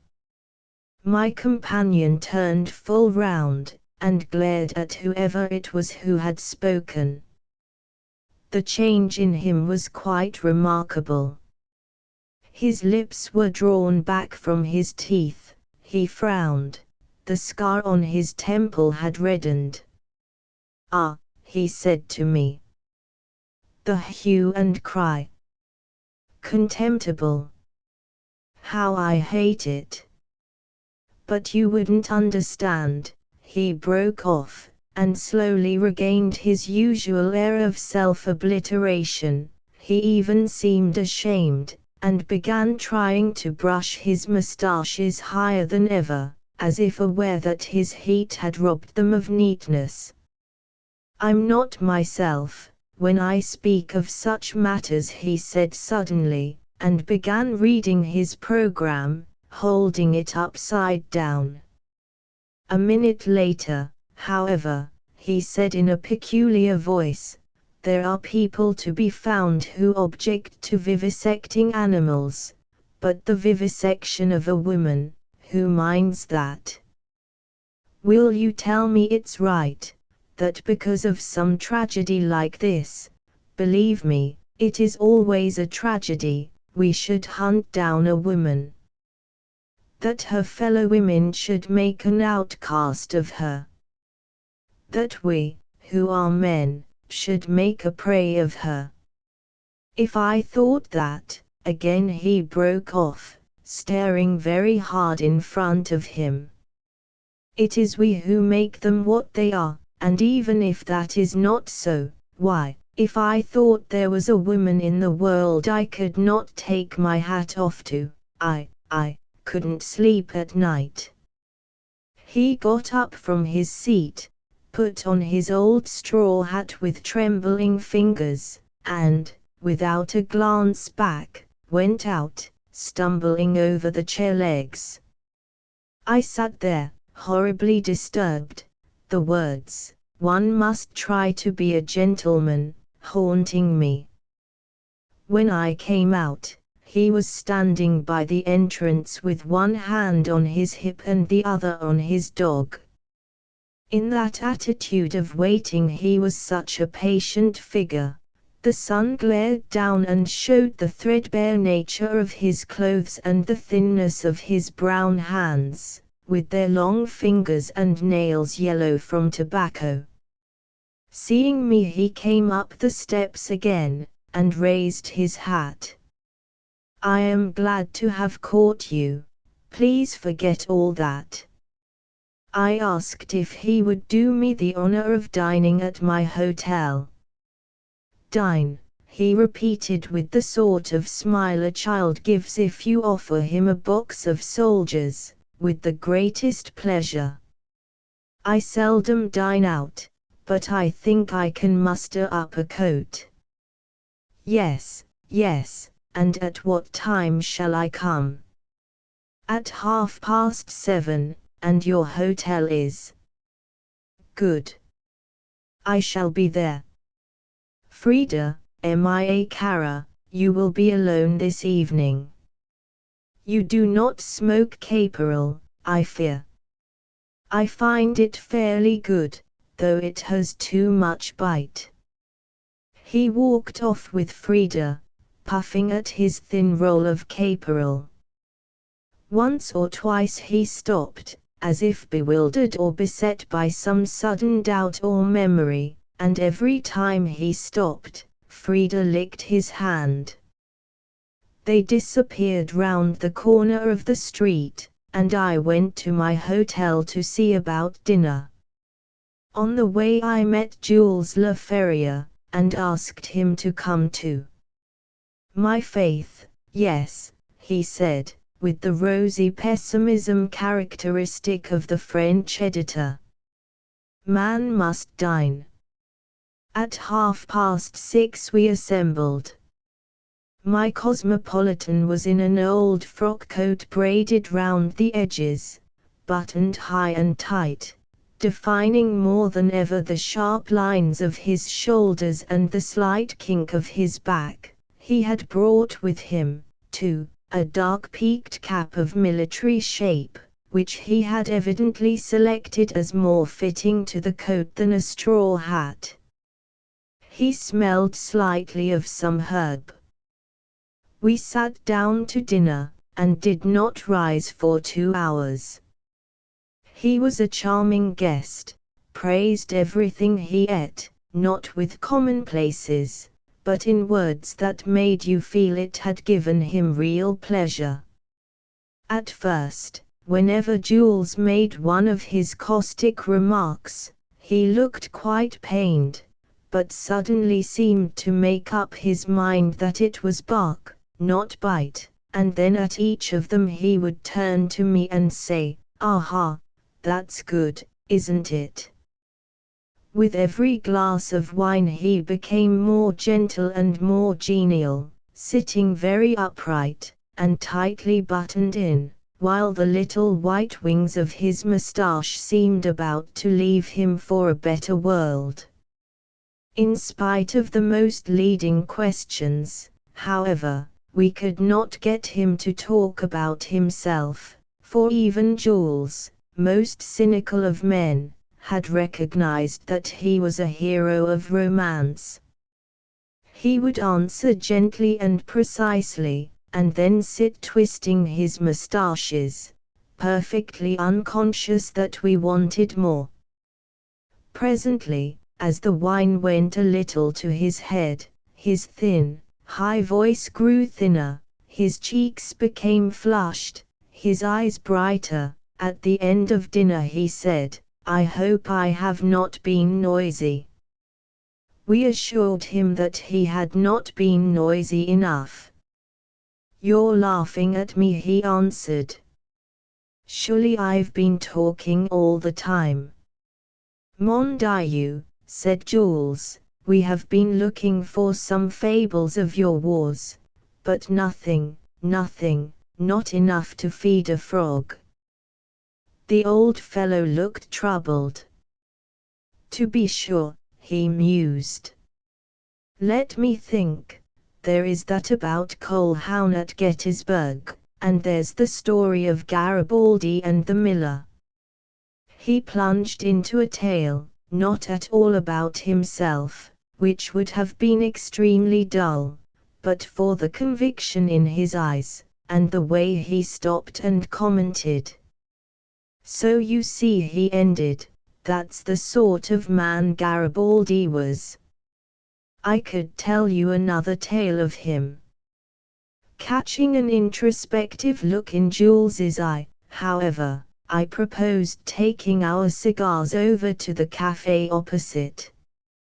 Delightful, the old fellow said, we shall have a band and the fresh air, and clear consciences for our cigars. I cannot like this smoking in a room where there are ladies dining. He walked out in front of us, smoking with an air of great enjoyment. Jules, glowing above his candid shirt and waistcoat, whispered to me, Mon cher Georges, how he is good, then sighed, and added darkly, the poor man. We sat down at a little table. Close by, the branches of a plane tree rustled faintly, their leaves hung lifeless, speckled like the breasts of birds, or black against the sky, then, caught by the breeze, fluttered suddenly. The old fellow sat, with head thrown back, a smile on his face, coming now and then out of his enchanted dreams to drink coffee, answer our questions, or hum the tune that the band was playing. The ash of his cigar grew very long. One of those bizarre figures in Oriental garb, who, night after night, offer their doubtful wares at a great price, appeared in the white glare of a lamp, looked with a furtive smile at his face, and glided back, discomfited by its unconsciousness. It was a night for dreams. A faint, half-eastern scent in the air, of black tobacco and spice, few people as yet at the little tables, the waiters leisurely, the band soft. What was he dreaming of, that old fellow, whose cigar ash grew so long? Of youth, of his battles, of those things that must be done by those who try to be gentlemen, perhaps only of his dinner, anyway of something gilded in vague fashion as the light was gilding the branches of the plane tree. Jules pulled my sleeve, he sleeps. He had smilingly dropped off, the cigar ash, that feathery tower of his dreams, had broken and fallen on his sleeve. He awoke, and fell to dusting it. The little tables round us began to fill. One of the bandsmen played a chadas on the chimbal. Two young Frenchmen, talking loudly, sat down at the adjoining table. They were discussing the lady who had been at the concert that afternoon.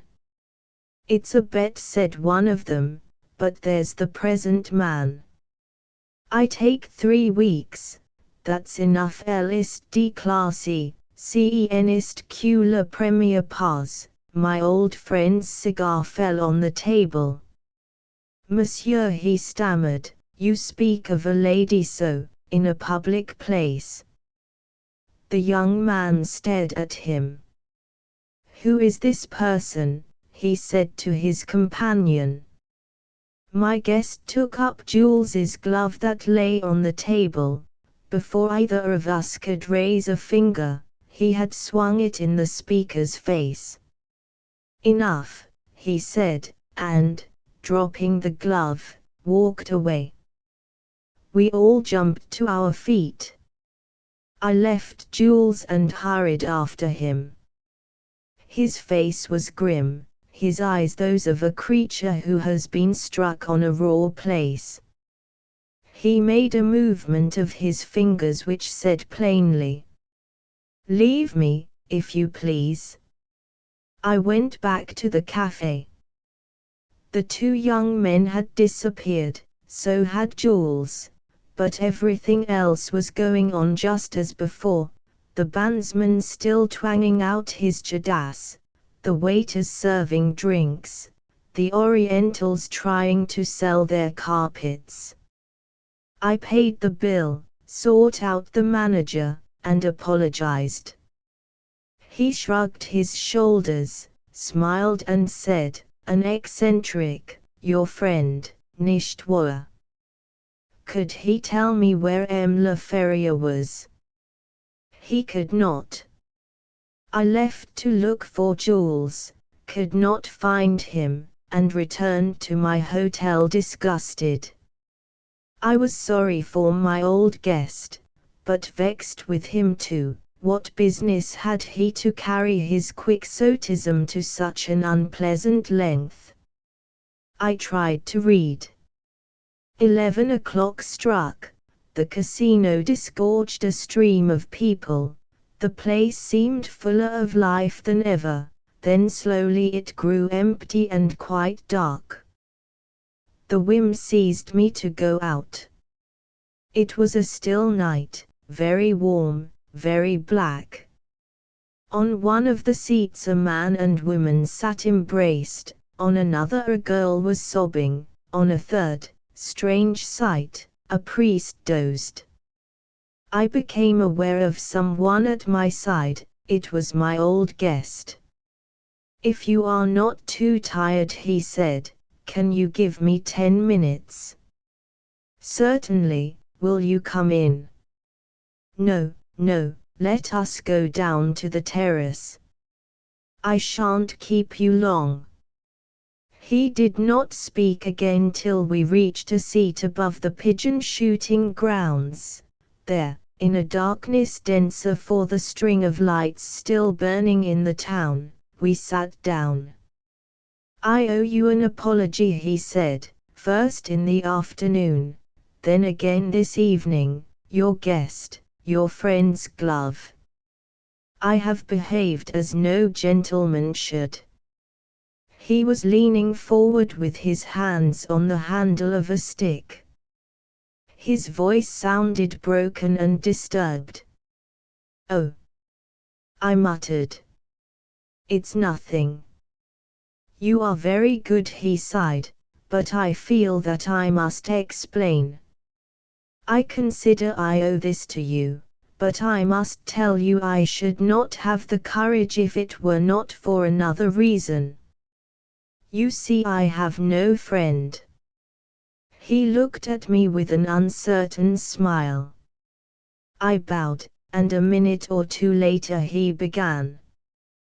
3. You will excuse me if I go back rather far. It was in '74, when I had been ill with Cuban fever. To keep me alive they had put me on board a ship at Santiago, and at the end of the voyage I found myself in London. I had very little money, I knew nobody. I tell you, sir, there are times when it's hard for a fighting man to get anything to do. People would say to me, "Afraid we've nothing for a man like you in our business." I tried people of all sorts, but it was true, I had been fighting here and there since '60, I wasn't fit for anything. He shook his head. In the South, before the war, they had a saying, I remember, about a dog and a soldier having the same value. But all this has nothing to do with what I have to tell you. He sighed again and went on, moistening his lips. I was walking along the Strand one day, very disheartened, when I heard my name called. It's a queer thing, that, in a strange street. By the way, he put in with dry ceremony, you don't know my name, I think. It is Brune, Roger Brune. At first I did not recognize the person who called me. He had just got off an omnibus, a square-shouldered man with heavy moustaches, and round spectacles. But when he shook my hand I knew him at once. He was a man called Dalton, who was taken prisoner at Gettysburg, one of you Englishmen who came to fight with us, a major in the regiment where I was captain. We were comrades during 2 campaigns. If I had been his brother he couldn't have seemed more pleased to see me. He took me into a bar for the sake of old times. The drink went to my head, and by the time we reached Trafalgar Square I was quite unable to walk. He made me sit down on a bench. I was in fact drunk. It's disgraceful to be drunk, but there was some excuse. Now I tell you, sir, all through his story he was always making use of that expression. It seemed to infuse fresh spirit into him, to help his memory in obscure places, to give him the mastery of his emotions. It was like the piece of paper a nervous man holds in his hand to help him through a speech. There never was a man with a finer soul than my friend Dalton.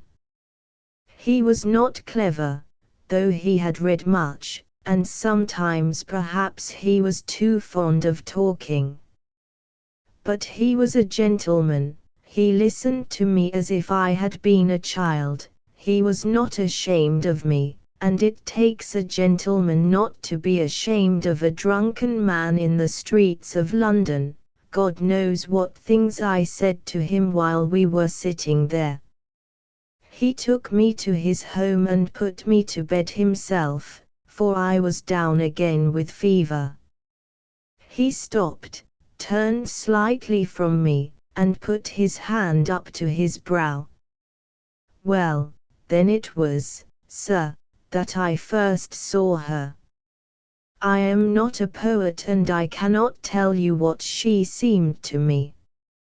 I was delirious, but I always knew when she was there. I had dreams of sunshine and cornfields, of dancing waves at sea, young trees, never the same dreams, never anything for long together. And when I had my senses I was afraid to say so for fear she would go away.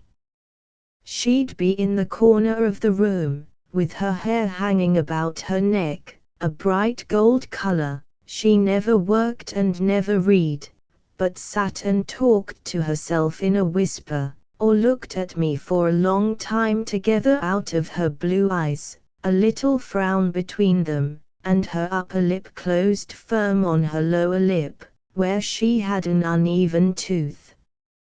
When her father came, she'd jump up and hang on to his neck until he groaned, then run away, but presently come stealing back on tiptoe. I used to listen for her footsteps on the stairs, then the knock, the door flung back or opened quietly, you never could tell which, and her voice, with a little lisp, "Are you better today, Mr. Brune? What funny things you say when you're delirious. Father says you've been in heaps of battles." He got up, paced restlessly to and fro, and sat down again. I remember every word as if it were yesterday, all the things she said and did. I've had a long time to think them over, you see. Well, I must tell you, the first morning that I was able to get up, I missed her. Dalton came in her place, and I asked him where she was. "My dear fellow," he answered, "I've sent Ailey away to her old nurse's in down on the river. She's better there at this time of year." We looked at each other, and I saw that he had sent her away because he didn't trust me. I was hurt by this. Illness spoils one.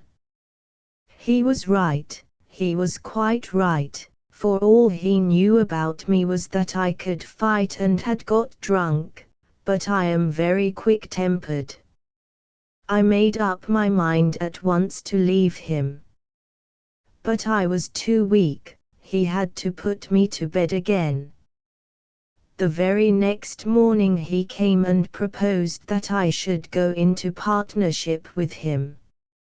He kept a fencing school and pistol gallery. It seemed like the finger of God, and perhaps it was, who knows. He fell into a reverie, and taking out his caporal, rolled himself a cigarette. Having lighted it, he went on suddenly, "There, in the room above the school, we used to sit in the evenings, one on each side of the grate. The room was on the second floor, I remember, with 2 windows, and a view of nothing but the houses opposite. The furniture was covered up with chintz. The things on the bookshelf were never disturbed. They were alies, half-broken cases with butterflies, a dead frog in a bottle, a horseshoe covered with tinfoil, some shells too, and a cardboard box with 3 speckled eggs in it, and these words written on the lid: Missel thrush from Lucy's tree, 2nd family, only 1 blown." He smoked fiercely, with puffs that were like sharp sighs. Dalton was wrapped up in her. He was never tired of talking to me about her, and I was never tired of hearing. We had a number of pupils, but in the evening when we sat there, smoking, our talk would sooner or later come round to her. Her bedroom opened out of that sitting room. He took me in once and showed me a narrow little room the width of a passage, fresh and white, with a photograph of her mother above the bed, and an empty basket for a dog or cat. He broke off with a vexed air, and resumed sternly, as if trying to bind himself to the narration of his more important facts. She was then 15, her mother had been dead 12 years, a beautiful face, her mother's. It had been her death that sent Dalton to fight with us. Well, sir, one day in August, very hot weather, he proposed a run into the country, and who should meet us on the platform when we arrived but Ailey, in a blue sunbonnet and frock, flax blue, her favorite color. I was angry with Dalton for not telling me that we should see her. My clothes were not quite, my hair wanted cutting. It was black then, sir, he added, tracing a pattern in the darkness with his stick. She had a little donkey cart, she drove, and, while we walked one on each side, she kept looking at me from under her sunbonnet. I must tell you that she never laughed, her eyes danced, her cheeks would go pink, and her hair shake about on her neck, but she never laughed. Her old nurse, Lucy, a very broad, good woman, had married the proprietor of the inn in the village there. I have never seen anything like that inn, Sweetbriar up to the roof. And the scent, I am very susceptible to scents. His head drooped, and the cigarette fell from his hand. A train passing beneath sent up a shower of sparks. He started, and went on. We had our lunch in the parlor. I remember that room very well, for I spent the happiest days of my life afterwards in that inn. We went into a meadow after lunch, and my friend Dalton fell asleep. A wonderful thing happened then. Ailey whispered to me, "Let's have a jolly time." She took me for the most glorious walk. The river was close by. A lovely stream, your River Thames, so calm and broad, it is like the spirit of your people. I was bewitched, I forgot my friend, I thought of nothing but how to keep her to myself. It was such a day. There are days that are the devil's, but that was truly one of God's. She took me to a little pond under an elm tree, and we dragged it, we two, an hour, for a kind of tiny red worm to feed some creature that she had. We found them in the mud, and while she was bending over, the curls got in her eyes. If you could have seen her then, I think, sir, you would have said she was like the first sight of spring. We had tea afterwards, all together, in the long grass under some fruit trees. If I had the knack of words, there are things that I could say. He bent, as though in deference to those unspoken memories. Twilight came on while we were sitting there. A wonderful thing is twilight in the country. It became time for us to go. There was an avenue of trees close by, like a church with a window at the end, where golden light came through. I walked up and down it with her. "Will you come again?" she whispered, and suddenly she lifted up her face to be kissed. I kissed her as if she were a little child. And when we said goodbye, her eyes were looking at me across her father's shoulder, with surprise and sorrow in them. "Why do you go away?" they seemed to say. "But I must tell you," he went on hurriedly, "of a thing that happened before we had gone 100 yards. We were smoking our pipes, and I, thinking of her, when out she sprang from the hedge and stood in front of us. Dalton cried out, "What are you here for again, you mad girl?" She rushed up to him and hugged him, but when she looked at me, her face was quite different, careless, defiant, as one might say. It hurt me. I couldn't understand it, and what one doesn't understand frightens one. For time went on. There was no swordsman, or pistol shot like me in London, they said.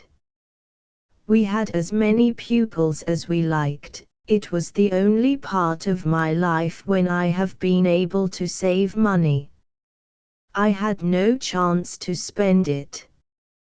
We gave lessons all day, and in the evening were too tired to go out. That year I had the misfortune to lose my dear mother. I became a rich man, yes, sir. At that time I must have had not less than 600 a year. It was a long time before I saw Ailey again. She went abroad to Dresden with her father's sister to learn French and German. It was in the autumn of 1875 when she came back to us. She was 17 then, a beautiful young creature. He paused, as if to gather his forces for description, and went on. Tall, as a young tree, with eyes like the sky. I would not say she was perfect, but her imperfections were beautiful to me. What is it makes you love? Ah, sir, that is very hidden and mysterious. She had never lost the trick of closing her lips tightly when she remembered her uneven tooth. You may say that was vanity, but in a young girl, and which of us is not vain, eh? Old men and maidens, young men and children. As I said, she came back to London to her little room, and in the evenings was always ready with our tea. You mustn't suppose she was housewifely. There is something in me that never admired housewifeliness, a fine quality, no doubt. Still, he sighed. No, he resumed, Ailey was not like that, for she was never quite the same 2 days together. I told you her eyes were like the sky. That was true of all of her. In one thing, however, at that time, she always seemed the same, in love for her father. For me. I don't know what I should have expected, but my presence seemed to have the effect of making her dumb. I would catch her looking at me with a frown, and then, as if to make up to her own nature, and a more loving nature never came into this world, that I shall maintain to my dying day, she would go to her father and kiss him.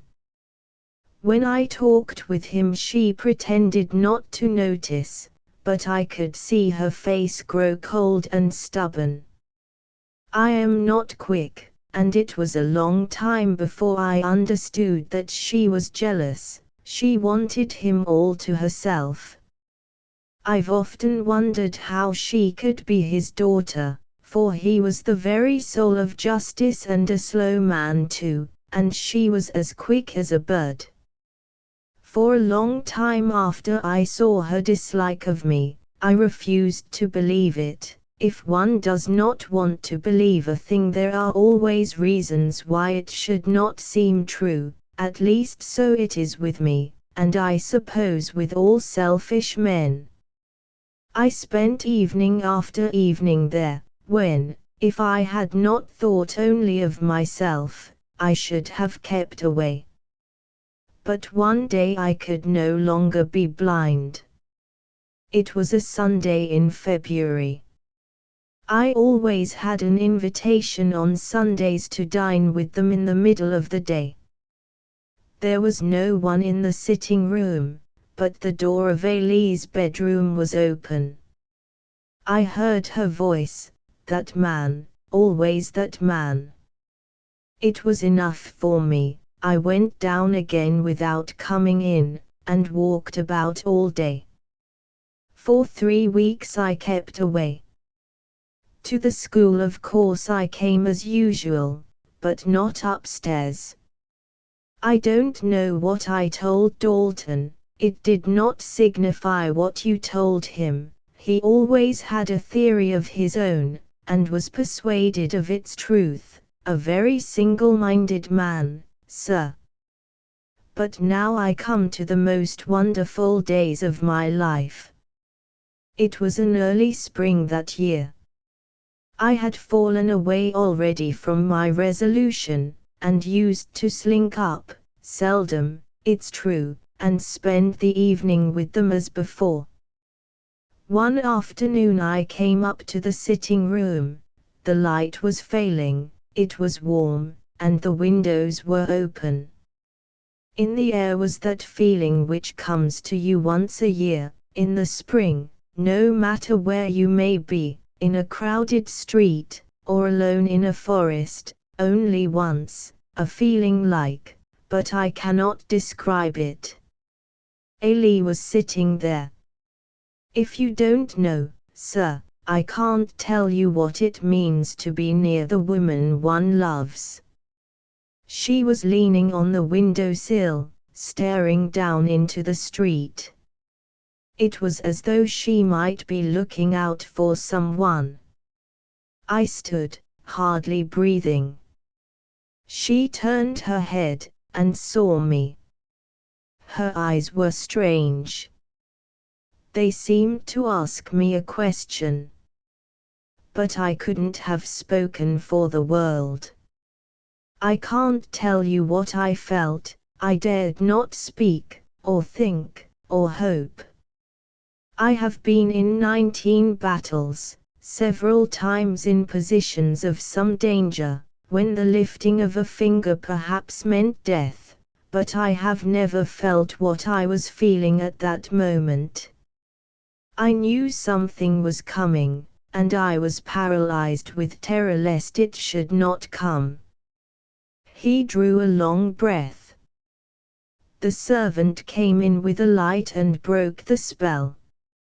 All that night I lay awake and thought of how she had looked at me, with the color coming slowly up in her cheeks, It was 3 days before I plucked up courage to go again, and then I felt her eyes on me at once. She was making a cat's cradle with a bit of string, but I could see them stealing up from her hands to my face.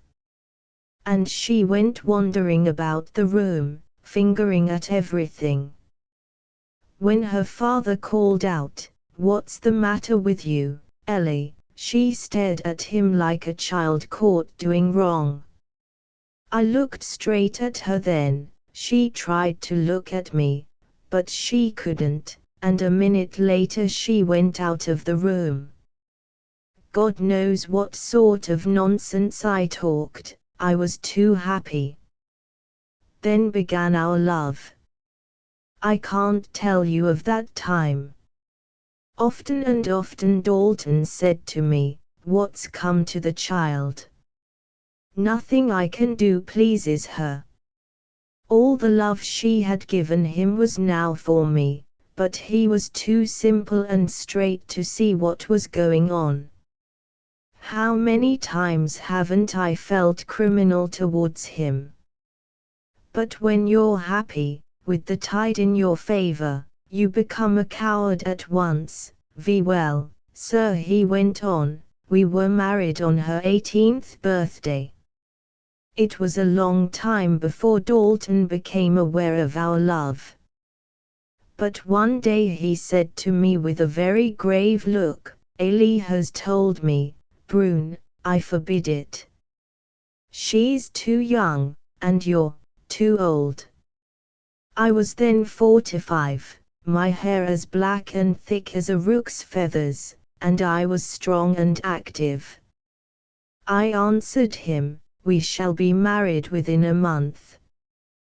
We parted in anger. It was a May night, and I walked out far into the country.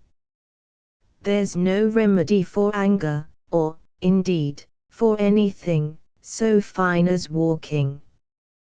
Once I stopped. It was on a common, without a house or light, and the stars shining like jewels. I was hot from walking, I could feel the blood boiling in my veins. I said to myself, "Old, are you?" And I laughed like a fool. It was the thought of losing her. I wished to believe myself angry, but really I was afraid. Fear and anger in me are very much the same. A friend of mine, a bit of a poet, sir, once called them the two black wings of self. And so they are, so they are. The next morning I went to Dalton again, and somehow I made him yield. I'm not a philosopher, but it has often seemed to me that no benefit can come to us in this life without an equal loss somewhere. But does that stop us? No, sir, not often. We were married on the 30th of June, 1876, in the parish church.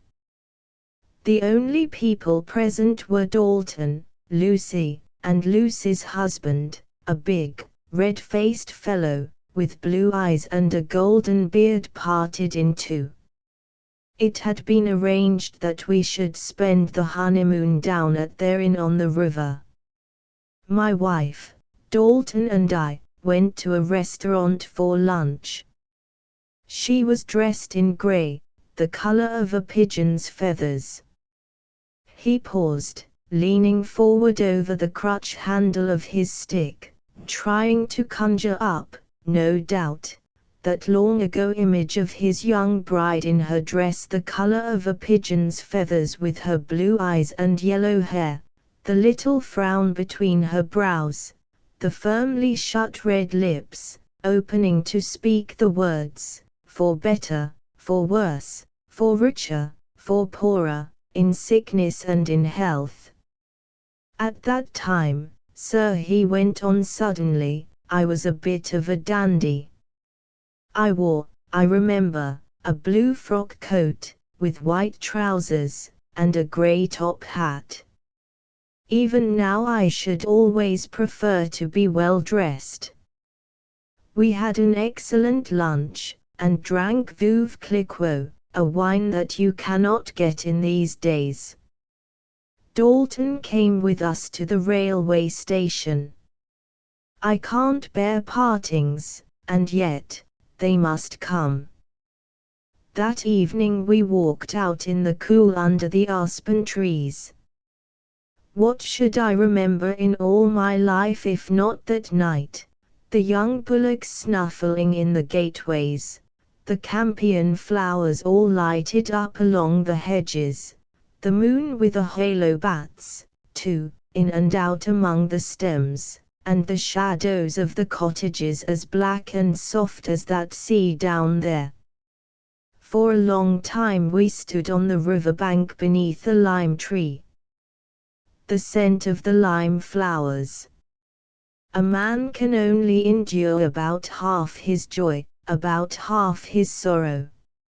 Lucy and her husband, he went on, presently. His name was Frank Tor, a man like an old Viking, who ate nothing but milk, bread, and fruit, were very good to us.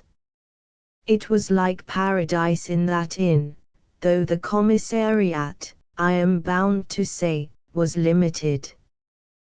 The sweetbrier grew round our bedroom windows. When the breeze blew the leaves across the opening, it was like a bath of perfume.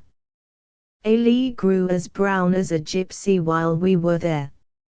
I don't think any man could have loved her more than I did. But there were times when my heart stood still. It didn't seem as if she understood how much I loved her. One day, I remember, she coaxed me to take her camping.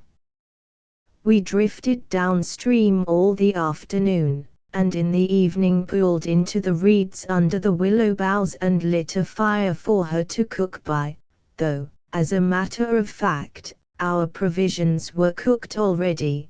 But you know how it is, all the romance was in having a real fire. We won't pretend, she kept saying.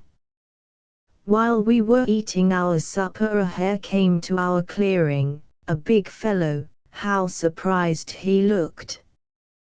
The tall hare, Ailie called him. After that we sat by the ashes and watched the shadows, till at last she roamed away from me. The time went very slowly. I got up to look for her. It was past sundown. I called and called. It was a long time before I found her, and she was like a wild thing, hot and flushed, her pretty frock torn, her hands and face scratched, her hair down, like some beautiful creature of the woods. If one loves, a little thing will scare one. I didn't think she had noticed my fright, but when we got back to the boat she threw her arms round my neck, and said, "I won't ever leave you again." Once in the night I woke, a water hen was crying, and in the moonlight a kingfisher flew across. The wonder on the river, the wonder of the moon and trees, the soft bright mist, the stillness. It was like another world, peaceful, enchanted, far holier than ours. It seemed like a vision of the thoughts that come to one, how seldom, and go if one tries to grasp them. Magic, poetry sacred. He was silent a minute, then went on in a wistful voice, "I looked at her, sleeping like a child, with her hair loose, and her lips apart, and I thought, God do so to me, if ever I bring her pain." How was I to understand her? The mystery and innocence of her soul. The river has had all my light and all my darkness, the happiest days, and the hours when I've despaired, and I like to think of it, for, you know, In time bitter memories fade, only the good remain. Yet the good have their own pain, a different kind of aching, for we shall never get them back. Sir, he said, turning to me with a faint smile, it's no use crying over spilled milk. In the neighborhood of Lucy's Inn, the Rose and Maybush, can you imagine a prettier name? I have been all over the world, and nowhere found names so pretty as in the English country.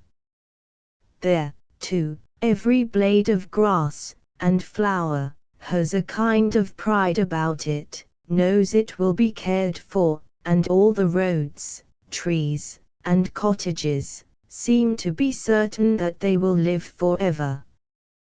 But I was going to tell you, half a mile from the inn was a quiet old house which we used to call the convent, though I believe it was a farm. We spent many afternoons there, trespassing in the orchard. Ailey was fond of trespassing. If there were a long way round across somebody else's property, she would always take it. We spent our last afternoon in that orchard, lying in the long grass. I was reading Childe Harold for the first time, a wonderful, a memorable poem. I was at that passage, the bullfight, you remember, thrice sounds the clarion, lo, the signal falls, the din expands, and expectation mute, when suddenly Ailey said, suppose I were to leave off loving you. It was as if someone had struck me in the face. I jumped up, and tried to take her in my arms, but she slipped away. Then she turned, and began laughing softly. I laughed too. I don't know why. We went back to London the next day. We lived quite close to the school, and about 5 days a week Dalton came to dine with us. He would have come every day, if he had not been the sort of man who refuses to consult his own pleasure. We had more pupils than ever. In my leisure I taught my wife to fence.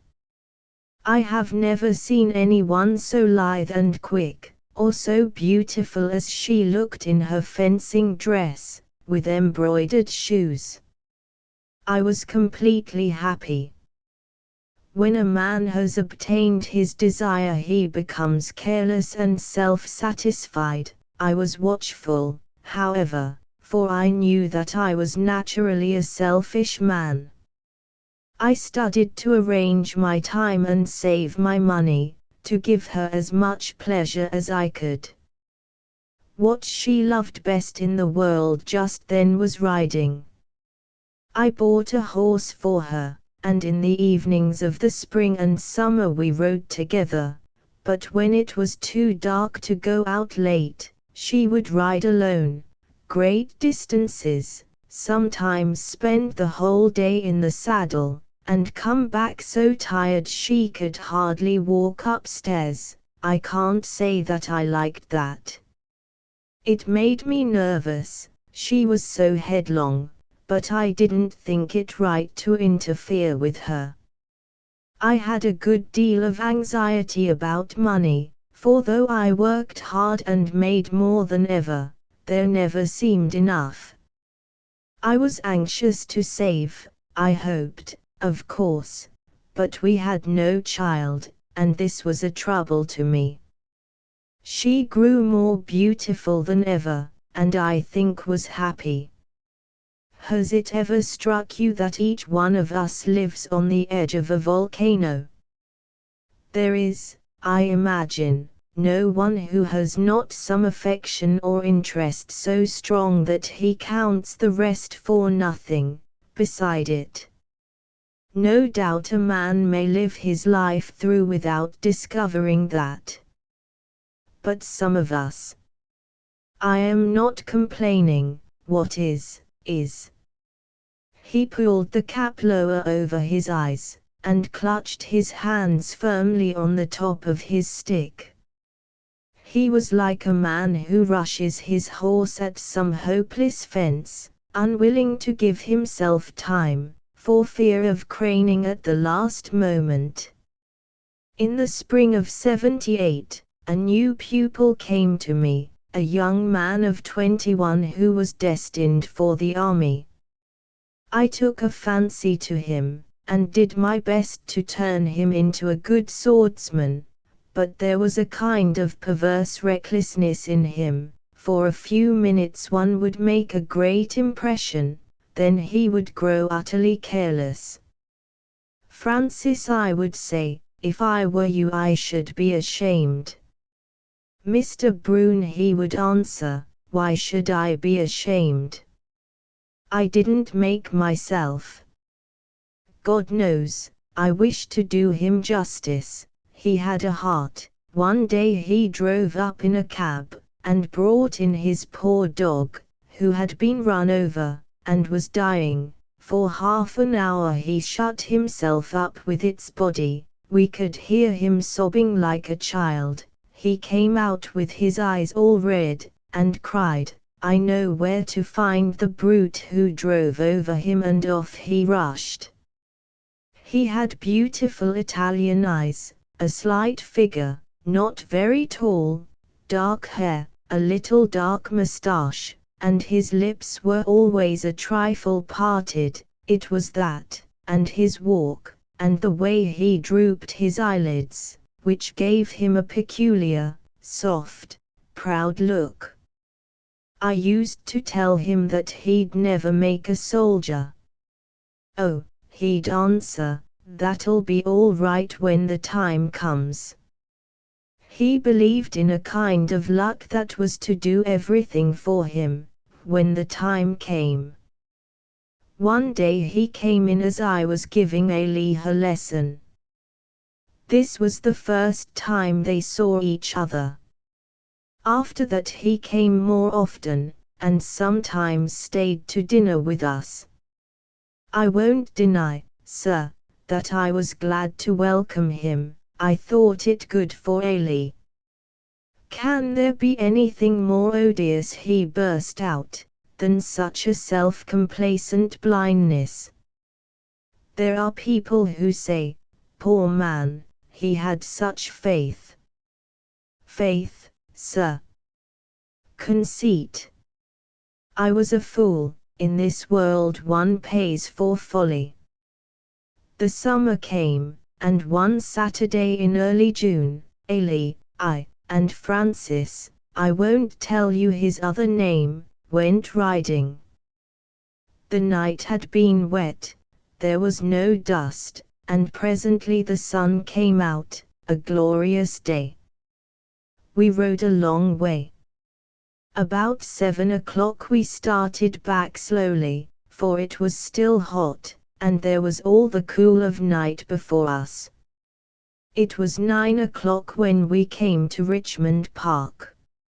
A grand place, Richmond Park, and in that half-light wonderful, the deer moving so softly, you might have thought they were spirits. We were silent too. Great trees have that effect on me. Who can say when changes come? Like a shift of the wind, the old passes, the new is on you. I am telling you now of a change like that. Without a sign of warning, Ailey put her horse into a gallop. "What are you doing?" I shouted. She looked back with a smile, then he dashed past me too. A hornet might have stung them both. They galloped over fallen trees, under low-hanging branches, uphill and down. I had to watch that madness. My horse was not so fast. I rode like a demon, but fell far behind. I am not a man who takes things quietly. When I came up with them at last, I could not speak for rage. They were riding side by side, the reins on the horses' necks, looking in each other's faces. "You should take care," I said. "Care," she cried, "life is not all taking care."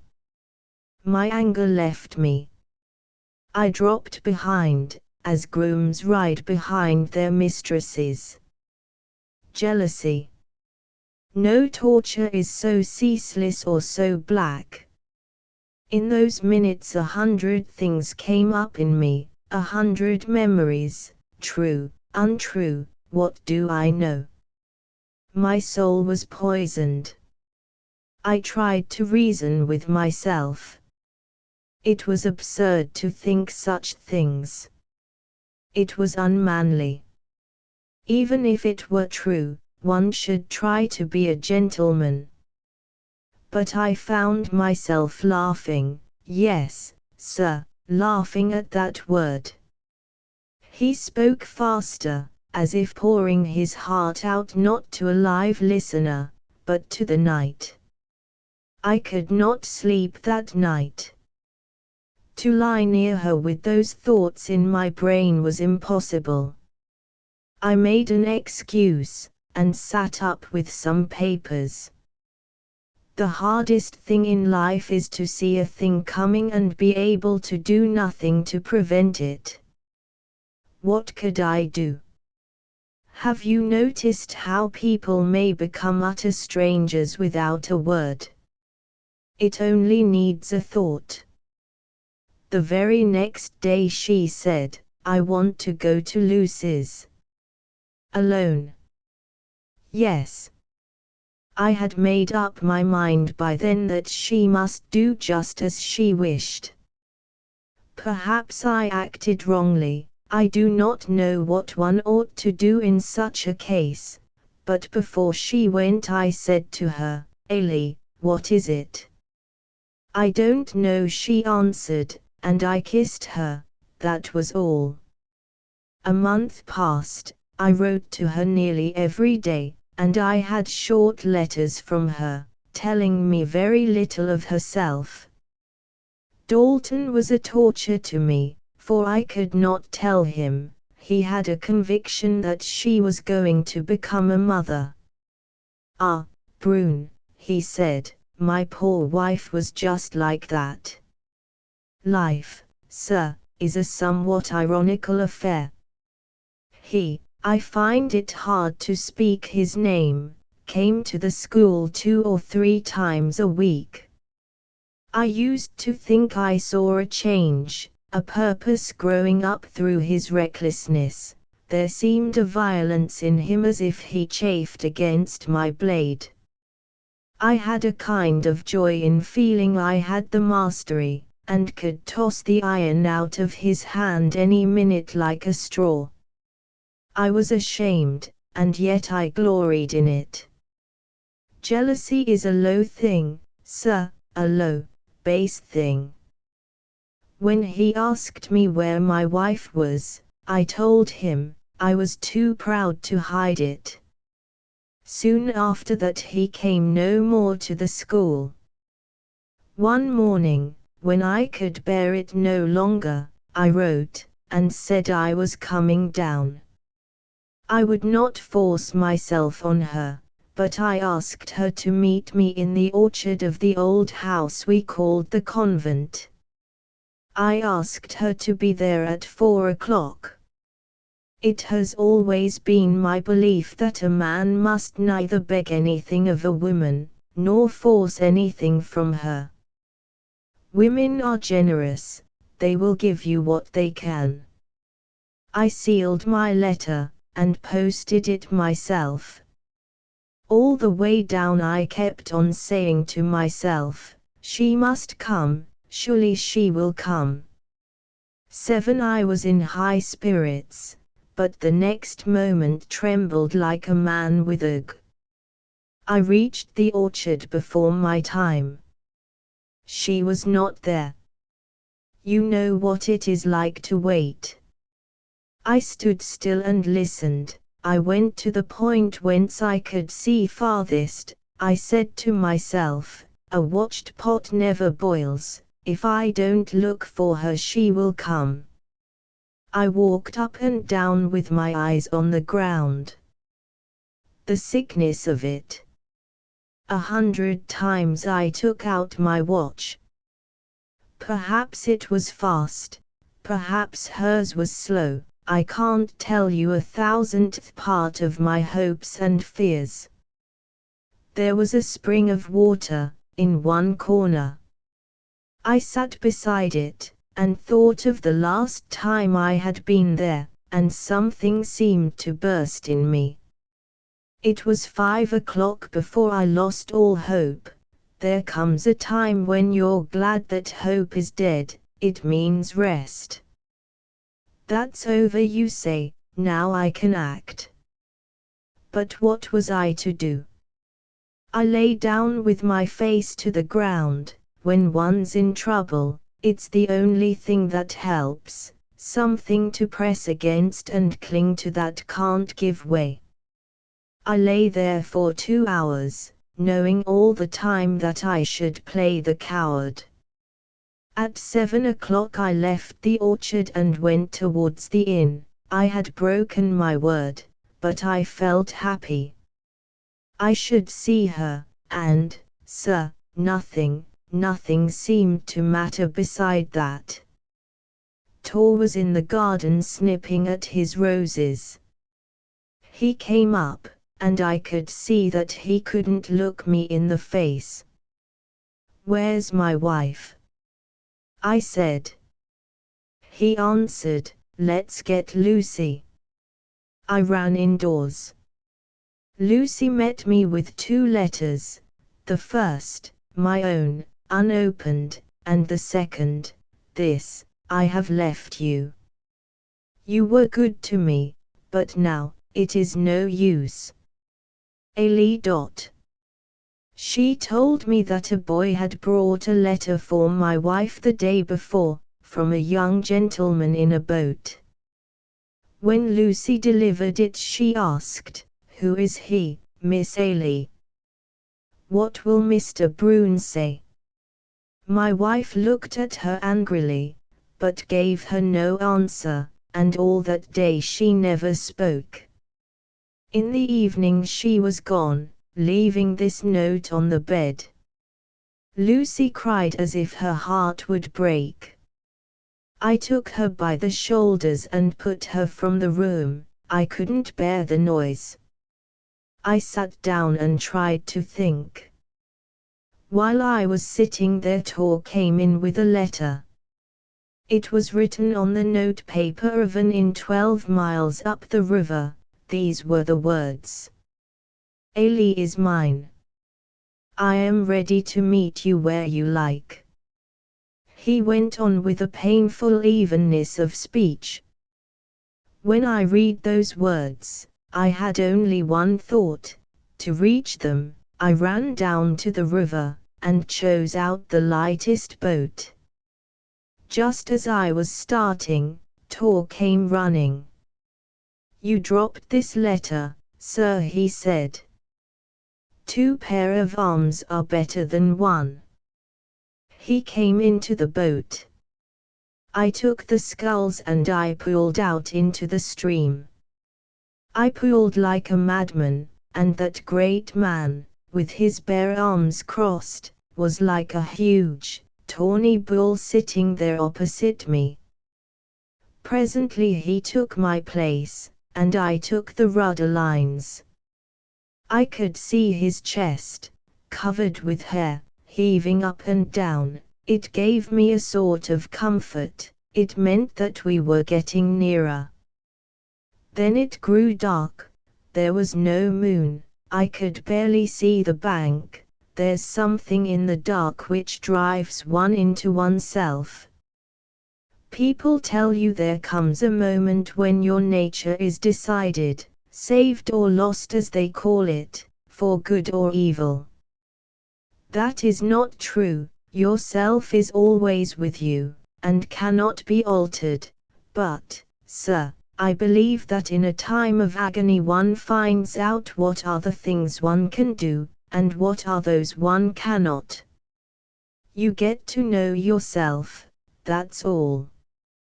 And so it was with me. Every thought and memory and passion was so clear and strong. I wanted to kill him. I wanted to kill myself. But no. We are taught that we possess our wives, body and soul, we are brought up in that faith, we are commanded to believe it, but when I was face to face with it, those words had no meaning, that belief, those commands, they were without meaning to me, they were vile. Oh yes, I wanted to find comfort in them, I wanted to hold on to them, but I couldn't. You may force a body, how can you force a soul? No, no, cowardly. But I wanted to kill him and force her to come back to me. And then, suddenly, I felt as if I were pressing right on the most secret nerve of my heart.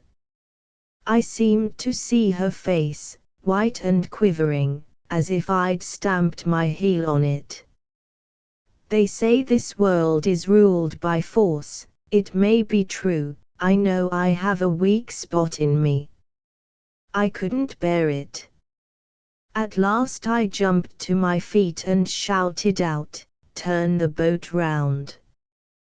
Tor looked up at me as if I had gone mad.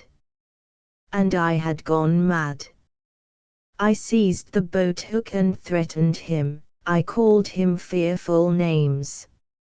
"Sir," he said, "I don't take such names from anyone."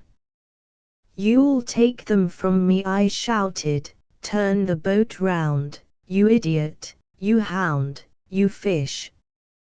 I have a terrible temper, a perfect curse to me. He seemed amazed, even frightened. He sat down again suddenly and pulled the boat round. I fell on the seat, and hid my face. I believe the moon came up, there must have been a mist too, for I was cold as death. In this life, sir, we cannot hide our faces, but by degrees the pain of wounds grows less.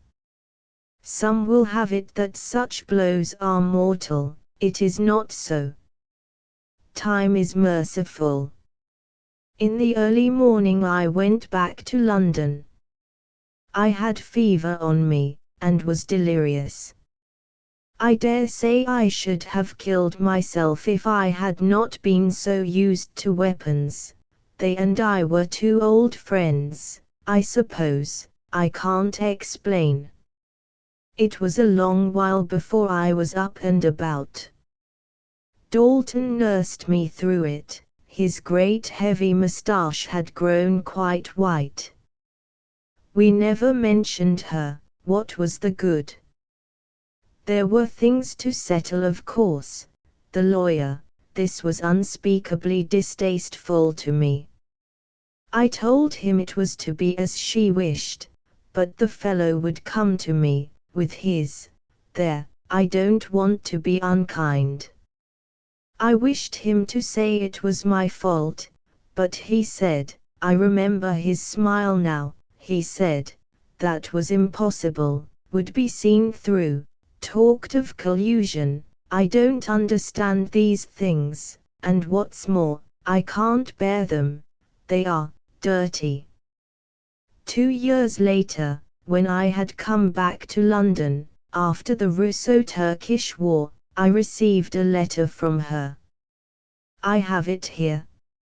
He took an old, yellow sheet of paper out of a leathern pocket book, spread it in his fingers, and sat staring at it. For some minutes he did not speak.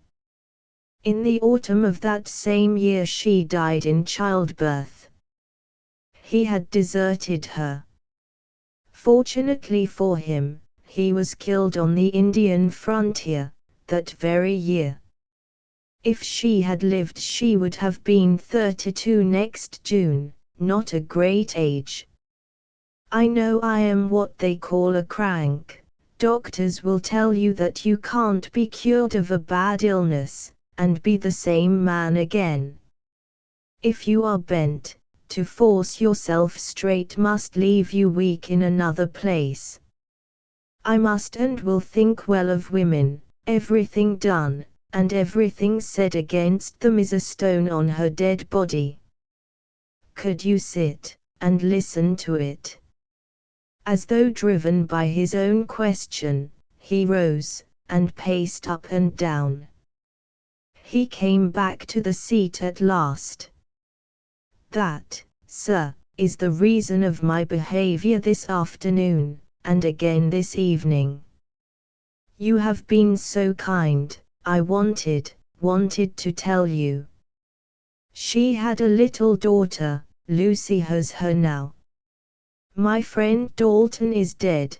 There would have been no difficulty about money, but, I am sorry to say, that he was swindled, disgracefully.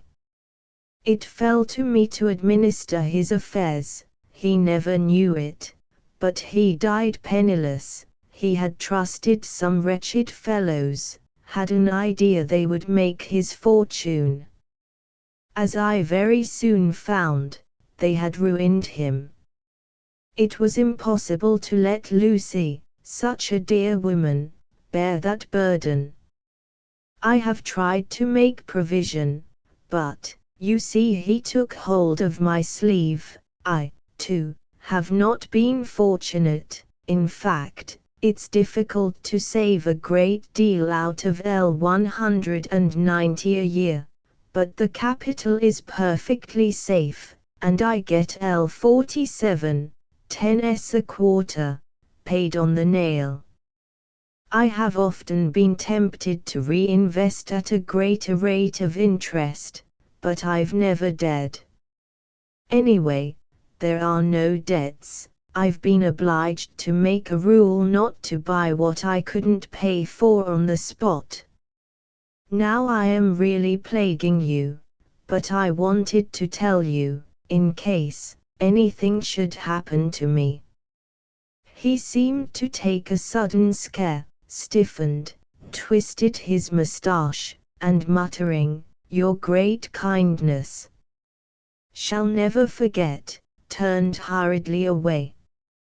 He vanished, his footsteps, and the tap of his stick grew fainter and fainter. They died out. He was gone. Suddenly I got up and hastened after him. I soon stopped. What was there to say? The following day I was obliged to go to Nice, and did not return till midnight. The porter told me that Jules Le Ferrier had been to see me. The next morning, while I was still in bed, the door was opened, and Jules appeared.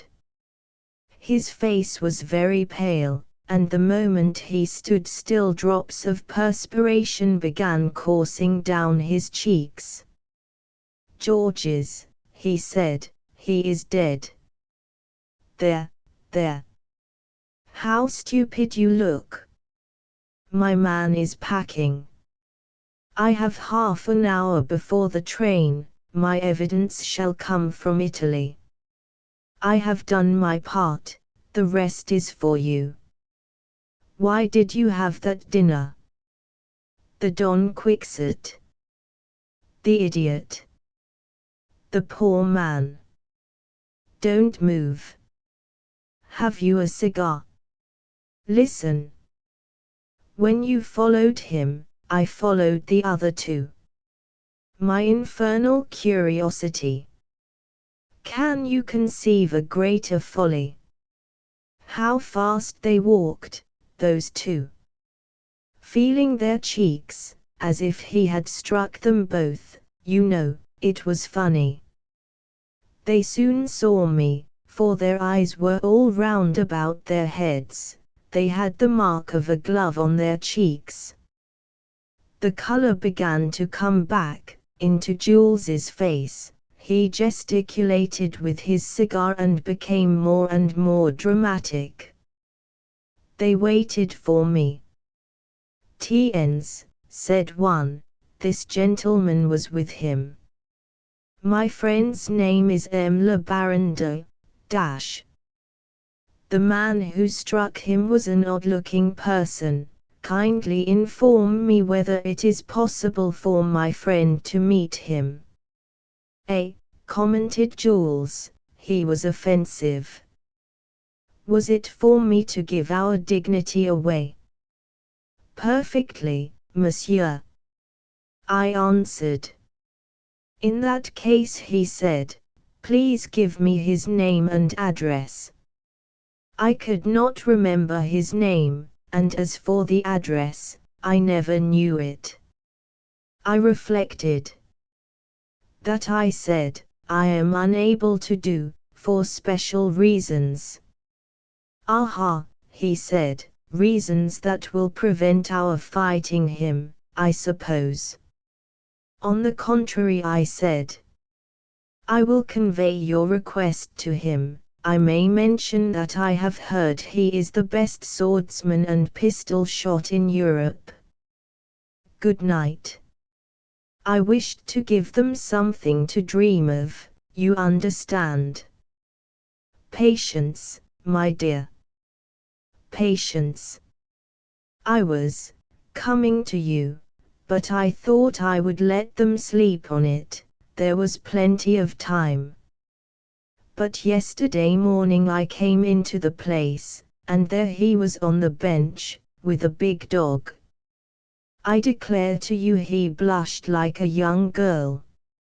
"Sir," he said, "I was hoping to meet you. Last evening I made a great disturbance.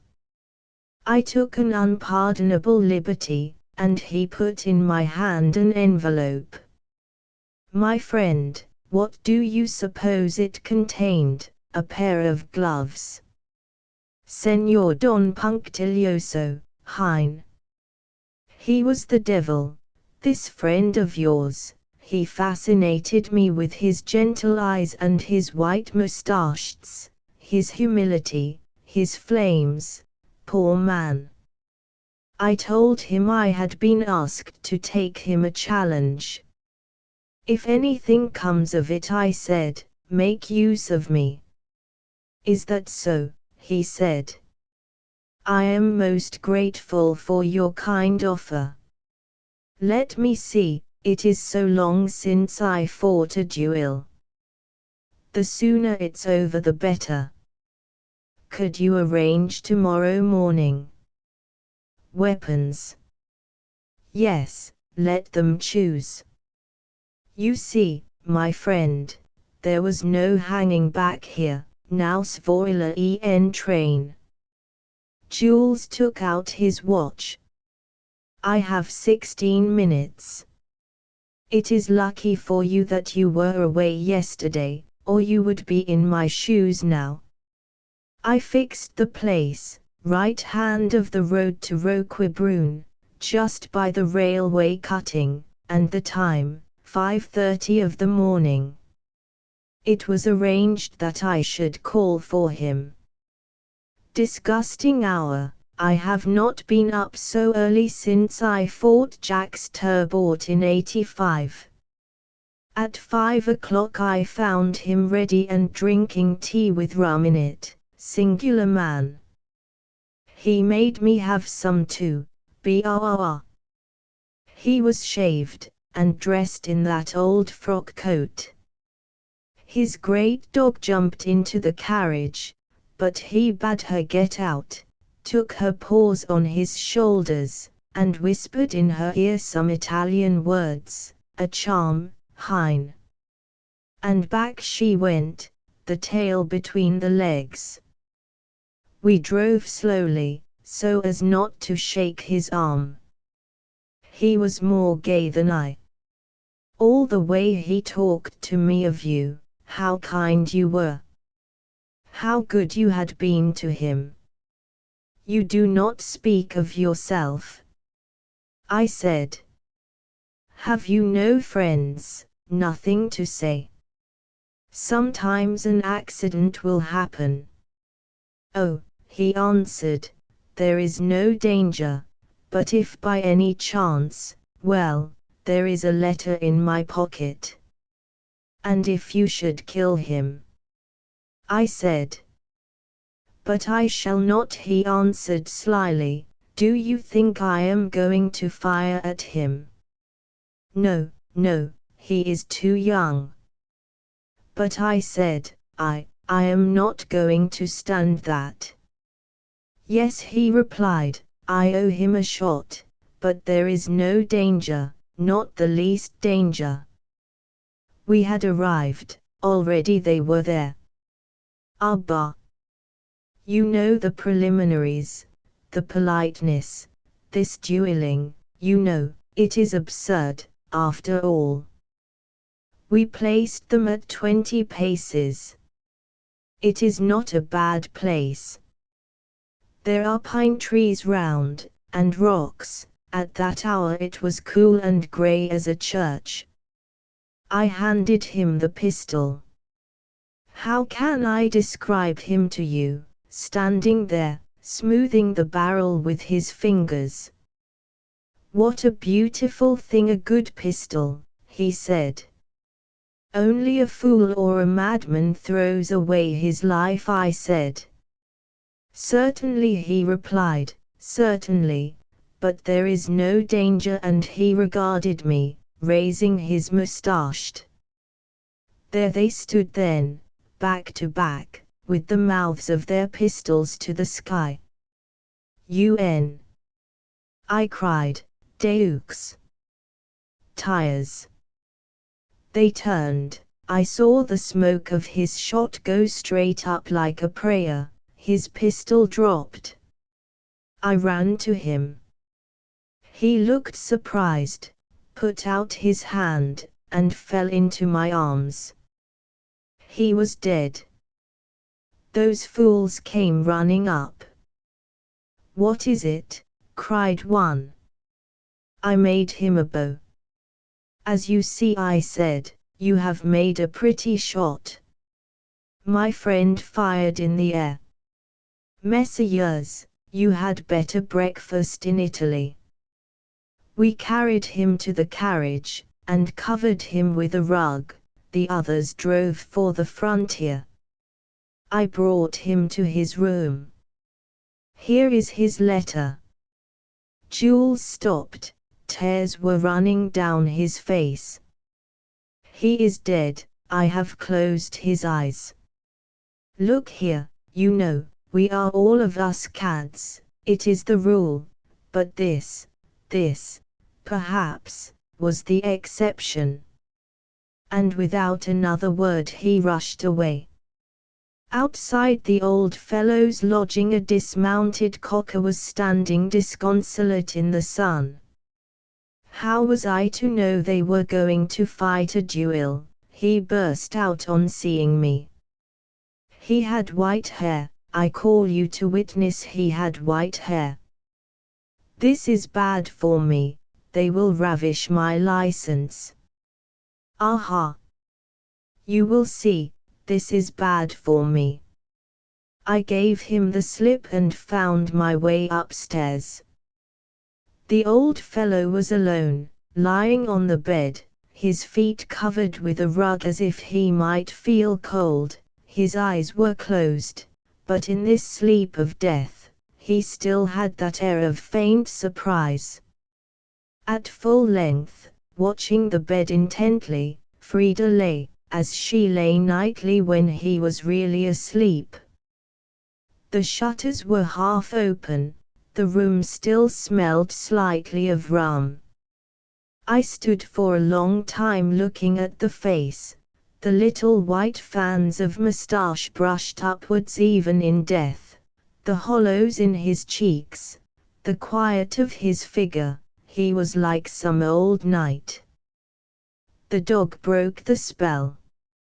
She sat up, and resting her paws on the bed, licked his face. I went downstairs, I couldn't bear to hear her howl. This was his letter to me, written in a pointed handwriting. My dear sir, should you read this, I shall be gone. I am ashamed to trouble you. A man should surely manage so as not to give trouble, and yet I believe you will not consider me importunate. If, then, you will pick up the pieces of an old fellow, I ask you to have my sword, the letter enclosed in this, and the photograph that stands on the stove buried with me. My will and the acknowledgments of my property are between the leaves of the Byron in my tin chest. They should go to Lucy Tor, address thereon. Perhaps you will do me the honor to retain for yourself any of my books that may give you pleasure. In the Pilgrim's Progress you will find some excellent recipes for Turkish coffee, Italian and Spanish dishes, and washing wounds. The landlady's daughter speaks Italian, and she would, I know, like to have Frida. The poor dog will miss me. I have read of old Indian warriors taking their horses and dogs with them to the happy hunting grounds.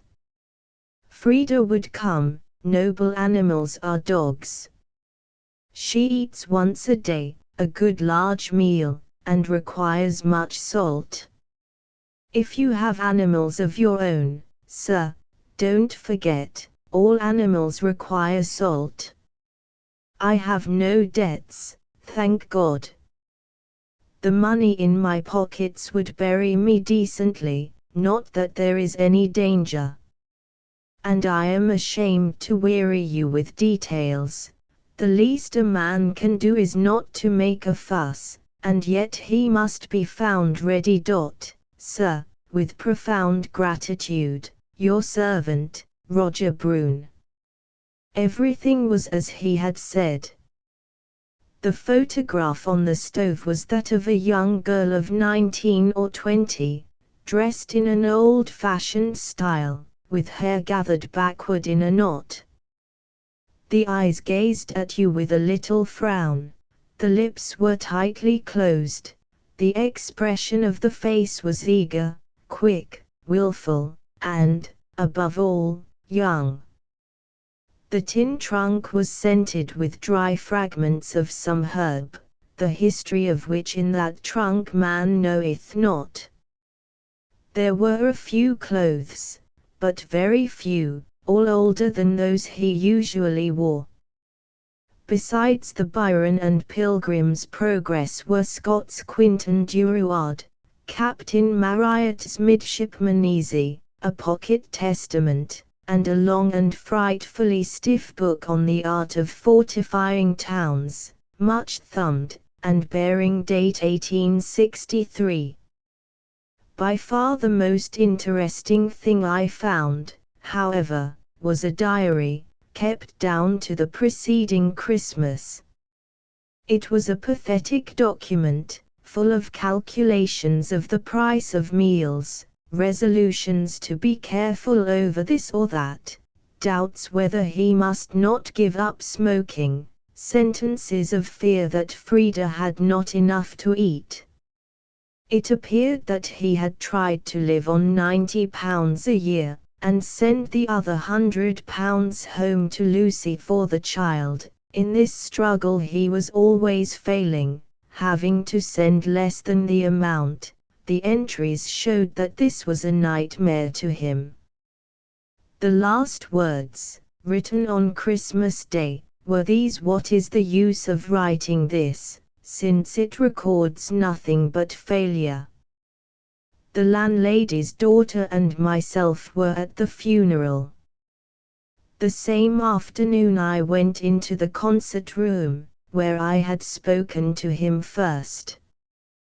When I came out, Frida was lying at the entrance, looking into the faces of everyone that passed, and sniffing idly at their heels.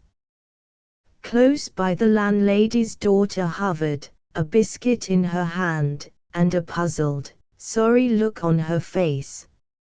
September 1900. To my brother Hubert Galsworthy, salvation of a Forsyte. I Swithin Forsyte lay in bed. The corners of his mouth under his white moustache drooped towards his double chin. He panted, "My doctor says I'm in a bad way, James." His twin brother placed his hand behind his ear. "I can't hear you. They tell me I ought to take a cure." "There's always a cure wanted for something." Emily had a cure. Swithin replied, "You mumble so. I hear my man, Adolphe. I trained him. You ought to have an ear trumpet." "You're getting very shaky, James." There was silence, then James Forsyte, as if galvanized, remarked, "I suppose you've made your will. I suppose you've left your money to the family, you've nobody else to leave it to." "There was Danson died the other day, and left his money to a hospital." The hairs of Swithin's white moustache bristled. "My fool of a doctor told me to make my will," he said. "I hate a fellow who tells you to make your will. My appetite's good, I ate a partridge last night. I'm all the better for eating. He told me to leave off champagne. I eat a good breakfast. I'm not 80. You're the same age, James. You look very shaky." James Forsyte said, "You ought to have another opinion." "Have blank, he's the first man now. I had him for Emily, cost me 200 guineas. He sent her to Homburg, that's the first place now.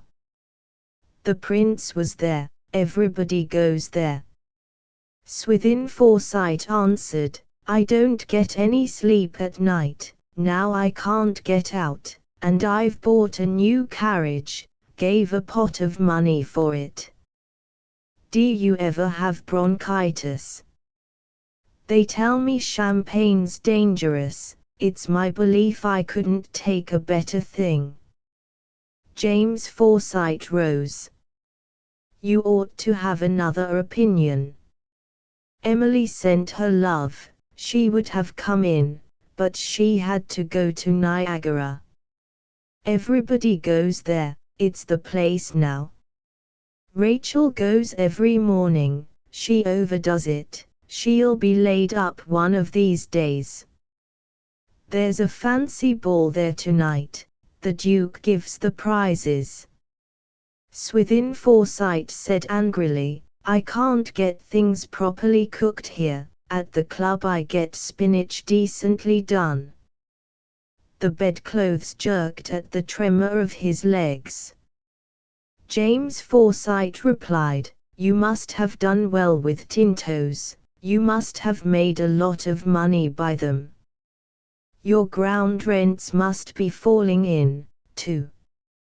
You must have any amount you don't know what to do with." He mouthed the words, as if his lips were watering. Swithin Forsyte glared. "Money," he said, "my doctor's bill's enormous."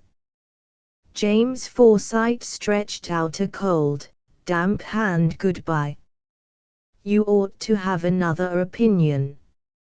I can't keep the horses waiting, they're a new pair, stood me in 300. You ought to take care of yourself. I shall speak to blank about you. You ought to have him, everybody says he's the first man. Goodbye." Swithin Forsyte continued to stare at the ceiling. He thought, "A poor thing, James. A selfish beggar. Must be worth a couple of 100,000. He wheezed, meditating on life. He was ill and lonely. For many years he had been lonely, and for 2 years ill, but as he had smoked his first cigar, so he would live his life stoutly, to its predestined end. Every day he was driven to the club, sitting forward on the spring cushions of a single brougham, his hands on his knees, swaying a little, strangely solemn. He ascended the steps into that marble hall, the folds of his chin wedged into the aperture of his collar, walking squarely with a stick. Later he would dine, eating majestically, and savoring his food, behind a bottle of champagne set in an ice pail, his waistcoat defended by a napkin, his eyes rolling a little or glued in a stare on the waiter. Never did he suffer his head or back to droop, for it was not distinguished so to do. Because he was old and deaf, he spoke to no one, and no one spoke to him. The club gossip, an Irishman, said to each newcomer, "Old Forsyte. Look at Must ha had something in his life to sour But Swithin had had nothing in his life to sour him. For many days now he had lain in bed in a room exuding silver, crimson, and electric light, smelling of opopanax and of cigars. The curtains were drawn, the firelight gleamed, on a table by his bed were a jug of barley water and the Times. He made an attempt to read, failed, and fell again to thinking. His face with its square chin, looked like a block of pale leather bedded in the pillow. It was lonely. A woman in the room would have made all the difference. Why had he never married? He breathed hard, staring frog-like at the ceiling. A memory had come into his mind. It was a long time ago, 40-odd years, but it seemed like yesterday. It happened when he was 38, for the first and only time in his life traveling on the continent, with his twin brother James and a man named Trequow. On the way from Germany to Venice, he had found himself at the Hotel Golden Alp at Salzburg. It was late August, and weather for the gods, sunshine on the walls and the shadows of the vine leaves, and at night, the moonlight, and again on the walls the shadows of the vine leaves. Averse to the suggestions of other people, Swithin had refused to visit the citadel. He had spent the day alone in the window of his bedroom, smoking a succession of cigars, and disparaging the appearance of the passers-by. After dinner he was driven by boredom into the streets.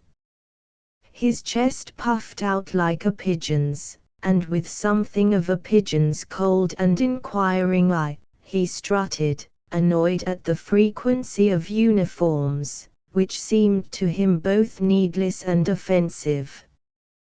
His spleen rose at this crowd of foreigners, who spoke an unintelligible language, wore hair on their faces, and smoked bad tobacco. A queer lot, he thought. The sound of music from a cafe attracted him. He walked in, vaguely moved by a wish for the distinction of adventure, without the trouble which adventure usually brought with it, spurred to, perhaps, by an after-dinner demon. The cafe was the beer alley of the 50s, with a door at either end, and lighted by a large wooden lantern. On a small dais 3 musicians were fiddling. Solitary men, or groups, sat at some dozen tables, and the waiters hurried about replenishing glasses. The air was thick with smoke. Swithin sat down. "Wine," he said sternly. The astonished waiter brought him wine. Swithin pointed to a beer glass on the table. "Here," he said, with the same ferocity. The waiter poured out the wine. "Ah," thought Swithin, "they can understand if they like." A group of officers close by were laughing. Swithin stared at them uneasily. A hollow cough sounded almost in his ear. To his left a man sat reading, with his elbows on the corners of a journal, and his gaunt shoulders raised almost to his eyes. He had a thin, long nose, broadening suddenly at the nostrils, a black-brown beard, spread in a savage fan over his chest. What was visible of the face was the color of old parchment. A strange, wild, haughty-looking creature. Swithin observed his clothes with some displeasure. They were the clothes of a journalist or strolling actor. And yet he was impressed. This was singular. How could he be impressed by a fellow in such clothes? The man reached out a hand, covered with black hairs, and took up a tumbler that contained a dark-colored fluid. Brandy, thought Swithin. The crash of a falling chair startled him. His neighbor had risen. He was of immense height, and very thin. His great beard seemed to splash away from his mouth. He was glaring at the group of officers, and speaking. Swithin made out two words, Hundi. Deutsche Hundi. Hounds. Dutch hounds, he thought, rather strong. One of the officers had jumped up, and now drew his sword. The tall man swung his chair up, and brought it down with a thud. Everybody round started up and closed on him. The tall man cried out, "To me, Magyars." Swithin grinned. The tall man fighting such odds excited his unwilling admiration. He had a momentary impulse to go to his assistance. Only get a broken nose, he thought, and looked for a safe corner. But at that moment a thrown lemon struck him on the jaw. He jumped out of his chair and rushed at the officers. The Hungarian, swinging his chair, threw him a look of gratitude. Swithin glowed with momentary admiration of himself. A sword blade grazed his arm. He felt a sudden dislike of the Hungarian. This is too much, he thought, and, catching up a chair, flung it at the wooden lantern. There was a crash, faces and swords vanished.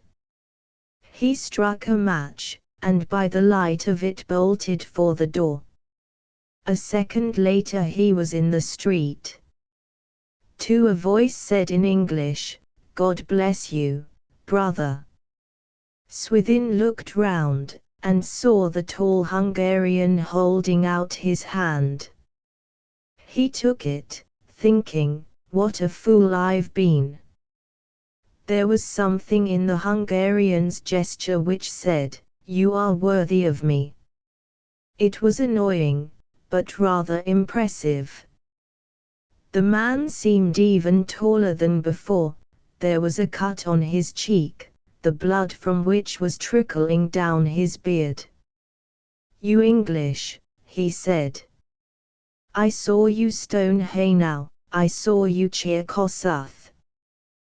The free blood of your people cries out to us." He looked at Swithin.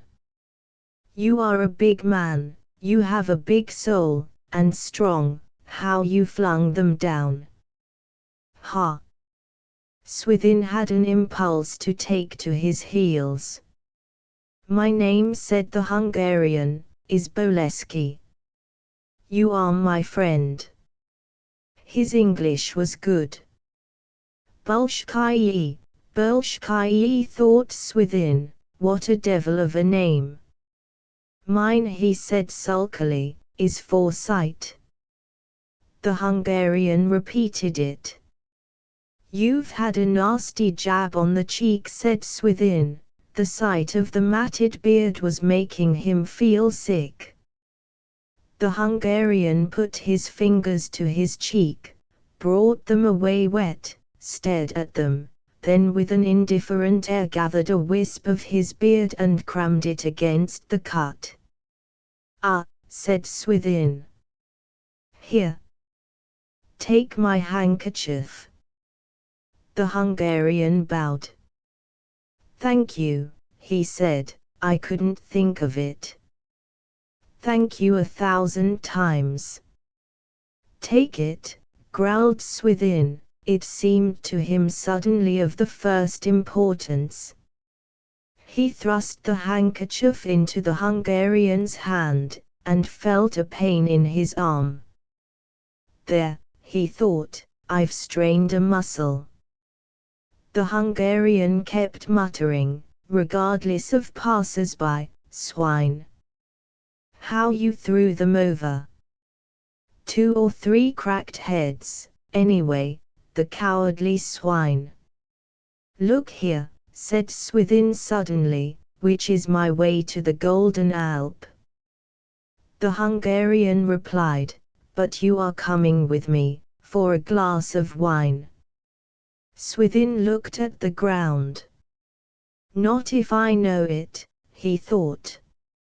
Ah, said the Hungarian with dignity, you do not wish for my friendship. Touchy beggar, thought Swithin. Of course, he stammered, if you put it in that way. The Hungarian bowed, murmuring, forgive me. They had not gone a dozen steps before a youth, with a beardless face and hollow cheeks, accosted them. For the love of Christ, gentlemen, he said, help me. Are you a German? Asked Boleski. Yes, said the youth. Then you may rot. Master, look here. Tearing open his coat, the youth displayed his skin, and a leather belt drawn tight round it. Again Swithin felt that desire to take to his heels. He was filled with horrid forebodings, a sense of perpending intimacy with things such as no gentleman had dealings with. The Hungarian crossed himself. Brother, he said to the youth, come you in. Swithin looked at them askance, and followed. By a dim light they groped their way up some stairs into a large room, into which the moon was shining through a window bulging over the street. A lamp burned low, there was a smell of spirits and tobacco, with a faint, peculiar scent, as of rose leaves. In one corner stood a chimbal, in another a great pile of newspapers. On the wall hung some old-fashioned pistols, and a rosary of yellow beads. Everything was tidily arranged, but dusty. Near an open fireplace was a table with the remains of a meal. The ceiling, floor, and walls were all of dark wood. In spite of the strange disharmony, the room had a sort of refinement.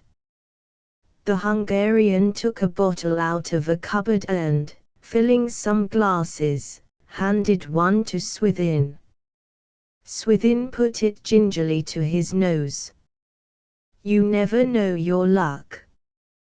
Come, he thought, tilting it slowly into his mouth. It was thick, too sweet, but of a fine flavor. Brothers, said the Hungarian, refilling, your healths. The youth tossed off his wine. And Swithin this time did the same, he pitied this poor devil of a youth now. "Come round tomorrow," he said, "I'll give you a shirt or two." When the youth was gone, however, he remembered with relief that he had not given his address. Better so, he reflected. A humbug, no doubt. "What was that you said to him?" he asked of the Hungarian. "I said," answered Bolesky, "you have eaten and drunk, and now you are my enemy." "Quite right," said Swithin, "quite right. A beggar is every man's enemy." "You do not understand," the Hungarian replied politely. "While he was a beggar, I, too, have had to beg." Swithin thought, "Good God, this is awful. But now that he is no longer hungry, what is he but a German? No Austrian dog soils my floors." His nostrils, as it seemed to Swithin, had distended in an unpleasant fashion, and a wholly unnecessary raucousness invaded his voice. "I am an exile, all of my blood are exiles. Those godless dogs." Swithin hurriedly assented. As he spoke, a face peeped in at the door. "Rosi," said the Hungarian. A young girl came in. She was rather short, with a deliciously round figure and a thick plait of hair. She smiled, and showed her even teeth. Her little, bright, wide-set grey eyes glanced from one man to the other. Her face was round, too, high in the cheekbones, the colour of wild roses, with brows that had a twist up at the corners.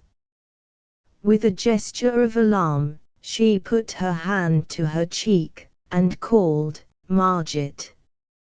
An older girl appeared, taller, with fine shoulders, large eyes, a pretty mouth, and what Swithin described to himself afterwards as a pudding nose. Both girls, with little cooing sounds, began attending to their father's face. Swithin turned his back to them. His arm pained him. "This is what comes of interfering," he thought sulkily. "I might have had my neck broken." Suddenly a soft palm was placed in his. Two eyes, half fascinated, half shy, looked at him. Then a voice called, "Rosi." The door was slammed. He was alone again with the Hungarian, harassed by a sense of soft disturbance. "Your daughter's name is Rosie," he said. "We have it in England, from rose, a flower." "Rosi, Rozjai," the Hungarian replied. "Your English is a hard tongue, harder than French, German, or Czechish, harder than Russian, or Romanian. I know no more." "What?" said Swithin. "6 languages." Privately he thought, he knows how to lie, anyway. "If you lived in a country like mine," muttered the Hungarian, "with all men's hands against you. A free people, dying, but not dead." Swithin could not imagine what he was talking of. This man's face, with its linen bandage, gloomy eyes, and great black wisps of beard, his fierce mutterings, and hollow cough, were almost unpleasant. He seemed to be suffering from some kind of mental dog bite. His emotion indeed appeared so indecent, so uncontrolled and open, that its obvious sincerity produced a sort of awe in Swithin. It was like being forced to look into a furnace. Bolesky stopped roaming up and down. "You think it's over," he said. "I tell you, in the breast of each one of us Magyars there is a hell. What is sweeter than life? What is more sacred than each breath we draw? Ah, my country! These words were uttered so slowly, with such intense mournfulness, that Swithin's jaw relaxed. He converted the movement to a yawn. "Tell me," said Bolesky, "what would you do if the French conquered you?" Swithin smiled. Then suddenly, as though something had hurt him, he grunted, "The froggies. Let 'em try." "Drink," said Bolesky, "there is nothing like it." He filled Swithin's glass. "I will tell you my story." Swithin rose hurriedly. "It's late," he said. "This is good stuff, though. Have you much of it?" "It is the last bottle." "What," said Swithin, "and you gave it to a beggar?" "My name is Bolesky," Stefan the Hungarian said, raising his head, "of the Kmon Boleskis." The simplicity of this phrase, as who shall say, what need of further description, made an impression on Swithin. He stopped to listen. Bolesky's story went on and on. "There were many abuses," boomed his deep voice, "much wrong done, much cowardice. I could see clouds gathering, rolling over our plains. The Austrian wished to strangle the breath of our mouths, to take from us the shadow of our liberty, the shadow, all we had. 2 years ago, the year of '48, when every man and boy answered the great voice, 'Brother, a dog's life, to use a pen when all of your blood are fighting,' but it was decreed for me. My son was killed, my brothers taken, and myself was thrown out like a dog. I had written out my heart, I had written out all the blood that was in my body." He seemed to tower, a gaunt shadow of a man, with gloomy, flickering eyes staring at the wall. Swithin rose, and stammered, "Much obliged, very interesting." Bolesky made no effort to detain him, but continued staring at the wall. "Good night," said Swithin, and stamped heavily downstairs. 3. When at last Swithin reached the Golden Alp, he found his brother and friend standing uneasily at the door. Trecu, a prematurely dried-up man, with whiskers and a Scotch accent, remarked, "Ye really, man." Swithin growled something unintelligible, and swung up to bed. He discovered a slight cut on his arm. He was in a savage temper. The elements had conspired to show him things he did not want to see, yet now and then a memory of Rosie, of her soft palm in his, a sense of having been stroked and flattered, came over him. During breakfast next morning his brother and Trecu announced their intention of moving on. James Forsyte, indeed, remarked that it was no place for a collector since all the old shops were in the hands of Jews or very grasping persons. He had discovered this at once. Swithin pushed his cup aside. "You may do what you like," he said, "I'm staying here." James Forsyte replied, tumbling over his own words, "Why, what do you want to stay here for? There's nothing for you to do here, there's nothing to see here, unless you go up the citadel, and you won't do that." Swithin growled, "Who says so?" Having gratified his perversity, he felt in a better temper. He had slung his arm in a silk sash, and accounted for it by saying he had slipped. Later he went out and walked onto the bridge. In the brilliant sunshine, spires were glistening against the pearly background of the hills. The town had a clean, joyous air. Swithin glanced at the citadel and thought, "Looks a strong place. Shouldn't wonder if it were impregnable." And this for some occult reason gave him pleasure. It occurred to him suddenly to go and look for the Hungarian's house. About noon, after a hunt of 2 hours, he was gazing about him blankly, pale with heat, but more obstinate than ever, when a voice above him called, "Mr." He looked up and saw Rosie. She was leaning her round chin on her round hand, gazing down at him with her deep-set, clever eyes. When Swithin removed his hat, she clapped her hands. Again he had the sense of being admired, caressed. With a careless air, that sat grotesquely on his tall square person, he walked up to the door. Both girls stood in the passage. Swithin felt a confused desire to speak in some foreign tongue. "Mumsells," he began, bonjour, your father, père, comment." "We also speak English," said the elder girl. "Will you come in, please?"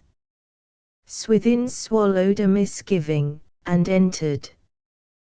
The room had a worn appearance by daylight, as if it had always been the nest of tragic or vivid lives. He sat down, and his eyes said, "I am a stranger, but don't try to get the better of me, please, that is impossible." The girls looked at him in silence.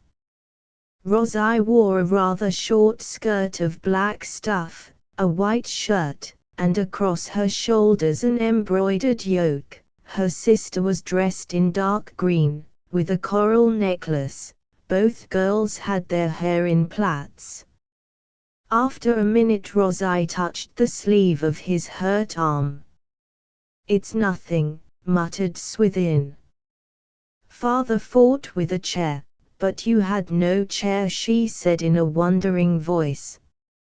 He doubled the fist of his sound arm and struck a blow at space. To his amazement she began to laugh. Nettled at this, he put his hand beneath the heavy table and lifted it. Rosie clapped her hands. "Ah, now I see how strong you are." She made him a curtsy and whisked round to the window. He found the quick intelligence of her eyes confusing. Sometimes they seemed to look beyond him at something invisible. This, too, confused him. From Margit he learned that they had been 2 years in England, where their father had made his living by teaching languages. They had now been a year in Salzburg. "We wait," suddenly said Rosie, and Margit, with a solemn face, repeated, "We wait." Swithin's eyes swelled a little with his desire to see what they were waiting for. How queer they were, with their eyes that gazed beyond him. He looked at their figures.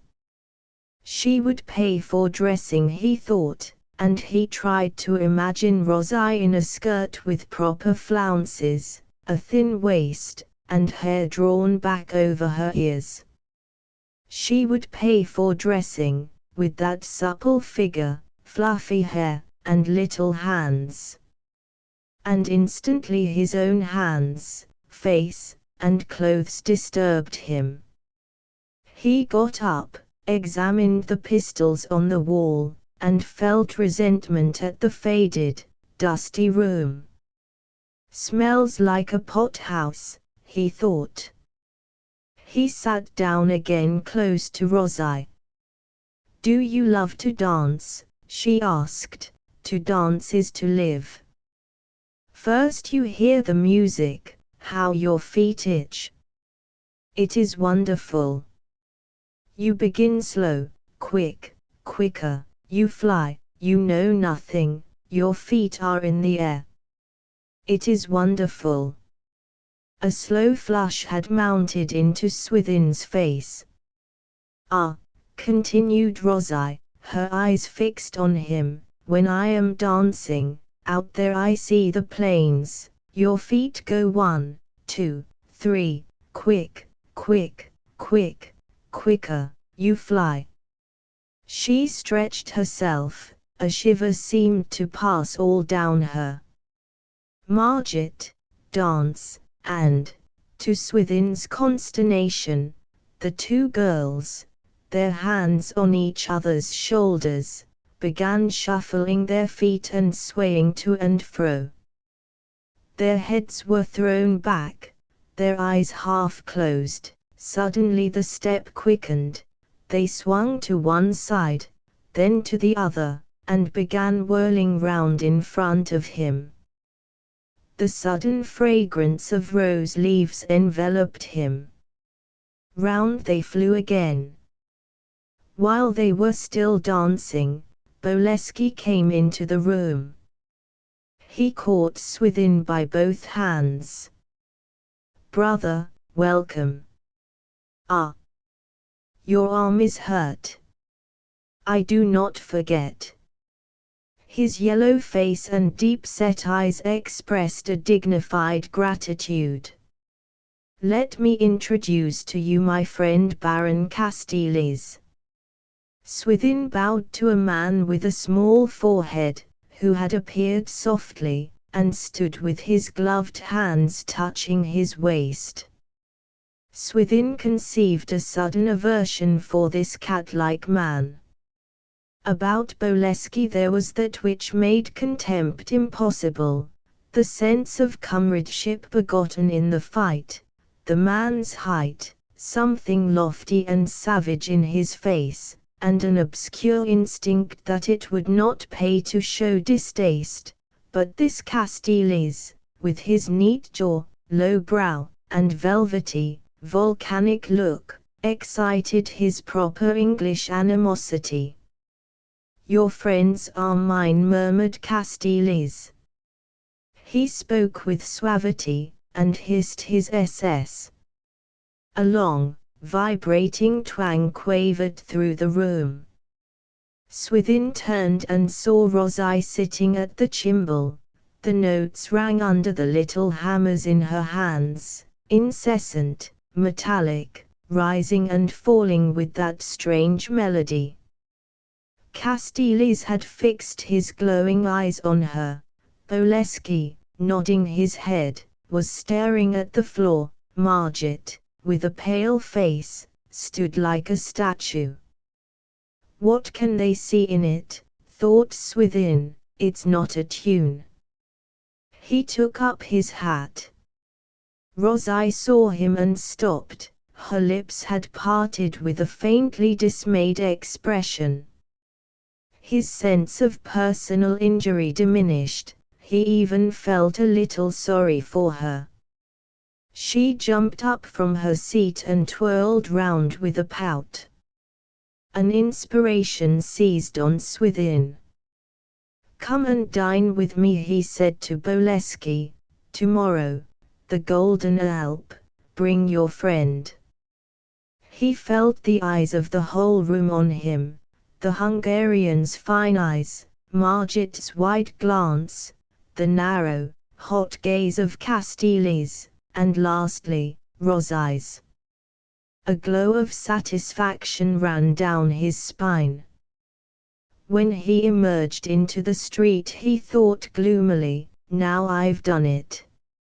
And not for some paces did he look round, then, with a forced smile, turned and removed his hat to the faces at the window.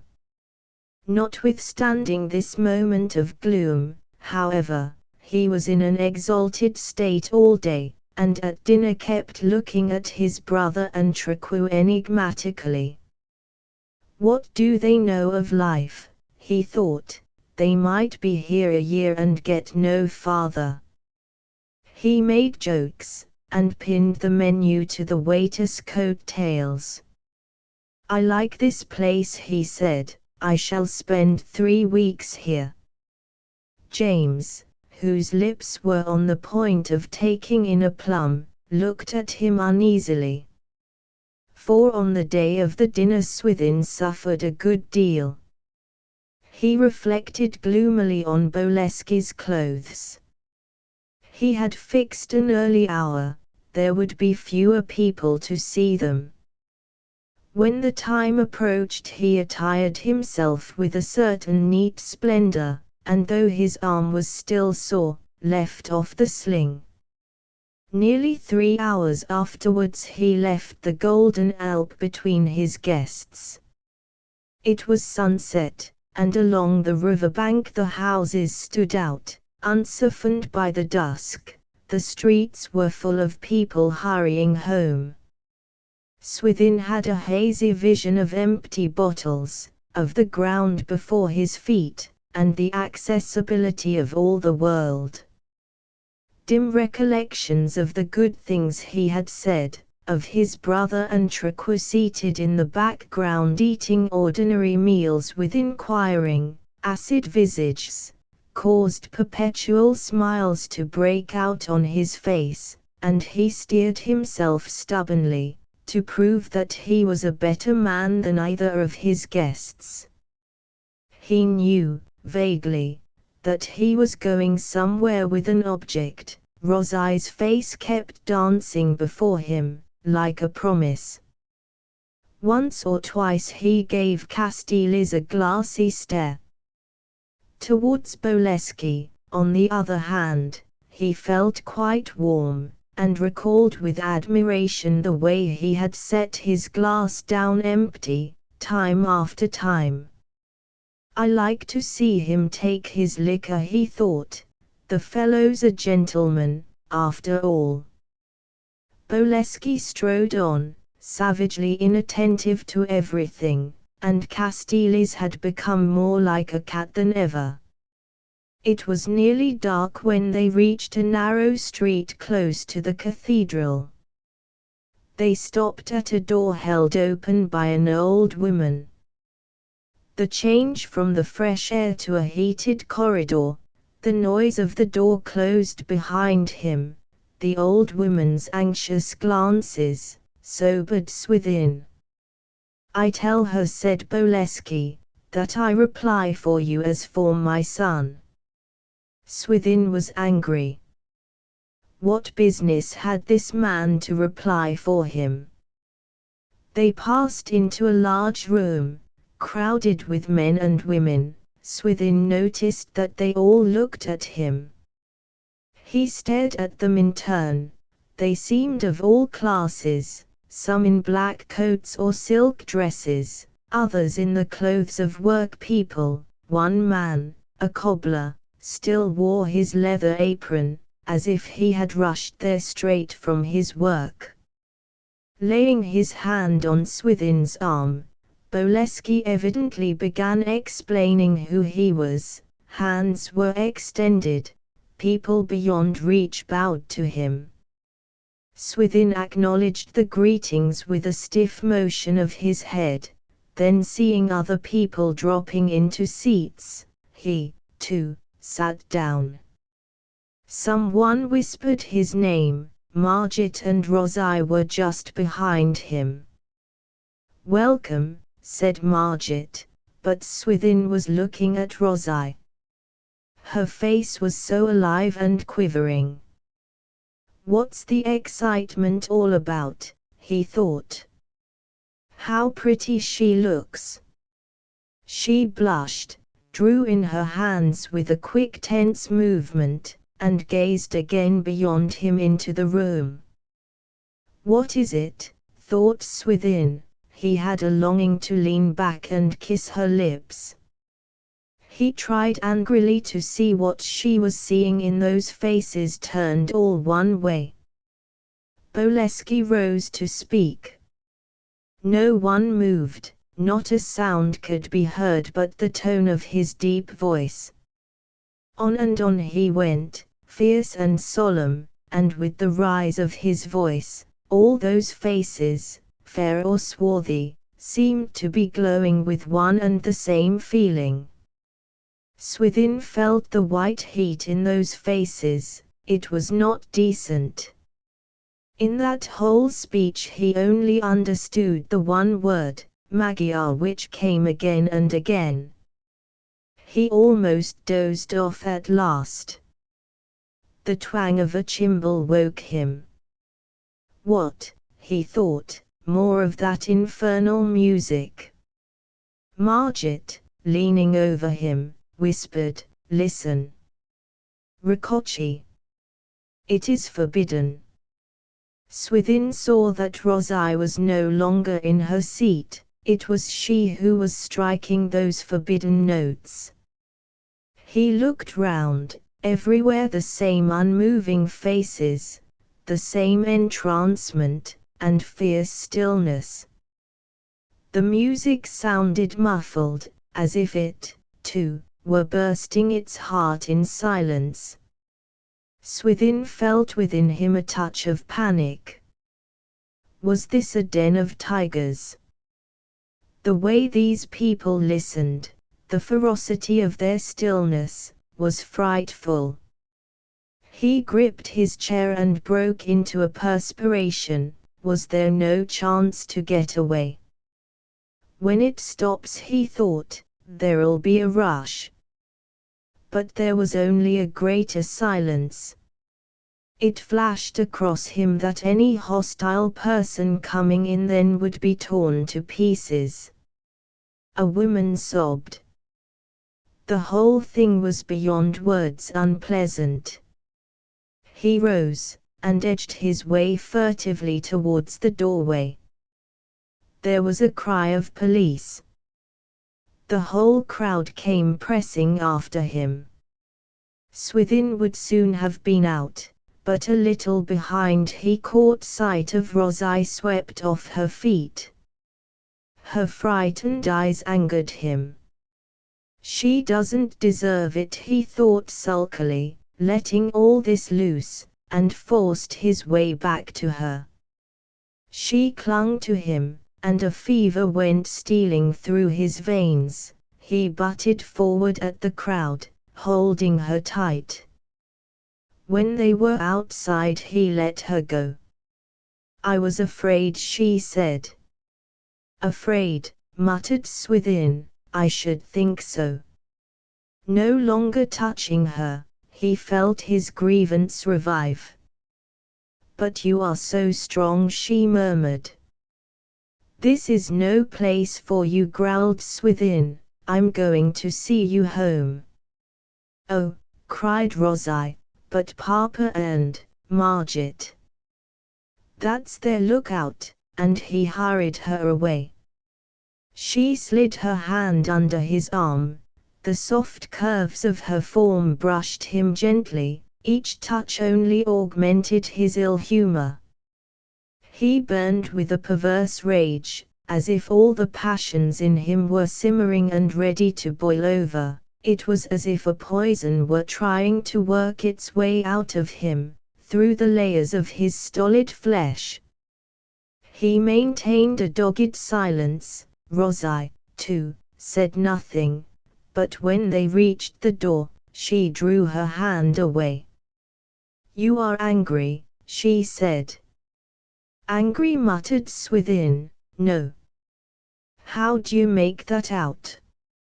He had a torturing desire to kiss her. "Yes, you are angry," she repeated. "I wait here for Papa and Margit." Swithin also waited, wedged against the wall. Once or twice, for his sight was sharp, he saw her steal a look at him, a beseeching look, and hardened his heart with a kind of pleasure. After 5 minutes Bolesky, Margit, and Castells appeared. Seeing Rosei they broke into exclamations of relief, and Castells, with a glance at Swithin, put his lips to her hand. Rosai's look said, "Wouldn't you like to do that?" Swithin turned short on his heel, and walked away. All night he hardly slept, suffering from fever, for the first time in his life. Once he jumped out of bed, lighted a candle, and going to the glass, scrutinized himself long and anxiously. After this he fell asleep, but had frightful dreams. His first thought when he woke was, "My liver's out of order," and, thrusting his head into cold water, he dressed hastily and went out. He soon left the house behind. Dew covered everything, blackbirds whistled in the bushes, the air was fresh and sweet. He had not been up so early since he was a boy. Why was he walking through a damp wood at this hour of the morning? Something intolerable and unfamiliar must have sent him out. No fellow in his senses would do such a thing. He came to a dead stop, and began unsteadily to walk back. Regaining the hotel, he went to bed again, and dreamed that in some wild country he was living in a room full of insects, where a housemaid, Rosai, holding a broom, looked at him with mournful eyes. There seemed an unexplained need for immediate departure. He begged her to forward his things, and shake them out carefully before she put them into the trunk. He understood that the charge for sending would be 22 shillings, thought it a great deal, and had the horrors of indecision. "No," he muttered, "pack, and take them myself." The housemaid turned suddenly into a lean creature, and he awoke with a sore feeling in his heart. His eye fell on his wet boots. The whole thing was scaring, and jumping up, he began to throw his clothes into his trunks. It was 12 o'clock before he went down, and found his brother and Trequoy still at the table arranging an itinerary. He surprised them by saying that he too was coming, and without further explanation set to work to eat. James had heard that there were salt mines in the neighborhood. His proposal was to start, and halt an hour or so on the road for their inspection. He said, "Everybody'll ask you if you've seen the salt mines. I shouldn't like to say I hadn't seen the salt mines. What's the good, they'd say, of your going there if you haven't seen the salt mines?" He wondered, too, if they need fee the second waiter, an idle chap. A discussion followed, but Swithin ate on glumly, conscious that his mind was set on larger affairs. Suddenly on the far side of the street Rosai and her sister passed, with little baskets on their arms. He started up, and at that moment Rosai looked round. Her face was the incarnation of enticement, the chin tilted, the lower lip thrust a little forward, her round neck curving back over her shoulder. Swithin muttered, "Make your own arrangements, leave me out," and hurried from the room, leaving James beside himself with interest and alarm. When he reached the street, however, the girls had disappeared. He hailed a carriage. "Drive," he called to the man, with a flourish of his stick, and as soon as the wheels had begun to clatter on the stones he leaned back, looking sharply to right and left. He soon had to give up thought of finding them, but made the coachman turn round and round again. All day he drove about, far into the country, and kept urging the driver to use greater speed. He was in a strange state of hurry and elation. Finally, he dined at a little country inn, and this gave the measure of his disturbance. The dinner was atrocious. Returning late in the evening, he found a note written by Trecu. "Are you in your senses, man?" it asked. "We have no more time to waste idling about here. If you want to rejoin us, come on to Daniele's Hotel, Venice." Swithin chuckled when he read it, and feeling frightfully tired, went to bed and slept like a log. 3 weeks later he was still in Salzburg, no longer at the Golden Alp, but in rooms over a shop near the Boleskis. He had spent a small fortune in the purchase of flowers.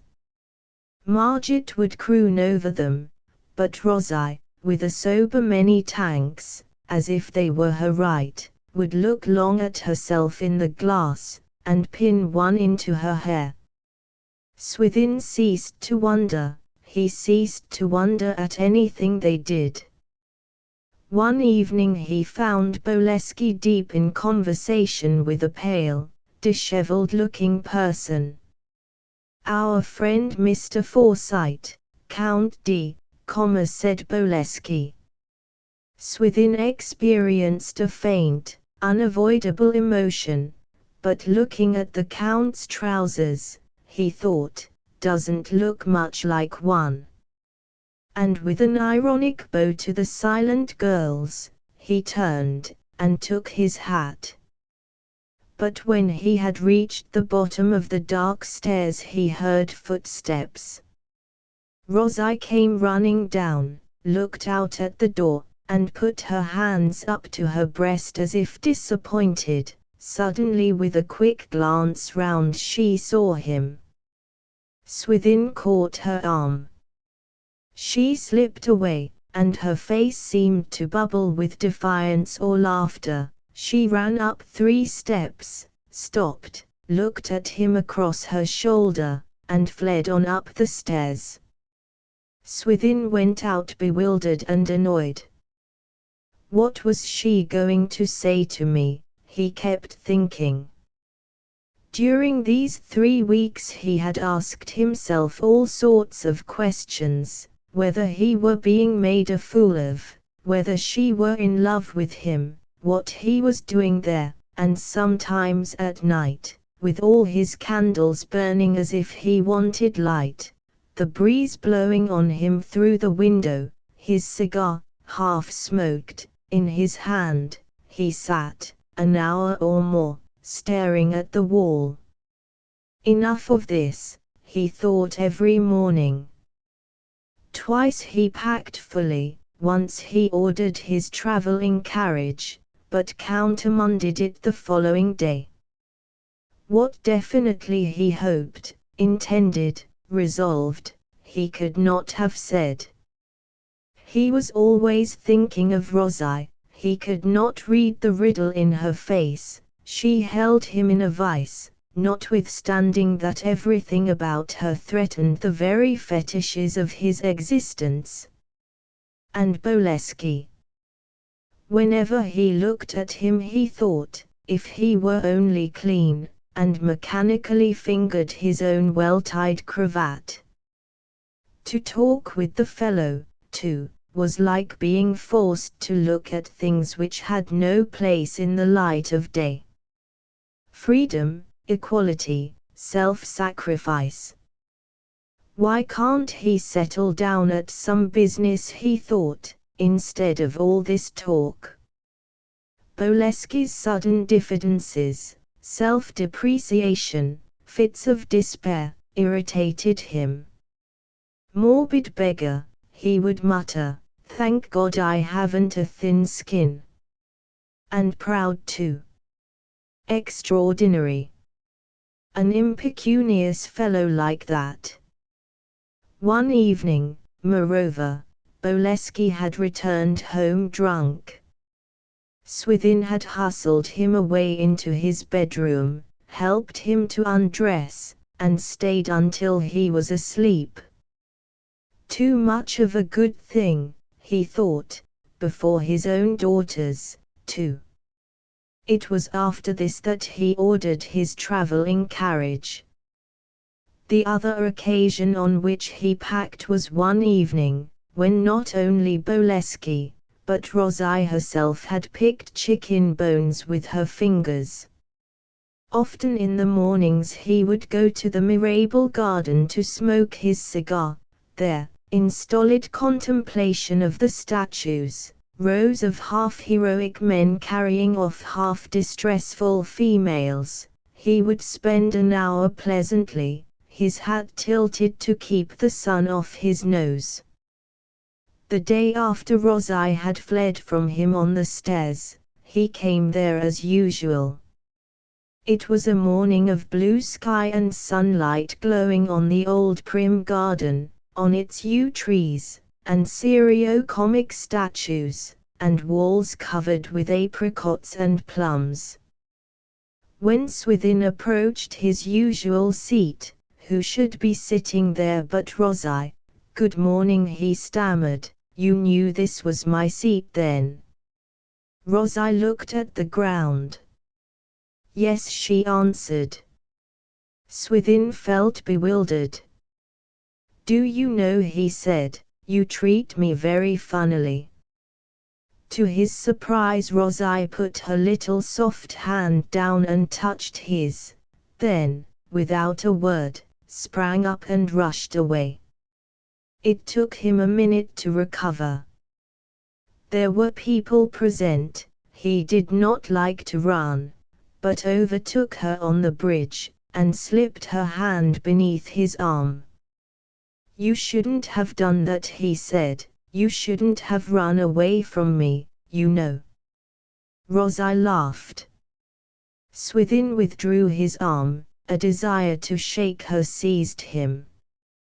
He walked some way before he said, "Will you have the goodness to tell me what you came to that seat for?" Rosie flashed a look at him. "Tomorrow is the fete," she answered. Swithin muttered, "Is that all? If you do not take us, we cannot go."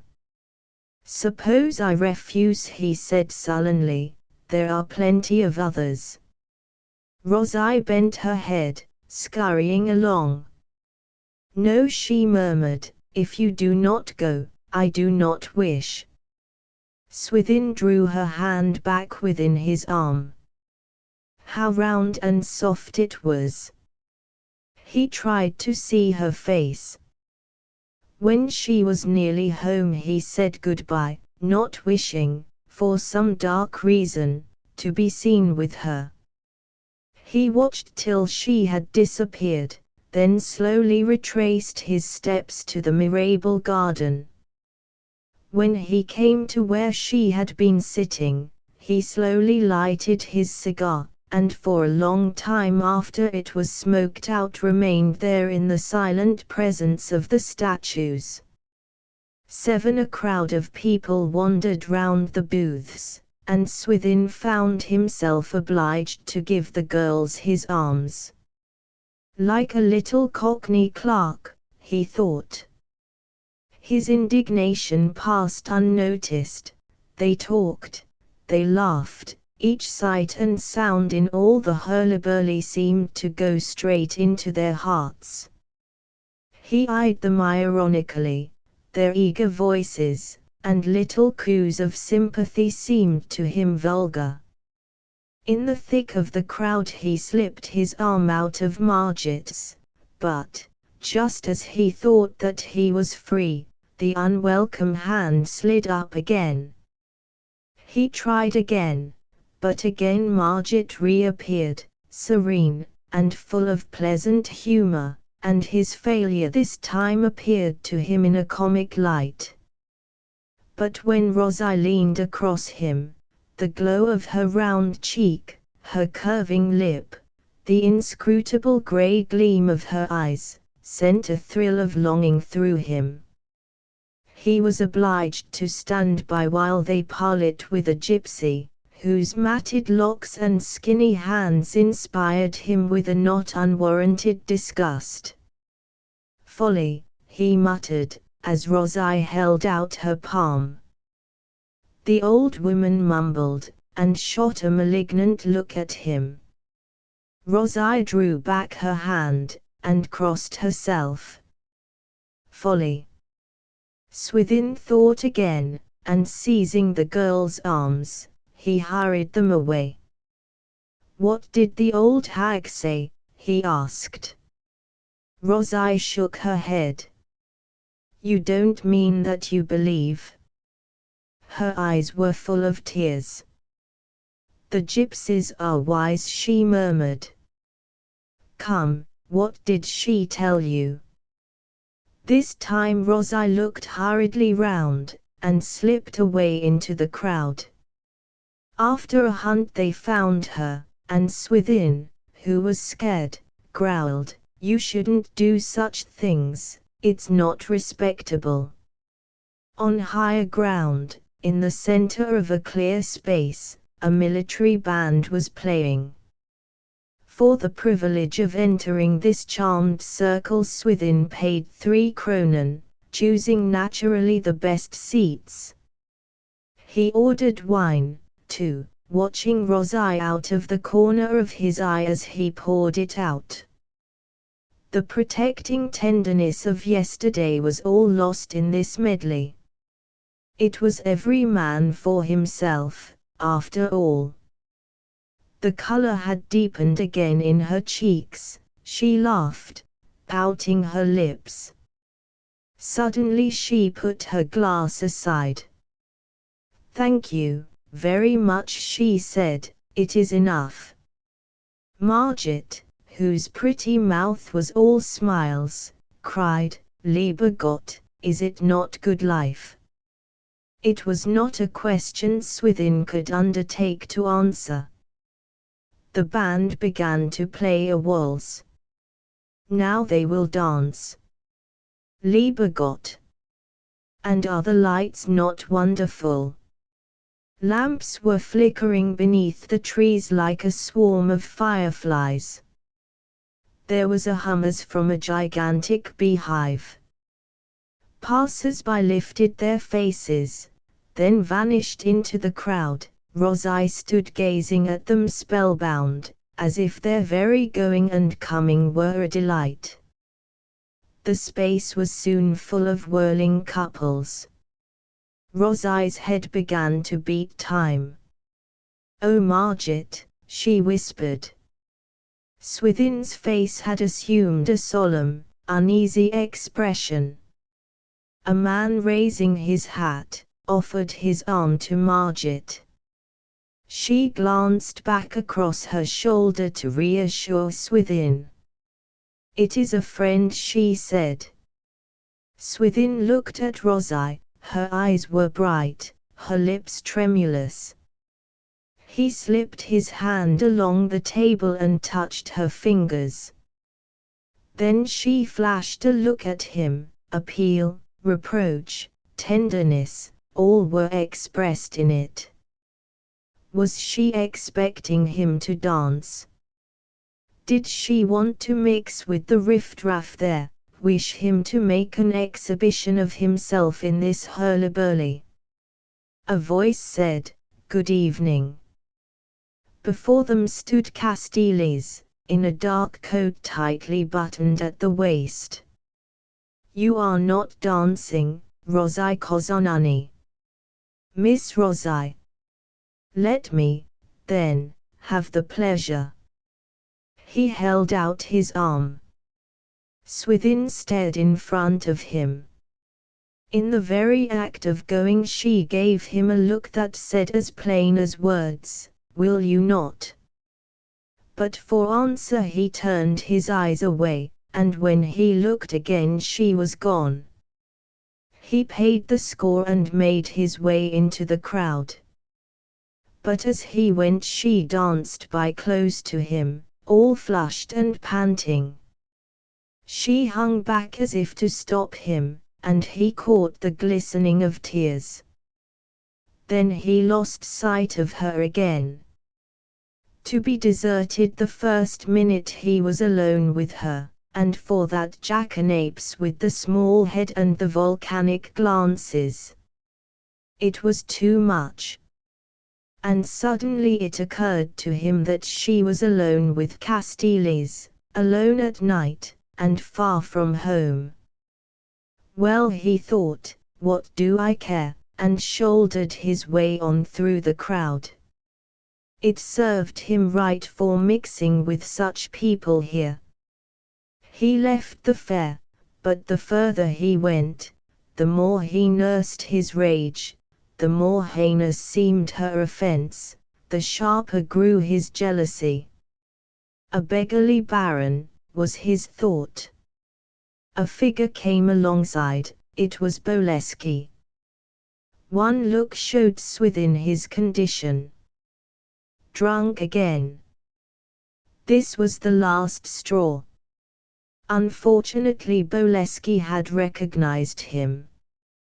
He seemed violently excited. Where are my daughters?" he began. Swithin brushed past, but Bolesky caught his arm. "Listen, brother," he said, "news of my country. After tomorrow, keep it to yourself," growled Swithin, wrenching his arm free. He went straight to his lodgings, and, lying on the hard sofa of his unlighted sitting room, gave himself up to bitter thoughts. But in spite of all his anger, Rosai's supply-moving figure, with its pouting lips, and roguish appealing eyes, still haunted him. Next morning there was not a carriage to be had, and Swithin was compelled to put off his departure till the morrow. The day was grey and misty. He wandered about with the strained, inquiring look of a lost dog in his eyes. Late in the afternoon he went back to his lodgings. In a corner of the sitting room stood Rosai. The thrill of triumph, the sense of appeasement, the emotion that seized on him, crept through to his lips in a faint smile. Rosai made no sound, her face was hidden by her hands. And this silence of hers weighed on Swithin. She was forcing him to break it. What was behind her hands? His own face was visible. Why didn't she speak? Why was she here? Alone. That was not right surely. Suddenly Rosai dropped her hands, her flushed face was quivering, it seemed as though a word, a sign, even, might bring a burst of tears. He walked over to the window. I must give her time, he thought, then seized by unreasoning terror at this silence, spun round, and caught her by the arms. Rosai held back from him, swayed forward and buried her face on his breast. Half an hour later Swithin was pacing up and down his room. The scent of rose leaves had not yet died away. A glove lay on the floor, he picked it up, and for a long time stood weighing it in his hand. All sorts of confused thoughts and feelings haunted him. It was the purest and least selfish moment of his life, this moment after she had yielded. But that pure gratitude at her fiery, simple abnegation did not last, it was followed by a petty sense of triumph, and by uneasiness. He was still weighing the little glove in his hand, when he had another visitor. It was Castells. What can I do for you? Swithin asked ironically. The Hungarian seemed suffering from excitement. Why had Swithin left his charges the night before? What excuse had he to make? What sort of conduct did he call this? Swithin, very like a bulldog at that moment, answered, what business was it of his? The business of a gentleman. What right had the Englishman to pursue a young girl? Pursue, said Swithin, you've been spying, then. Spying, I, Castiles, Morris Johann, an insult. Insult, sneered Swithin, do you mean to tell me you weren't in the street just now?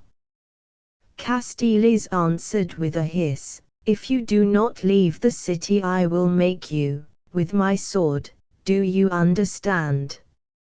And if you do not leave my room I will throw you out of the window. For some minutes Castiles spoke in pure Hungarian while Swithin waited, with a forced smile and a fixed look in his eye. He did not understand Hungarian. If you are still in the city tomorrow evening, said Castiles at last in English, I will spit you in the street. Swithin turned to the window and watched his visitors retiring back with a queer mixture of amusement, stubbornness, and anxiety. Well, he thought, I suppose he'll run me through. The thought was unpleasant, and it kept recurring, but it only served to harden his determination. His head was busy with plans for seeing Rosie, his blood on fire with the kisses she had given him. 9 Swithin was long in deciding to go forth next day. He had made up his mind not to go to Rosie till 5 o'clock. Mustn't make myself too cheap, he thought. It was a little past that hour when he at last sallied out, and with a beating heart walked towards Bolesky's. He looked up at the window, more than half expecting to see Rosie there, but she was not, and he noticed with faint surprise that the window was not open. The plants, too, outside, looked singularly arid. He knocked. No one came. He beat a fierce tattoo. At last the door was opened by a man with a reddish beard, and one of those sardonic faces only to be seen on shoemakers of Teutonic origin. What do you want, making all this noise? He asked in German. Swithin pointed up the stairs. The man grinned, and shook his head. I want to go up, said Swithin. The cobbler shrugged his shoulders, and Swithin rushed upstairs. The rooms were empty. The furniture remained, but all signs of life were gone. One of his own bouquets, faded, stood in a glass.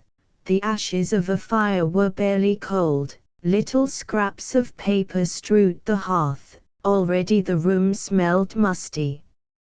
He went into the bedrooms, and with a feeling of stupefaction stood staring at the girls' beds, side by side against the wall. A bit of ribbon caught his eye. He picked it up and put it in his pocket. It was a piece of evidence that she had once existed. By the mirror some pins were dropped about, a little powder had been spilled.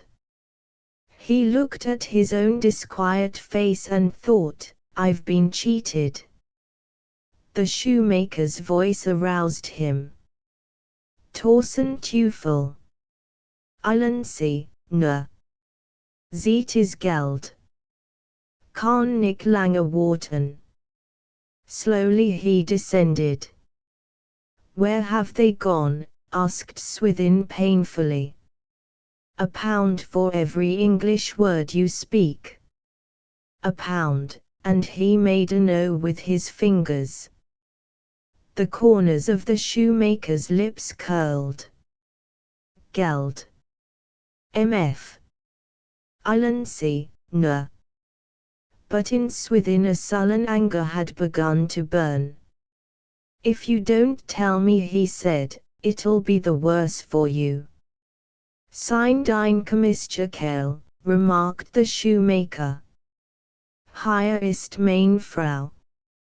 A battered-looking woman came hurrying down the passage, calling out in German, "Don't let him go." With a snarling sound the shoemaker turned his back, and shambled off. The woman furtively thrust a letter into Swithin's hand, and furtively waited. The letter was from Rosie. "Forgive me," it ran, "that I leave you and do not say goodbye. Today our father had the call from our dear father town so long awaited. In 2 hours we are ready. I pray to the Virgin to keep you ever safe, and that you do not quite forget me. Your unforgetting good friend, Rosie." When Swithin read it, his first sensation was that of a man sinking in a bog, then his obstinacy stiffened. "I won't be done," he thought. Taking out a sovereign, he tried to make the woman comprehend that she could earn it, by telling him where they had gone. He got her finally to write the words out in his pocket-book,